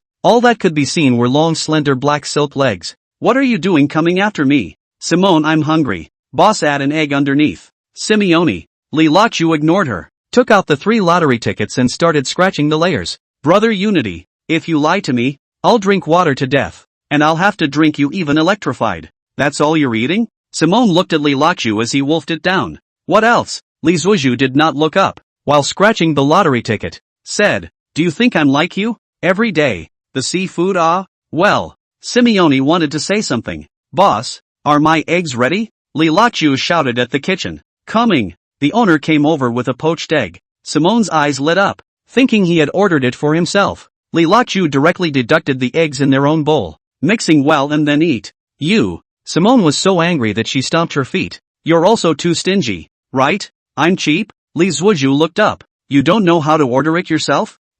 Simone bit her lip. I don't have any money. Oh. Li Lachu continued to eat his noodles with his head down. Can't you buy me dinner? Why should I invite you? Li Luju put down his chopsticks. You're my wife? You. Simone was so angry that her chest was heaving. Then Chen Bishi is your wife? Neither is she. Li Lachu continued to scratch the lottery ticket. But she is my disciple. Oh, disciple. Simone sneered. You're really good at making excuses for yourself. No need to make excuses. Li Lachu threw the last lottery ticket on the table. I just don't like people like you. What kind of person am I? People who pretend to be cool. Li Lachu wiped his mouth. Obviously want to eat. Have to wait for others to invite. You. Simone was too angry to speak. Boss, the check. 28 in all. Li Lachu threw down $30. Grabbed the lottery ticket. Got up and left. Where's the change? The owner shouted. Don't look for it. He didn't look back. by this pretty sister a tea egg. Simone sat there, tears coming out of her eyes. Stop! Simone chased after him. Li Lachu walked faster. This woman is too difficult to deal with. Li Lachu. She stepped on her heels and jogged to catch up. Stop right there. What for? Li Lachu stopped walking. Still want to eat tea eggs? You. Simone was so angry that she stomped her feet. How did you become like this? I've always been like this. Li Lockjaw turned around. It's just that you were too high and mighty to realize it before. The night was getting darker and the streetlights stretched the shadows of the two men. I'm high and mighty? Simeone's eyes reddened. Then tell me, how am I superior? First, I came to the capital and you didn't even send anyone to pick me up. Li Lachu raised his finger. Secondly, there wasn't even a smiling face when we met. Thirdly, he didn't give her a chance to speak. You have to act all businesslike when you clearly want to eat. That's. Simeone bit her lip. What's that about you? Li Lachu sneered. Afraid of people gossiping? Afraid of affecting your vice president's image? No. Her voice trailed off. What's that? I am angry. Simeone suddenly shouted out. Do you realize how long I've been waiting for you? Wait for me? Li Lachu froze. I've been waiting since you said you were coming to the capital. She lowered her head. But as soon as you came, you asked Chen Bishi. Do you know how much I wanted to pick you up? Simeone looked up with tears in her eyes. But what? But I'm afraid I can't control it. She looked away. Afraid I'd pounce on you as soon as I saw you. Li Lachu froze. Ding! Target lucky value plus 20. The system suddenly prompted. What did you say? He couldn't believe his ears. Nothing. Simeone turned and was about to leave. Pretend I didn't say that. Li Lachu stood still as his voice came out. Say that again. Let go. She struggled. It's not good for people to see. I don't care. He pulled her to the streetlight. Did you just say that for real? Simeone didn't say anything. Just kept her head down. You really? Enough. She snapped her head up. Aren't you going to your classmates? Just go. After saying that, she shook off his hand with force and ran away on her high heels. Li Lachu stood still, watching her back disappear into the night. I'm not talking to you, I'm asking about my system. Only it's on the wrong channel. Host, so you're talking to me? The system sighs. Well, in a hurry. I told her to hear it. Li Lachu smiled bitterly. Brother Tong, is she for real this time? System, no. You're still a stand-in. Brother Unity, you are really able to stab me. Chapter 63, The Bar at 3 Mile Pavilion. VIP ward of the first hospital of the capital. Chen Bishi was lying on the pure white hospital bed. Moonlight sprinkled on her delicate face through the floor-to-ceiling window. Simone stood by the window and watched as her sister Simone and her brother-in-law Chen Bin sat on either side of the hospital bed, only to hear Chen Bishi, who was playing with her cell phone on the bed, suddenly ask, Mom and Dad, I feel nothing is wrong. I want to be discharged from the hospital. It's too unbearable here. When he finished, he rolled over on the bed like a child and snarled, Aya, how old are you? You're still pampered. Simo Yuan and Chen Bishi looked just like sisters, only with some mature woman's flavor. Well-dressed, dignified and virtuous. His father, Chen Bin, has a country face, thick eyebrows and big eyes, and is full of heroic spirit. The Chen family is a red root and the Si family is a merchant family. The combination of the two families can be a head-class family in the Kyoto area. So Chen Bishi was sent to a hospital that treats some chiefs, and many more renowned specialists were consulted. At this point, the family is anxiously awaiting the results of the consultation. Although Chen Bin's face was expressionless, he already understood after looking at the car recorder. It was that big truck from across the street that hit it on purpose. Li Lachu was then under the signaling shouted. Nima in broad daylight hit what high beams. Enough over. All of this is enough to suggest that this was a premeditated assassination. The results of the specialist consultation are in. Simone was the first to see it, and she rushed to be the first to welcome it, accepting the diagnostic report. The beautiful eyes only looked at the final conclusion, after which they let out a long breath and ran towards them, whispering, nothing but a mild concussion. The family breathed a sigh of relief and began to pass around that diagnosis. Simeon is very virtuous and spoils her children the most. She sighed and began to consult Chen Bishi. Son. The two families have called Chen Bishi their old son since they were children. Chen Bishi rolled her eyes. Her memory was a bit damaged. This son called. Her heart was a bit disgusted. Mom, if you want a son, work on another one with my dad. Don't keep using me as a mental comfort. Simeon laughed, not angry at all. Chen Bin looked at the inspection report and when he heard this, he threw his gaze over, but was waved by Simo Yuan. Knowing his temper, if he doesn't get it right, the two fathers and daughters will fight again.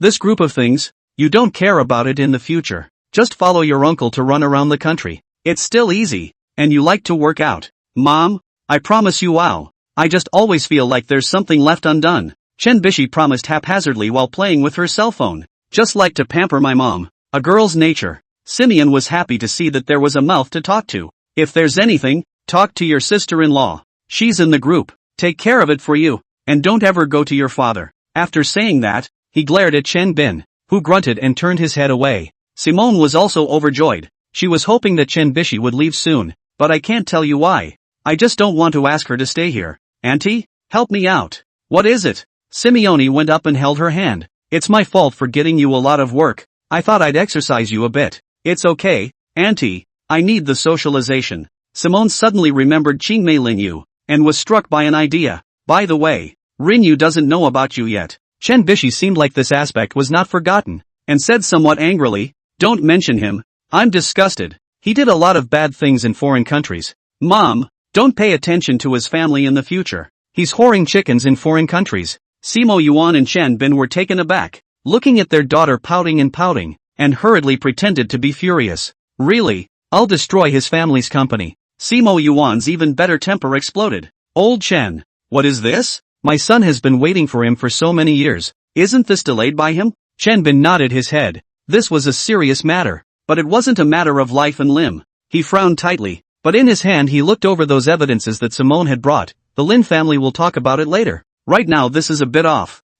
What's wrong? Simeon looked up, also looking at the A4 papers. Just for this amount of money, it's worth killing and exterminating? Chen Bin put down the document. Old Ma is no more greedy, but he's not that stupid. Simeone had thought a lot about it when she arrived, and she suddenly realized a new situation. Could, she spoke hesitantly, they find out something else? What is it? Chen Bin's sharp gaze went to her. I'm not sure. Simeone looked away. It just seems so fishy. That Li Lockjaw. Simeon suddenly said. What's the relationship with Bishi? Colleague. Simeone answered too quickly, drawing a suspicious look from her sister. Really just co-workers? Simeon looked at her daughter aside. How did I hear? Why are you looking at me? I just remembered to call him master. Chen Bishi played with her phone, actually looking for Li Loxo's name in the VX, but couldn't recall it. Sis. Simeone interrupted her with a wink, meaning in front of the children. This is not the time for that. Chen Bin looked at Simone thoughtfully and didn't say anything.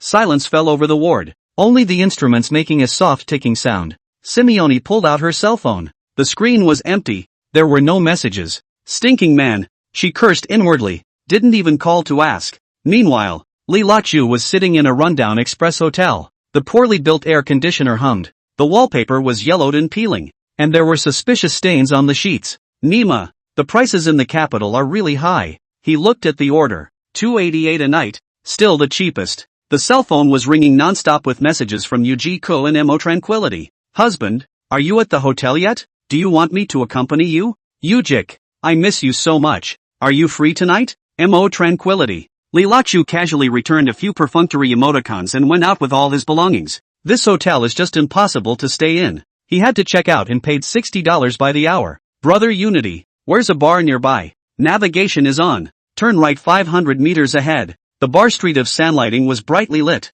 with deafening music emanating from all the storefronts. Li Lachu stood in front of a bar called Blues and looked at the price list. Holy, 88 for a bottle of beer? He sucked in a breath of cold air. This is a money grab. Pull out the lottery tickets you just bought in your pocket. 2 instant tickets with a face value of $500,000. Luckily it didn't pay off. He prayed silently. The bar was smoky and the dance floor was filled with men and women gyrating. Li Lachu found a corner and sat down. Turning on the system scan. Ding! No lucky targets within a 100-meter radius. All these beautiful women and not a single one? He was a little disappointed. I was about to leave when my cell phone suddenly rang. It was a video call from Bessie Chan. Chapter 64 Princess of the Capital Circle. Chen Bishi just found a person named One Lock for Life in the VX. It felt familiar, and one look at the chat logs told me it was him. That's when the family returned home. Auntie Smyrna didn't follow and went off on her own. It was only when she entered her princess room that she turned on her VX to eavesdrop on the two's chat logs.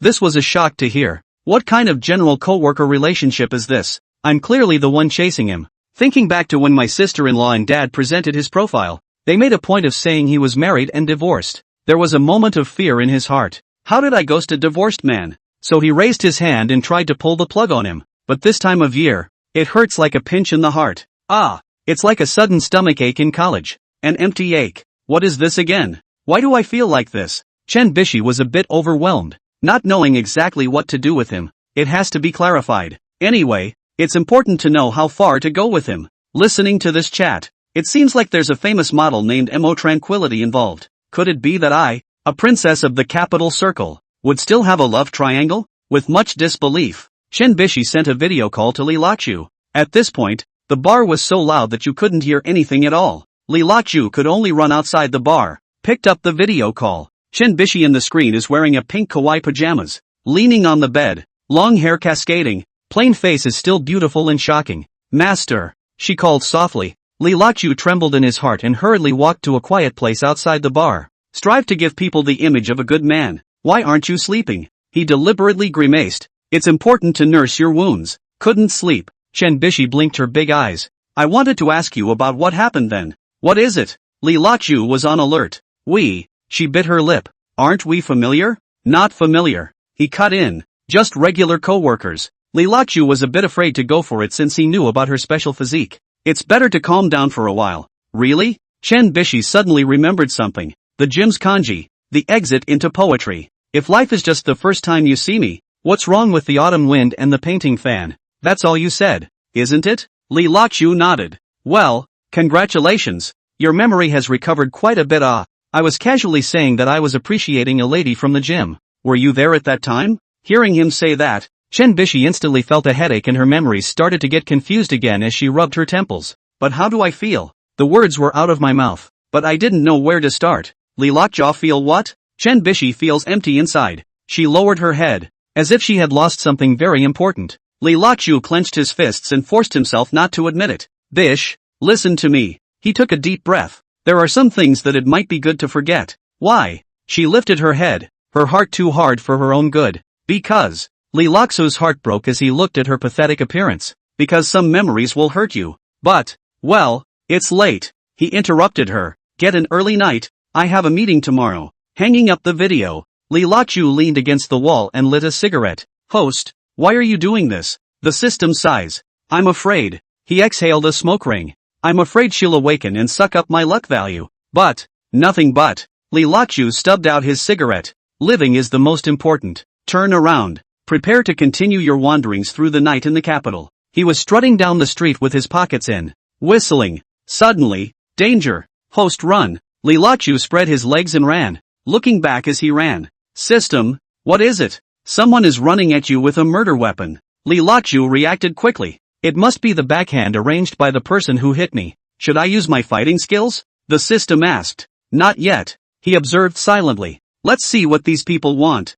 Li Lachu has been trying to figure out why he was hit. I came to the capital like a fly on the wall and didn't find a way in. I'm going with them to find out who's behind this. Thinking of this, Li Lachu stood still. At that moment, a group of men huddled in the back, all armed with murder weapons. What are you doing? The leader didn't explain much. Come with us. Li Lachu pretended to be afraid. Maybe. Then get in the car. A silver gray van creaked to a halt. The car door opened with a crash. Bang! Li Lachu then felt a coldness in the back of his head, a sweetness in his mouth and blood coming out of his nose. He pretended to go limp and pass out. Host, your acting skills are good. I didn't give them to you. Cut the crap and watch. If you're using guns and knives, activate. I'm going to counterattack. The van sped through the night, turning a few corners before stopping at an abandoned warehouse. Several men shoved him out of the car and the air smelled of mold and motor oil. The warehouse was stacked with shipping crates and there were a few dim lights in the corners. This master. A sorrowful voice rang out.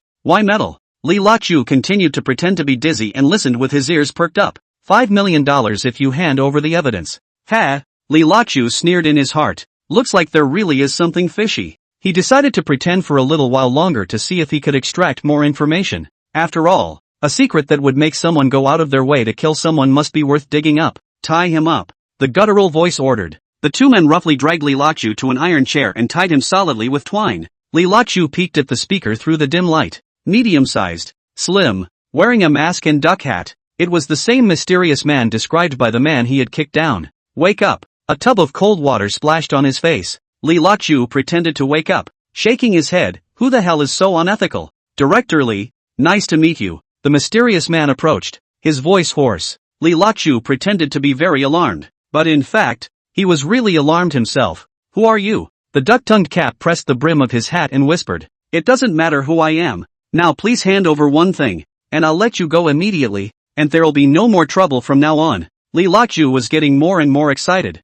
getting closer to the answer. What is it? A flash drive. Li Lachu subconsciously thought back, not knowing what to expect. What kind of flash drive? A little pirated movie? Oh, don't pretend. You know Wang Qiuga, don't you? Li Lachu instantly remembered that former management director. I know, just met once. He said to give you a flash drive. Black. When he handed over the job to you. Bull asterisk asterisk asterisk asterisk. Where did I get a flash drive? Mystic clapped his hands. Bring it on. Turning his head to Li Lachu, he sneered. I knew your kid would be dead set against it. I've got Wang Qiuga here as well. At that moment, that old horse's loyal dog Wang Qiuga, whom he had met once yesterday, was racked over with a fat head and swollen face. It doesn't look like it's been beaten up much either. Tell me about it. Chapter 65, Where's the flash drive? Tell me where that flash drive is. Wang Qiuga raised his head, looked at Li Lachu, snorted a cold laugh, whispered, gave it to him. You fart. Where do I have a USB drive?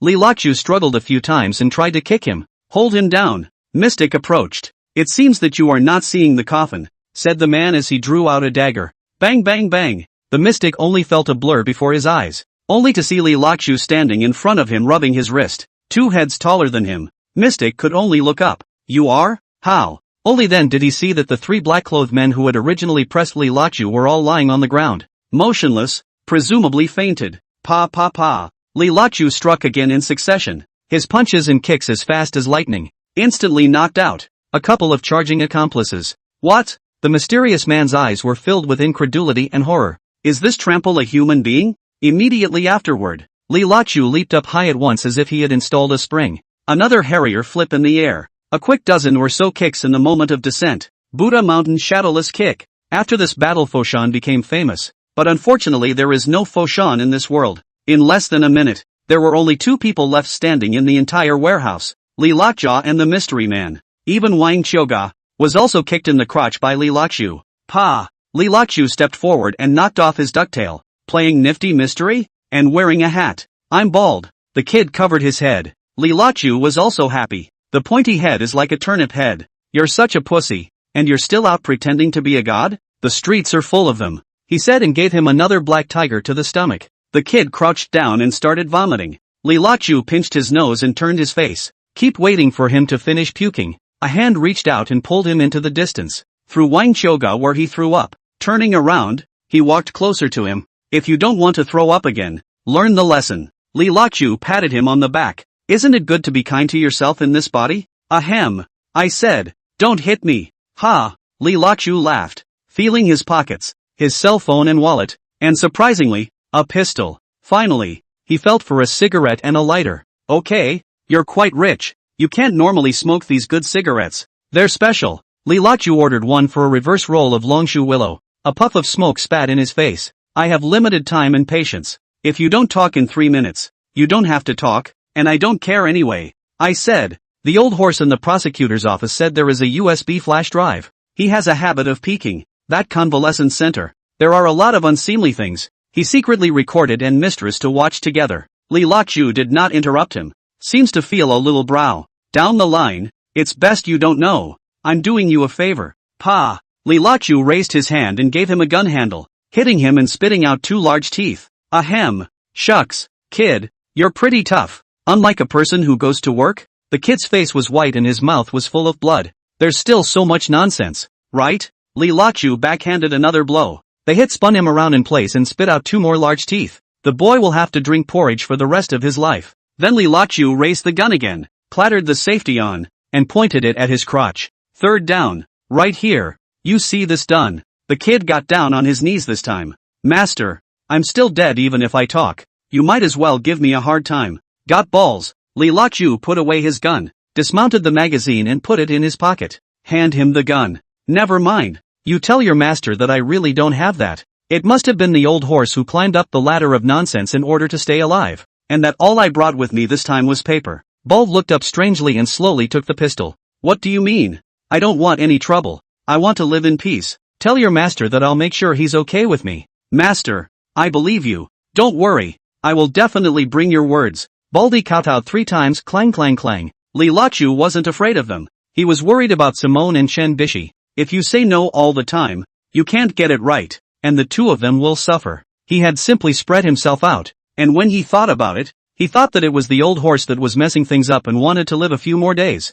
This gang isn't your average gangster either. Put out from the prosecutor's office. It must be someone from the White House. I'm going to have to live with this for a while, so I'm going to try to put it to rest. Today, I'm sorry, but you find a place to get some ceramic teeth planted, and when you come to my place to eat fish later, it's free. Spoken like a child fighting. Baldy hurriedly put on his ducktail hat, staggering to his feet. Li Lachu turned back around again, scaring him so much that he hurriedly took a few steps backward. Brothers, I chose not to pursue this time. It's not that I'm afraid of you guys. I just think that we all might have been taken advantage of by old Ma. The kid nodded his head in a hurry. Yes, it must be. The grandpa's so bold that he wouldn't lie for a USB flash drive. Li Lachu smiled and patted him on the shoulder. Sorry brother. Go to Guanshan Reservoir to eat fish when you have time. With a hug, he turned and headed for the gate. Out the door, running for a bright light until I reached the highway. Luckily there was a stop sign nearby. Li Lachu didn't care where he went.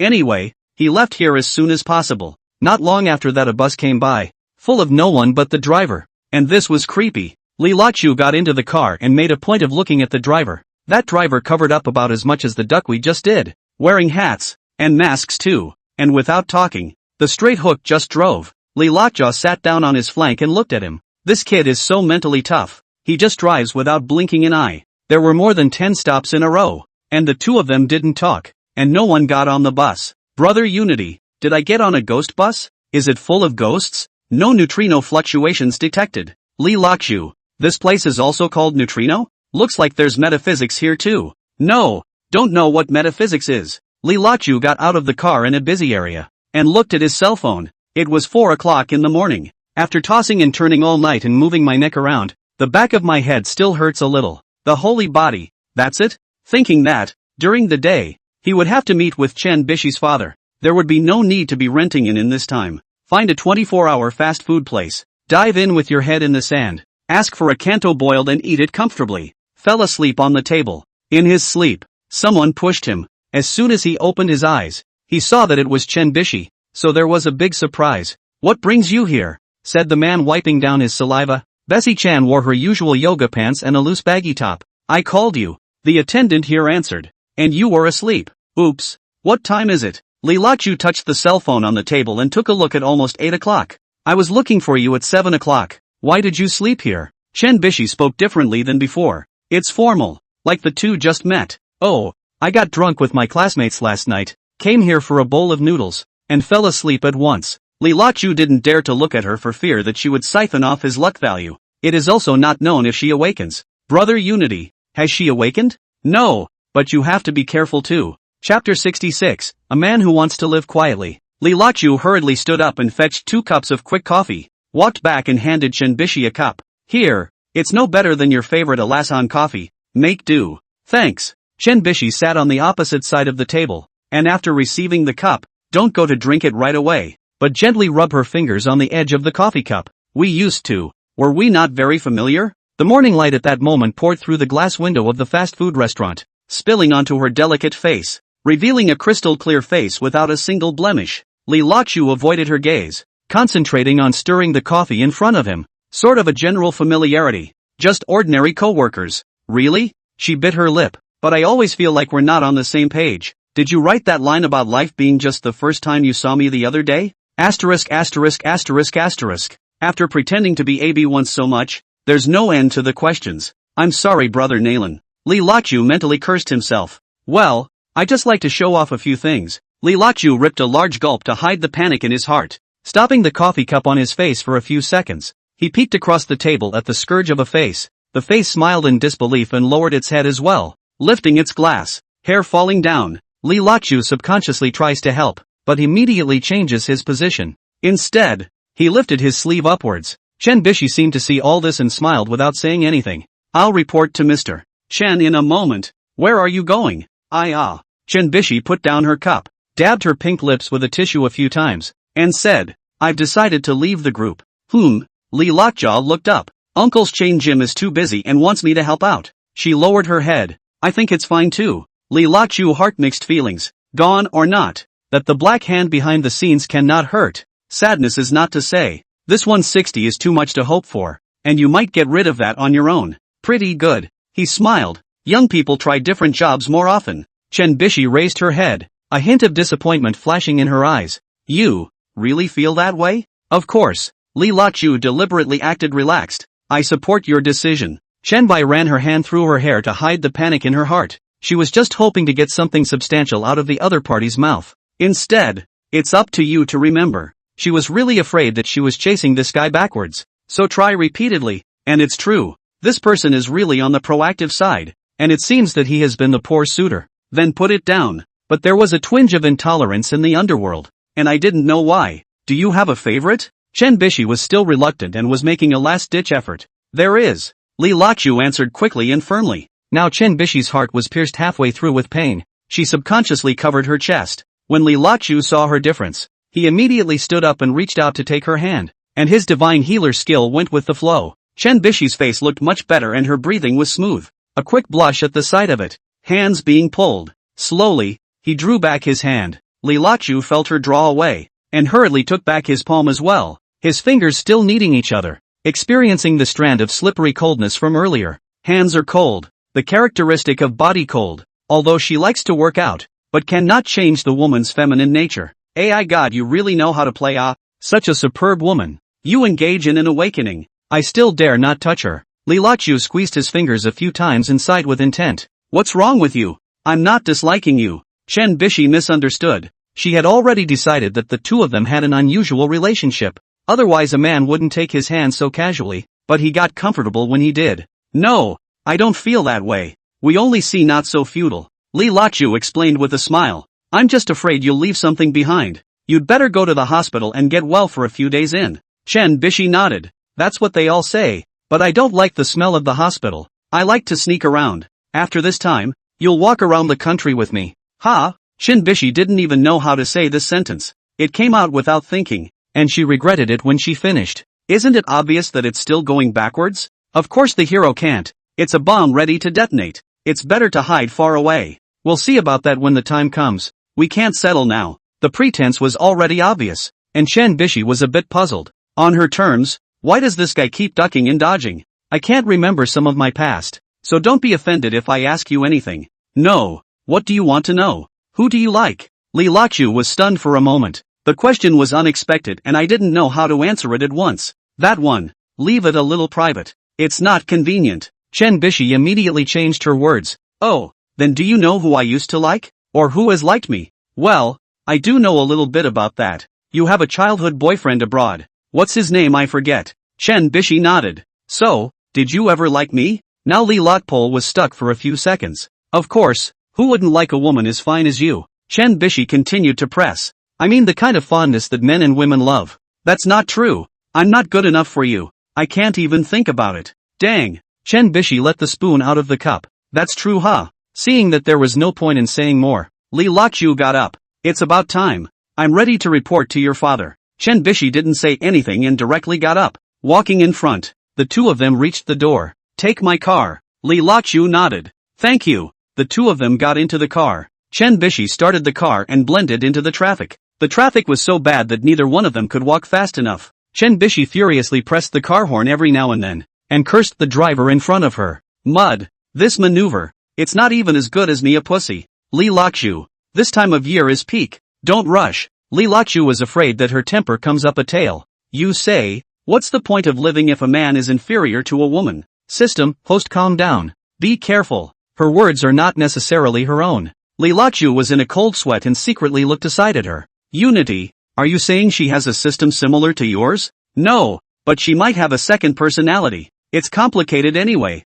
so be careful. Don't lose 610 for 160. When Chen Bishi saw that he didn't say anything, she was even more furious. Don't you know how to write poetry? How about a poem about separation? Li Lockjaw, it's not hard to find a big one. How often do you meet an old friend at the Cape? Where do you find a soulmate at the end of the world? Chen Bishi looked ahead, holding the steering wheel with one hand, and upon hearing this, her petite body visibly shook. What a confidant. Dedication. Chen Bishi, where are you going after the debriefing? Li Lachu can where to go back and forth. I like Guanshan Reservoir. Traffic is not congested at this point. Chen Bishi accelerated to drive away. The group building still has that old look, with ivy crawling on the mottled walls. Chairman's office on the 5th floor. You go to your sister-in-law first, Li Lachu said to Chen Bishi. She nodded. Okay, this time apart. I don't know when I'll see you again. Take care. After saying that, she turned to leave. The sound of her stepping on the old floorboards fading away, her back slumping and falling.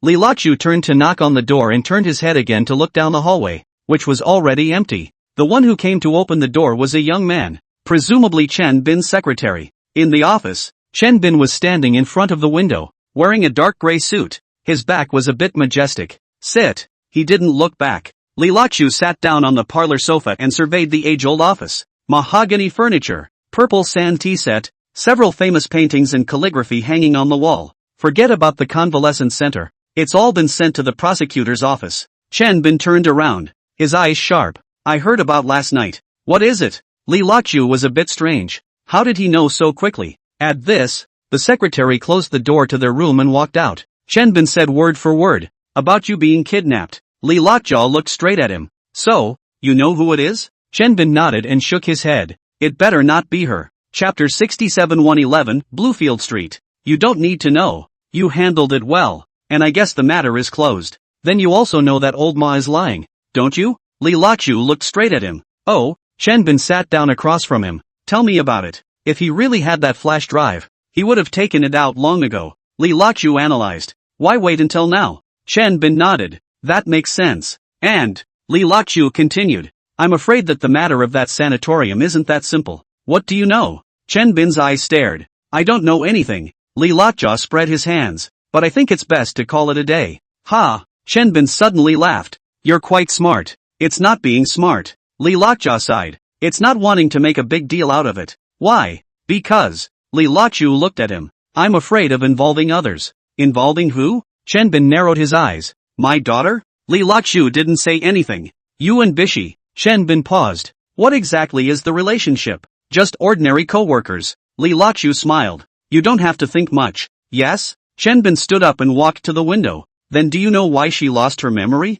Li Lachu's heart raced. I don't know. The doctor said. Chen Bin turned his back to him, his voice low. She has selective amnesia. What do you mean? That is to say. Chen Bin turned around. She subconsciously doesn't want to remember certain things. Li Lachu narrowed his eyes and forced himself to hold back his inner turmoil. Chan Dong. He took a deep breath. There are some things that might be better forgotten. You're making the decision for her? Chen Bin approached and looked at him condescendingly. No. Li Lockjaw stood up and leveled with him. I just don't want her to get hurt. Ha! Chen Bin sneered. Who do you think you are? I'm nobody. Li Lachu said frankly. Just an ordinary person. Ordinary people? A hint of color flashed in Chen Bin's eyes. The ordinary man who beat up a dozen people last night? Li Lachu was shocked in his heart, not expecting him to even know this. That's all right. Chen Bin interrupted him. You think you're right too. He Wei isn't an ordinary person. Even I'm afraid of him. Li Lachu heard at once. The person who kidnapped himself last night.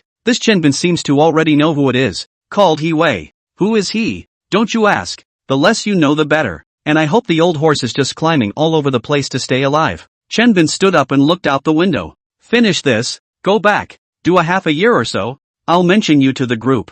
Give birth to a deputy. Stay in the capital. In a daughter-in-law. House I give you out. Li Lachu stood up in shock at once. Mr. Chen. What does this mean? It means nothing. Thank you for saving my daughter. Don't think I'm stupid and can't see anything? Well, then, I'll take it. Chen Bin slowly turned back around. Who the hell are you? A man who wants to live quietly. Li Lokpol looked straight at him. That's all. The office fell into silence as the two men stared at each other and the air seemed to freeze. Good. After a long time, Chen Bin finally spoke. I believe you. Li Lachu sighed in relief. I'll take my leave then. Goodbye, Mr. Chen. Li Lachu nodded, turned around, pulled open the door, and walked out, passing the secretary at the door, and he nodded. In the hallway, sunlight poured through the windows and created a trail of light on the floor. He took a deep breath and pulled out his cell phone. Hello, Mr. Secretary. He dialed. I'm going back to the reservoir. There was silence on the other end of the line for a few seconds.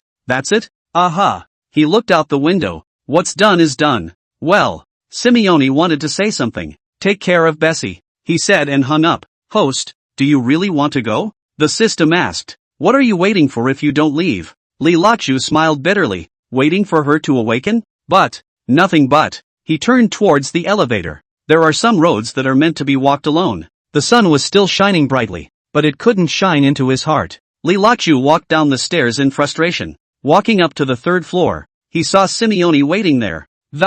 She's still in a suit with a super short skirt. A few colleagues who passed by chose to return. Go take the other stairs. Waiting for me? Mr. Secretary? Well, see you off. Simone had a high-pilled head, and ran her hair out of her ears somewhat hastily. No need. Since I didn't pick it up, why should I send you off? The mountains and the water have a meeting. Let's meet again in the rivers and lakes. Li Lachu clasped his fists and walked around her toward the stairs. Simone didn't stop him, just followed him silently. The two of them walked out of the building, one after the other. Li Lachu stood on his feet, turned around and looked at her absolute beauty. His heart was moved. It's just a pity that she can't completely fall in love with herself yet. It's mostly a novelty and intuition at this point. Mr. Secretary, when you send someone off for 1,000 miles, you have to say goodbye eventually. Did I send 1,000 miles? At first glance you copied that. Ha? Li Lachu rubbed his nose in embarrassment. Yes, I copied it all. I'm a fake and a forgery from start to finish.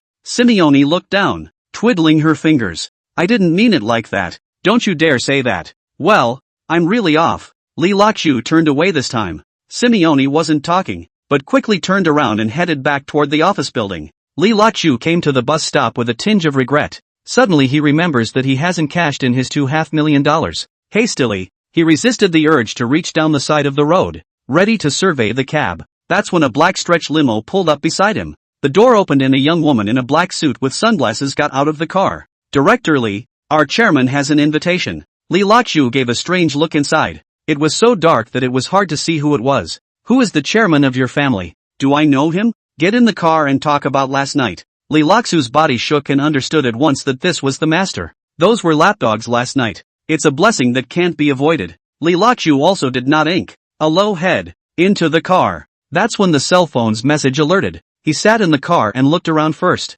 It was found that it was a high-class business car that carried some necessary amenities. Refrigerator, TV, dining table, etc. He looked down at his cell phone. It was from Simone. Go to 111 Blue Sky Road and wait for me. I miss you. Chapter 68 He Wei. Looking at Li Lachu, the small of his abdomen was hot, and a smile appeared at the corner of his mouth. Director Li. A somewhat gruff female voice came. The door to the car was closed in this case. The car started slowly. Li Lachu followed the sound and looked inside. That's when I saw a woman with short hair and a light gray neutral outfit. The reason why it is a woman. Li Lachu was judged from her chest, but from the attire, it should be a male. You are? He Wei. Li Lachu was shocked in his heart. Is this the big guy that even Chen Bin is afraid of? So it's not a man or a woman? Is it the undefeated East? Li Lachu looked at her hand under the sign.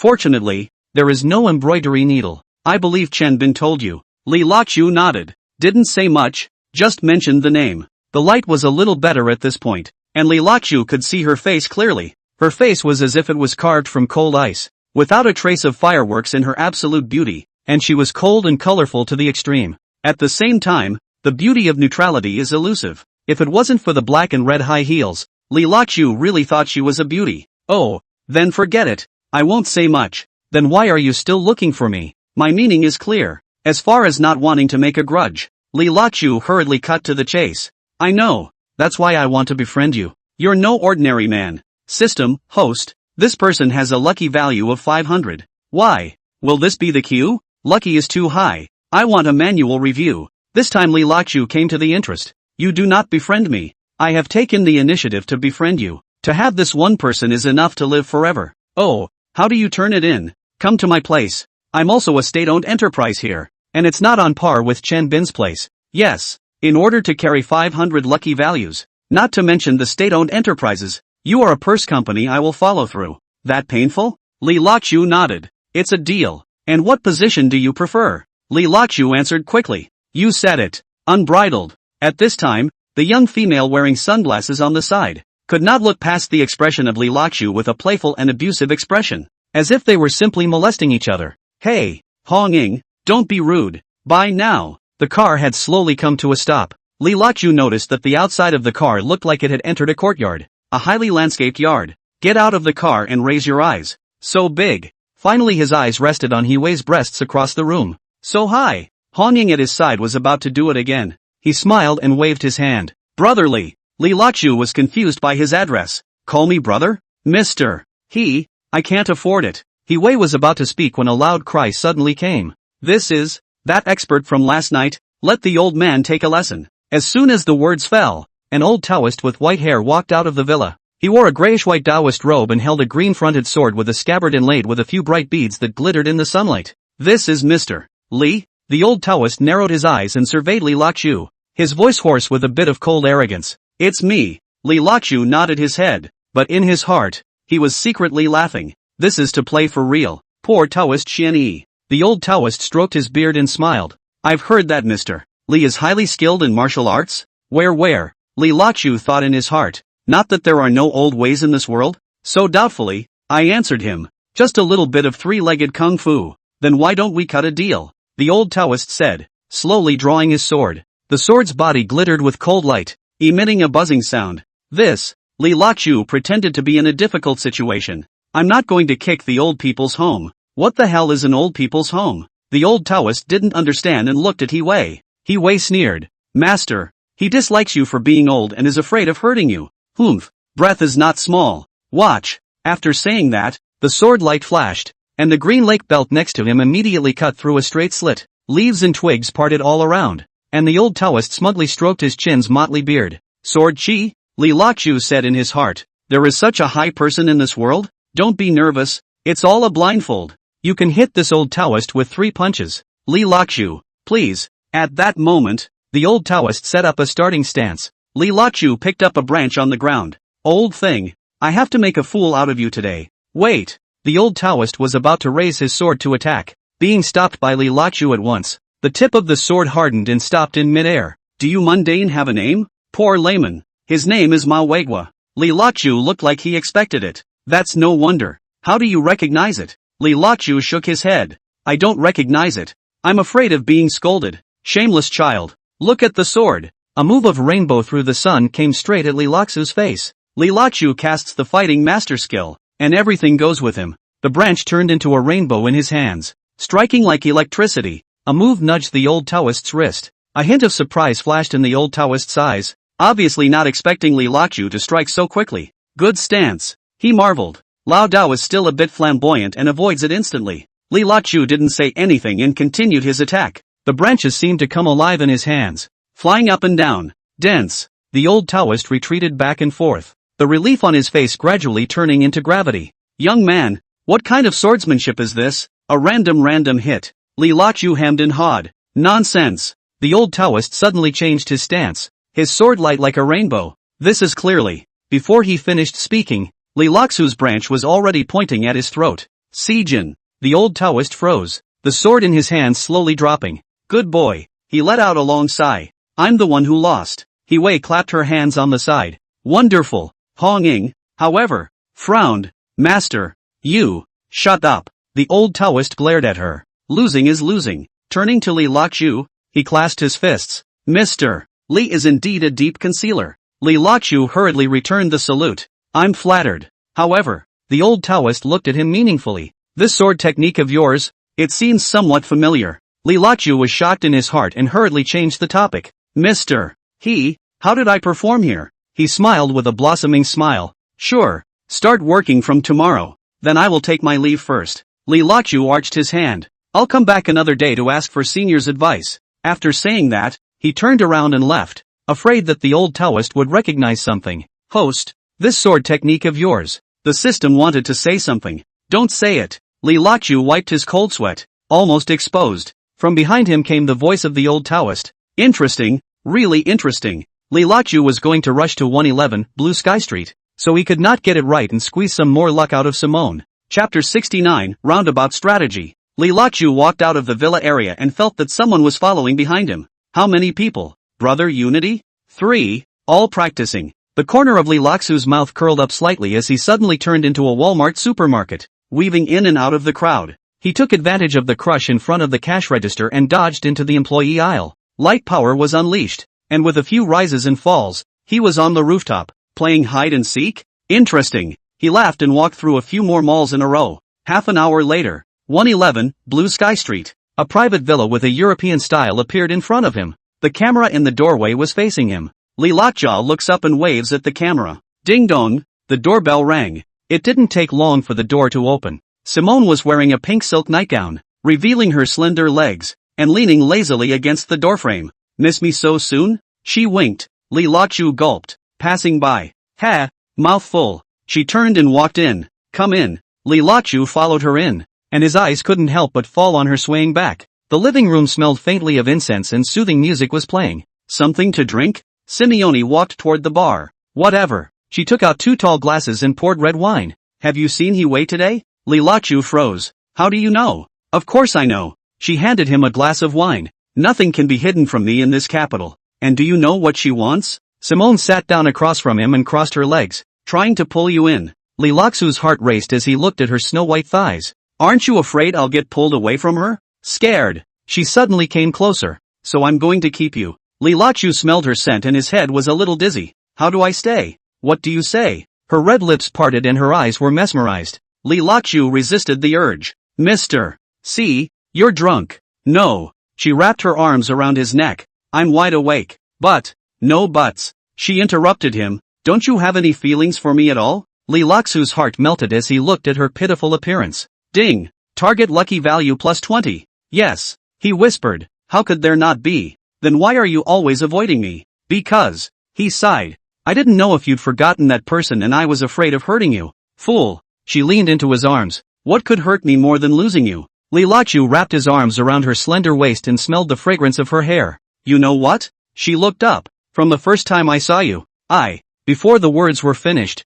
Li Lockjaw had already kissed her lips. What about the other one? Bugger. Buster. What's the point of mentioning him? I'm sober this time. Simone finally hugged him and refused to let go. Octopus-like entanglements and some reddening of the white skin all over again. Li Lockjaw looked at her mesmerized eyes and softly said, how about taking a bath together? Turn off all the phones first. Simone slurred. Late at night, an exhausted Simone's hair tangled around her pink face. Panting, he slumped over. Li Lockjaw stood in the balcony smoking an afterthought cigarette, opened his cell phone and looked at some messages. Yogi-ku was asking questions again. And Mo tranquility. Surprisingly, there was also Bessie-chan. Li Lockjaw thought she wouldn't look for herself again. Open it. Master, let's meet tonight. I always feel like there's something I haven't finished with you. Li Lockjaw looked at the time. It was late at night. Looks like a miss. There's not much to say once you think about it. And all that cartwheeling back and forth is annoying to think about. Anyway, you can't touch her for the time being,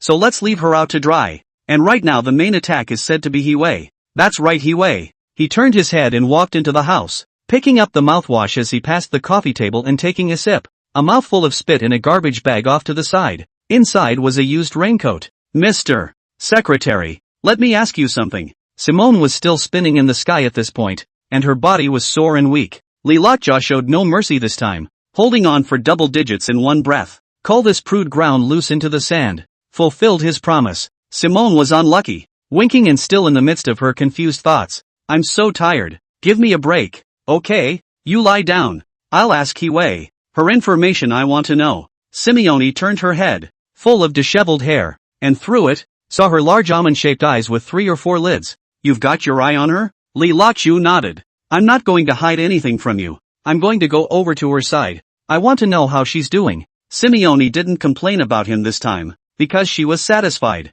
This guy is a nutcase. You can die for her. She doesn't like guys and chased me. What? Li Lockjaw stood up at once, without any clothes on, and stood in the center of the ground in a big shape. What's your surprise? He Huaizhen's own granddaughter, raised as a boy since childhood. Soldier, work, own business. Now the capital circle head handle big brother. No one dares to mess with. Simone rolled over, gritted her teeth and went to sit up. We're both about the same age. She has one fetish. She likes females, and the ones she's bagging are all movie stars. Any diva has had a relationship with her, or she'll be banned. Li Lockjaw was stunned. He's not for anything else. There's one more condition for getting lucky. Gain her heart. How else can you get this? She doesn't like guys. Brother unity. Tell me how to stab it? My profile doesn't have a response plan. And by the way, your swordsmanship. I'm in a hurry. What's the point of mentioning the sword technique? That's the famous sword technique of the Blue Star. The Dokoroku 9 swords. The host is really knowledgeable.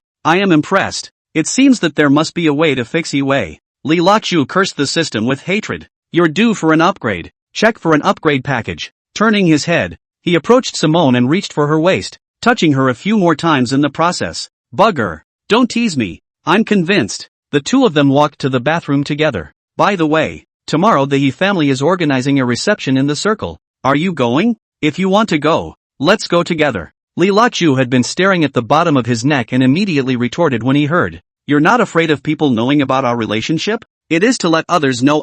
Recently this He way old annoyed me. Today sent me a lot of WeChat. Our courting, neat to death, but not a sentence to you then. If life is only like the first time? Li Laqiu remembered at once that he was the one who had said that, but another worry came back. This phrase was also used for Chen Bishi. This just in case. Yeah, so He Wei is kinda cheesy. Li Laqiu, so how does she chase you? Simone, it's just the usual words, all written by guys to girls. Something about I can't breathe without you. Thinking of you gives me courage and purpose in life. Cheesy. Li Laqiu suddenly had a bright idea. Why not use Simone to get close to He Wei, and then cook rice? Take He Wei down. So 500 to hand. Rivers and mountains and beautiful people have. Chapter 70, attending a dinner party with a lot of women. As night fell, the lights of the capital city gradually came on. Li Laqiu stood in front of the floor-to-ceiling windows, looking at the neon flashes in the distance, but the inner waves. The man in the mirror was in a tailored black suit with a tie slightly to the left. The third time he'd adjusted it. Still struggling with the tie? Simeone's voice came from behind her. Li Laqiu turned around and couldn't help but hold his breath. She was wearing a close-fitting red evening gown with a hidden split, revealing her slender legs. Her black hair was pulled back into an elegant bun, and a few strands of broken hair hung by her ears, adding a bit more charm. Well, she spun around, her skirt making a graceful arc. Beautiful. Li Laqiu sighed in heartfelt admiration. Simeone approached and straightened his tie. Don't be nervous, it's not like you haven't seen the world before. The faint scent of her perfume lingered on the tip of her nose, making Li Laqiu's heart beat faster. I was afraid. Afraid of what? She interrupted him. Afraid of meeting Chen Bishi? Or afraid of meeting He Wei? Li Laqiu smiled bitterly. It's all a bit silly. She stood on her tiptoes and planted a soft kiss on his cheek. I'm here. The lipstick on her lips was casually wiped off with an intimate and natural movement. In front of the Kempinski Hotel, a luxury car slowly drove up. Li Laqiu and Simone's Rolls-Royce pulled up in front of the red carpet, and the valet respectfully pulled open the door. The night breeze was slightly cool, and the air was lightly scented with flowers. The hotel lobby was gilded with huge crystal chandeliers that refracted the light into a million shards and showered it on the faces of the guests. Mozart's serenades flowed through the air, and the mingling of drinks was the whispered talk and laughter of the capital's celebrities. Look, there's He Wei, Simone whispered in his ear. Li Laqiu followed her gaze and couldn't help but be stunned. He Wei stood in the center of the hall, in a pure white customized suit with a black shirt inside and a meticulous tie. Short hair is sharp, showing the king's temperament between his hands and feet. If it weren't for the hidden curves, one would really have to misrecognize the gender. Handsome? Simeone asked deliberately. Handsome, Li Laqiu honestly said, and was then pinched by her waist. He Wei seemed to have noticed the commotion and came this way with his champagne. Her stride was distinctive, both masculine for a man and elegant for a woman. Welcome. She stood and swept her gaze over the two. It seems I'm late as a host. The voice was magnetic in a low tone, making it impossible to tell the difference between a man and a woman. Mister. He is too polite. Simone took Li Laqiu's hand, her tone intimate. We just arrived as well. He Wei's gaze lingered on the two men's clasped hands for a moment, the corners of her mouth rising slightly. Looks like I've missed out on quite a few things? Yeah. Simeone moved closer to Li Laqiu. We're dating. He Wei let out a light laugh, his eyes deep and unfathomable. Congratulations. Just then, a fragrant breeze drifted in. Li Laqiu's heart jumped, and before he could turn around, he heard a familiar voice. Master. What a coincidence. It's Bessie Chan. It's over. Li Laqiu sighed inwardly. The shura is about to begin. Li Laqiu turned around, only to see Chen Bishi standing there, a black backless evening dress, lining her skin like snow. Her long hair was slightly curled, casually draped over her shoulders, and her eyes held a hint of confusion and a hint of sadness. Bish, Simeone spoke, her tone somewhat subtle. You're here too. Chen Bishi did not look at her.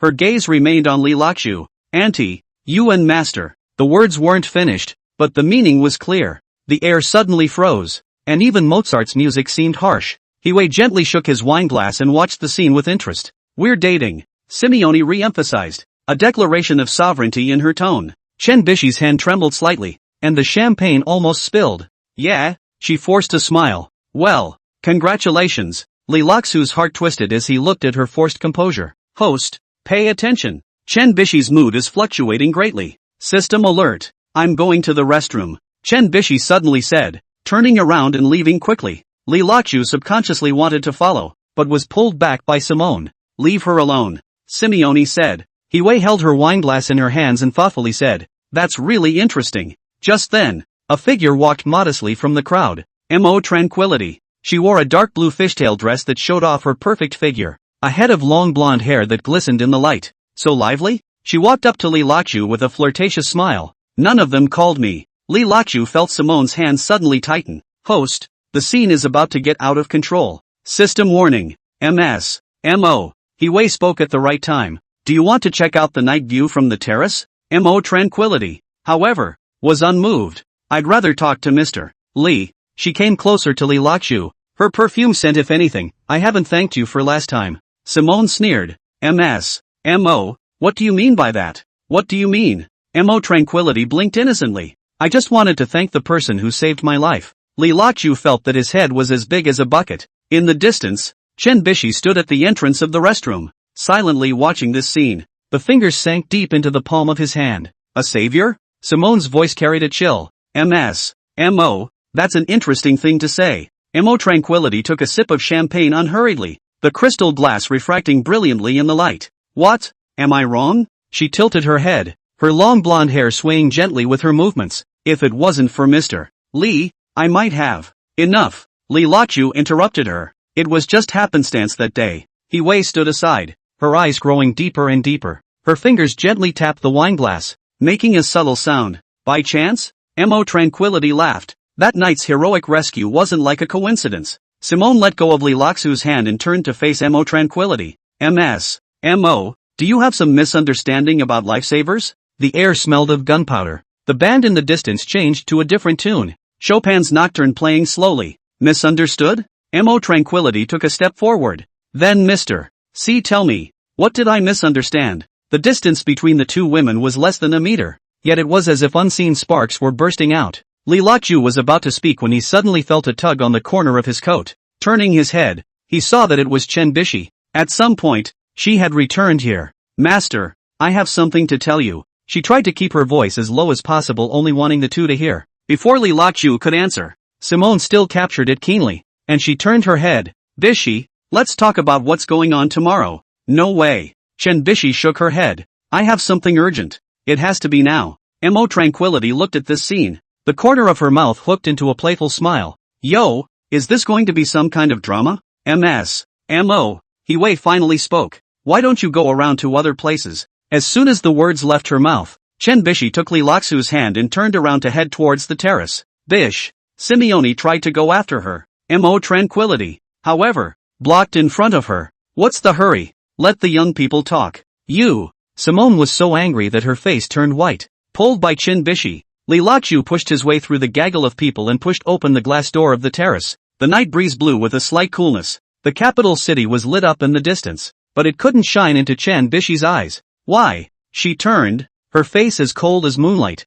"Why, sister-in-law?" Li Luxu stood there, momentarily at a loss as to how to answer. "Host, she has too many mood swings. Be careful," the system reminded. The door to the terrace slammed shut in the wind. Through the glass, Simone's anxious figure could be vaguely seen. Chapter 71, Huai's Secret. The wind on the terrace was a bit cool, blowing Chen Bishi's long hair and dispersing the tears in her eyes. "Master." She took a deep breath. "Do you remember the hospital?" Li Luxu nodded and didn't say anything. The sun was shining that day, on the windowsill of the hospital room and on her pale face. "I always felt that you had something to say to me then." Her voice trembled a little. "But you never said anything." Li Luxu looked at the lights in the distance and said softly, "There are some things that might be better left unsaid." "Why?" She took a step forward. "Because of sister-in-law?" "Bish, I know." She interrupted him. "I don't remember anything. But," she paused and bit her lip, "but every time I see you, it hurts so bad inside. It hurts. It's a feeling I can't quite put my finger on."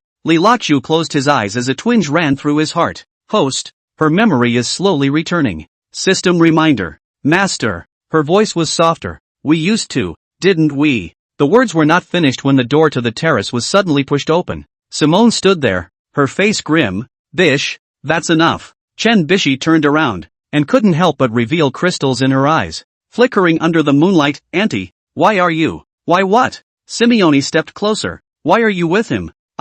Because I like him. Simone looked straight into Chen Bishi's eyes. Is that reason enough? Chen Bishi took a step back and hit the railing. But, her voice took on a choke tone. But I always felt. Think what? Simone's voice suddenly softened. Think he should be yours? I don't know. Chen Bishi shook her head. I really don't know. Li Laqiu stood on the sidelines, looking at the pair of sister-in-law and niece, his heart in turmoil. The door to the terrace was pushed open again. Huai walked in. It's all here. Her gaze swept over the three, finally resting on Li Laqiu's face. Mr. Li, can I have a word? Before Li Laqiu could reply, Mo Tranquility's voice came from the doorway. Mr.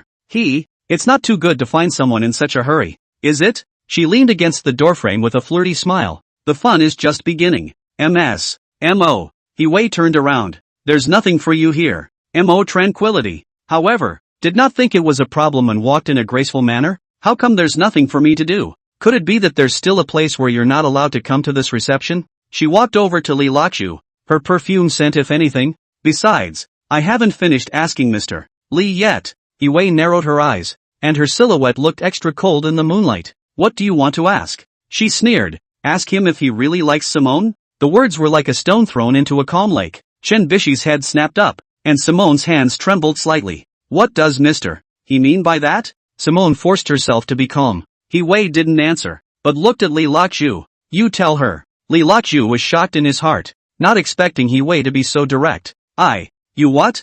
Huai took a step forward. Do you know what Simone means to me? The air on the terrace seemed to freeze. Mo Tranquility blinked. Oops. Interesting. Huai. Simone suddenly spoke up, her voice shaking a bit. Don't you talk nonsense. Nonsense? Huai turned to her. Don't you know best? 10 years since high school. Her voice trailed off. I thought. You know how I feel. Simone blushed. That's all in the past. In the past? Huai sneered. So now you chose him? She pointed at Li Laqiu. A man you've known for less than 6 months? Chen Bishi stood on the side, her eyes darting between a few people, seeming to understand something. Huai. Simone took a deep breath. We agreed not to mention this anymore. But I can't forget. Huai's voice suddenly became soft. Simone. I really can't forget. Li Laqiu stood there, feeling like an outsider. Host. The situation is not good. The system said. You're right. Li Laqiu replied in his mind. This is really becoming a shura. Mo Tranquility watched from the side.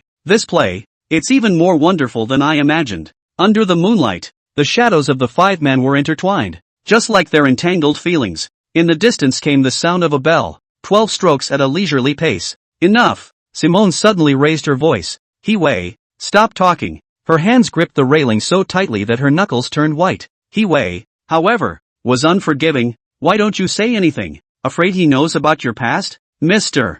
Li Laqiu finally spoke. There are some things. Let bygones be bygones. Meh. Huai turned to him. You think you know her? Under the moonlight, Huai's eyes were sharp as knives. Do you know why she chose you? Li Laqiu was silent. Host, be careful. Huai is emotionally unstable. System alert. Because you resemble a person. Huai sneered. Someone who is already dead. Simone's face suddenly changed. Shut up. Chen Bishi looked at her sister-in-law in surprise, having never seen her lose her temper like this. What? Afraid to face it? Huai pressed step by step. The one who died in the valley to save you. Huai. Simone's voice trembled. Say one more word. What do you want? Huai suddenly got agitated. Hit me? Like back in school? Mo Tranquility watched the scene with interest. Wow. So there's this kind of past. Shut up. Huai and Simone drank at the same time. The atmosphere on the terrace was saber-rattling. Li Laqiu looked at Simone's pale face and his heart was no longer fluctuating. One knows, oneself, what it means to have no excitement. It's just simply for that lucky number. Don't care if it's a substitute anymore. Squeezing the last of her luck is the goal. And then there's this big 500 boss. Misogynistic Huai. Host, don't think too much. It's not that simple. The system said. I see. Li Laqiu said softly. Mr. You're the host today. Please go take care of the other guests. I'll take care of it here. Chapter 72, The Purpose of Approaching Me. Mr. Li Lachu suddenly stepped forward and blocked in front of Simone. How about we call it a night? Huaizhen narrowed his eyes. Are you ordering me? Don't dare. Li Lachu smiled faintly. I just think this is not good for anyone. He turned his head to look at the vial in Mo Tranquility's hand. Especially, some people still want to take advantage of the fire. Mo Tranquility's face changed and her hand involuntarily tightened. Let's go. Li Lachu took Simone's hand. We should go back. Huaizhen didn't stop them, just looked at them fixedly. In the moonlight, her eyes were both complex and forlorn. Bishi. Li Lachu looked toward Chen Bishi in the corner. I'll explain it to you some other day. After Huaizhen's mess, Chen Bishi was in a much better mood. She nodded softly and didn't say anything. Li Lachu nodded with Mo Tranquility again and turned to lead Simone away at a quick pace. Walking through the gaggling hall, Li Lachu practically half-dragged and half-carried Simone away from the scene. It wasn't until she got in the car that Simone came back to her senses. Mr. Secretary, I'm sorry,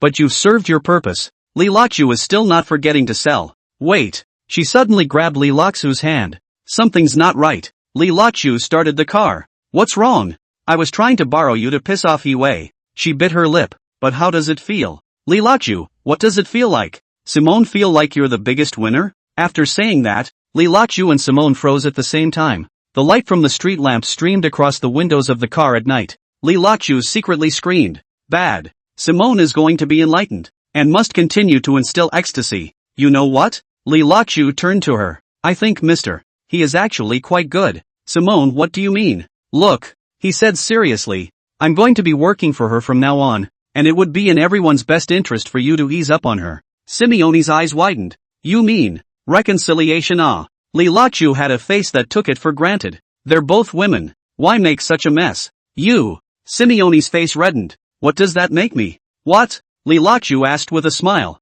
It's just that I didn't know better when I was young. But, her voice trailed off. Now, it's not impossible now. Li Lachu followed the good advice. Think about it, a big boss like Huaizhen. Who wouldn't want to get close? Simone was silent for a moment, then suddenly looked up. I'm telling you, I'm doing this for you. She gritted her teeth. I have a normal orientation. I know. Li Lachu smiled meaningfully. That's why it's all the more important to seize the opportunity. Simone was so angry that she stomped her feet. Why are you such a person? The car drove off into the night, the Kempinski Hotel blurring in the distance. Host, that's a good use of retreat for advancement, the system said. Li Lachu replied in his heart. What else? You can't really steal a woman from Huaizhen, can you? The car pulled up in front of Simone's villa. Simone didn't let Li Lachu out of the car this time, but opened the door herself. Won't you invite me up for a seat? Li Lachu asked with a smile. Simone gave him a blank look. You've been terrible today. What's so bad about it?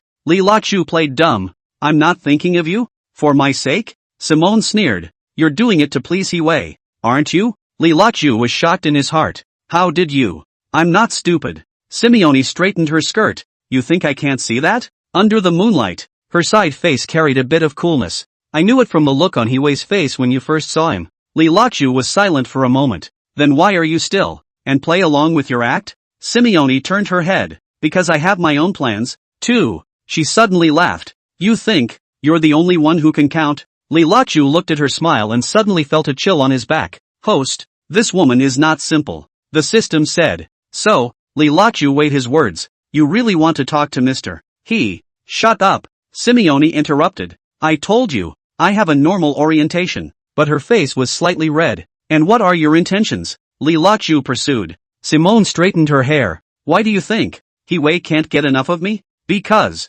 I have something she wants. Simone's voice suddenly turned icy. A secret big enough to destroy her. Li Lachu was shocked in his heart. What secret? You don't need to know. Simone pushed the car door open. Just like I don't need to know what you're really doing by approaching me. The night breeze blew her long hair with a faint scent of perfume. Good night, Mr. Li, she said meaningfully. Good luck with your future. Watching her walk into the villa, Li Lachu did not start the car for a long time. Host, things seem to be more complicated than we thought, the system said. Yeah, Li Lachu nodded. This game of chess, it's a bit big. The cell phone suddenly vibrated. It was a message from Simone. Mr. Li, would you like to hear another of Huaizhen's secrets? Mo Tranquility. Lockpost looked at the cell phone screen and hesitated for a moment. Host, be careful, it's a trap. System alert. I know. He replied softly before editing the text message. It's not quite appropriate for Mo to be looking for me this late, is it?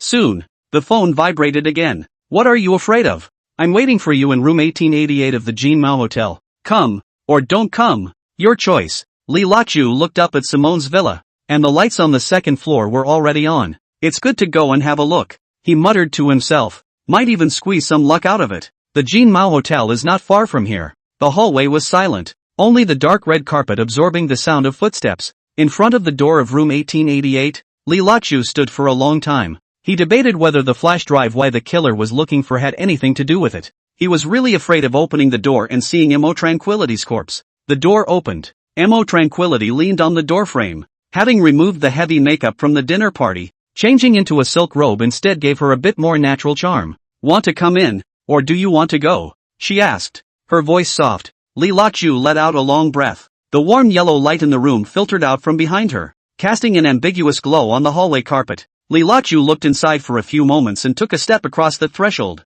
A faint scent of incense wafted through the room, and the wine was already awake on the coffee table, 2 goblets refracting the light of the crystal chandelier. Actually, Mo Tranquility poured wine for both of them. I just wanted to meet you alone. That's it? Li Lachu took the glass but didn't drink. Sometimes, she laughed softly, it doesn't take a reason to simply want to see someone. Chapter 73, I wish you the best of luck in your future. The night was deepening, and the neon lights outside the window flickered on and off, as if they were saying something. Early morning sunlight filtered through the blinds and painted a trail of light on the office floor. Li Lachu stood in front of Simone's desk and watched as she read her application to leave. Her eyelashes fluttered slightly in the morning light, as if she was thinking about something. Have you really decided? She finally spoke, her voice soft. Aha. Li Lachu nodded. Mr. His side gave a good opportunity. Simone put down the paper and looked up at him. Do you realize what you're doing? The sunlight on her face made it impossible to see her expression. I know, he said.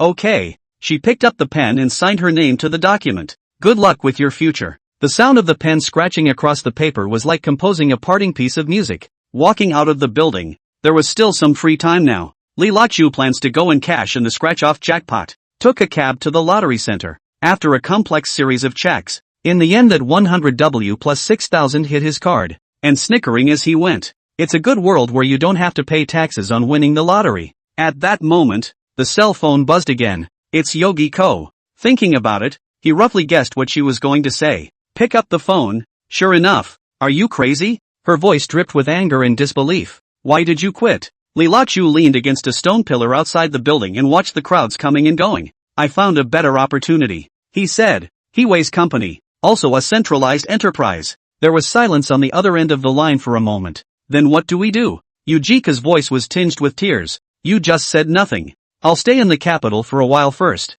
He interrupted her. Do it and see first. Don't even think about jumping ship when you're at that level there. With 500s Huai on the hook, Yujiku is not enough to worry about. Li Lachu. She suddenly raised her voice. What the hell do you want? As we were talking, another call came in. It's Ho Micro. I'm sorry, Mr. He is looking for me in an emergency. He hung up after saying that. Mr.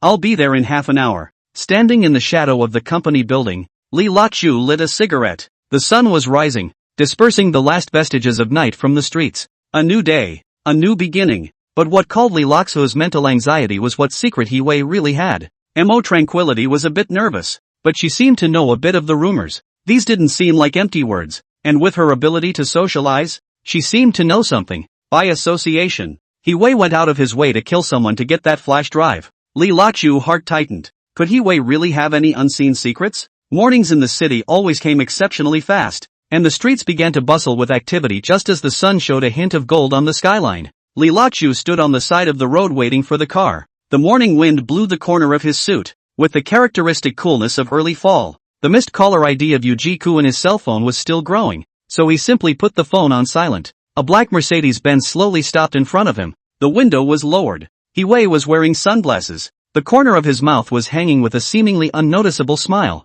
Get in the car. The leather seats exuded a faint perfume odor, which mixed with Huai's cologne smell if anything, making it indescribably comfortable. There was light music playing in the car, which Li Lachu recognized as Chopin's Nocturne, and the soothing sound of the piano eased the tension. Mr. You're too polite. I can just take my own car and come to pick me up. He Wei was still dressed in a neutral outfit, except that there was no shirt worn inside the wide suit. Did you sleep well last night? He Wei suddenly asked, a hint of playfulness in his voice. Li Laqiu looked out the window at the rapidly receding scenery and replied without moving. Not bad. Mo Tranquility's side. He Wei paused. I know all about it. Li Laqiu was shocked in his heart, but his face remained calm. Know what? He Wei took off her sunglasses and turned her head to look at him. Why do you think I'm giving you this opportunity? The sunlight filtered through the car window, casting fine shadows of light on her face, and those eyes seemed to harbor an unreadable depth of meaning. Because of my ability? Li Laqiu asked tentatively. He Wei let out a light laugh. What do you think? The car pulls into a secluded lane lined with French sycamores casting dappled shadows in the morning light. Arrived. He Wei said. It was only then that Li Laqiu noticed that the car was parked in front of a low-key detached villa. The red brick facade was covered with ivy, and there were a few roses planted in the garden in front of the door, with early morning dew still hanging on the petals, glittering with a crystalline light in the sunlight. It's my private residence. He Wei pushed open the car door. Come in. There's something I need to talk to you about. The interior decoration of the villa was surprisingly simple, not as luxurious as expected, but instead, it was permeated with a light and elegant temperament. The floor-to-ceiling windows of the living room were facing a small courtyard, and a few small birds were jumping between the branches of the trees, emitting crisp chirps. He Wei walked to the bar and skillfully brewed coffee. Do you know why Simone agreed to your application to leave? The coffee maker made a slight humming sound that mixed with the birdsong outside the window made a marvelous piece of music. Li Laqiu sat on the sofa, looking at the sunlight through the floor-to-ceiling window drawing light and shadow on the floor. Because of you? Smart. He Wei walked up with 2 cups of coffee. But that's only one of the reasons. She placed her coffee on the coffee table, the tangy flavor filling the air. The real reason. Before the words were finished, her cell phone suddenly rang. Glancing at the caller ID, He Wei's expression suddenly became serious. Sorry, I have to take this call. She walked towards the courtyard, leaving Li Laqiu sitting alone in the living room, looking at the hot air rising from her coffee cup and thinking. In the courtyard, He Wei's voice was faint. Occasionally a few vague words came out, sounding like she was arguing with someone. The sunlight poured through the floor-to-ceiling windows on her back, making that slender figure look a little lonely. Li Laqiu picked up the coffee. The fragrant flavor seemed to have a hint of bitterness in it, just like the complicated situation at this moment. His eyes wandered around the living room, trying to read something from these simple furnishings. There were a few abstract paintings hanging on the wall. The frames were all in the simplest black color, but they exuded an indescribable elegance. On the coffee table was a spread-out book, Hemingway's The Old Man and the Sea, the pages of which were already slightly yellowed, obviously often flipped through. Li Laqiu cannot help but think of what Mo Tranquility said last night. He Wei's appearance, perhaps hiding a more complex inner world than everyone imagined. The door to the courtyard was pushed open and He Wei walked in, a somewhat tired expression on her face. Sorry to keep you waiting. She sat down across from Li Laqiu and casually threw her cell phone on the coffee table with a muffled sound. Where were we? The real reason, Li Laqiu reminded. He Wei picked up the coffee that was already a bit cold and gently took a sip. Simone is smart. She's doing this all for you. It seems like she really likes you. That vase is forgotten after all. Li Laqiu, you're talking about the one who looks a lot like me? Ha? This she confessed to you? Li Laqiu thought nonsense. Simone cannot be as simple as you think. Confession is also a desire to escape. Yeah, so I know I'm a stand-in at all times. Simone nodded. That's what I like about you. You're self-aware. Mr. He. Don't worry, you like yours, I won't take it away from you. Li Laqiu also put up a fight for that 500 lucky value. Oh, He Wei took a few sips of coffee, which seemed to be a bit hot, and smoothly took off his suit. Throw it aside. Li Laqiu was shocked to see that she was only wearing a black silk halter inside. That's a female, as well developed as a woman's organ. Li Laqiu began to wonder why he had to dress up as a man. He Wei hurriedly then picked up the Maishan special on the table. Black nails ruffled the copper-covered lighter. And only in the firelight did Li Laqiu see that she was wearing a light gray lipstick. Take it yourself if you want to suck it. She spat out an eye roll. How about we call ourselves brothers from now on? You're the most worthy of me of any man I've seen. Chapter 74 East Sea Dragon Palace. Ahem. Li Laqiu's heart was suddenly excited. Isn't this 500 coming? Brothers? Isn't it possible to get up and bathe brothers? Li Laqiu thought thievishly. What? Brotherly looks down on me? Li Laqiu still bowed his head. His thoughts were full of indecent videos. Brotherly, my company is a national monopoly. 51% for the state and 49% for the He family. So if you worship with me, it's the same as ascending half of the country. Li Laqiu decisively stood up and clasped his fists. Yes, I can. I'm high on this brother. He Wei stood up with a slap on the table. Good. Cool. Autumn in the capital always comes silently, and the week passes unnoticed, just like the falling sycamore leaves outside the window. Li Lachu is sitting in the office of the deputy director of the general department, a spacious office located on the 37th floor of the group's building. Through the floor-to-ceiling windows can be the CBD as far as the eye can see. He was playing with a set of car keys in his hand, which was the off-road vehicle that He Wei had assigned to him. A brother? All of a sudden Li Lachu from a bottom of the small staff all of a sudden promoted to the annual salary of millions of executives of state-owned enterprises, and it's still an idle position. He just goes in and out of various places with He Wei every day. Laid back and relaxed. Nominally a director, but actually He Wei's follower. Bodyguard. Director Li, Mr. He wants you to come over. Secretary Xiao Zhan reminded softly at the door. Got it. Li Lachu straightened his tie, and when he got up, he inadvertently glanced at the schedule on the table, on which the week's itinerary was densely recorded, with accompanying Mr. He marked on the back of almost every item.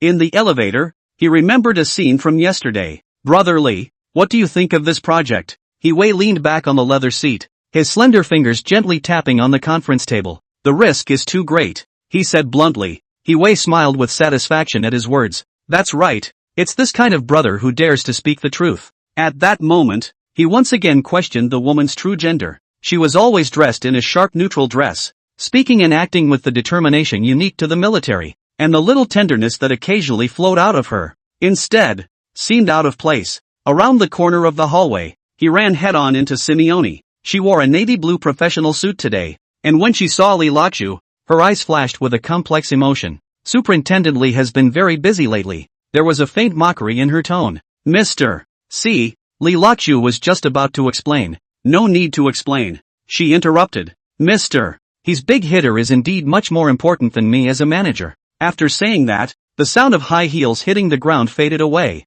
leaving only a wisp of perfume if any. Li Lachu did not go after her. Such a woman really want to run. You cannot catch up. This time, I guess I'm here to talk to He Wei about things again. The two men closed the door. Li Lachu did not have the good sense to go in, but also subconsciously want to facilitate the two of them, so that their own curve to save the country will have hope. So it was just a matter of waiting outside for a while. At this time the cell phone vibrated again. Yujika's missed calls have been 99 plus. Li Lachu looked at the latest message. The plane ticket is booked. Next Thursday to the capital. This time you do not want to hide. He sighed. This ex-wife, like a lingering shadow, probably can't squeeze much out of it. Li Lachu then tried to leave it unsettled. Mr. He still has some things to do. Xiao Zhang suddenly put down the phone and walked over. He asked you to make a trip directly to the East Sea Dragon Palace, said, handing Li Lachu a red-hot stamped invitation. Li Lachu froze and took the invitation. East Sea Dragon Palace? It seems to be an impromptu decision. Li Lachu opened the invitation.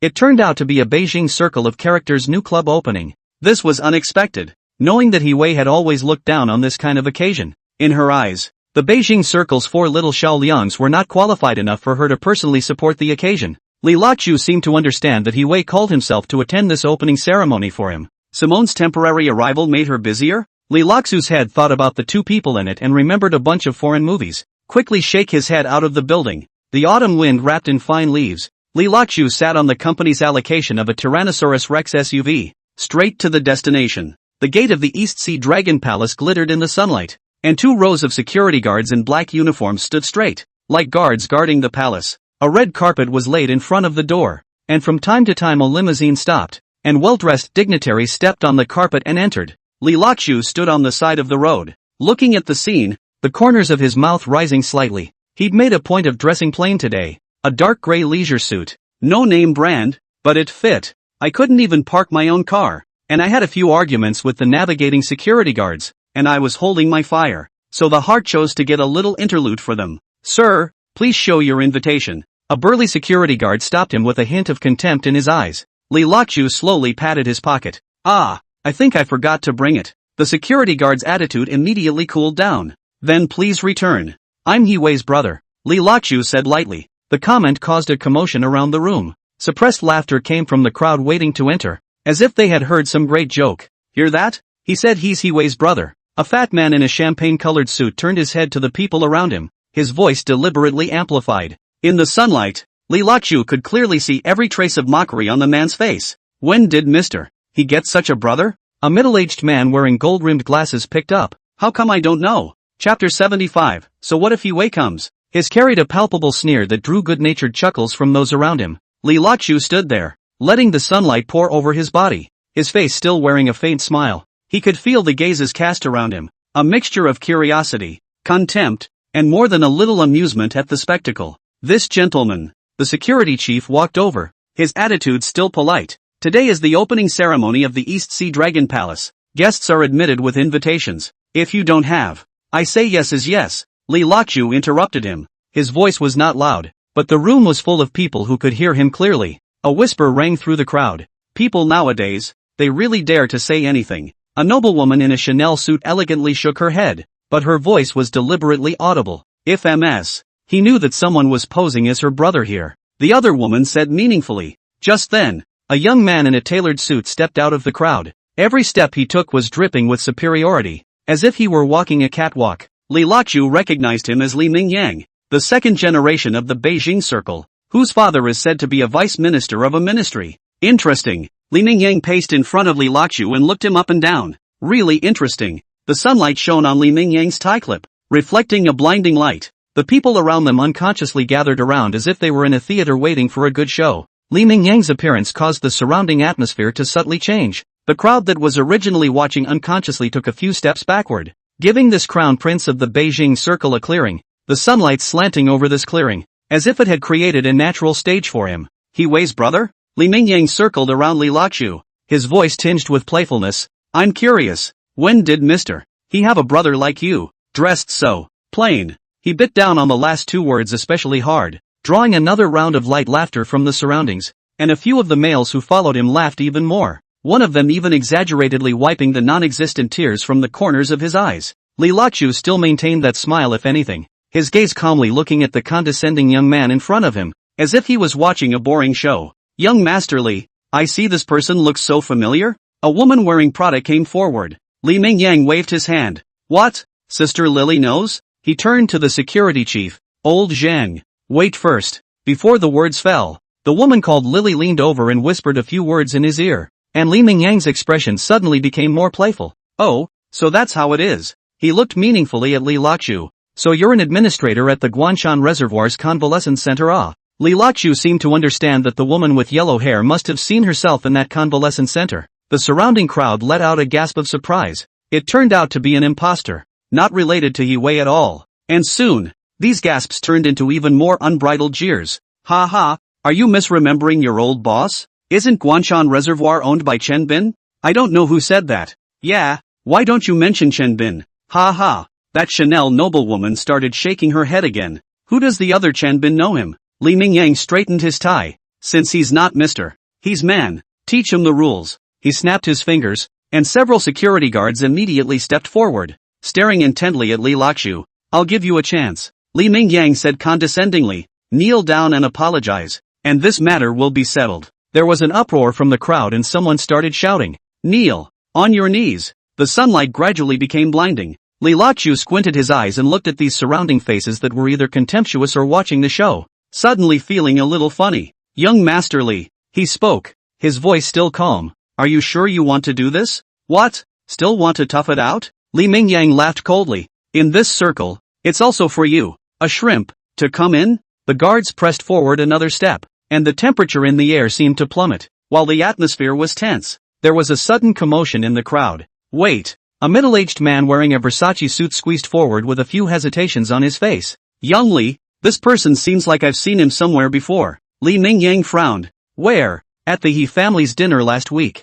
The middle-aged man recalled carefully. He sat right next to Mr. He, all night long. The words were like a stone thrown into a calm lake, stirring up a ripple. The surrounding crowd began to mingle and murmur. Really? Not just anyone can go to the He family's dinner party. I heard that even young Li didn't receive an invitation that day. Could he really be with Mr. He? A cockney who was on good terms with Li Mingyang came to his ear. Yangzi, should we not count it? In case it really offends Mr. He. Li Mingyang's face became a bit ugly. He had indeed not received an invitation to the He family dinner, and this incident had caused him to lose a lot of face in his circle. Now when he looked at the young man in front of him who was dressed in ordinary clothes, the fire in his heart grew even more. Afraid of what? He laughed coldly and raised his voice a few points. even if He Wei comes. So what? When these words came out, even his own followers were startled. One must know that in this circle in the capital, the Yi family was not something that anyone could just mess with. But things have come to this. Li Mingyang instead went out of his way. He took a big step forward and looked straight at Li Laqiu. In this matter today, even if He Wei comes, he has to give a statement. Are you sure? Li Laqiu still maintained that faint smile. What? Trying to scare me? Li Mingyang's voice got louder. I'd like to see that He Wei can come. Before the words left his mouth, the crowd suddenly fell silent. A sound of high heels hitting the ground came from far away, like some kind of fateful footsteps. Li Mingyang's words came to an abrupt end as he saw a scene that made him lose his blood color instantly. He Wei was stepping on the morning light and coming in style, in a sharp white suit, with an aura so powerful that people didn't dare to look directly at her. And beside her, Simone followed gracefully, like some kind of marvelous match. In the sunlight, both women's expressions held a hint of playfulness, as if they were watching a well-prepared show. You just said. He Wei stopped in front of Li Mingyang, her voice clear and cold. Even if I came. So what? The entire scene instantly froze, and even the air seemed to have stopped flowing. Everyone held their breath, waiting for the best part of the play. Chapter 76 wilted like an eggplant. Just as the atmosphere froze to a standstill, a hearty laugh broke the awkwardness. Mr. He, you're finally here. Xiao Liang, dressed in a champagne-colored suit with a smile piled up on his face, walked quickly from the crowd. I was just saying to everyone that without Mr. He, this opening ceremony would be half less glamorous. He Wei glanced faintly at Li Mingyang, who was already covered in cold sweat and wilted like a frosted eggplant. Little Liang ah. He Wei's voice was still clear and cold. Your threshold for this East Sea Dragon Palace is quite high. Rio wiped the non-existent sweat from his forehead. It's all a misunderstanding. It's all a misunderstanding. He Wei looked around, and wherever his eyes went, the powerful and noble people who had been high and mighty just a moment ago lowered their heads. Sunlight poured through the glass dome, gilding her with a majestic glow. With my status, He Wei doesn't care to have a general understanding with curmudgeons. Her voice was not loud, yet everyone could hear her clearly. But today, I would like to introduce someone to you all. She held out her hand to Li Laqiu, who stepped forward knowingly. The corner of He Wei's mouth hung with a hint of a smile if any. This is my He Wei's good brother, Li Laqiu. He used to be Murni's assistant, so he's not an outsider when all is said and done. Right, Murni? Saying that, she turned her head to look at Simone, her eyes filled with tenderness. Looking at Li Laqiu, he felt jealous. Would have wanted to pull Simone away if it weren't for that 500. Simone's eyelashes fluttered slightly in the sunlight, and she barely managed to squeeze out a smile, nodding her head gently. He Wei held Simone with her left hand and patted Li Laqiu's shoulder affectionately with her right hand, and the silhouettes of the three of them pulled out a long projection in the sunlight. Rio. Her voice was suddenly serious. From now on, the locking pillar will be as if I were there in person, so you must take care of it. Yes, yes, yes. Xiao Liang nodded repeatedly. Don't worry, Mr. He, I will definitely. Before the words fell, He Wei had already led Li Laqiu and Simone toward the hall. The sunlight passed through the colored glass, casting splashes of light and shadow on the ground, and the three figures walked in this light and shadow, like a painting full of metaphors. At the main table, Li Laqiu appeared to be listening to the gaggle of pleasantries, but he was secretly observing He Wei and Simone. From time to time, He Wei came to Simone's ear and said something, while Simone's fingers clutching her wineglass turned slightly white despite her calm surface. What's the secret? As Li Laqiu looked at the way Simone was clearly going against her heart but had to endure it, the doubts in his heart grew deeper and deeper. The sunlight through the crystal chandelier shed a little golden light on the dining table, but it couldn't illuminate the secrets in these people's hearts. Mr. He, this is the key to the best suite in our East Sea Dragon Palace. Xiao Liang held a mahogany box with both hands. Penthouse with an open-air pool. You can't find a second one in the entire capital city. He Wei just glanced lightly. Put it there. The sunlight poured through the floor-to-ceiling windows and reflected an understated sheen on that mahogany box. To have such a suite with an open-air swimming pool in this capital city where every inch of land is precious,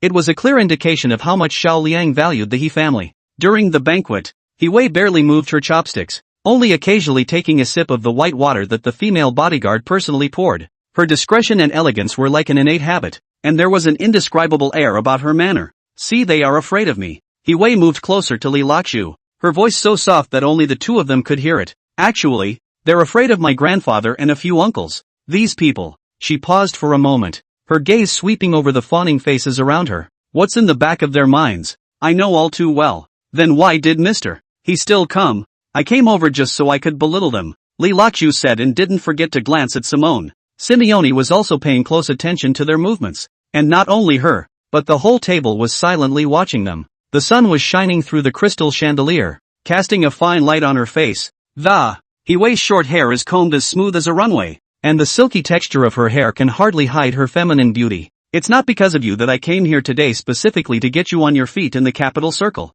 said Li Lachu heart swings. That moving soulful apricot kernel eyes faintly crossed the corner of the eyeshadow. All of a sudden, the eyes were full of ling lines of separation, and the yingqi was fully revealed. Mister, he treats me. Li Lachu pretended to be touched. There's really nothing to say. Come all in the wine. I'm dry. Li Lachu temperament due to a good mood. Suddenly have a kind of Dokoroku Nine Swords feeling of bravado on the body. Brother I have the audacity to call you brother and brother. It really seems like I'm being petty if I don't say so. Huai corner of the eye curved. Eyes curved into a crescent shape. I and Li brother at first sight. Have long taken you as a brother. Just you a sentence of he always hang on the mouth. It's my fault. I'll take another penalty. The table is full of people. Only looking at Li Lachu a cup of cups for you to pour. Some people muttered in whispers. Really from the mountains. Never seen good wine. Thousands a glass. Dry up endlessly? Keep your voice down. That one isn't drinking. Don't let her hear. Li Lachu ear sharp.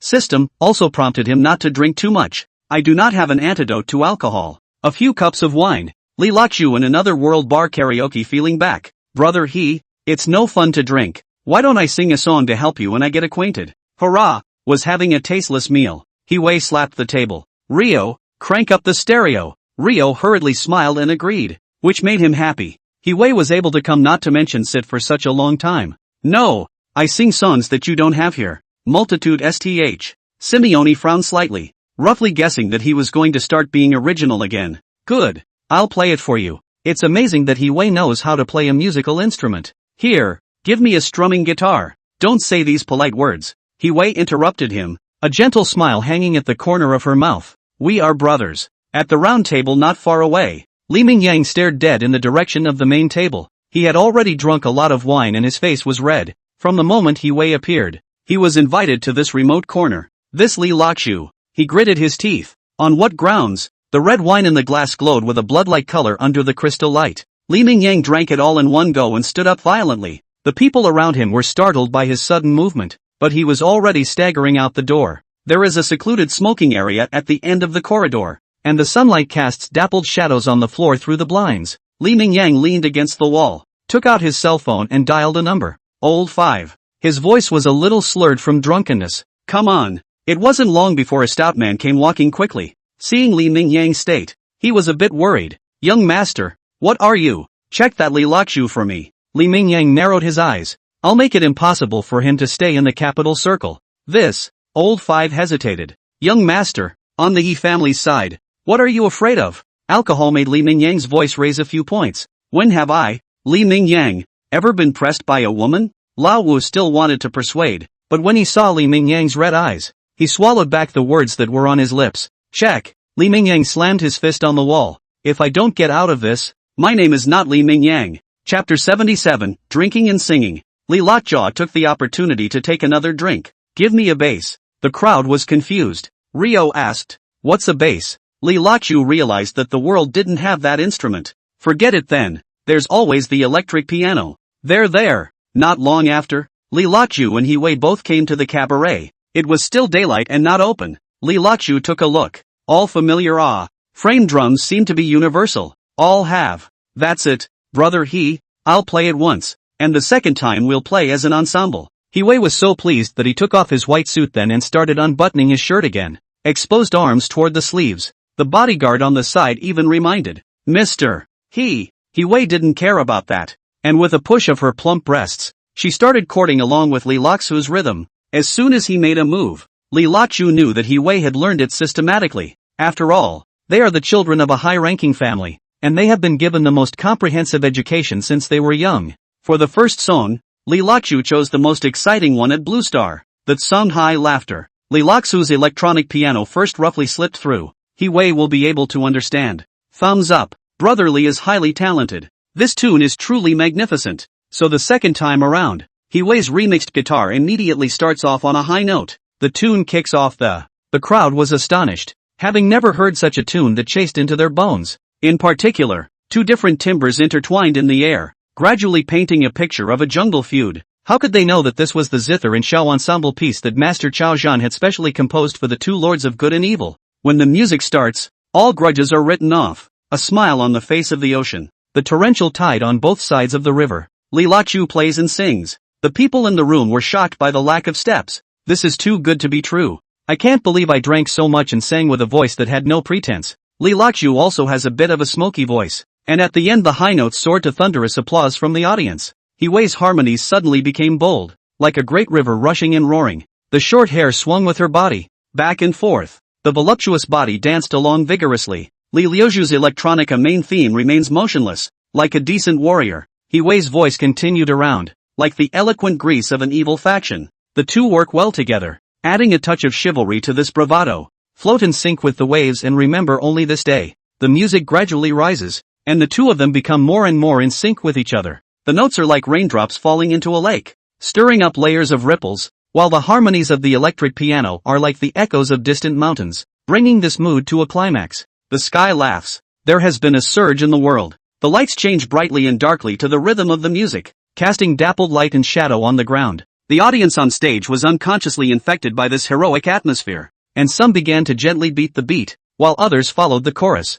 God knows who will lose and who will win. The sound of Hui's piano suddenly became deep, as if it was telling some kind of unspeakable heart story. Li Laqiu's electric piano followed in time, adding a touch of sadness to this deepness. Ask the vast earth, who rules the roost? The final crescendo comes when the sounds of the two instruments blend perfectly, weaving an imposing picture in the air. The bravado went straight to the clouds, as if it was going to shake the entire night sky of the capital. Ha ha ha. As the last note fell, the entire hall erupted in applause. Hui turned her head to look at Li Laqiu with appreciation and some sort of unspeakable sentiment in her eyes. At this moment, it was as if Li Laqiu saw the bond, if any, between the two of them, shimmering subtly in the light. Brother Li, I'll drink with you, Mr. He, the bodyguard at the side hurriedly reminded. Hey, it's too rare. Don't spoil the fun. Bring the wine. The bodyguard didn't dare to slow down and rushed to get the wine. Taking advantage of the effort, Hui bent down to talk to Li Laqiu, who was sitting next to the zither platform. Brother Li, so talented. It's really not in vain to know you. So happy. Li Laqiu raised his head just in time to follow her neck to see all the scene inside. Two lumps of white flesh. Brother, he flatters me. I'm just going with the flow. I haven't learned anything. Here's the bouncer with the wine. Hui glanced at the bodyguard, who nodded, signaling that she had checked. Hui turned around with his wine and raised his cup at Li Laqiu. Brother Li, today is so refreshing. Come on, I toast you. Li Laqiu also carried over a bottle of wine himself, just as Simone handed it over. It was only then that he noticed the hint of a wry smile from Simone. Without much thought, he filled himself up and bumped a glass with Hui. Ha ha ha. When life is good, don't leave the golden bottle empty. System. Host again? Hui was stunned. Brother Li is a good poet. Come on, let's sing another song and go back to the house to drink to each other without getting drunk. Okay, one more song? Li Laqiu glanced aside at Simone, who was watching them both like a fangirl under the dance lights. How's the lover? Brother Li is really a flamboyant and talented man, so I'll accompany you to this lover's song. Thanks Blade, no need to post the lyrics. Adults know them. This singing, Li Laqiu glanced at Simone while locking eyes with Hui. Hui also listened with vigor and cooperated fully. Finally the two bowed and thanked the audience. Thank you, Mr. He, and Mr. Li for the impromptu performance. Rio was ecstatic. Hui's drunkenness had also come up, and she wasn't actually much of a drinker. Li Laqiu drank several bottles and shook his head as well. Brother Li, let's go. The swimming pool on the top floor. Let's continue drinking while taking a dip. Drinkers know that if you don't drink unconscious, you're drinking. Brother He, I'll accompany you to the end. Li Laqiu shook a few times. It made the system so anxious that it wanted to come out and serve him. Luckily, Simone came out to hold her. Li Laqiu hurriedly let go of her. He was still awake. He had divine healing skills. The alcohol had long since been detoxed from him, and this would be a fake. In front of Hui, he couldn't show excessive intimacy with Simone. The female bodyguard helped Hui and the four of them walked into the elevator. Brother Li, we'll paddle later. Li Laqiu had a bright idea. Brother He, not only do we need to paddle, how about we bring some punishment? What punishment? You name it. Hui, have everything. That's when the elevator doors opened and they came right into the suite. Hui, who was used to seeing big houses, didn't find it new. Li Laqiu couldn't help but look at it a few more times. wide, clean halls, and in the balcony, the blue gushing outdoor pool. The four men sat down. The waiter put the wine in the doorway and none dared enter the house. Brother Lee, what do you mean by punishment? Huai drank a little hot and tried to take off his shirt again. The bodyguard hurriedly pressed her hand. Does that mean you've forgotten you're a girl? Huai seems to remember. Brother Lee, wait for me for a few minutes. I'm going to take a shower. It's too hot. Standing up, she headed for the bath. And with a sudden turn of her head, the female bodyguard understood and entered the bathroom ahead of her. Li Lakju was shocked in his heart. That's not drunk at all. And it's a good thing I didn't overdo it when I walked around being on guard. Simone stood up at this time and walked over to Huai. I'll accompany you to wash it. Li Lakju, didn't I say it bothered her? Chapter 78, Do you prefer men or women? Li Lakju sat on the leather sofa, his gaze sweeping over the direction of the bathroom without a second thought. The water clattered. The steam had hung a mist over the frosted glass, and a faint scent of incense wafted through the room. Li Laksu's ears suddenly became unusually sensitive, as if he could catch every tiny sound. It was a change brought about by the system that gave him near-perfect hearing. In the bathroom, the sound of water running was interspersed with the sound of rustling fabric rubbing together. Money, help me untie it. It was Huai's voice. With a bit of lethargy, Li Laksu's heartbeat involuntarily accelerated. How I wish the system would upgrade my eyesight as well. With a smooth ear. What's missing is that clairvoyance? He forced himself to focus on the glass of wine in front of him, yet the voices grew clearer. The person I'm most grateful to in this life is you. Huai's voice became soft, but I can't let a third person know this secret. Li Laksu's fingers trembled slightly. That murderous secret of Huai's is surprisingly known to Simone? I don't object to you being good to him, but you can't tell him this secret, or else. Huai's voice carried a hint of threat. Don't worry, Simone replied softly. You saved my life when you were a child. I will keep this secret. The sound of water still continued, and Li Lakju could hear water droplets dripping on the tiles. As for him, Simone paused. Just a man. Too. Li Laksu's grip on his wine glass tightened. The words somehow caused a twinge of bitterness to rise in his heart. Did you do it with him? Huai asked suddenly. Well, it feels good. Simone's voice held a hint of shyness. I'm thinking about keeping a baby. Li Laksu's pupils contracted violently. He hadn't expected Simone to think that way.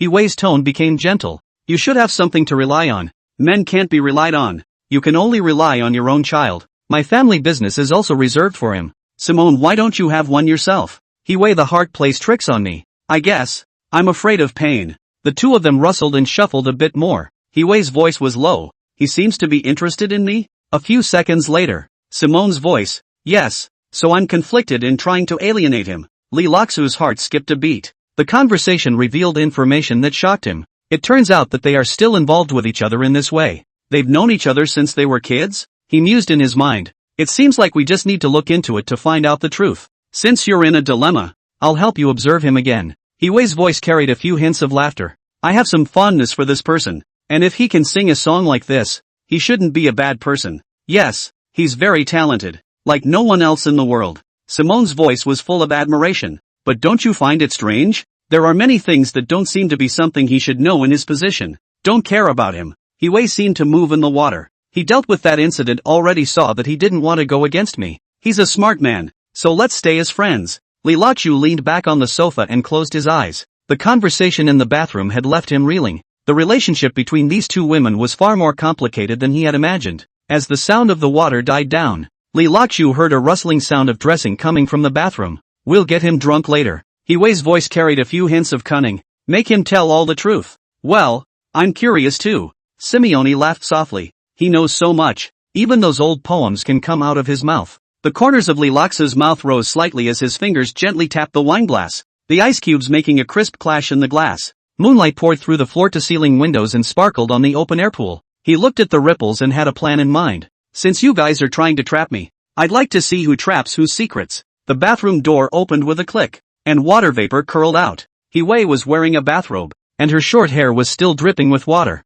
refracting crystalline points of light in the light. Simone followed her, her long hair draped wetly over her shoulders, her pale face lightly flushed from the heat of the shower. Brother Lee, it's been a long time. He smiled and walked over, picking up the bottle of wine casually. Come, let's continue. Li Lakju pretended to be drunk and staggered to his feet. Brother He, I toast you. Good. A hint of cunning flashed in Huai's eyes. Come on, let's play a game. What game? How about truth or dare? Huai poured wine for all three. The loser either drinks or answers the question. Li Lachu deliberately shook himself and sat down. Yes, I like playing this the most. Simone sat aside, her eyes surveying him if anything. The moonlight filtered through her hair, casting fine shadows on her face. Then I'll go first. Huai picked up the dice. Let's see who has the smallest points. The dice rolled on the glass coffee table with a crisp sound. Li Lachu secretly operated his divine healing skill to clear his mind more, but it looked like he was getting drunk. In the first round,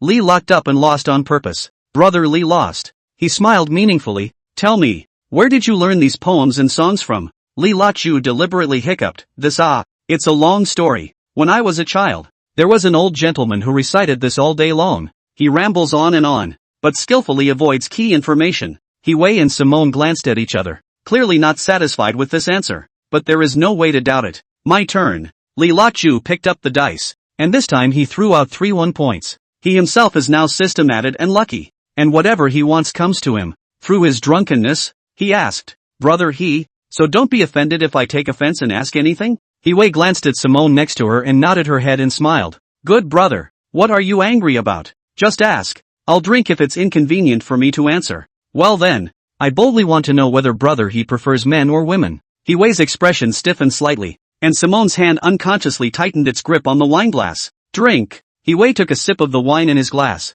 clearly not wanting to answer this question. Under the moonlight, the three of them went back and forth, and the sound of clinking wineglasses kept ringing out, ostensibly playing a game, but in reality, there are dark currents, each with their own agenda. Next, every time, Huai loses, Li locks up sentence after sentence of her privacy. She can only drink her head off. Simone was discouraged several times to stop the game. Huai still wouldn't do it, and the female bodyguard was shooed out of the door by her for talking too much. Brother let me ask you this time, do you like Simone C? The kind of liking that lovers have? Huai waved her hand. You're really not a man. You just like to gossip. Li Lachu was all pissed off and he nodded his nose at Simone. I'm not a man? Chief Secretary has the most to say about that, right? Simone glared at him in shame. Something. Don't take advantage of it. I don't like anyone. Just live alone. Li Lachu laughed. I know. Originally I still have a burden. This is easy. Tomorrow my ex-wife will come to see me.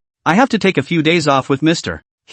What? Simone stood up at once, her face showing a slight anger. You're still on good terms with Superintendent Yujik? Chapter 79 Charming in the open air pool. Speaking of which, my ex-wife is coming to the capital. Li Lachu deliberately brought this up, glancing at Simone out of the corner of his eye. Simone's fingers trembled slightly, and the wineglass made a crisp clink on the glass coffee table. Her expression stiffened a bit in the moonlight. Ex-wife? Huai raised his eyebrows, as if he was also getting upset. What kind of woman? Quite pretty. Li Lachu pretended to be drunk. It's the branch manager under Mr. C. Simone, however, did not answer. She skimmed her head, her long hair hiding her face, but she could tell by the fingers clenching her wineglass that she was unsettled inside. Then why the divorce? Huai poured some heavy movements into the glass, seemingly already drunk, and spilled a few drops of wine. She thinks I have no talent. Li Lachu shrugged. Now that she heard that I'm doing well in the capital, she wants to get back together again.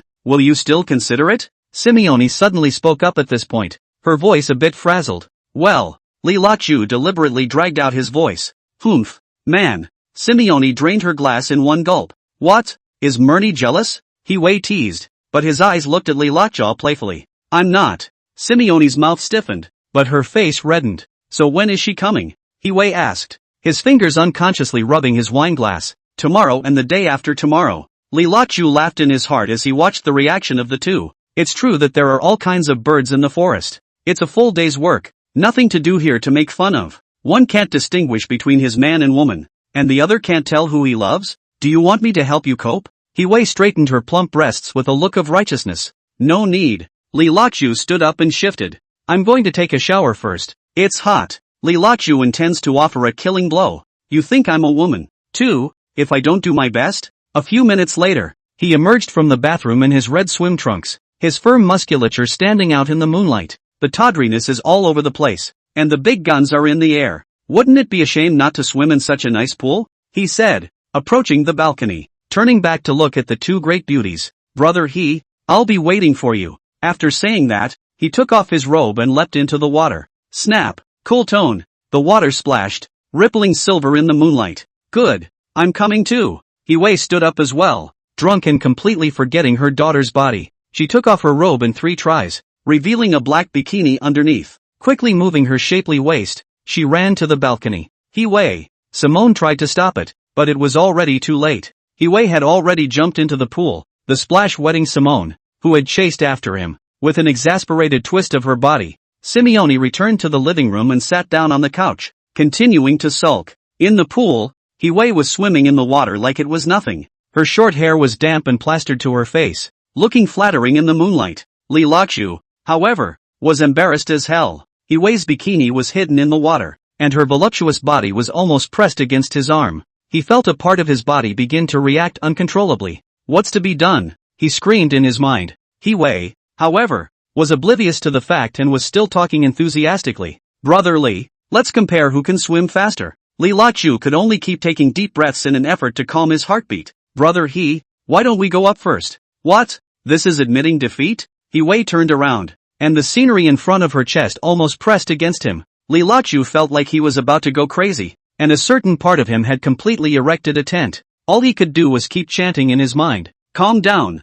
Be calm. Simone leaned back in her recliner, her fingers fuming as she kept sliding the screen of her cell phone. Ex-wife, she muttered, her gaze falling on the bottle of red wine in front of her. Moonlight filtered through the liquor, casting deep red shadows on the ground. She picked up the bottle and tilted her head back to take a big gulp. The spicy liquor slid down his throat, bringing on a wave of dizziness. Not enjoying herself that way, she copied the bottle again and poured it straight into her mouth. Before I knew it, the whole bottle was at the bottom. The effects of the alcohol soon became apparent, and Simone's eyelids became heavier and heavier. Finally unable to support herself, she crookedly fell asleep in the recliner. The cell phone slipped from her fingers with a slight ring. In the pool, Wei was still swimming with gusto. Droplets of water slid down her cheeks, glistening crystalline in the moonlight. Brother Li, you're a good swimmer. She laughed, her stamina somewhat exhausted, so she switched to a backstroke maneuver, her 3 points sticking out of the water. Brother Li, your body is well maintained, and at a glance, it's not muscle from the gym. Brother He, you too, all natural beauty, calling for brother to linger. Wei heard the flirtation in his words, rushed to change the backstroke to breaststroke, hide the body underwater, swim half a day some sober, then remembered that I am a daughter body. Li Laqiu forced himself to hold back his embarrassment, not daring to get too close to her. Brother, he's really good at swimming. I'm flattered. Wei was just about to say a few words back. Suddenly, the movement became rigid. Her face went a little white and her body shook a little. Wei. Li Laqiu couldn't think of anything else and immediately swam over. Wei should be cramping away. A rare opportunity. His arm encircled Wei's waist and brought her toward the edge of the pool. The water rippled and the two figures intertwined in the moonlight. Put your feet on my stomach. Brother He, hold on. Sure enough, a cool touch came from the lower abdomen. Li Laqiu paddled with one hand. Brother He, put his arm around my neck and I'll move your feet for you, said a large hand that went deep underwater and clutched Wei's foot.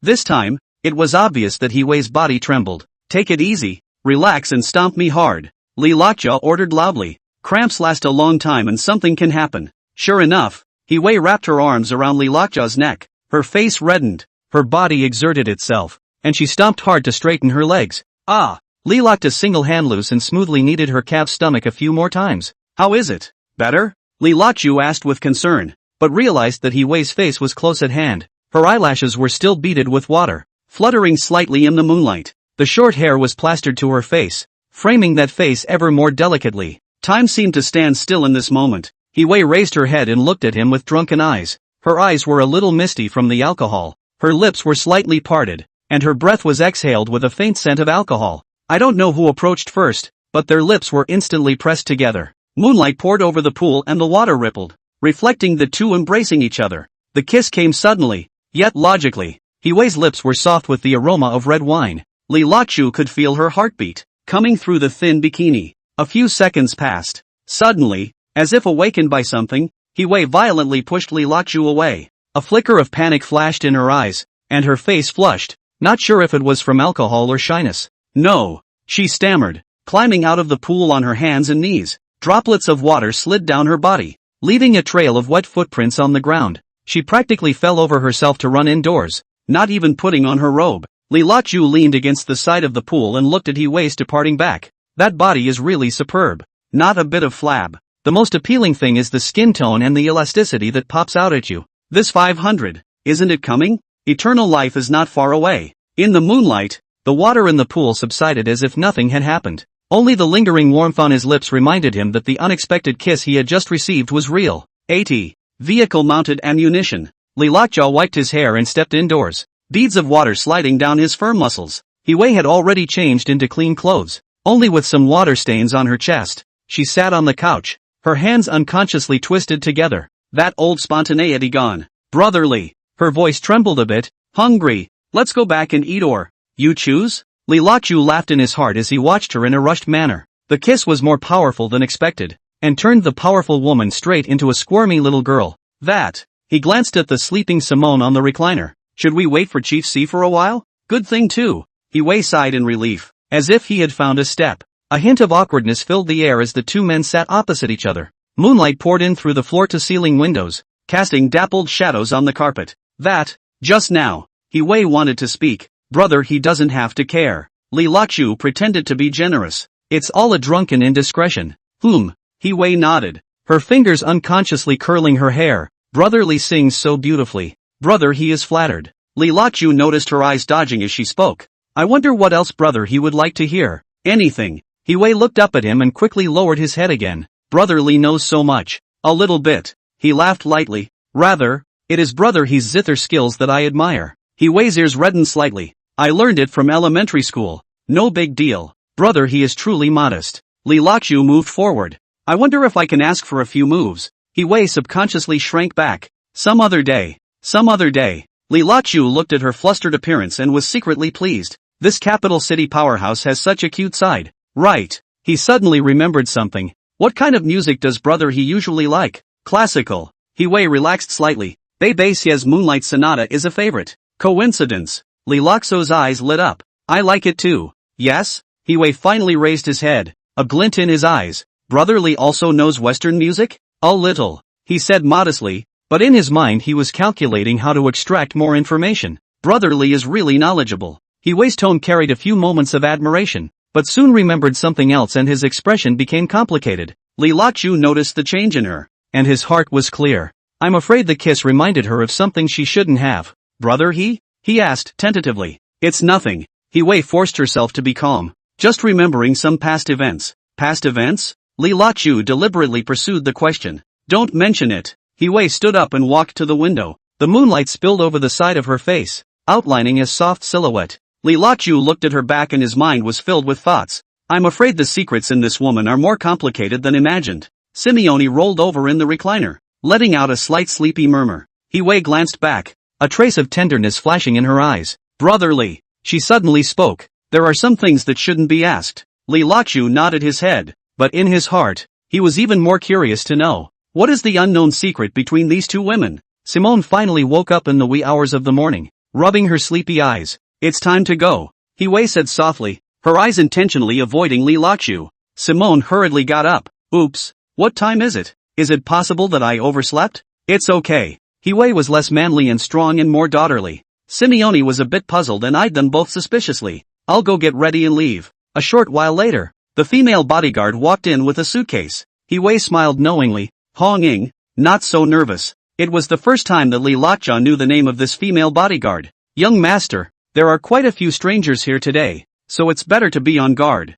Li Lockjaw probably understood as soon as he heard it. I guess the female bodyguard was carrying the gun up. Not long after, Simone washed up and put on light makeup again. 4 people walked out together. The female bodyguard was at the front of the line, carrying a suitcase in her hand. It was followed by 3 people walking side by side. Huai naturally walked in the center. The moment the elevator doors opened, the corridor was already full of people. Xiao Liang led the way, followed by a dozen business tycoons in suits, all smiling. Take care, Mr. He. Take care, Mr. He. We must get together again some other time. Huai smiled and nodded her head, waving her hand, and didn't say a word, in a big brotherly manner. Li Lockjaw looked at these people's fawning expressions and laughed in his heart. This was the rule of the capital. No matter how big a person was, he had to bow down in front of Huai. A heavy luxury business car slowly drove out of the East China Sea Dragon Palace, the neon lights outside the window casting dappled light on the glass. Brotherly, for your car, ask someone else to drive it back later. You follow me, mister. He, just watch it. When you get in the car, you can't pretend to be a brother in front of people. There was silence for a few seconds as Simone sat in the front passenger seat and looked ahead. Lee Lockjaw and Huai are in the back row. Silent, probably still thinking about what just happened. Lee Lockjaw was thinking, that kiss, will it be the first time with a man? That would be so honorable for me. Xiao Liang and the others were like that. You must have looked down on them, right? Huai first broke away from the awkwardness. She leaned back on the leather seat, a cold smile hanging at the corner of her mouth. I still have to clean you up just now? Oh yeah, seeing you is like seeing a relative. Li Lachu didn't have the heart to say ancestor. After all, they are all big brothers of the Beijing circle, which pulls out are all characters, but now they are all mole crickets in their own eyes, and as powerful as you are, how many of you can stay alive all the time? But I'm Li Locked Can. That's enough of that. At this point, he sighed and returned to the state of general manager. 60% of the country's resources are in my hands. I can't fall, and I wouldn't dare to fall even if I died. Simone sat in the co-pilot and glanced at Huai through the rearview mirror, wanting to say something before she stopped. Mister. Properly. Why are you gloomy? Li Lockjaw coped with a smile. Brother Li, you don't know. Forget it. Huai suddenly sat up straight. Let me show you something. She pressed a button on the armrest and a hidden compartment suddenly popped up under the seat. Li Lachu looked closer and his pupils contracted violently. There were several pistols neatly arranged there, their blackened muzzles glowing coldly in the car's interior light. It's for self-defense. Huai's voice was soft. There's more here. She pressed another button, and the side panels at the rear of the compartment slowly opened, revealing the rack of weapons inside. Li Lachu sucked in a mouthful of cold air. That was actually 2 folding assault guns and an RPG rocket launcher. He feigned shock. These are all legally held. He smiled. In the capital, sometimes money isn't enough. The neon lights outside the car window cast bright and dark shadows on her face, lending depth to her expression. Brotherly. She suddenly turned her head and looked straight into Li Loxo's eyes. After today, you and I are not outsiders. I hope. She paused, a hint of rigidity coming through. I hope we never rebel against each other. Chapter 81, Attack. Ahem. Mister. He wants to eat some flavor. I know a kind of fish in the reservoir that is delicious. And do we have it on our side? Li Lockjaw laughed. Not rare. The whole country. I have inquired in the past few days, thinking to take you to taste it. Huai tossed her short hair. Then go. What are you waiting for? Li Lockju immediately told the driver the address. Business car. Ran and drove through the suburbs. Just got out of town not far. A van in the same direction passed from behind. However, just a moment after passing, the car suddenly turned right and the car suddenly came from the side. The ear-splitting sound of metal clashing pierced the night sky. Watch out! Li Lachu instinctively pounced on Huai, shielding her under his body. Heavy's ride was supposed to be bulletproof, but not drop-proof. Li Lockjaw has excellent eyesight and immediately saw that the car that crashed over was filled with sandbags. The impact was so great that it toppled the commercial vehicle off the roadbed. Simone was not idle, helping the driver to sharply hit the steering wheel. The car drew an arc on the road, rushed into the roadside crop field. It won't drive. The car is already dangling on the left side. The female bodyguard, Hong Ying, has an injured arm, but pulls the case open with one hand. It was only then that Li Lockjaw saw that it was a submachine gun with a high-velocity magazine hanging from it, and with a hook of the trigger, he could rapid-fire a wall of fire. Mister. Ho! I'll cover you. Hong Ying, be careful. Huai calmly pressed the seat's hidden compartment. Brother Li, do you understand this? Li Lachu took the equipment she handed him, checked it skillfully, turned on the safety, and loaded the bullets. Leave it to me. Several black cars surrounded them in the night. The car door opened and dark shadows flashed. Protect yourself. Li Lachu protected Huai and Simone behind him, making a judgment on the situation on the field at speed. Bullets sliced through the night sky and fire flickered in the darkness. It's a pop-up from Redding. After which she drops the submachine gun and holsters the pistol in her armpit. Move. With his agility, Li Lachu quickly moved behind cover with the 2 men. Mister. Protect yourself. I'll go save Hong Ying. Huai shook her head. No need to go. Don't get into trouble. Blushing after saying that, the enemy's circle is tightening. Li Lachu knew that he could not wait any longer. He had to take the initiative. Mister. Trust me. It'll be fine. He took a deep breath and prepared to rush out. Huai, however, took his hand. Then together, the two worked well together in the moonlight. Li Lachu was responsible for drawing fire from the front, while Huai seized the opportunity to counterattack. Hong Ying was curating from a distance, providing them with cover. The 3 of them formed a hand and complemented each other. The battle was at a fever pitch and the enemy fire was getting heavier and heavier. There are too many of them. Lee Lockdown has repelled several waves of their attacks. Just then, Huai saw the right moment to decisively use his last resort. She opened the case and removed the bazooka. Brother Lee, Hong Ying, get down. After saying that, he stood up and turned to the dark crowd in front of him. Bang! Only a flame emerged from his shoulder. There was a loud bang and the night sky was illuminated. The wave of the explosion kicked up a gust of hot wind, messing up Huai's short hair. After a few seconds, Lee locks up and taps the shredded edges of his hair and shoulders. It's over. Relieved, he turned to check on the two.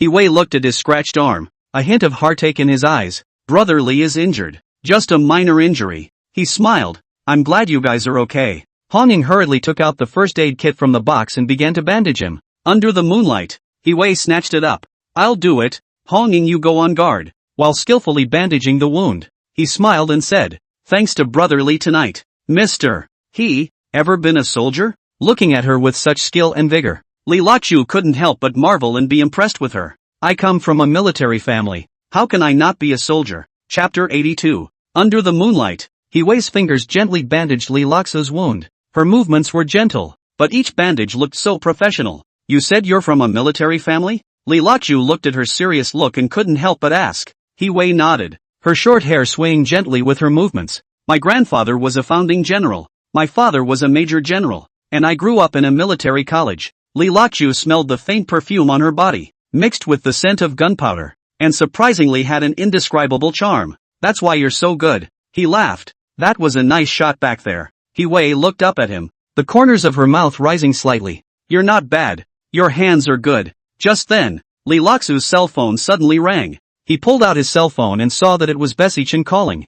Huai's fingers gave a slight lurch, but quickly resumed wrapping the bandage, only with a slightly heavier motion. Not answering? She asked, her voice still calm. Lee Lochu hesitated for a moment, but still pressed the answer button. Hey, Lee Lochu. Chen Bishi's voice came through the microphone. Where are you? Something's up. Lee Lochu glanced at Huai and answered vaguely. I heard that you and Mr. He are together? Chen Bishi's tone was a bit sour. Are you two very close? Okay. Lee Lochu didn't want to say much. Huai had already finished bandaging and was packing up her medical kit, but Lee Lochu noticed that her ears moved slightly, obviously listening to their conversation. That. Chen Bishi paused. I want to treat you to dinner tomorrow. Lee Lochu was about to reply when his cell phone was suddenly taken away by Huai. Ms. Chun. Huai's voice was clear and cold. Brother Lee has important matters on his mind right now. Let's make an appointment another time. After saying that, she simply hung up the phone. Lee Lochu laughed in his heart as he watched her in this domineering manner.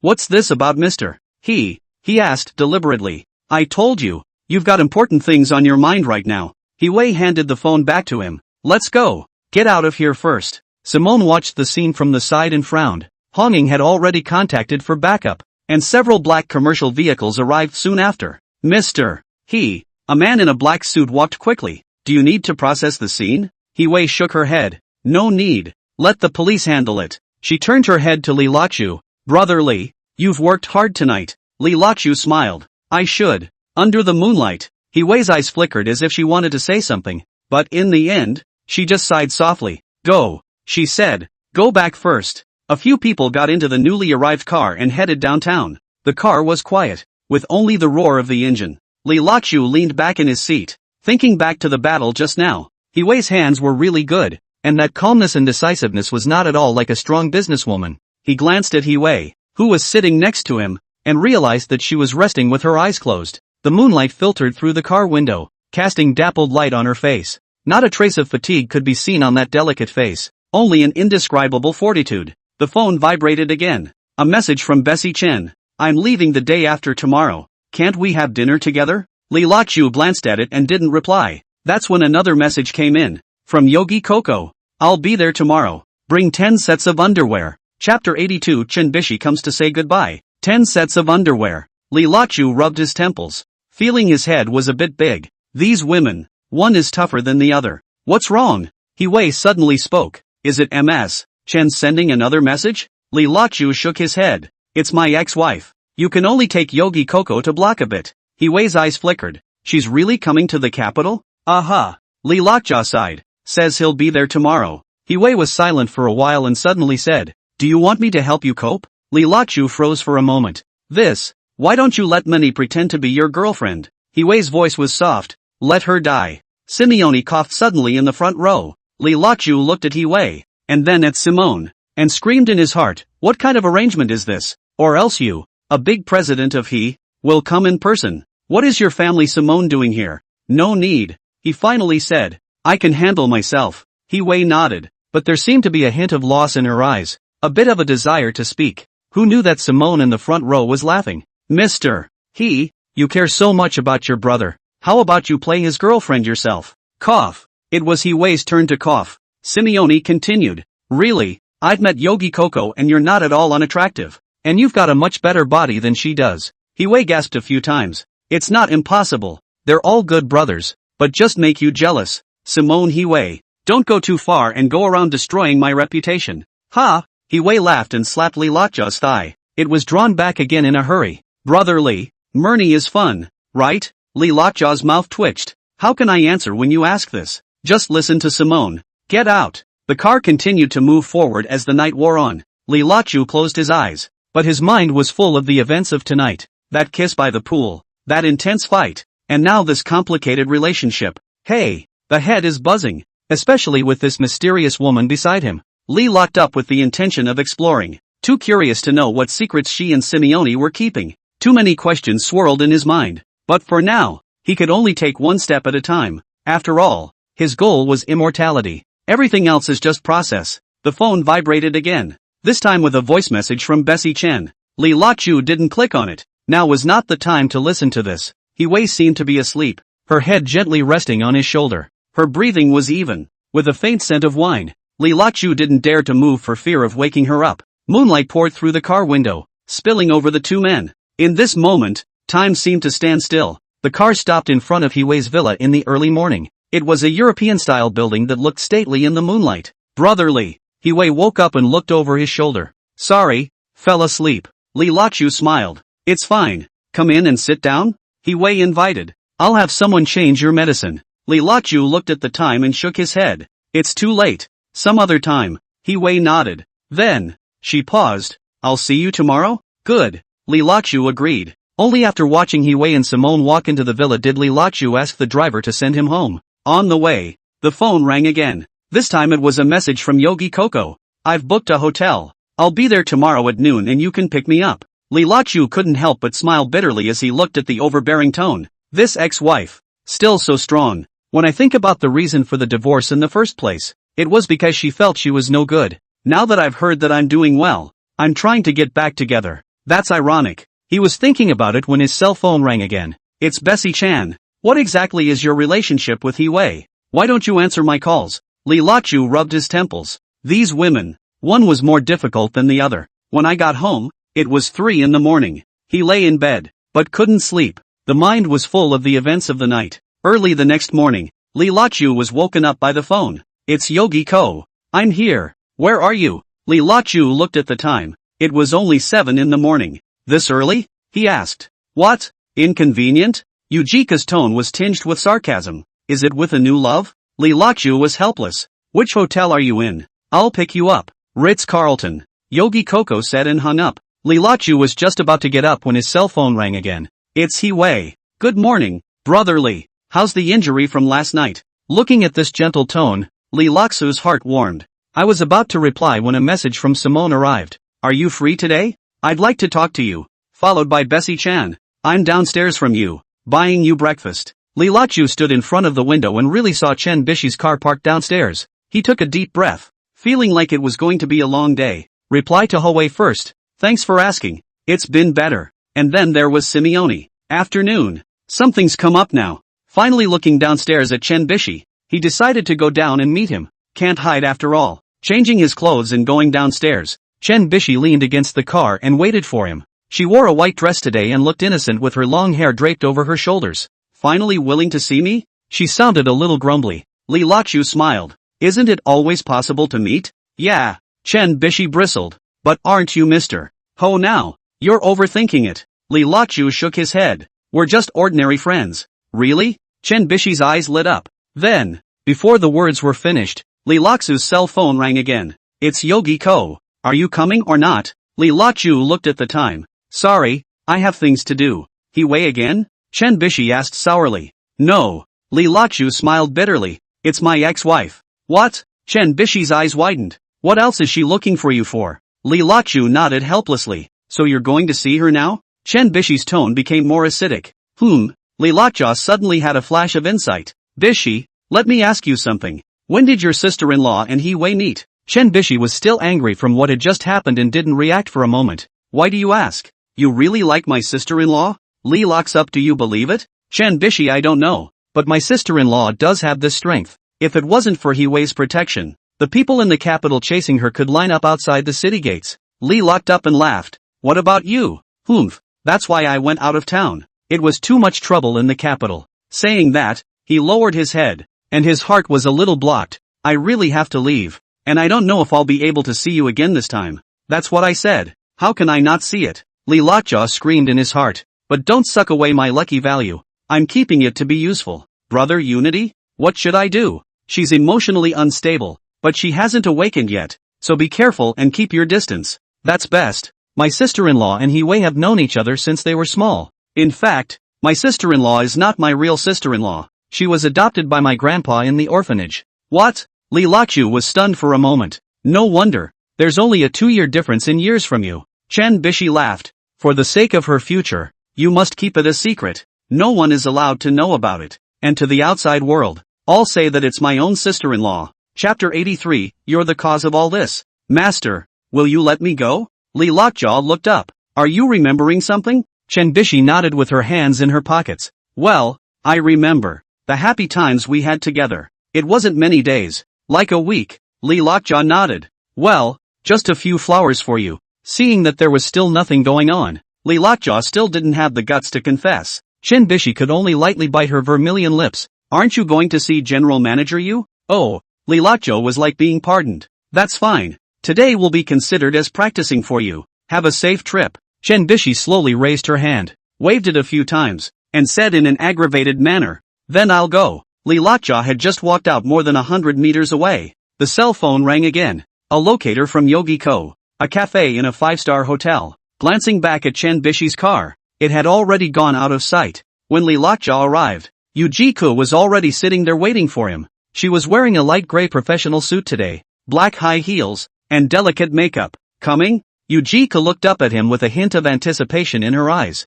Li Luoju sat down across from her. Well, why don't you stay at home and come here? Couldn't it be that I wanted to see you? Yukik smiled. How have you been? Not bad. Li Luochu picked up the coffee and took a gentle sip. I heard that you and Mr. He are close? Yuji-ko asked in a seemingly offhand manner. Li Luochu put down his cup. You looked for me just to ask this? Of course not. Yuji-ko looked at him seriously. I applied for a transfer to headquarters. Li Luochu froze. Why? Because I realized that I really can't live well without you. Yuji-ko's voice was a little choked. All these years, I've been regretting it. But, Li Luochu didn't know what to say. I know you won't accept me now. Yukik wiped the corners of her eyes. But I want to be close to you, even if it's just as a friend. The system beep sounded. The host has gained a lucky value of +5. Li Luochu's heart moved, but still shook his head. Let bygones be bygones. I understand. Yuji-ko forced a smile. Don't worry, I won't bother you. I just don't think it's good for you to live alone with no one to take care of you,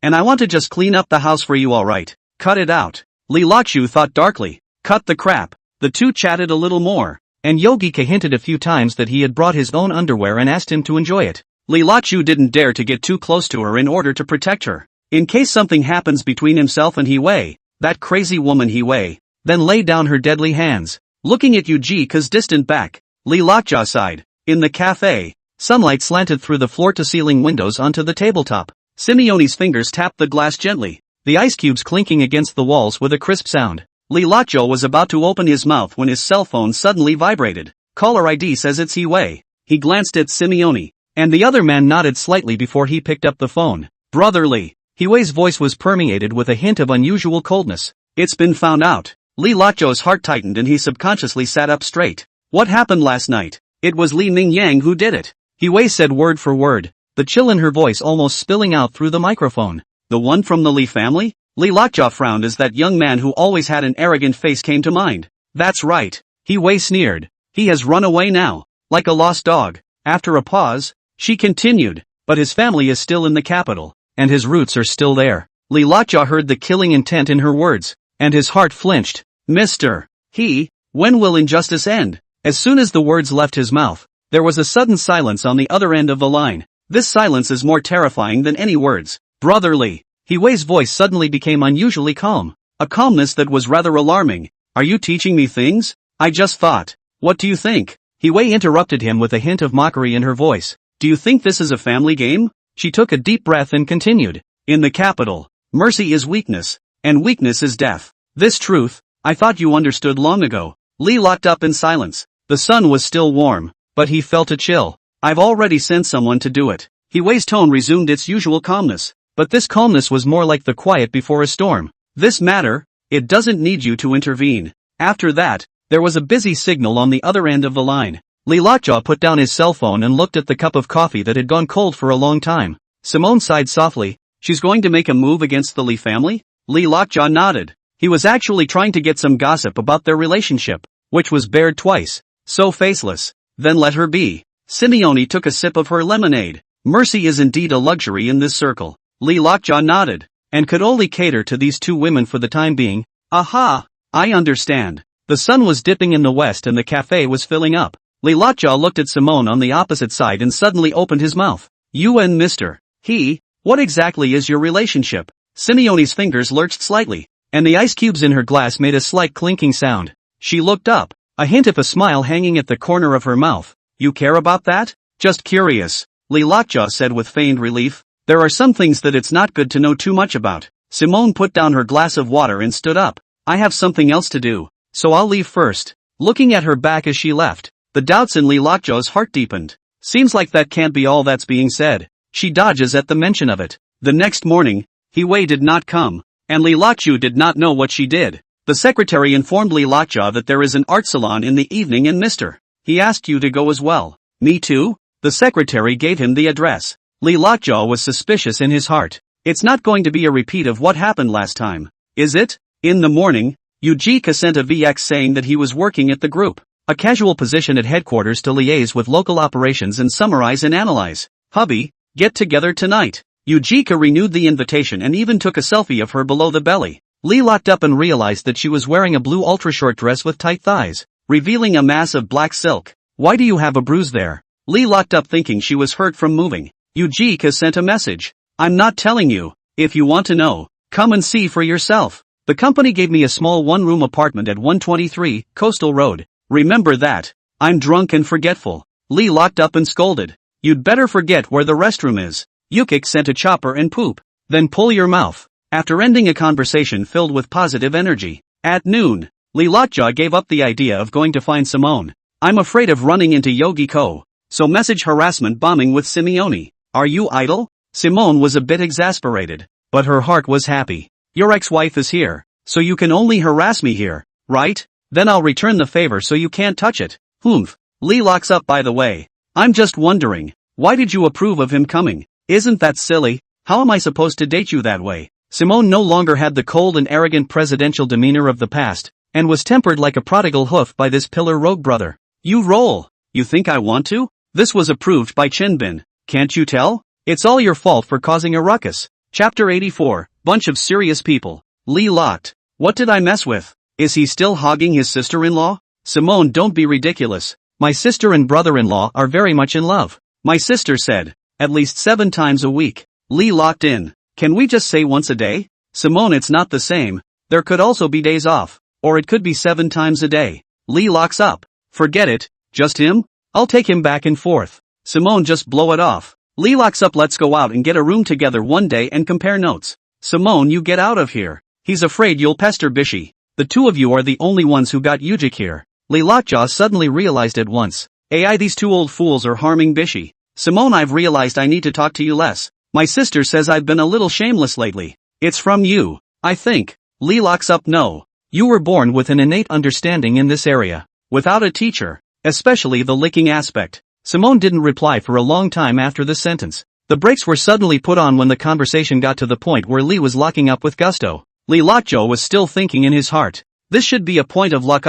I'm chatting to this extent. But until the end of the evening, There were no hints. And I didn't see Huai. No word on that either. That kiss the day before yesterday is still fresh in my mind. It's so damn exciting. Huai's mouth is different from other chicks. Very resilient. And very aggressive. Very proactive. Lee Lockjaw touched his mouth and walked out of the company. Having just been assassinated, Lee Lockwood is extremely vigilant. Called security directly and drove the Tyrannosaurus Rex to the front of the company. Quickly get into the car and go fill your stomach first. I was so busy typing with Simone at lunch that I forgot to eat. At a roadside stand, bought 2 meat loafers, 1 pinch of pork, 1 pinch of elbow. Suddenly I remembered that I would be attending an art show in a few minutes and gave up on the idea of eating garlic. Get back in the car and take the gum out of the storage box. Chew on it while checking the time. According to the agreed time, Lee Lockjaw arrived at his destination on time, parked the car and stood in front of a French villa, looking up at the carved front door. It's home to the capital's highest-end art salon,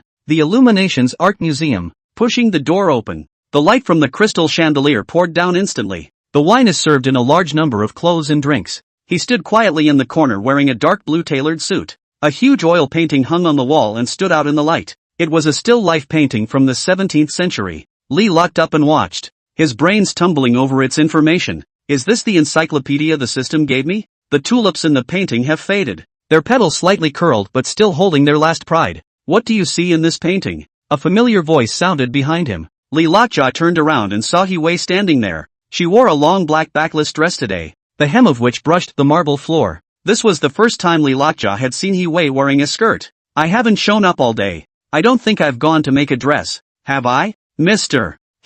You haven't been here for a day. My brother misses you. Oh, poor mouth. Huai's face unexpectedly turned a little pink. Lee Lockdown looked at her breasts and wondered if there might be a palm-held thunderbolt in that deep cleft. Ahem. What's all the gawking about? Lee Lockwood smiled and turned his head, averting his eyes. Whisper. Got your weapon? Huai shook her head. You're here. What weapons do I carry? Lee Lockjaw nodded, and the suit opened up, calling her to look at it. Huai was puzzled. You didn't bring it either? Mister. Ho. I was asking you to look at the silk shirt you gave me. Huai looked around, saw that there weren't many people, and pretended to reach across his arm. Took the opportunity to pinch him a couple times. A daughterly attitude. Silk. Mister. Ho. The gun still carries one. That's more like it. Lee Lockjaw smiled and didn't say anything, afraid that if the next sentence was said, Huai couldn't stand it. Think it's not time yet. The two were shoulder to shoulder still pretending to admire the painting. Lee Lockjaw was still wondering if she had chosen this place on purpose,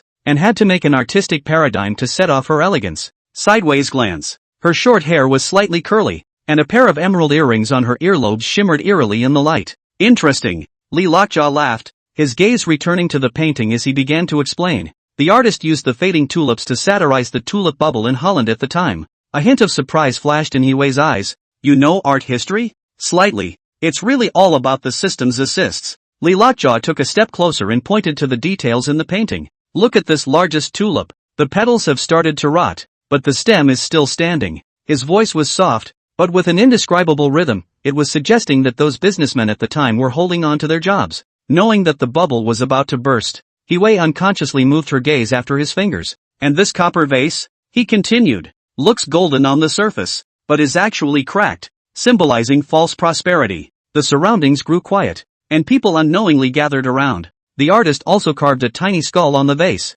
Lee Lockjaw pointed to an inconspicuous detail. This is a typical voidist technique, reminding people that wealth is like a passing cloud. Huai's eyes grew brighter and brighter, seemingly completely captivated by his insights. The painting is by Peter Kress. Lee Lockwood continued, who is best known for using still lives to express social criticism. This background, for example, uses the typical chiaroscuro method of contrasting light and darkness, with the light slanting down from the upper left corner, giving the whole image drama. This is the influence of Caravaggio, and the butterfly in the bottom right corner of the image symbolizes the pursuit of wealth, but it is flying towards the dying candle, suggesting the end of that pursuit. Sudden applause broke the contemplative atmosphere brought about by the paintings. Huai also clapped along, with appreciation in her eyes, but soon she was called away by the others. Lee Lockjaw looked at her back and sighed secretly. What day is it today? When you're getting into a good mood, you're let go? The light from the crystal chandelier spilled over her shoulders, gilding her with a hazy glow. Obviously, we were chatting so much just now. Why did we suddenly become so detached? This woman, like this painting, is beautiful and mysterious and elusive. Just then, his cell phone vibrated. It was a message from Huai. Brother Li, I'm sorry for my heavy tone yesterday afternoon. Li Lockjaw looked at the message and suddenly felt a bit dazed. This woman, is she hot or cold? Is it near or far? As it was, she'd clearly made it to the other end of the hall, only to pull his thoughts back with another message. The crystal chandeliers still sparkle, and the mingling is still going on. Chapter 85 Art. Li Lockjaw stood by the window, looking out at the night. The salon continues with the sounds of mingling. His fingers lightly tap the screen of his phone, thinking about how to reply to Huai's apology message. Just then, a woman in a white evening gown approached. Mr. Li has a very unique perspective on art. Li Lockjaw turned around and saw an unfamiliar and elegant face. Mrs. Li. He nodded slightly, recognizing that this was Li Mingyang's mother. Mrs. Li held her champagne and smiled elegantly. I wonder where Mr. Li studied art history? Just a little dabbling, Li Lockjaw said modestly. Overly humble. Mrs. Li took a sip of champagne. I heard that you and Mr. He are very close? Li Lockjaw's heart tightened, but his face didn't move. He is my superior. Yes? Mrs. Li gave him a meaningful look. Then do you know what Mr. He did today? Li locked in silence. Several of our Li family's properties in the capital were suddenly investigated today. Mrs. Li's voice was still elegant, but her eyes had become sharp. What a coincidence. What does Mrs. Li mean? It means nothing. Mrs. Li turned and prepared to leave. Just a reminder to Mr. Li to be careful about standing in line. Looking at Mrs. Li's departing back, Li Lockjaw frowned. He took out his cell phone and sent a message back to Huai. Mr. He doesn't need to apologize. It was my poor consideration. After sending this message, he sent another message to Simone. What do you know about the Li family? Soon after, Simone replied. Don't ask too many questions. Li Lockjaw was about to pursue the question when he suddenly felt someone approaching behind him. A faint scent of perfume wafted in. Thinking about what? Huai's voice rang in his ear. Li Lockjaw turned around and realized that Huai had returned to him at some point. Mrs. Li came to talk to me just now, he said directly. Huai's eyes instantly went cold. What did she say? Remind me to be careful where I stand. Ha! Huai sneered. She's good at making threats. After a pause, she looked at Li Lockjaw. Are you afraid? It's not that I'm afraid. Li Lockjaw shook his head. It's just that I think that some things can be discussed. Discussion?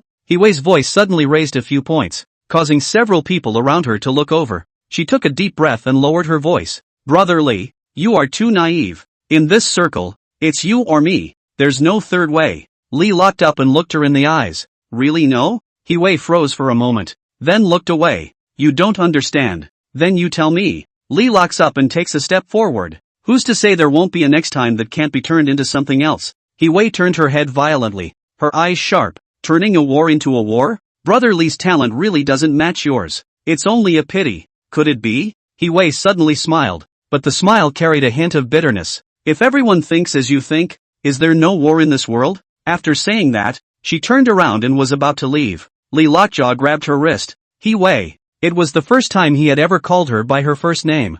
Huai's body trembled slightly, but didn't break free. Let go. Her habitual eyes released a fierce light, but an instant of some regret immediately changed to a hint of softness. Li locked his hands for the moment. Please think about how we know each other. Wasn't what I did trusted by you? Huai. A good story. All start from good intentions. After saying this, Li Lockjaw still immediately let go of his hand. Huai straightened the beaded chain on her wrist and said faintly, Brother Li, you're very good, but there are some things that aren't as simple as you think. Between us, it's better to keep the relationship purely superior and subordinate. With that, she turned to leave, the sound of her heels hitting the floor echoing down the hall. Li Lockjaw stood still, watching her back gradually disappear into the crowd. I'm the one who kind of mixed it up, I guess. TSK. Li Lockjaw let out a bitter laugh. I'm really redundant. This Thai planet. Love to fight. What did I just say all that for? I'm going to gain her heart to go anyway. Seems like people can't be kind. This Yin Yang guy, he likes to be tough, doesn't he? He pulled out his cell phone to find another message from Simone. Don't try to get closer to the truth. It won't do you any good. Li locked up and turned off his cell phone and walked over to the bar and ordered a whiskey. The amber-colored liquor shimmered charmingly in the light, just like the tenderness that occasionally flashed in Huai's eyes. But that tenderness, after all, was fleeting. One by one, all pretending to be 13 with me? Li Lockjaw intends to first put Simone into the cold. I told you to follow the pretense. The art gallery is still lit up at midnight. Li Lockjaw stood in front of a huge oil painting, but his gaze fell on Huai, who was not far away. She was found to have switched back to neutral dress, a slim suit and high heels, glittering under the crystal lights. It seems obvious that this late-night art salon was orchestrated by her. 5 hours have passed since 7 o'clock. Li Lachu seemed to understand that Hui's move was taking up his own night time. Could she be purposely hogging herself and not telling me to go see Yogiko? Or then again, Simone? Li Lacha ate a laugh. Do I have to be like this every night from now on? At the thought of what it would be like if that were true. What's the point? I don't have a nightlife anymore? Sure enough, Hui glanced back at him from time to time, seemingly waiting for him to approach of his own accord, and also seemingly spying on him. Oh, well, I'll just hang you out to dry and piss you off. Li locks up and just stands still, maintaining the vigilance expected of a security officer. Hong Ying walked up to him and whispered, Mr. Li, Mr. He seems to be waiting for you. I know, Li Lockwood said faintly, but it's work time. Hong Ying froze for a moment, then gave a small smile of understanding. At 1 a.m. The salon finally ended. Hui gracefully bid farewell to the guests, but her eyes flicked from time to time to Li Lockjaw, who was standing in the doorway. Go away. She walked over to Li Lockdown, seeming a little disappointed. Li Lockjaw nodded and walked in front to open the way, with Hong Ying following behind. Standard bodyguard formation. When he arrived at the parking lot, Hui stood by the Rolls-Royce waiting for him to get in. Li locks up but turns toward his Land Rover Tyrannosaurus Rex. You're not coming with me? Hui finally couldn't help but ask. I'll follow in my car and back up if there's a situation. There was nothing wrong with Calm's words. It's a lesson learned from last time. Hui glanced at him, wanting to speak. No words along the way. The limousine drove into the He family's villa area, with Li locking the Tyrannosaurus Rex always keeping a distance of 50 meters behind it. Inside the villa area, loaded bodyguards were patrolling. Searchlights swept over the fence, and the barking of police dogs came from time to time. Li Lockjaw looked at all this and sighed in his heart. This is the life of a luxury family? Like a canary in a cage. Even luxury is a cage. Hui's car was parked in front of the main building. Come up and sit down? She asked, turning back as she stood on the steps. Her eyes were full of anticipation in the moonlight. No, Mr. Li Lockjaw shook his head. It's getting late. Is it to meet your ex-wife? Hui asked suddenly, without seeming to have thought it through. And now he was talking about himself in bad taste.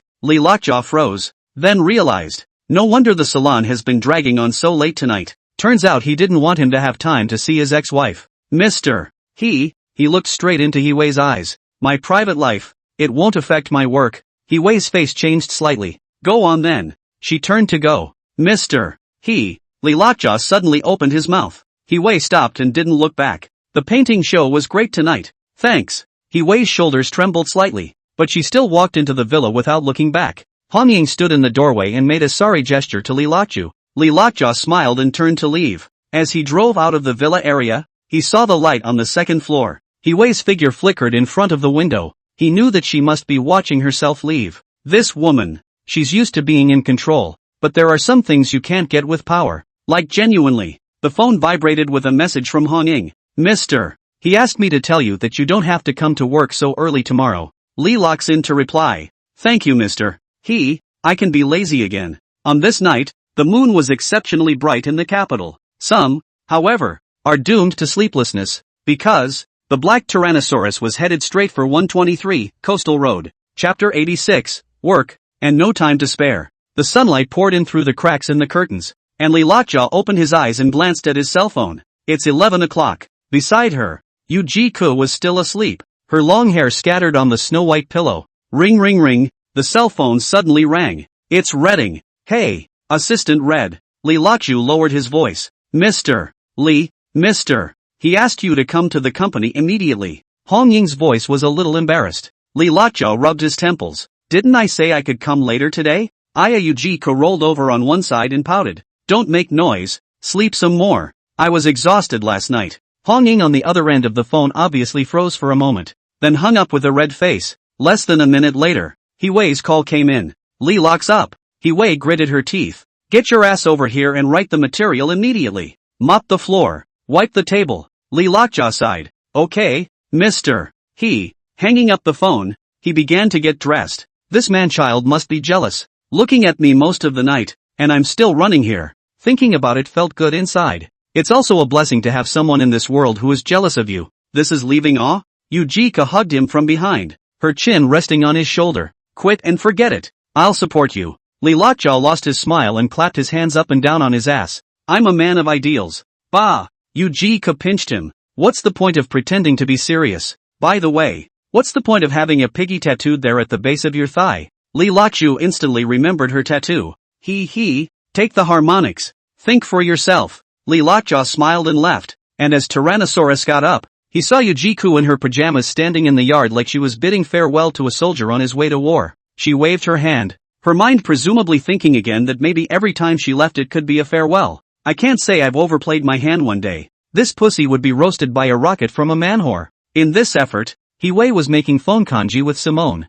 By the way, money, is Chen Bin's side expanding any business? Simone, what? He's still a threat to you? It's not like you two are stealing resources. At this point Honging put down her coffee and wisely went to stand by the door. Huai leaned on her forehead. She hadn't slept well all night, and someone had messed up her mind. Disturbing himself with insomnia, the man slept until noon. I'm just asking him what the new project is. The group has to innovate after all. Simone's scoffing voice came over the phone. You're trying to find out how Yogi Coco got here, aren't you? Huai thought to herself. Don't you want to know? And laugh at me? It's like this. Li Lockjaw, this person is too powerful. I have to guard against it. So investigate a little more carefully. I want to know that he didn't come to work until now. Where did he spend the night last night? Thinking, how can you still be on cloud 9 when I speak out to see you? Simone was really anxious. What? Didn't I see an art show with you in the middle of the night? Yeah. What about the second half of the night? Doesn't he robot sleep? Simone panicked at once. I'm asking. Don't hang up. Huai could hear the inquiry on the other end. Excuse me, is Yujik from the statistics department at work yet? Reporting to Mr. Secretary. Miss, you didn't come until now. She and the personnel took a leave of absence, saying that she just moved here and the soil and water are not suitable, so she will rest for a day and go to work tomorrow. Got it. Huai heard very clearly, and her heart thumped. It hurt like a bullet through the head. Why? Do I care so much if a man is in a woman's bed?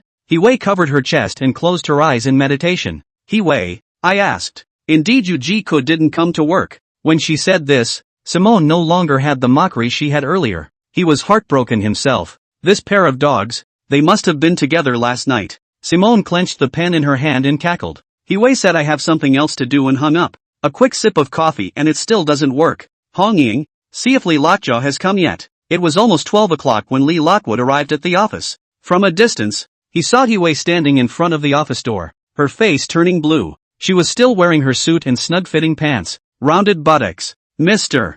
Li Lockjaw nodded in greeting. Come in. Huai turned and walked into the office. The stack of papers slammed heavily on the table. All handled today. Huai said coldly, no one is allowed to leave the company. I'll have someone bring in a marching bed. Have the secretary deliver the food at the end of the day. She added. Any questions? Li locks up. I was tempted to retort a few times, but thought better of it. Just love to see her jealous and not even realize it. Just tell her to eat it without pointing it out or ignoring her. Desire to tackle. No problem. Li Lockjaw said calmly. The phone vibrated with a message from Simone. Off to work? How about dinner together? Li locked up and looked away without replying. Another message. Are you at the office? Angry? Still no reply. Huai looked at Li Lockjaw strangely as he fiddled with his cell phone. Brother Li, there's more work today. Put down the personal matters in your hand. Okay, Mr. I'm going out to work. Li locks up and goes back to his office, bringing the door closed with his heel. Snapping the material on the table, he turned on his computer and sat back in his chair to let out a long breath. Start processing the file. Not long after, he was chatting with Chen Bishi when the secretary brought the boxed lunch. Bessie-chan, photos, this is my new place. Nice view, right? She sent a photo of a balcony with rolling hills in the distance. Li locks up and smiles and replies, it looks quiet. He leaned back in his chair and imagined Chen Bishi standing on the balcony. Chen Bishi, yeah, it's much cleaner than the capital. She sat in the wicker chair, rocking gently, her eyes a little wistful. Still miss my friends in the capital. Though, Li locks up. Especially your sister-in-law, right? He ate his boxed lunch as he typed. Chen Bishi, aggrieved expression, master. You just know how to bully me. She pouted and tapped her finger on the screen. By the way, I heard that you and Mr. Li locks up. It's just a working relationship. He put down his chopsticks and rubbed his brow. After talking to Chen Bishi, he sent another message to Mo Tranquility. He's not going to be boring and chain himself to his job. Busy? Mo Tranquility quickly replied. Just finished shooting a set of portraits. What? Miss me again? She stripped off her costume and lounged naked in the locker room, casually posting a selfie. Why did you remember to talk to me? No females to help you again? Lee locked up and sent a wildly sweaty emoji. Bad name. Locked up. He glanced at the piles of papers and smiled bitterly. Emo Tranquility, who is so strong in martial arts? Huai? She raised an eyebrow, a knowing smile tugging at the corners of her mouth. Lee locks up. How do you know? Did you learn it too? Emo Tranquility, pull back. 2 locks. No key. How to lock each other. She stood up and walked to the window. Lee locks up. You're asking me to be the key? He shook his head again, remembering Huai's expression just now. Locked is better, isn't it? Emo Tranquility, wry smile, what are you afraid of? Big deal. Open this lock of mine. Chapter 87, The Master Key. Lee locks up. Come on. You have too many master keys for that lock. I'd better not get together. You asshole. Lee Lockjaw stood up and moved his muscles, and was about to continue teasing her. The office door was suddenly pushed open and Huai walked in. Look at the flustered one, who has just put his cell phone on a side table. Chatting during work hours? She said coldly. Lee Lockjaw hurriedly copied the chopsticks. Isn't this dinner? I'll do it right away. Huai walked very directly to the near front, picked up said cell phone, looked at his cell phone screen. His face became even more ugly. Do what? Lee Lockjaw clearly saw that Huai had actually done a manicure, or colored diamonds. What? Starting to dress femininely? So dumbly. Do. Homework. Late homework. Huai snorted coldly and threw her cell phone on his desk. All materials must be completed by tonight. When she finished, she turned to leave, the sound of her heels hitting the ground extra loud. Li Liuzhu sighed. Don't you like girls? Why do you hold onto my pigtails all day long? Are my pigtails long? Good to grab? After whining, you have to get back to work. It was fairly quiet all afternoon, and Huai just looked at herself in the hallway a few times. In the evening, Huai came back to check on the progress. She stood in front of her desk, looking at Lee Lockjaw's serious work, as if she was still not satisfied. What else does Mr. He command? Lee Lockjaw asked without lifting his head. Huai bit her lip. You and Uji-ku. Mr. He. Lee Lockjaw finally raised his head. I won't bother you with my personal matters. Huai's fingers trembled slightly. You. Lee Lockjaw finished regretting. This man-child is a madman. Once he laid his hands on Uji-ku, it would be bad. Not a couple, but at least a buddy. Not to the point of harming people. Hastily explaining, Mr. He, I'm a man of principles. Huai pulled over a chair and her round ass pressed against it, piling up into a round mass of flesh that was about to burst her suit pants. Lee locks up and continues. Now that they're divorced, they won't mess with each other. You put. Huai stretched out one finger to point at this shameless man's nose. Last night, you. At that moment, Lee's locked cell phone rang again. It was a message from Emo Tranquility. I hear you're under house arrest? Do you want me to come and rescue you? She'd put off her evening engagements. Her heart was crunchy from talking to men during the day, and now she was hell-bent on flying back. Lee Lockjaw glanced at it, the corners of his mouth slightly raised. When Huai saw this scene, she was so angry that she directly snatched his cell phone. What is Mr. He doing? Lee Lockjaw stood up, but maintained the last of his manly demeanor. No cell phones during working hours. Huai stuffed her cell phone into her pocket. Then Mr. He, take a look. It's off duty all right. Lee Lockjaw clasped his hands to his chest and leaned against the table. Huai froze for a moment, then opened her cell phone. Then he looked at the time and looked at Lee's locked call log. What came into his eyes was Emo Tranquility's message, and the scenic photos sent by Chen Bishi. Her face was getting ugly. What? Lee Lockjaw said faintly. Is Mr. He checking up on me? Huai took a deep breath and placed her cell phone heavily on the table. You. She was about to say something, but finally just said, get it done early. With that, he turned and walked away, but stopped when he reached the door. I'll have Hong Ying bring you dinner. It'll be delivered in a few minutes. The moment the door closed, Lee Lockjaw let out a long breath. The phone vibrated again. This time it's Yogi-ko. Can you still fight continuously? She lay on the big hotel bed, looking through the pictures from last night. Last night, I have to work tomorrow. Lee locks in to reply. Overtime, some other time. Uji-ku immediately called. What overtime is so important? Work is important. Lee Lockjaw continued to work on the paperwork. Humph. Uji-ku bristled. Did Huai put small shoes on you? Don't be ridiculous. Lee Lockjaw said seriously. Mr. He is a very professional supervisor. Come on.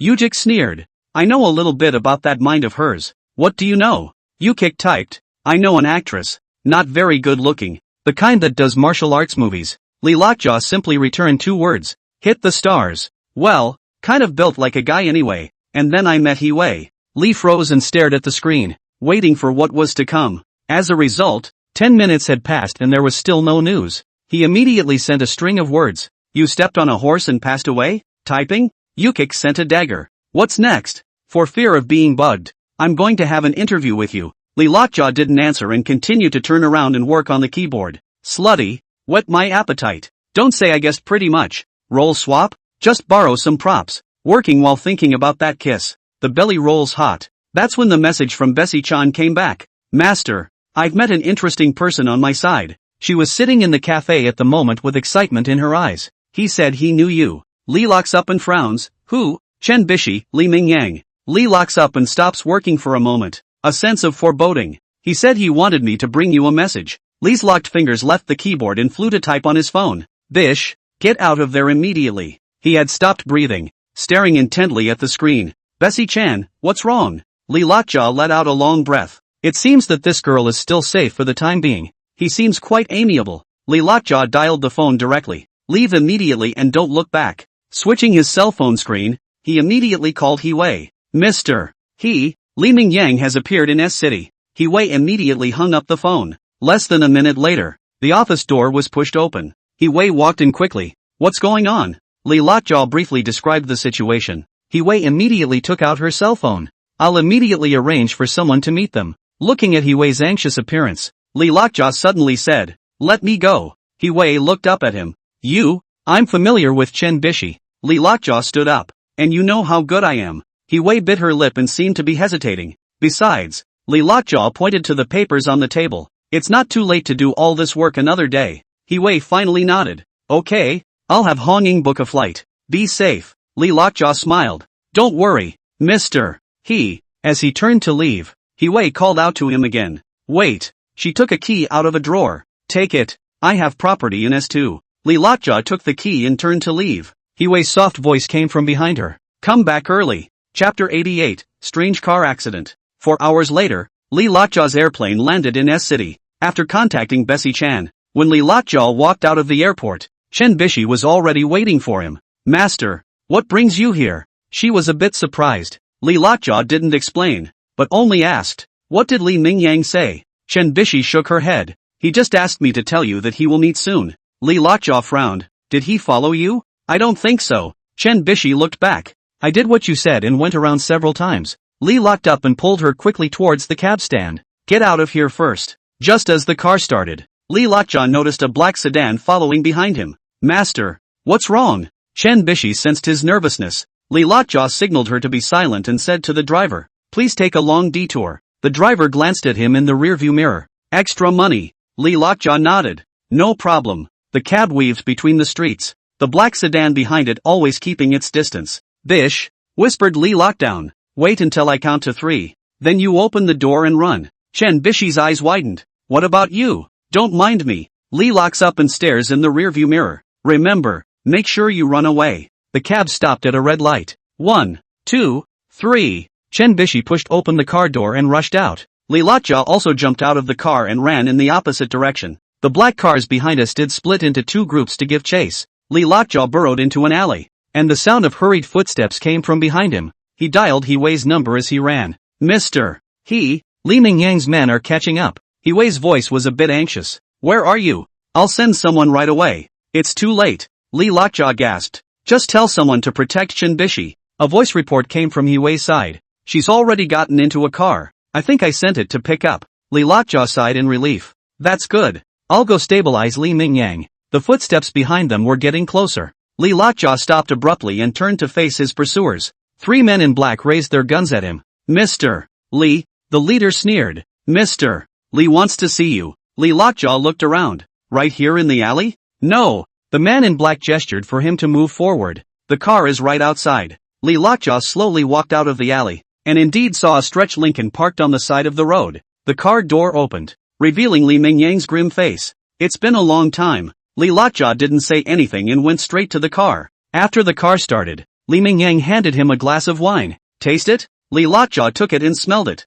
Drugged? Li Mingyang laughed out loud. You're quite cautious. Have something to say. Lee Lockwood put his glass back. Li Mingyang put away his smile. I know your relationship with He Wei. Huai has never had a man in her eyes. Li Lockjaw probed. That day at the painting exhibition. I saw your father? What? Li Mingyang narrowed his eyes. You've gone soft? Isn't it great? Li Lockjaw sneered. Looks like there's no turning back for you? That goes without saying. Li Mingyang pulled out his cell phone. That night, telling you guys to survive. I knew I had no way back. Then what's the point of talking to me? Just go straight to work and be done with it. Li Mingyang, pushing up his glasses, looked outside. I know I'm on a desperate path, but I'm not willing yet. I can think of another win-win opportunity with Mr. He. Take a message to her. If she'll leave me alone, I'll leave the capital and go incognito. And I'll help her with that. And she'll understand as soon as you tell her. Li locks up. Why don't you say it yourself? Oh, you think I'll have any bargaining chips when I'm in her hands?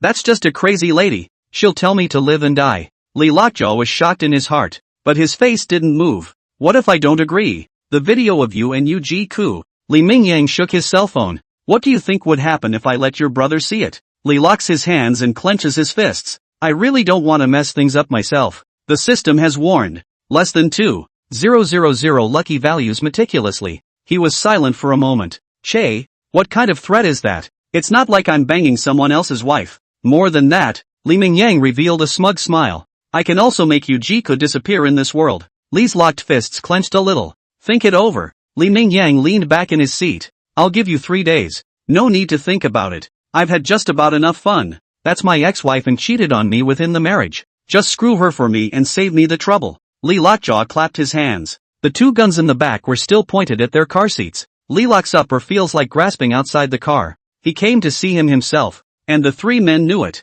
If we kill him today, we'll leave a legacy. He was thinking fast about who to throw the pot at. And at the same time, Li Mingyang on the opposite side was shocked. Ha! I really didn't think that there were people in this world who were more heartless than me. Li Lockjaw suddenly turned to look at Li Mingyang. You really know Huai's secret? Li Mingyang had some foreboding. What did you say? It's not a secret. It's just something she wants. Then how about we work together? Li Lockjaw intended to stabilize him and take out his bodyguards at the right time. Li Mingyang was very shrewd. And when he saw Li Lockjaw make a 180-degree turn, he was immediately alert. No need to cooperate so troublesome. You just need to bring a message to Huai. She naturally knows it well. Li Lockjaw guessed 8 or 9, not very much. It is estimated that the USB flash drive may be in the hands of Li Mingyang. Yes, let me out of the car. Li Mingyang was relieved as he called for someone to park in front. The car pulls up to the curb and Li locks up and pushes the door open. By the way, Li Mingyang's voice came from behind. Give my regards to Mr. He. Li locks up and stands on the curb, watching Lincoln go away. Smiling coldly, he said in his head, Unity, use a super stealth card. System prompt, super stealth card activated. Duration 30 minutes. Li Lockjaw's figure instantly disappeared into thin air. The next second, he had appeared inside the far-off Lincoln, sitting silently on the seat behind Li Mingyang. Li Lockjaw held his breath. Li Mingyang is on the phone. It's done. That kid really took the bait. Huai, that must make her die this time, he said fiercely. Li Lockjaw's eyes grew cold. The voices from across the street could be heard by Li Lockjaw. Only a hoarse voice could be heard. Sir Li, I can only guarantee to strike her down near the border. You must design it. Don't worry. I'll tell her most trusted person to pass it on and I'll be sure to bring her here. The voice continued. Okay, Mr. Li, can you add a little more to your money? Li Mingyang sneered. Are you good enough? Aren't you also out for revenge? The voice explained. Those are two countries at war. They can't be considered personal. Li Mingyang, don't talk nice. There were your own brothers killed by Huai's squad that time. You think I don't know? The opposite side was silent for a few seconds. Forget it. I'll work with you this once. We'll meet again as enemies. Li Mingyang laughed out loud. Let's solve the common enemy first. Maybe we'll work together again. The opposite party let out a long sigh. What a devil. I'll wait to hear from you, said he. Ended the call. My lord, will that Li Lockjaw be there? Li Mingyang put away his cell phone. He loves to go or not. I'll lead him. Just 3 days. Just to stall for time. To set up a trap over there. Li Lockjaw clenched his fists. It turned out that this scumbag had nothing substantial to hold on to at all, and was trying to use himself to introduce Huai into a desperate situation. At this point, the car pulled into a busy intersection with a wide road and lots of traffic. It was a red light for Li Mingyang's car at this time. Li locks up and watches the moment, coming silently to the driver's side. The driver didn't notice the difference at all. Li locked his hands on the steering wheel. With one push, the steering wheel slammed to the left. At the same time, his foot pressed heavily on the gas. The Lincoln lost control of the car and went into the cross lane. A heavy truck came right up to it. Bang! A loud crash resounded through the streets. The Lincoln was smashed like a toy. The car tumbled through the air, parts flying everywhere. It finally hit the ground hard and burst into flames. Lee locks up, having long since retreated to a safe distance. He looked at the wreckage in the firelight with a calm expression. Passers-by scattered in panic. Sirens sounded from far and near. Lee Lockdown lifted his invisibility and took out his cell phone. Mr. His voice carried a hint of laughter. Li Mingyang had a car accident. What? Wei's voice was full of surprise. Looks like you don't need to find someone to assassinate him. He's already a roast. Li Lokju continued. This is really heavenly, Wei said with a smile. By the way, Chen Bishi wants to see you, she suddenly said. Chapter 89, I'll go with you. At that house you arranged? Lee locked up and asked. Well, you know the address, right? Wei asked. Got it. Lee Lockjaw hung up the phone after saying that. He took one last look at the scene of the accident. Fire trucks have arrived and are beginning to extinguish the fire. Police are evacuating onlookers. Ambulance sirens cut through the night sky, but there was no chance of Li Mingyang surviving. Lee Lockjaw turned to leave, his back fading into the night. This mad dog, at last, has been completely taken care of. Now, it was time to meet Chen Bishi. The night in the suburbs enveloped a luxurious villa, with a few garden lights giving off a soft glow in the darkness. A dozen bodyguards dressed in black were patrolling the courtyard, the walkie-talkies in their hands rustling from time to time. Lee Lockjaw walked quickly through the gate. The bodyguards nodded in greeting, and no one came forward to check. He had just stepped onto the steps when the door of the villa was pushed open and Chen Bishi walked out quickly. Are you okay? She looked Lee Lockjaw up and down, her concern hard to express. Lee Lockjaw's heart was warmed. These days and Chen Bishi were separated, never been able to get together. That 160 luck value was no longer the purpose of approaching her on its own. He shook his head, a faint smile hanging at the corner of his mouth. Don't worry, aren't I fine? Chen Bishi sighed in relief, but quickly returned to her usual reserve. Come in and talk. In the living room, the two men sat opposite each other, and an awkwardness, if any, filled the air. There was no way to smooth out that lump in Chen Bishi's heart. Divorced man, still screwing his sister-in-law. The ex-wife has a bunch of other women and now she's with a man-child. Scalp numb at the thought, but it's the thought of his well-being that's just out of body. She and Wei's bodyguard were one to inquire about this badass, fearful that something would happen to him and I would never see him again, but as soon as I saw it, it was a bit diabolical. The heart began to reject him again. I heard that you've been busy lately. Chen Bishi picked up her teacup and gently took a sip, breaking the tranquility. Lee Lockjaw leaned back on the sofa and said casually, it's okay, just some daily work, getting along well with Mr. Chen Bishi's tone carried a hint of temptation. Just a working relationship. Li Liuzhu shrugged, but his gaze involuntarily averted. I have no other advantages as a person. Is to do the work more pragmatic. Cut. Chen Bishi put down her teacup and gently rubbed her fingers on the rim. My sister-in-law and you really? Li Lockjaw's body stiffened slightly, but quickly returned to normal. Oh, I know what I am. She's all just being angry? So you're just playing around? Chen Bishi raised her head and looked him straight in the eyes. Li Lockjaw avoided her gaze and pretended to straighten his sleeves. What kind of talk is this? It's all work. Superior and subordinate relationships. Occasionally men and women are attracted to each other. Chen Bishi's eyes gradually went cold, and a wave of bitterness flooded her heart as she remembered those rumors. Just like we did back then? That's called attraction? Li Lockjaw listened for half a day, thinking that Chen Bishi would say something. Flipping back and forth it was the same thing. By the way, have you been having fun lately? Chen Bishi continued her train of thought as if she hadn't heard it. You're popular now. Her voice held a faint hint of mockery. Li Lockjaw noticed the change in her mood inside in his heart. I'm like this. I'll take things as they come. What welcome? Just living. Chen Bishi felt a twinge of difficulty in her heart. This man was still the same. She stood up and walked to the window, her back to him. Go away. I'm tired. Li Lockjaw looked at her slender back, wanting to say something, but in the end just silently got up. Take care, he said softly, turning toward the door. Chen Bishi listened to his fading footsteps, tears surrounding her pupils, reflecting the crescent moon outside the window. Li Lockjaw walked out of the villa, and the night breeze blew away the temperature on his face. He got in the car. Let's go to the airport. Yes, Mr. Li, looking at the villa fading away in the rearview mirror. Along the way, his mind kept replaying Chen Bishi's last expression. As he passed a stoplight, he caught a glimpse of the flower store on the side of the road with its lights still on. Thinking of those flower pots he had once bought for Chen Bishi, he shook his head with a bitter smile. Some feelings, like those fading petals, Can't beat the passage of time. An hour later, an airplane, draped in moonlight, shot straight up into the sky, heading in the direction of the capital. When he arrived in the capital, Lee Lockjaw sat in the special car that picked him up. Take me back to my place. I need to get some sleep. I'm too sleepy. Lee Lockjaw snorted and stretched. Mr. Lee, Mr. He told you to go directly to the company. She's waiting for you. Both the driver and bodyguard couldn't hold back their laughter when they finished. It is now known that he, who is not close to men, always has a brother. What? Lee Lockjaw glanced at his watch. It's already 1 in the morning, and you're still going to the office? That's how Mr. Ho arranged it. Go go go. Lee Lockjaw waved his hand, taking the opportunity to squint for a while. Here it is, Mr. Lee. Lee locks up and gets out of the car, wearily pushing open the door of the company. The lobby was silent, with only the guard on duty dozing off. He shuffled his heavy feet towards the elevator and the security guard rushed out to greet him. That is Mr. He up there? He couldn't believe it, afraid that Huai was screwing him again. The security guard quickly said, I saw it on the monitor, and there was Assistant Hong Ying in the hallway. Oh, thanks. Looks like she's really in. Take the elevator to the top floor.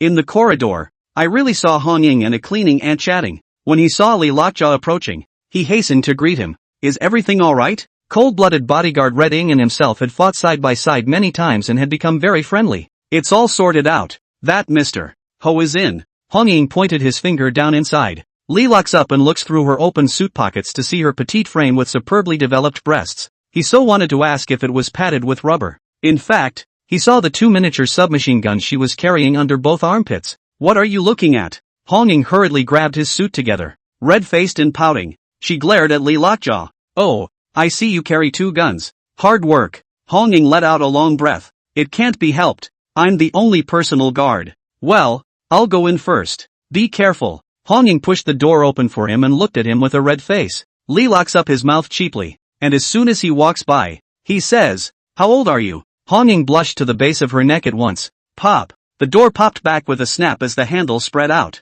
Lee Lockjaw nagged himself holding the door. I just asked you about your age. As to be angry? The moment I pushed open the door, the smell of coffee hit me. Huai was sitting in his office chair, holding a document in her hand with a concentrated look. Mr. Lee Lockjaw walked in, feeling a bit surprised. Still here this late? Huai raised her head, her eyes cold. Back? Had enough? What? Had enough fun? Lee Lockjaw was quite refreshed all of a sudden. I'm on a business trip alright. Lee locked up trying to explain. Huai stood up, her high heels knocking out a crisp sound on the floor. These papers on the table, they must be dealt with tonight. Lee Lockjaw looked at the documents piled into a small mountain and almost cried out. Mr. I haven't rested for a day. That's your business, Huai said coldly, her slender fingers lightly tapping the desktop. Lee Lockjaw looked at the colored diamonds on her fingertips which were different from before she left and changed to another set. As the saying goes, when a woman goes bad, it starts with her fingernails. Huai seemed to see it and hurriedly withdrew her hands, clutching them together. Lee Lockjaw sat paralyzed on the sofa with a pained expression. At least let me take a shower and get a haircut. I'm going to stink. Huai turned around, a strange light flashing in her eyes. Okay, I'll accompany you. Chapter 90, High Mountains and Flowing Water. The whole office was instantly and horribly quiet. Lee Lockjaw stood up violently, almost choking on his own saliva. Mr. What did you say? Huai slowly and methodically straightened his suit jacket. I said, I'll accompany you. The mop in the hands of the cleaning ants passing by the door snapped to the floor. Hong Ying happened to deliver the documents passed by. The whole person, as if struck by lightning, stood in the doorway and did not move. Lee Lockjaw felt like his brain had gone completely online. Not really. Huai let out a light laugh, with a few teasing glances in her eyes. What? Afraid I'll take advantage of you? She gracefully stepped towards Lee Lockjaw. The sound of her high heels seemed to knock on his heart. Lee Lockjaw subconsciously stepped back. Mr. Do you really want to do this? Huai suddenly stopped, her expression returning to coldness. What are you afraid of? It's not like I really want to take a bath with you. She turned toward the door, leaving behind the words. It's the same East Sea Dragon Palace as last time. That room is equipped with musical instruments. Lee Lockjaw let out a long breath and wiped the cold sweat from his forehead. Hong Ying secretly observed Huai's back from the doorway, thinking that this president was too abnormal today. Huai walked to the end of the corridor before she let her slightly red cheeks calm down. This man, she thought, biting her lip. I'm going to make sure you don't connect with anyone else's woman for a second. Lee Lockjaw touched his face, feeling that his body temperature hadn't completely receded. Will 500 be greeted this time? Without Simone? Hong Ying could still see the unresolved blush on Li Lockjaw's face as he came in with his coffee. Mr. Li, she said, stifling a laugh. Mr. He said for you to hurry. Li Lockjaw sighed and picked up the file in resignation. What kind of sin have I created? Not much longer. Hong Ying walked in with another box of lunch. No good throwing it on the table. Eat. What's going on? Li Lockjaw was pretending to crackle on the keyboard. Strange crooked eyes looked at Hong Ying. You are? Mister. He said that you haven't eaten all day and asked me to bring you some food. Oh, thanks. Li Lockjaw opened the lunchbox, and an aroma came to his nose. He picked up his chopsticks and began to wolf down his food. Suddenly he stopped his chopsticks. Have you eaten? Eat up. Hong Ying finished without a word of humor, still with no intention of leaving. Li locks up and wonders why she hasn't left yet. What's wrong? Ms. Ho said that you should accompany her to take a bath after dinner. Li Lockjaw almost spat out the rice in his mouth. Go take a shower. What else to eat? Isn't there a fancy buffet there? Humph. Still not leaving. Hong Ying stood there with his arms wrapped around him. What do you have to say straight? Li Lockjaw looked at the alibi and knew that she seemed to have anger that she wasn't letting out. You, don't joke with me in the future. Okay? Hong Ying finally wriggled out. Which way? Li Lockjaw stopped eating and pushed his lunchbox. Anyway, he would eat a seafood dinner later. Can't you see? He always her? Li Lockjaw pretended to be confused and continued to stare at Hong Ying in confusion, telling her to get her hands dirty. Oops. Anyway, don't ask Mr. He to misunderstand. It was only then that Li Lockjaw realized that Hong Ying and He Wei were inseparable, and He Wei never had any other close female bodyguards. So curiously,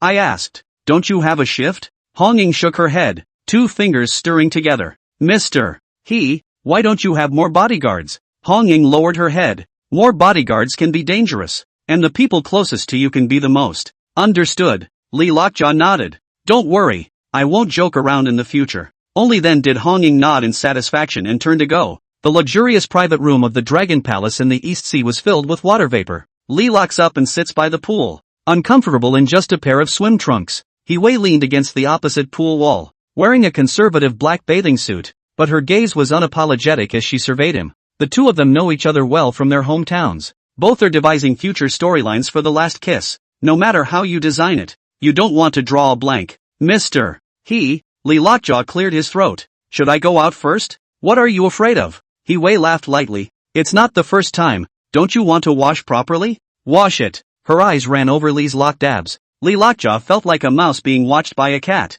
Hong Ying, He Wei suddenly spoke. Go and bring that guqin. Hong Ying's answering voice came from outside the door. He Wei stood up, droplets of water sliding down her curves. Can you play this? She walked over to the stone bench by the pool and sat down. Li Lockjaw side-eye look. He really will. As a child, did not go to elementary school. Mom sent himself to the skills class. Mastered a lot of skills. Especially the instruments are at your fingertips. Hong Ying came in with the guqin, blushing like a boiled shrimp.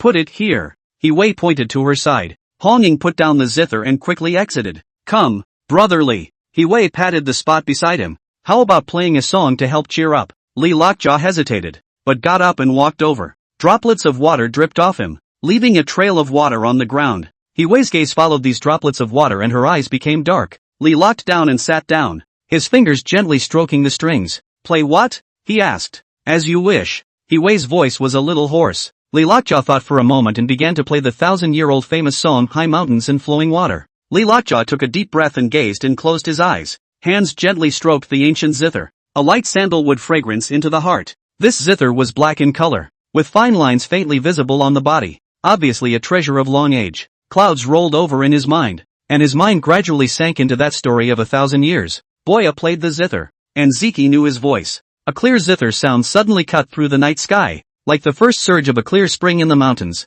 He Wei's originally careless expression suddenly froze. This sound of the zither actually contained an indescribable sadness and loneliness. Li Lockjaw's fingers gently slid on the strings, each note seeming to carry a story. The mountains are lofty and the water is flowing. The sound of the zither is sometimes as clear as a mountain stream, tinkling, sometimes as a rushing river. Majestic. He Wei unconsciously sat up straight, her gaze fixed on Li's locked fingers. Those eyes, which had reigned supreme in the shopping mall, were actually flushed with a hint of wetness at the moment. Outside the door, Hong Ying had originally leaned against the doorframe and dozed off, but at this moment, she couldn't help but stand up straight. In the sound of the zither, She seemed to see the lofty green mountains and the rushing river. Li Lockjaw's fingers danced on the strings of the zither, and his entire person seemed to be one with the zither. His expression was focused and deep, as if he wasn't playing but telling an old story. Huai looked at the side of his face and suddenly felt a palpitation. This normally hangdog of a man seemed so strange and fascinating at the moment. The sound of the piano gradually turned to a climax,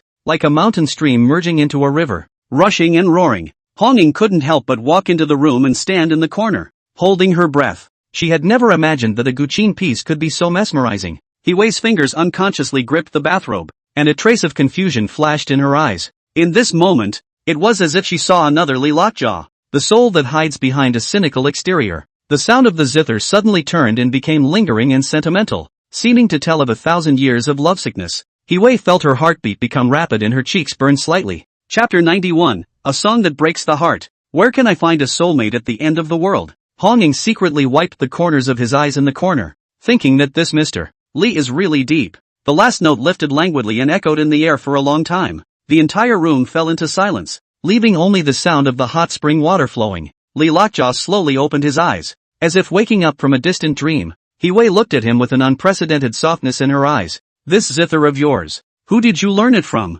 Li Liaju gently stroked the strings. An old man taught me. He, still there? Huai asked softly. Li Lockjaw shook his head. Gone last year. This song must have a deep story. Huai wiped the teardrops from the corners of her eyes. Li Liaju looked at the moonlight outside the window and murmured. A song that breaks the liver and intestines. Where to find a soulmate at the end of the world. In fact, he wanted to say, by now, how come the seafood buffet is still not served? Can't play the piano on an empty stomach. Huaiqian 5 fingers, pressed her chest at once, her short hair sagging and covering her face. Already sobbing, Hong Ying also covered her mouth and walked out the door. Li Lock's the afterglow swept. Heart secretly said, I do not mean, one by one why? Still not on the self-help? For a long time, Huai didn't receive a tissue from this man, so she could only pretend to wipe her own nose and eyes as if nothing had happened. Shaking his hair, play another song. Surprisingly, her voice carried an obvious plea, a far cry from her usual strong female self. Li Lockjaw glanced at her, his fingers stroking the strings once more. The sound of the zither swirled in the vapor. Huai closed her eyes and listened quietly. Li Lockjaw's fingers lingered on the strings for a moment, and suddenly smiled gently. Since Mr. He likes it, I'll offer another song. Li Lockjaw is determined to come up with the killer song, Guangling San, which is the number 1 of Blue Star's top 10 ancient songs. Can't believe you military women don't fall apart. Li Lockdown took one last look at her black swimsuit. Before Huai could return to her senses, she heard a long zither sound. This voice was very different from the party's high mountains and flowing water, carrying an indescribable sadness. Hong Ying shuddered in the corner. This is... Huai snapped her eyes open and looked at Li Lockjaw incredulously. This song of the ages is rumored to be a tune that even the emperor dared not play easily. Li Lockjaw's fingers roamed over the strings, each note seeming to carry the vicissitudes of 1,000 years. The sound of the zither was sometimes like jingoism, sometimes like fine rain. Huai looked at the side of his face, only to see a slight frown on his face and a solemn expression. At this moment, Li Liuju, as if traveling through 1,000 years of time and space, incarnated in that Jikong who sacrificed his life for his country. Hong Ying had slumped against the wall at some point, tears sliding silently down her face. The sadness and determination in this tune is heartbreaking. Huai's fingers gripped the bathrobe so tightly that her knuckles turned white. She had never imagined that this man, who was always such a womanizer in front of her, could play such an airy and resolute song of generosity to death. The sound of the piano gradually shifted to a crescendo, as if 1,000 horses were rushing in. The whole air of the room seemed to tremble with it. Li Lockjaw's fingers danced on the strings, each note seeming to carry blood and tears. Huai looked at him and suddenly realized why she was so fascinated with this man. Because underneath his cynical exterior lies a heart that burns hotter than anyone else's. The sound of the zither came to an abrupt end, just as Jikong's life came to an abrupt end. The whole room fell into dead silence. Hong Ying slumped against the wall, her shoulders shaking slightly.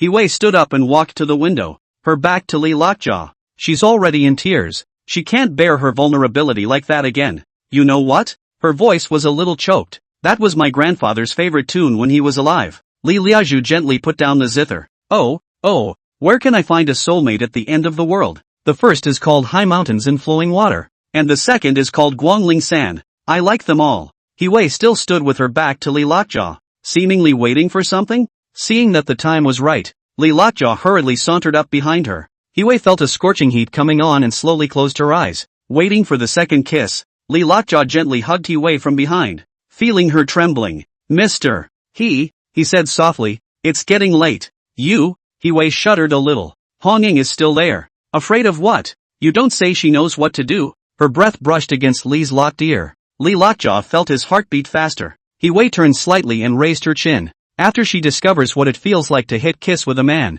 Just feel addicted. This poison is kind of impossible to quit. Just waiting for the second one these days. Hong Ying was in the outer room. And when he heard the sound of the zither stop, he surprisingly did not bother to poke his head over to see what was going on. But what you see is surprising. Hong Ying's heart was like throwing 3 grenades, hurriedly turning around and walking to the door. Hands over your ears. No listen. After a long kiss, He Wei once again pushed Li Lockjaw away, because Li locked that restless hand. Ahem. That Mr. Let's eat the buffet. I've been waiting for a long time. He Wei Xiu had a red face and wiped her mouth vigorously. Hong Ying, tell them to serve food. Yes. The most embarrassing thing about Li Lockdown is the swim trunks that have to be held up. He hurriedly bent over to head for the bathroom. I'm going to take a shower. He Wei couldn't help but snort when she saw him running in like a toad. Serves you right. Suffocate you. In the shower, Li locks up and lets the cold water wash over his body. He needs to calm down. I don't know. Has the 500 arrived yet? After checking, it hasn't been sent yet. Looks like she's still using herself more than anything else. It's no wonder. They've known each other less than a month. How can a strong woman with such a deep city be a fangirl and fall in love with someone in a few minutes? He Wei's voice came from outside the door. Do you want me to go in and rub your back? Li Lockjaw almost slipped, but thought, since you keep playing with your mouth, I can still be afraid of you. Plus it's a thing that no man suffers from. Then I'm grateful to Mr. He Wei's laughter stopped all at once through the doorway.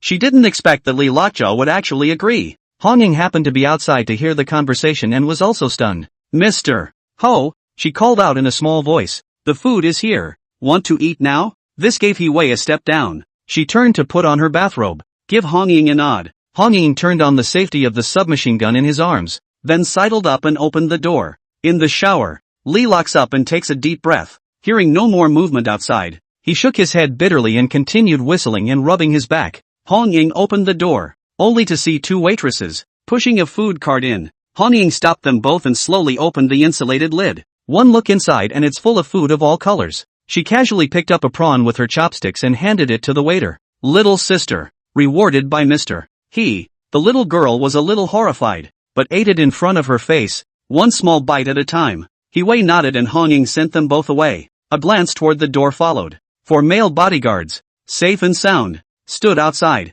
turning back and nodding with He Wei. Mr. He, everything is normal. Chapter 92, Losing the ship for the sake of one basketful. It took a long time for the cold water to calm down Li Lockjaw. He dried off and changed into a new pair of swim trunks. Take a deep breath and push the door open. He Wei was still sitting where she was, her fingers absently fiddling with the strings. Calm down? She asked without looking up. Li Lockjaw walked over to the hot spring pool and sat down. Mr. He, let's talk about business. What business? He Wei put down her wineglass, her eyes suddenly becoming clear and distant. About Li Mingyang. Li Lockjaw looked straight into her eyes. He Wei's expression instantly chilled. What do you want to know? Why must he deal with you? Li Lockjaw asked softly. In fact, Li Lockjaw already knew the answer to this, but just wanted to take advantage of it to see if he could extract any clues. What if the manhwa gets carried away and confesses on her own? The mist rising from the water lingered between the two. He Wei was silent for a long time, then suddenly stood up and walked to the bar.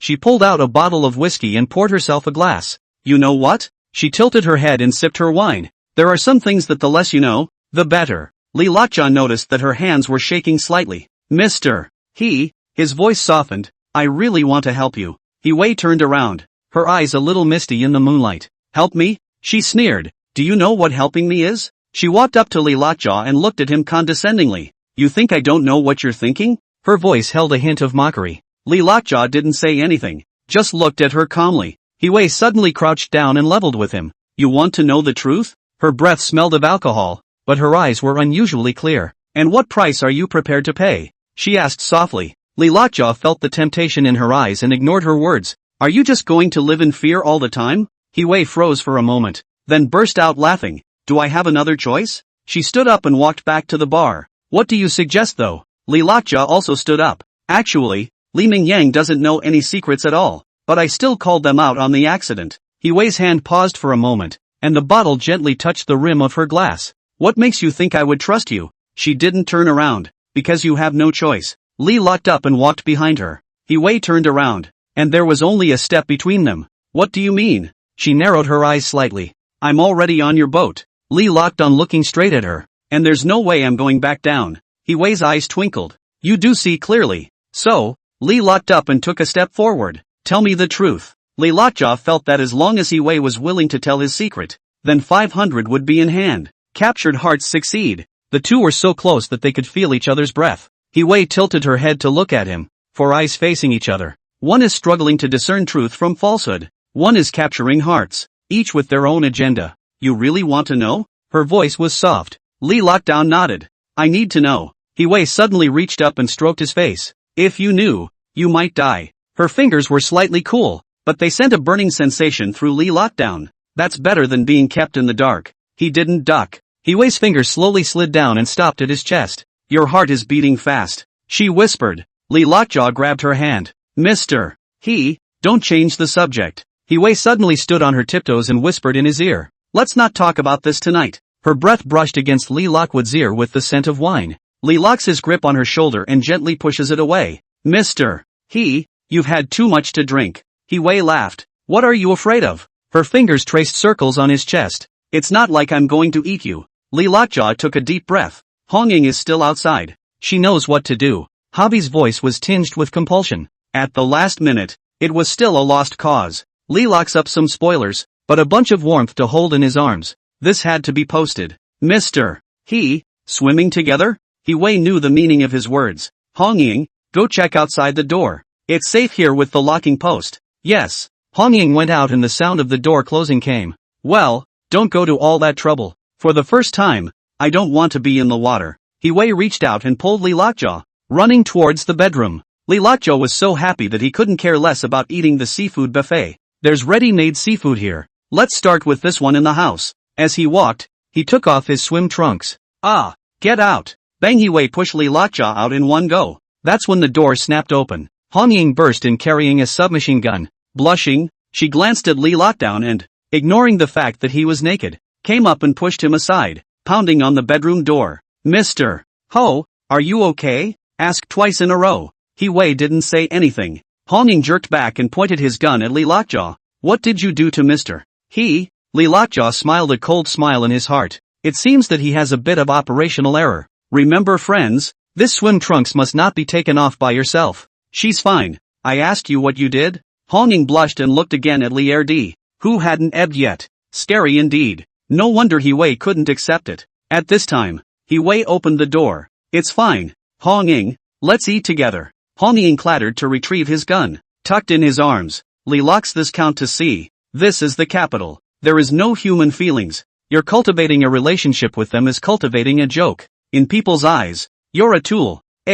Hui bypassed Lee Lockjaw and joined Hongying at the dining table. Lee Lockdown had pulled on his swim trunks. It wasn't awkward either, which made it clear that some of the warmth to be treated wouldn't be there anymore. What follows is naked interest. Well, it's just a matter of doing whatever it takes for that 500. Talking about feelings, these guys don't deserve it. The next scene was even more shocking to Hui and Hongying's eyeballs. Lee locks up like a bulldozer, and wherever he goes, no piece of tile remains. Just about ate the plate. No, you eat slowly. Hongying was still eating the prawns haughtily. I was about to reach for acrab leg, but it was swished away by Lee. I was just about to have an abalone, and I was also late. Hui frowned, knowing he had a grudge. Not you eat to the line. Eat slowly. Ah, you this is to eat it? Simply drinking seafood it. Soon, the two women stopped eating as well, and watched as Lee Lockjaw was buried by a small mountain of leftover seafood shells. Oops, ordering a cart in. Didn't get enough. Red England. Hui nodded and Hongying pouted and walked away. Another load was delivered not long after. Lee locks up and starts eating hard again. Hui is sort of unable to eat. All of a sudden no mood. Sigh. Turn around and go to the bath to change clothes. Hongying is not convinced. We are all working. Why should we all give you food? So he grabbed the food with Lee Lockjaw. Just after eating the second plate, Lee locked his stomach with a hint of dryness coming from it. He looked across the room at Hongying. I could only see that Hongying already had pink cheeks and her legs were tightly pressed together underneath. Not good. The dish is poisoned? Chapter 93, Drugging Yourself. A sentence of poison in the dish. Huai also heard. This time she did not eat. Hurrying to his purse at the table, he pulled out his pistol. Lee locks up quickly and gets up, running to the door. Mr. I'll guard the door. You take Hong Ying's gun. Huai raised her eyebrows. What about you? I'm fine. Don't worry about me. Lee locks up in a strong showing of himself. In fact, that drug was something he put in his food without even realizing it. What kind of doctor wouldn't dispense some medicine? Just now, being pointed at by Hong Ying with a gun, called the locked heart cold. He sees through these assholes at the top of the food chain. Since you're all full, I'm going to play a little big. You big rice bag. Hong Ying and I are 5 and 6. The first one to clean you up. Taking advantage of the moment when the food cart opened, Lee locked his fingers together and his heart followed me. The divine healer skill kicked in and the cure for frigidity flew into the pile of seafood feast. After that, he starts performing, telling Huai to dismount Hong Ying's gun and fill the room with just one man. Don't mutilate yourself in a hurry, Hong Ying. So without her gun, Hong Ying will fall in line and will surely plow herself into oblivion. When the time comes, what's it like to tell Huai to watch from the sidelines? Ha ha, I'll play you all to death. Sure enough, everything went in the direction of the plan. Huai also didn't know the inside story and thought she was being counted again. Hurrying to follow the command of the big colorful bug Lee Lockjaw, he carried out the 2 submachine guns under Hong Ying's armpits, letting Hong Ying fall back onto the couch, curling up and rolling back and forth, and a grunt like a toothache. Brother Lee, here's your gun, Mr. Ho, close all the curtains, watch out for snipers. Yes. Huai hurriedly picked up the remote control on the coffee table and opened the smart remote to close the curtains of the house. Turn off the lights. Huai obediently turned off the lights as well. Lee Lockjaw's eyesight was in overdrive at this point, as good as looking at daylight. Outside, of course, it's fine, and the 4 bodyguards continue to skulk about at their leisure. Is there movement outside? Huai asked cautiously. Lee Lockdown waved his hands to create tension. She didn't say anything, and Huai leaned over a little against the wall, intending to be supportive. Here's your gun. 1 man to guard one side. Lee Lockjaw didn't turn around,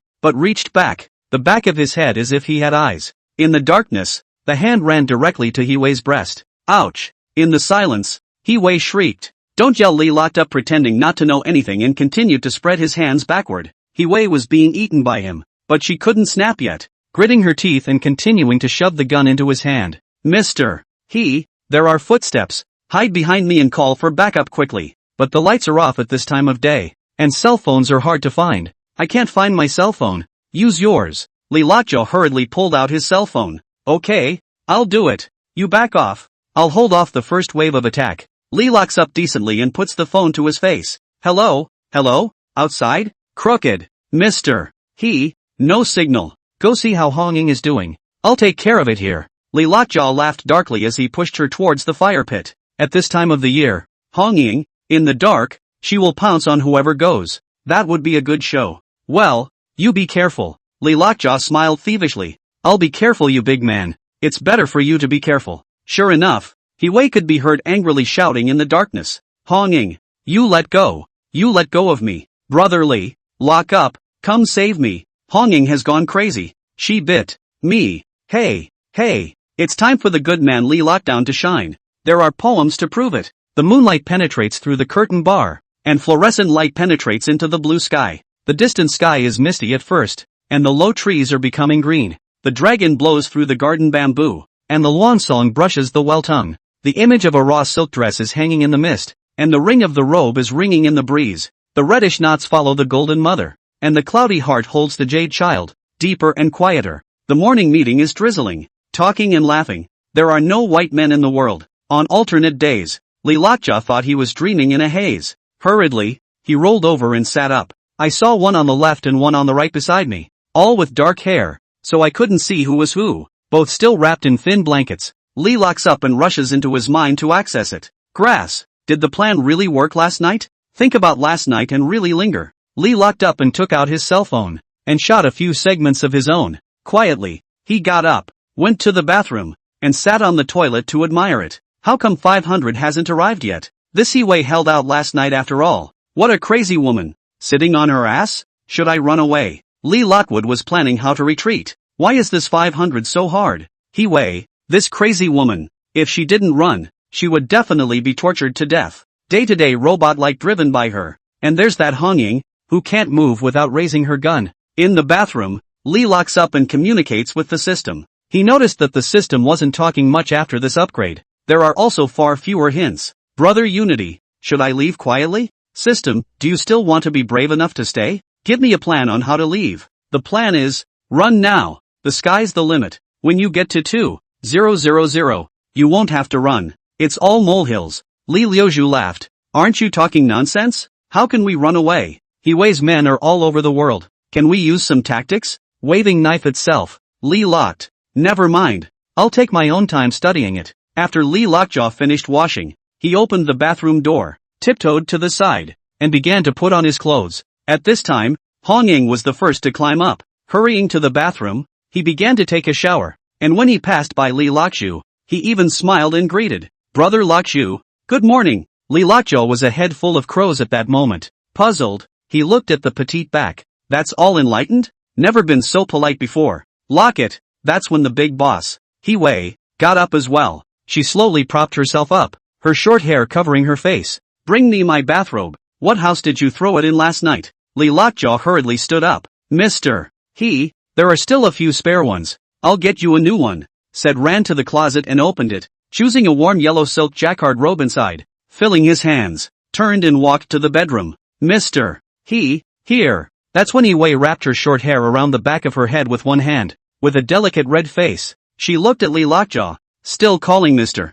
Li Liaoju heart secretly thought, that's not nonsense? Last night what also dry into? I do not call you Mr. He called what? Just kissed a few mouths. Touched it just. Li locked to think up. Have to go back to a red ing. Or not be Hui gas. A critical moment to fall off the chain. Say what not to let the offense. At this time, Hui lifted the quilt in front of Li Lockjaw and began to put on her pajamas. Li Lockjaw hurriedly turned around. I'm sorry Mr. Oh, you can really fake it. I've been calling you stop for an hour and you act like you didn't hear me. What? Come to apologize now? Li Lockjaw could only show weakness. I'm sorry. It's me who had a drug attack and had trouble controlling myself. So you punish me. Forget it. Knowing that both you and Hong Ying were drugged, I would have shot you earlier. Forget it? Li Lockjaw pretended to be in a state of hindsight as if he had been pardoned. Yes. My brain is fried and I don't remember anything that happened last night. Just know that I drank too much and slept through the night. It's very clear to hear. Meaning, it won't be told. Well, good. Nothing happened last night. Li Lockjaw didn't expect it to be so painful and let out a long breath. I'll go get ready then. Looks like a false alarm and nothing happened. Li locks up and slowly turns around and heads out the door. Wait. Take the sheets and mattresses of this bed, including the mattress. Again. It's empty. Li Lockjaw is still figuring out how to leave? The world is a big place. How can you just hang yourself on Hui? If you don't leave, you will be hanged by her. Chapter 94 Determined to go. The three didn't speak on the way. All the way back to the company. Hui said, continue organizing materials today. Li Lockjaw sat in his office chair and stared out the window. The black leather office chair was specially fitted for him by Hui, and it was so comfortable to sit in that it made people drowsy. Lockdown brother. Have a cup of coffee. Hong Ying walked in with a cup of steaming Americano. She changed her coat from the black and gray color scheme, changed into a light pink suit, which set off a fairer complexion, with a hint of shyness in her eyes. Thanks. Li Lockjaw took the coffee and smelled a mellow aroma. Hong Ying didn't leave right away, but stood there wanting to say something. Anything else? Li Lockjaw looked up at her. Last night. Hong Ying's face instantly reddened. Was it last night just a shower, a song, dinner, and sleep? Nothing else happened. Li Lockshu said lightly. Hong Ying bit her lip. But, Mr. He explained, go back to work. Li Lockjaw interrupted her. Watching Hong Ying leave in a state of loss, Li Lockjaw laughed in his heart. All these women, every one of them thinks they can keep him on a leash. Nice try. Starting now. It's time to make Hui bored with herself. This was the toughest opponent since he had captured Lucky Value. Chen Bishi was okay, at least she could still be gentle. But this crazy woman, she wasn't reasonable. In the long run, for the sake of this Lucky Value, Li Lockjaw was getting depressed. When I think of last night, the arrow just won't let go. It's going to be a non-stop mess from the start. Tell her to be annoyed and let herself go. He took out his cell phone and sent Simone a message. Missed you. In less than a minute. Simone replied. Greece. Li Lockjaw smiled back. Really? Dinner together tonight? Mr. Ho won't be angry? Simone was clearly testing. What does she care? Li Lockjaw said this on purpose. Sure enough, it wasn't long before Hui appeared at his office door. She came back in a black professional outfit, her short hair sharply pinned behind her ear, her eyes cold. Playing on your cell phone during work hours? She said coldly. Li Lockjaw put his cell phone on the table. Mr. Let me do something else. I can't do this. You have to do it even if you don't. Wei rolled her eyes. It's exercising you. Mr. Li Lockjaw stood up and made up his mind. I thank you for your kind cultivation. However, I would like to resign with you. Wei froze for a moment. What? I want a quiet life. Li locked up and leaned back in his chair. A quiet life? Wei sneered. A life with who? Li Lockjaw shook his head. I'm destined to be alone in this life. What about Hongying? Wei gritted her teeth. Li Lockjaw has been thinking about this for a long time. She can follow if she wants to. She doesn't have a name anyway. Li Lockjaw said indifferently. Scum! Wei cursed angrily. Li Lockjaw just laughed and didn't say anything. He knew that the angrier Wei got, the closer he was to freedom. You think I'll let you go? Wei said coldly. Li Lockjaw stood up and walked to the window. Mr. You can't keep someone who doesn't want to stay. Wei looked at his back and suddenly felt a pang of panic. The man, it seems, is really leaving. Try walking. She turned to leave. The sound of her heels extraordinarily harsh. Li Lockjaw looked at her back, and the corner of his mouth curled up into a smile. He picked up his cell phone and sent a message to Simone. 7 o'clock in the evening, wait for you at the usual place. Then another one to Yujiko. I have a date tonight. I'll see you some other time. Finally, it was Chen Bishi. Are you still used to it in S-City? 3 messages, 3 women, 3 attitudes. He knew that Wei would definitely check his cell phone records. These messages are the traps he lays. Show her just how much of a womanizer this man really is. Is a philandering man worth all the trouble she's going through? Just got back to my office. The office door was pushed open again and Hongying walked in with a file. Lockdown brother. This needs your signature. Her voice was soft as if she was pampered. Li Lockjaw took the paper, deliberately letting his fingers touch hers. It's not your job. Why do you keep running? Hongying's face reddened again. Anything else? He asked knowingly. Hongying shook his head, but didn't leave. The night, she stammered. I have a date for the evening. Li locks up and says directly. Hongying's face instantly changed. Turn your head and walk away. He knew that the words would reach Wei's ears in less than 10 minutes. Sure enough, Wei's call came in. Come to my office. Her voice was cold as ice. Li Lockjaw straightened his suit and walked slowly towards Wei's office. Li Lockjaw pushed open the office door. Wei was standing in front of the floor-to-ceiling window, looking out the window. The sunlight filtered through the glass, outlining her slender figure. Mr. Li Lockjaw stood at the door and spoke nonchalantly. Wei didn't turn around, her fingers gently tapping on the window frame. You really want to go? Her voice was a little shaky, a far cry from her usual strong woman self. Li Lockjaw walked over to the sofa and sat down, looking at the valuable tea set on the coffee table. Why bother? He said softly. You have your career. I have my life. Wei turned around violently, her eyes slightly red. Are you that eager to clear the air? Mr. I said I want to live a peaceful life. Look at last night. I was on tenterhooks even eating a meal. Wei walked over with her hands in her pockets. You're blaming me for not giving it to you last night, aren't you? Li Lockjaw shook his head. I didn't force you. Not to mention you said you were afraid of pain. Then why? Why couldn't it have waited? Mr. Don't look at me like that. What kind of cat I get? Wei laughed miserably. Yes, Murney, you have got it all. You know how many males Murney is chasing can't even chase. Li locked up without saying a word. Everything was on the table. It's useless to talk too much. Suddenly, she turned around and walked quickly to Li Lockjaw, looking at him condescendingly. In a small voice, give me some time. I can't get past this hurdle of your philandering. With a rare tenderness, she said, I can't live without you. Brotherly. Li Lockjaw looked up at her, his gaze as calm as a pool of stagnant water. You know that our relationship is no longer just friends. Wei bit her lip. Why don't you understand? The sunlight shone on her face, and Li Lockjaw saw tears glistening in the corners of her eyes. Ha! He sneered inwardly. I'm nothing more than your tool. What's the difference between those bodyguards and Hongying? If you really had me in mind, the 500 would have been there a long time ago. So she enlightened her. Forget it. You're such a perfect person. You won't accept a scum like me. Time will wash away everything, or try to separate. Wei's fingers trembled slightly as she gripped his chair. How can you say that? Li Lockjaw stood up, taking the opportunity to get out of her direct gaze, and straightened his suit. Don't worry. Simone may be close to me, but I won't take it away. I'll leave alone. I'll soon forget everything that happened here, he said as he walked toward the door. And if there's a breach of contract, Do with it as you please. Stop. Hiwei's voice was tinged with anger. Lee locks up and stops, but doesn't turn around. How much do you think you know? Hiwei sneered. You think you really know me? Lee Lockjaw turned around and looked at her body that was shaking slightly from anger. I don't need to understand, he said lightly. I just want to live simply. Hiwei suddenly laughed, a little ruefully. Simple? Do you think it's possible? She walked over to her desk and picked up a file. Look at this. She tossed the paper on the coffee table. Lee Lockjaw looked down. Is an equity transfer agreement. 2% of the shares. Hiwei looked at him. If you stay, it's yours, and you're good enough to enter the ranks of billionaires. Lee Lockjaw laughed. Mr. He, are you bribing me? Make you instantly rich. Hiwei said coldly. Not good? Lee Lockjaw shook his head. I'm not interested in money. I'm destined to be immortal. What's the use of money? I want lucky value. You should at least exercise with me once. So what are you interested in? Hiwei suddenly raised her voice. Simone? Or Yogi Ko? I'll give you Hong-ying too.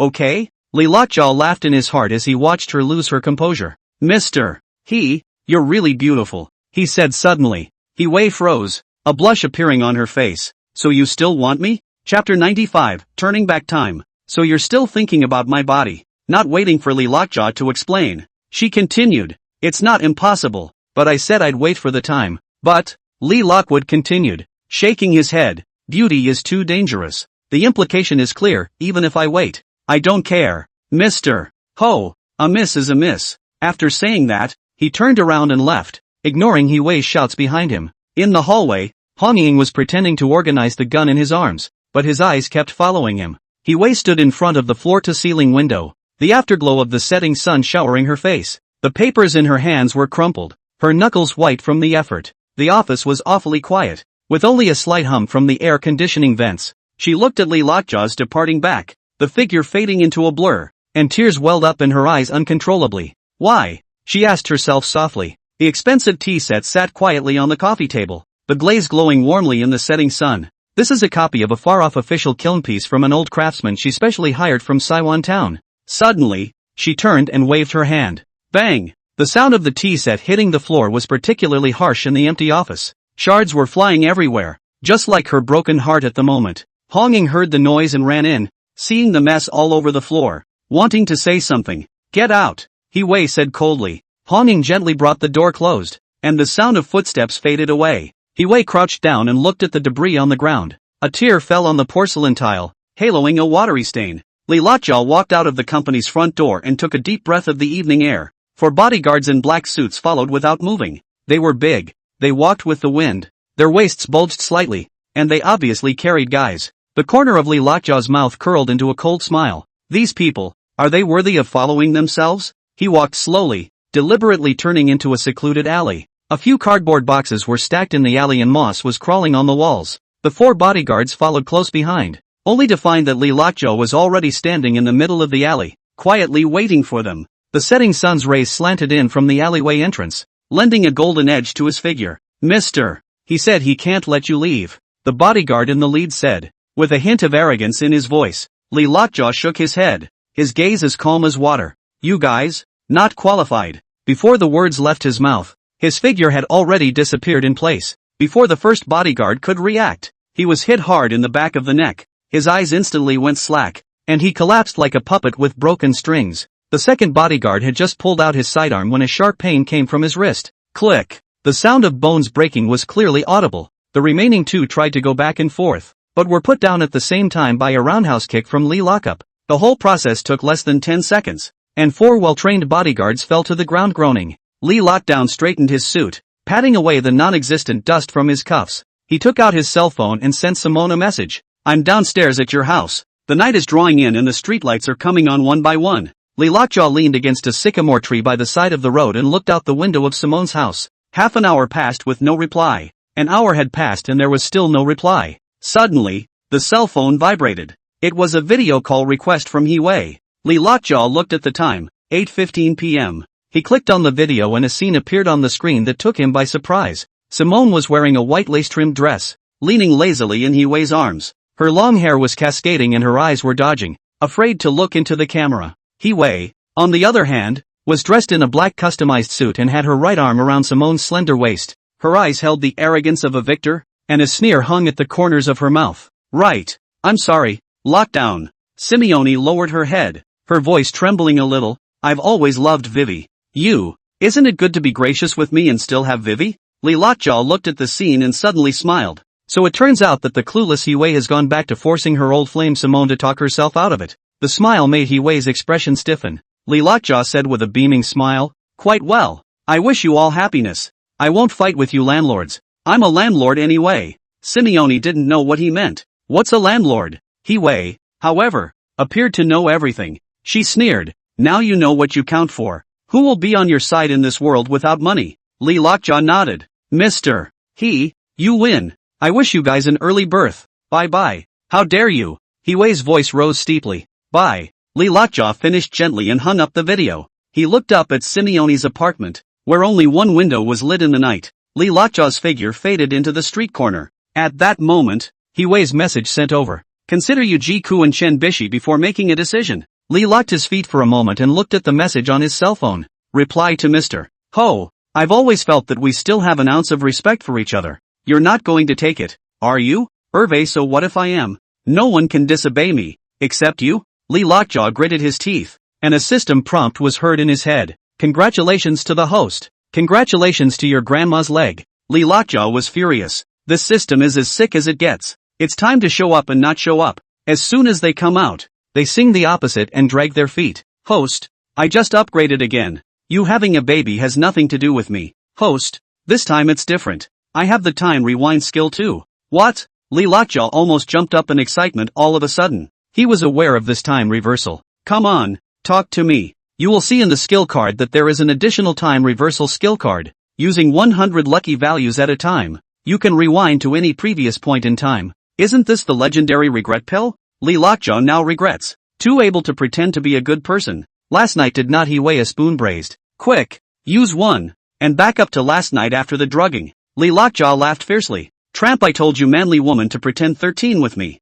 This time to conquer you completely. See if you still give me 500 lucky value. Hint, use a time reversal card. Li locked his eyes for a moment, after which he found himself back in the darkened room. As soon as he returned his own hand, he felt a soft mass. Give me the gun, Mr. Ho. The words uttered moments later still lingered. Next up, tell Huai to go see how Hong Ying is doing. Guard the doorway yourself. As a result, Hong Ying, in the darkness, pounced on Huai like a madman. He himself took the opportunity to rush back and pull them both into the bedroom. Darkness helped Hong Ying first. When he turned back and intended to move Huai, who was staring blankly at the side, she was dead set against it, ran out the door and peeked in. Li Lockwood was also very much giving her face at the time, and always felt that he had to tell her to be willing in order to get that 500. That's why he went all out to heal Hong Ying's injuries. Not this time. Hey! Li locks up in the darkness and returns to the two women. A pair of demonic palms reached out. In the darkness was heard the screams of the two women. Brother Li, what are you doing? No, I'm angry. Brother Lockjaw. Brother Li, you've gone too far. Brother Lockjaw. Brother Li, I'm shooting. Chapter 96, 500 finally arrives. This side of the battlefield is a mess. The open-air swimming pool on the top floor of the East China Sea Dragon Palace reflected the cool moonlight. Flop! 2 pork trippers fell into the water. Li Lockjaw was the first to peek out of the water and wipe his face clean. At the same time, pulling up Huai beside him. Hong Ying has been knocked out 4 times by you. Please spare me. Huai's plump body trembled all over as she begged for mercy sadly. Li locks up and waits for the system's alert 500 to the account. But the system hasn't been. He could only check in his own head. And sure enough, it was the same old total of 485 that hadn't arrived. Hated his teeth. We're like this. Why don't you move on? Huai. Seriously, my medication hasn't worn off yet. Huai didn't dare to get angry with Li Lockjaw and was so angry that she cursed Xiao Liang. This Xiao Liang. See if I don't get him killed? Even he dares to cheat me. He's gone rogue. Hey, get up. Huai, Xiao Liang is doing this for your own good. So don't look for him afterward. You get out of here. 4 AP. This way. Let's discuss it. You wait. I'll get you a few movie stars over. All of them are my lovers. Huai's arms were pushing Li Lockjaw hard. The more you push, the more you get. Can't wait. Javi. Next time. In the moonlight, the pool turned up snow-white waves. Finally 2 hours later, a pair of white jade-like lotus root arms with a few hideous scars actively wrapped around Li Lockjaw's neck. The phrase brother pillar came out. Ding. detecting that the host has finally captured Hiwei's heart, gaining 500 points of lucky value. Li Lockjaw roared. The dragon whistles in the 9 heavens. Dry each other off. Back in bed, Hiwei drifted off to sleep like a dead dog. Li Lockjaw used the divine healer skill to remove the medicinal properties for Hong Ying, and dressed her, but the submachine gun was not dared to be given to her. It's going to have to wait until she doesn't go crazy. Taking advantage of this idle phase, Li Lockjaw was continuing to plot with the system. Brother Unity. Although this 500 is in hand, Hiwei won't let herself go easily, and if I'm stuck here, I'm afraid that I won't have a chance to get the subsequent one. 000 plus lucky values. Host Chen's farsightedness is greatly admired by this system. Ahem. Li locks up and leaves the bedroom, afraid that Hong Ying will wake up and see it. Let me get this straight. I'm going to turn back time one more time. If I return the intact body to Hiwei and Hong Ying, will the 500 luck value return? No. I don't have time reversal here. Unless Chen Bishi's reverse suck luck skill, it only goes in and out. Good. I'm going to rewind this once more, so I don't owe Hiwei anymore, and I hope she slowly forgets about me. After saying that, Li Lockjaw once again spent 100 lucky value in his mind to use the time reversal skill. There was a flash of white light and another familiar image. In the darkness, Li locks up and reaches back. Originally, it was a hand that grabbed Hiwei's forehead, and this time it was very different. In the darkness, Li Lockjaw hurriedly retracted his hand. Mr. He, keep an eye on the door. I'm going to the toilet. Tummy ache. I guess I ate something bad. Hiwei spat angrily. Serves you right. Eat to death. Just like you've never eaten in your life. As Li Lockjaw marched on, he secretly pointed towards Hong Ying's body in a distant manner. Break! A divine healer skill was cast, disarming the medicinal properties in Hong Ying's body. Himself, he ran into the bathroom and pretended to stay there for a few minutes. Just heard of footsteps running. Who's in the bathroom? Come out. I need to use the restroom. Li Lockjaw smiled playfully and pressed the flush. The moment you open the door, Hong Ying didn't even look at him and rushed into the bathroom with her red face and head down. Li locks up with a bad smile and closes the door, letting out a long breath. It's all over. By now, the lights in the room were on. Hervé is on the phone verifying the situation. Her guards are on their way here. Mr. He, a false alarm. It's just a bad stomach. Look at Hong Ying too. It's not because I ate too much. Li Lockjaw spread out his hands and starved himself to death, reaching out to grab the crabs in the food cart. Still eating? Like to go back to eat? Here's not a shirt anymore. Hiwei gun has not yet left his hand. Approached and hurriedly opened Li locked hand. Look around nervously. Mr. He, come out to play. Relax. Didn't you say you were looking for a few movie stars? After saying this, Li Lockjaw felt wrong for a moment. Tramp. Not good. Continuous rewinding of time. A bit skewered. Seeing confusion. Hiwei didn't say that in this scene. What? Hiwei wrinkled her eyebrows. When did I say I was looking for them? Did you listen to Money's nonsense? Suddenly her gaze flickered. Li Lockjaw, you lied to me? With that she raised her gun to Li's locked head. Asterisk. No way. I'm only 985 lucky points. 15 points short of immortality. Don't shoot me. Li Lockjaw hurriedly used his extreme fighting stance and instantly shifted a meter across the room. After that, he quickly approached and ran behind Hiwei. At this time, Hiwei was in a black bikini with a silky feel, and Li Lockjaw encircled her from behind and wrapped his arms around her tall neck. One hand grabbed her gun-toting wrist, whispering softly in her ear. Mr. He, I'm just kidding. Are you going to shoot me? Hiwei froze, not expecting this kid to be so fast in his stance. She pouted. Get off me. Did you look at that flash drive and you swore to God you didn't? Li locks up. I'm just talking about a movie star. Why are you looking at the flash drive? Did those stars make a third-grade movie? Hiwei shook his body in a vain attempt to break away from him. Bull asterisk. I never said anything about me and movie stars, much less money, so how did you know? Li Lockjaw was dumbfounded. Could that flash drive be a video of Hiwei with a movie star? Li Lockjaw tried to envision it, a secret he was too curious about. Guanshan Reservoir. The convalescent center must be the old horse's surreptitious filming equipment. Secretly photographed Hiwei and the actress's scandalous state? But it's not so bad as being assassinated, is it? Rumors of Hiwei and the actress are no secret. The big deal is that it's personal. It's not like you're going to kill someone to get rid of them. She likes girls, and it's known in the circle. Li Lockjaw was reminiscing, but his hand hadn't spread out yet. Li Lockjaw, in vain I treat you as a brother, but you lied to me. Hong Ying. Hiwei couldn't break free, so she called out to Hong Ying for help. Hong Ying had just lifted his pants, and his stomach was still tingling. I wonder what's going on in the room. As far as I can remember, it was at dinner, and all of a sudden I felt dizzy and hallucinated. It just feels like a love affair,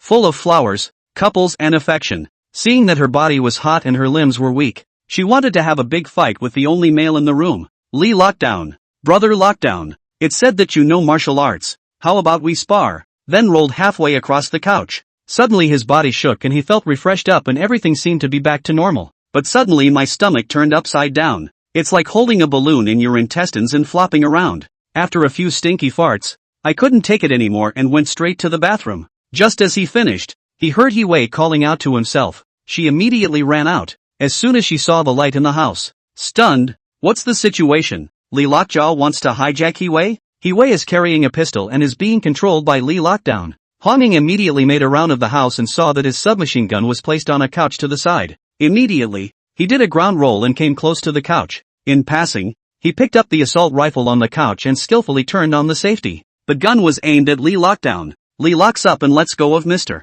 He, or I'll shoot. Chapter 97, Lee Lockjaw is double killed.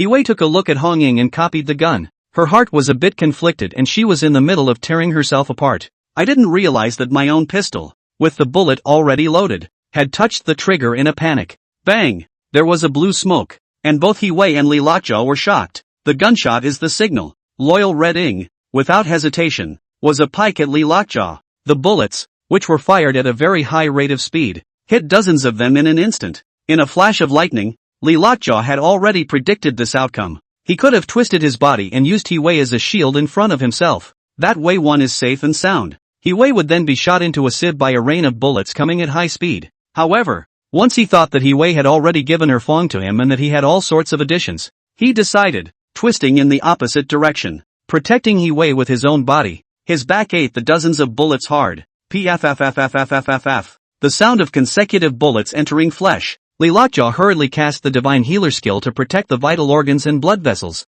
Ah, Hong Ying, who told you to shoot? Hong Ying dropped her gun in horror and dug her hands deep into her hair. Tears flowed instantly. Brother Lockjaw. At this point the memories were like a tidal wave. Hallucinations? Images of himself and Lee Lockjaw tumbling loomed? Why do I have this image? How do I come up with something so shameful? Brother Lockjaw. She dropped her gun and ran over in a few steps. Although Lee Lockjaw had protected his heart and veins, dozens of bullets had embedded themselves in his body. He also turned pale, and blood spurted out of his mouth and nose. Ahem! Slowly, his arm around Huai loosened. Huai's glasses stood up and she yelled, "Lock it! Don't leave me!" Tears instantly filled his eyes. Ding! Huai's love is detected again. The host gets lucky value plus 50. Now the limit is 1035. Congratulations to the host on his longevity. Though immortal, not to the point of being adamantine, Lee Lockjaw was still pale and limp. No! Huai threw herself up to the sky in despair. Hong Ying, why did you kill him? I didn't realize that you were the biggest enemy beside me. I'll kill you. Huai, who had already lost her rationality, was nearly crazy. Actually, it's just crazy. She raised the pistol without hesitation and pointed it at Hong Ying's head, pulling the trigger continuously. Lee locks up right between them. Without even thinking about it, he rushed to meet Huai's gun and pounced on Huai. Huai had lost her mind. That is, she fell down, still pulling the trigger in her hand. All 9 large-caliber rounds went into Lee Lockwood's body. A couple of them even struck out. A mouthful of blood gushed out from Lee Lockju. Ahem! Red Ing, not enemy. Before he could finish his sentence, his eyes rolled over and he collapsed. No! No! 2 hoarse hisses filled the room. Even the whole building knows about it. The dull sound of a gunshot called out to the bouncer at the door, who was also surprised. They didn't have a door card in hand and rushed to customer service. Because this is Huai's private room and customer service is not available, the bouncer could only pound on the door. Huai's eyes filled with tears as she yelled, "Hong Ying, call an ambulance." Hong Ying was so confused at this point that he forgot who he was. Just no stupidly cover Lee Lockjaw's wound. Afraid that he will die from blood loss, Lee Lockdown did pass out for a while, in a coma, and the system is chatting. Brother Unity, I have a plan. I didn't realize that your plan was perfect. Perfect. It hurts so much. One day, I'll blitz you and let you taste what is natural. The system ignored him. The plan to play dead is a good one, but I'm afraid they'll cremate you. And you don't have adamantium yet. Oops. Right. No way, I have to leave some last words. So, ahem. Lee Lockjaw slowly opened his eyes and found himself collapsed in Huai's arms. It's like Huai is nursing her own child.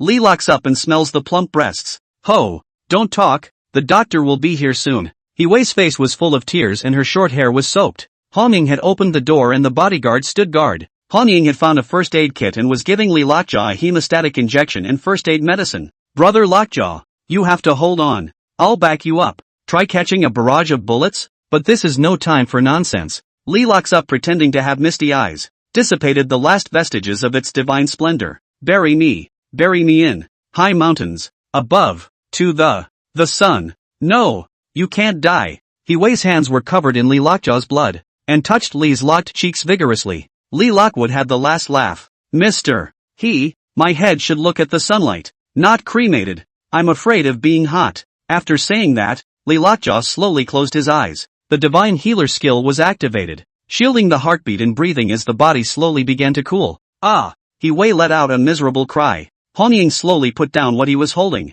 Hair is disheveled at this point. She slowly stood up and saw that the guns were put away by the bouncers. Just rushed to one of the nearest bodyguards. Give me your gun. I'm going down there with him. The bodyguard guarded his pistol and was horrified. Red Commander, calm down. The two of them are tearing it up there. He Wei raised her head and ordered loudly. Han Ying, I order you to stop and return to your post immediately. Han Ying calmed down then. Here, bring me one of my coats and cover the lock. Han Ying silently fetched one of He Wei's suits. Open it and slowly cover Li's locked face. The two women had stopped crying. Start facing reality. 10 minutes or so later, doctors and paramedics ran in. He Wei stood up and stood coldly to the side. The doctor shook his head at He Wei after a careful examination. He Wei nodded and waved. Carry away. Han Ying still didn't believe it and went up to check it out again.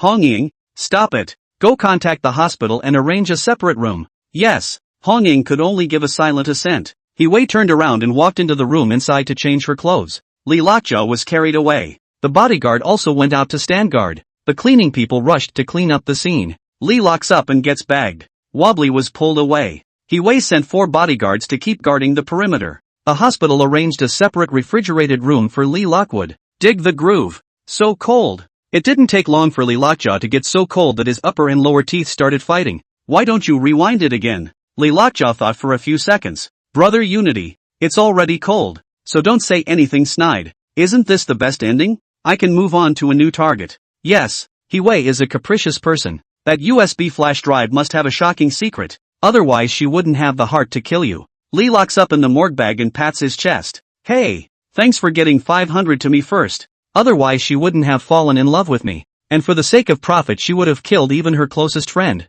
Han Ying, it's for your own good, isn't it? You didn't see another 50 points gained at the last minute? Forget it, there's no point in having to wait for me to die to give it. It's for the best. Yes, now that you've grown old, you must look at the safety factor when choosing a target in the future. Brother Unity, I know, I won't do it next time, but there's no chance for this country. I'll probably reveal myself as soon as I show my head. Yes, don't you have 144 foreign language skills? You can unlock as many as you like. Until then, I'll figure out how to survive the time before I go to ground. It's too damn cold. Chapter 98, Sitting Behind Your Own Tombstone. Word travels fast. Mo Tranquility is shooting a perfume advertisement. When she heard the assistant's report, the crystal perfume bottle in her hand snapped and fell to the ground. She stumbled back 2 steps in a custom-made white lace Chanel dress and 10-centimeter heels. No way. How could he? Her voice was shaking. Yujiko was having dinner with a client when she learned the news. Wearing a black cheongsam and elegantly carrying a red wine glass.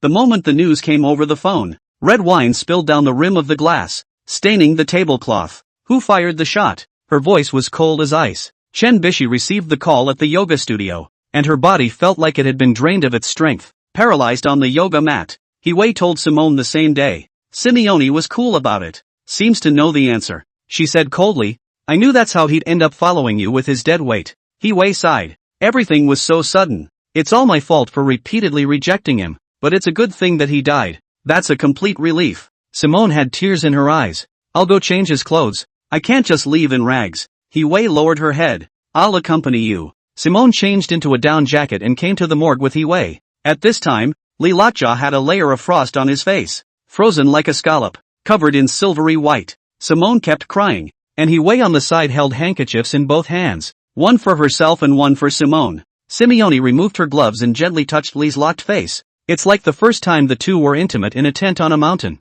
Locked up. I hope there's an afterlife where you're my first love. I won't use you as a stand-in again. The two of them finished changing Lee Lockjaw's clothes. A brand new handmade suit with a silk shirt. Lee Lockjaw, who was lying there, was still cursing. You both know how to wear a duffel coat. Why don't you put one on me? 3 days later. The morning fog at the top of the mountain had not yet lifted. The mountain Huai bought had an excellent view, facing the rising sun. A black hearse traveled slowly as a newly rebuilt mountain highway wound its way up. Lee Lockjaw lay in the cold coffin, listening to the sound of footsteps coming from outside. This damn weather. I'm going to freeze if I'm not buried, he complained in his heart. The host has to hold on. It's the last ride. The hearth is located on a platform halfway up the hill. Simone stood in the front row, dressed in a black morning dress. Her eyes were red and swollen, and she had obviously been crying for a long time.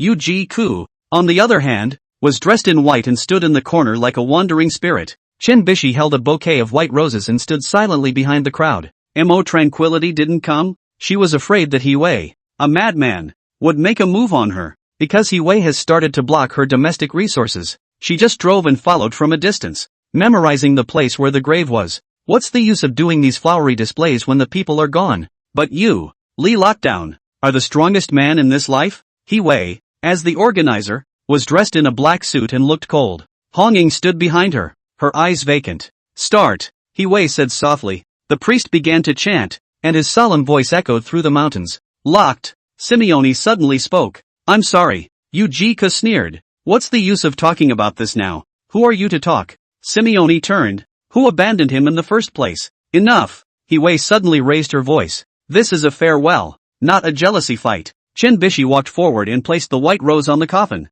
Master, have a good journey. No one saw that Chen Bishi walked to the back of the crowd with an expressionless face, looking coldly at Huai, her teeth clenched. Li Liaozhou in the coffin listening to straight want to laugh. Oneself live really failed. Died even a cry grave have not. One is so calm. The host has to hold back. It'll be over soon. Finally, it was time for the burial. 8 ceremonial officers dressed in black carried the coffin. The grave that Huai personally chose for Lee Lockjaw was facing the east. That way, you'll be the first to see the sun every day, she whispered. The coffin slowly descended. Simone finally couldn't help herself and threw herself into Huai's arms and cried bitterly.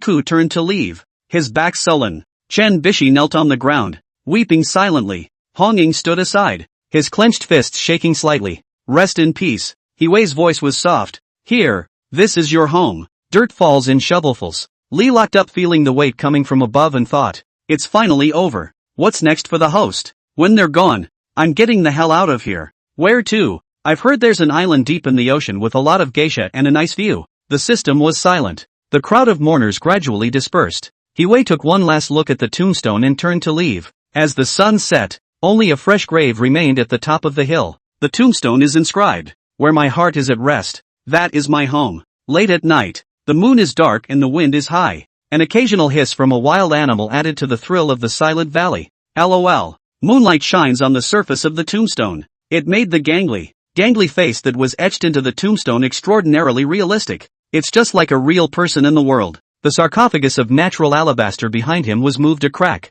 Don't be in a hurry. Don't break the sarcophagus. I know, but I can't do it without pushing. It's suffocating, and I don't want to be here for a second. A ghastly white hand, in the moonlight, reached out from the crack. Little by little, moved the lid of the coffin. It's a good thing it was a rich man who didn't use earth burials, or I'd have to be a mole for half a day. What's a mole? Brother Unity, are you a blue star system? No. Lee Lockjaw had also been holding his tongue for days, so he wanted to tease the system. Finally, with a flip, the ghost jumped out of the sarcophagus, going back and closing the lid of the coffin, and checking around it again. It was almost as it was. Clap your hands. Done. Down the hill. Host, I've checked. It seems that women with lucky values are limited to the country only, and there are no subnumbers abroad yet. Lee locks up and stops in his tracks for a moment. Hesitantly, he said, anyway, get out of here first. After a while it won't work before I return to my country. I must skate around the world. Yes, but you need an identity first.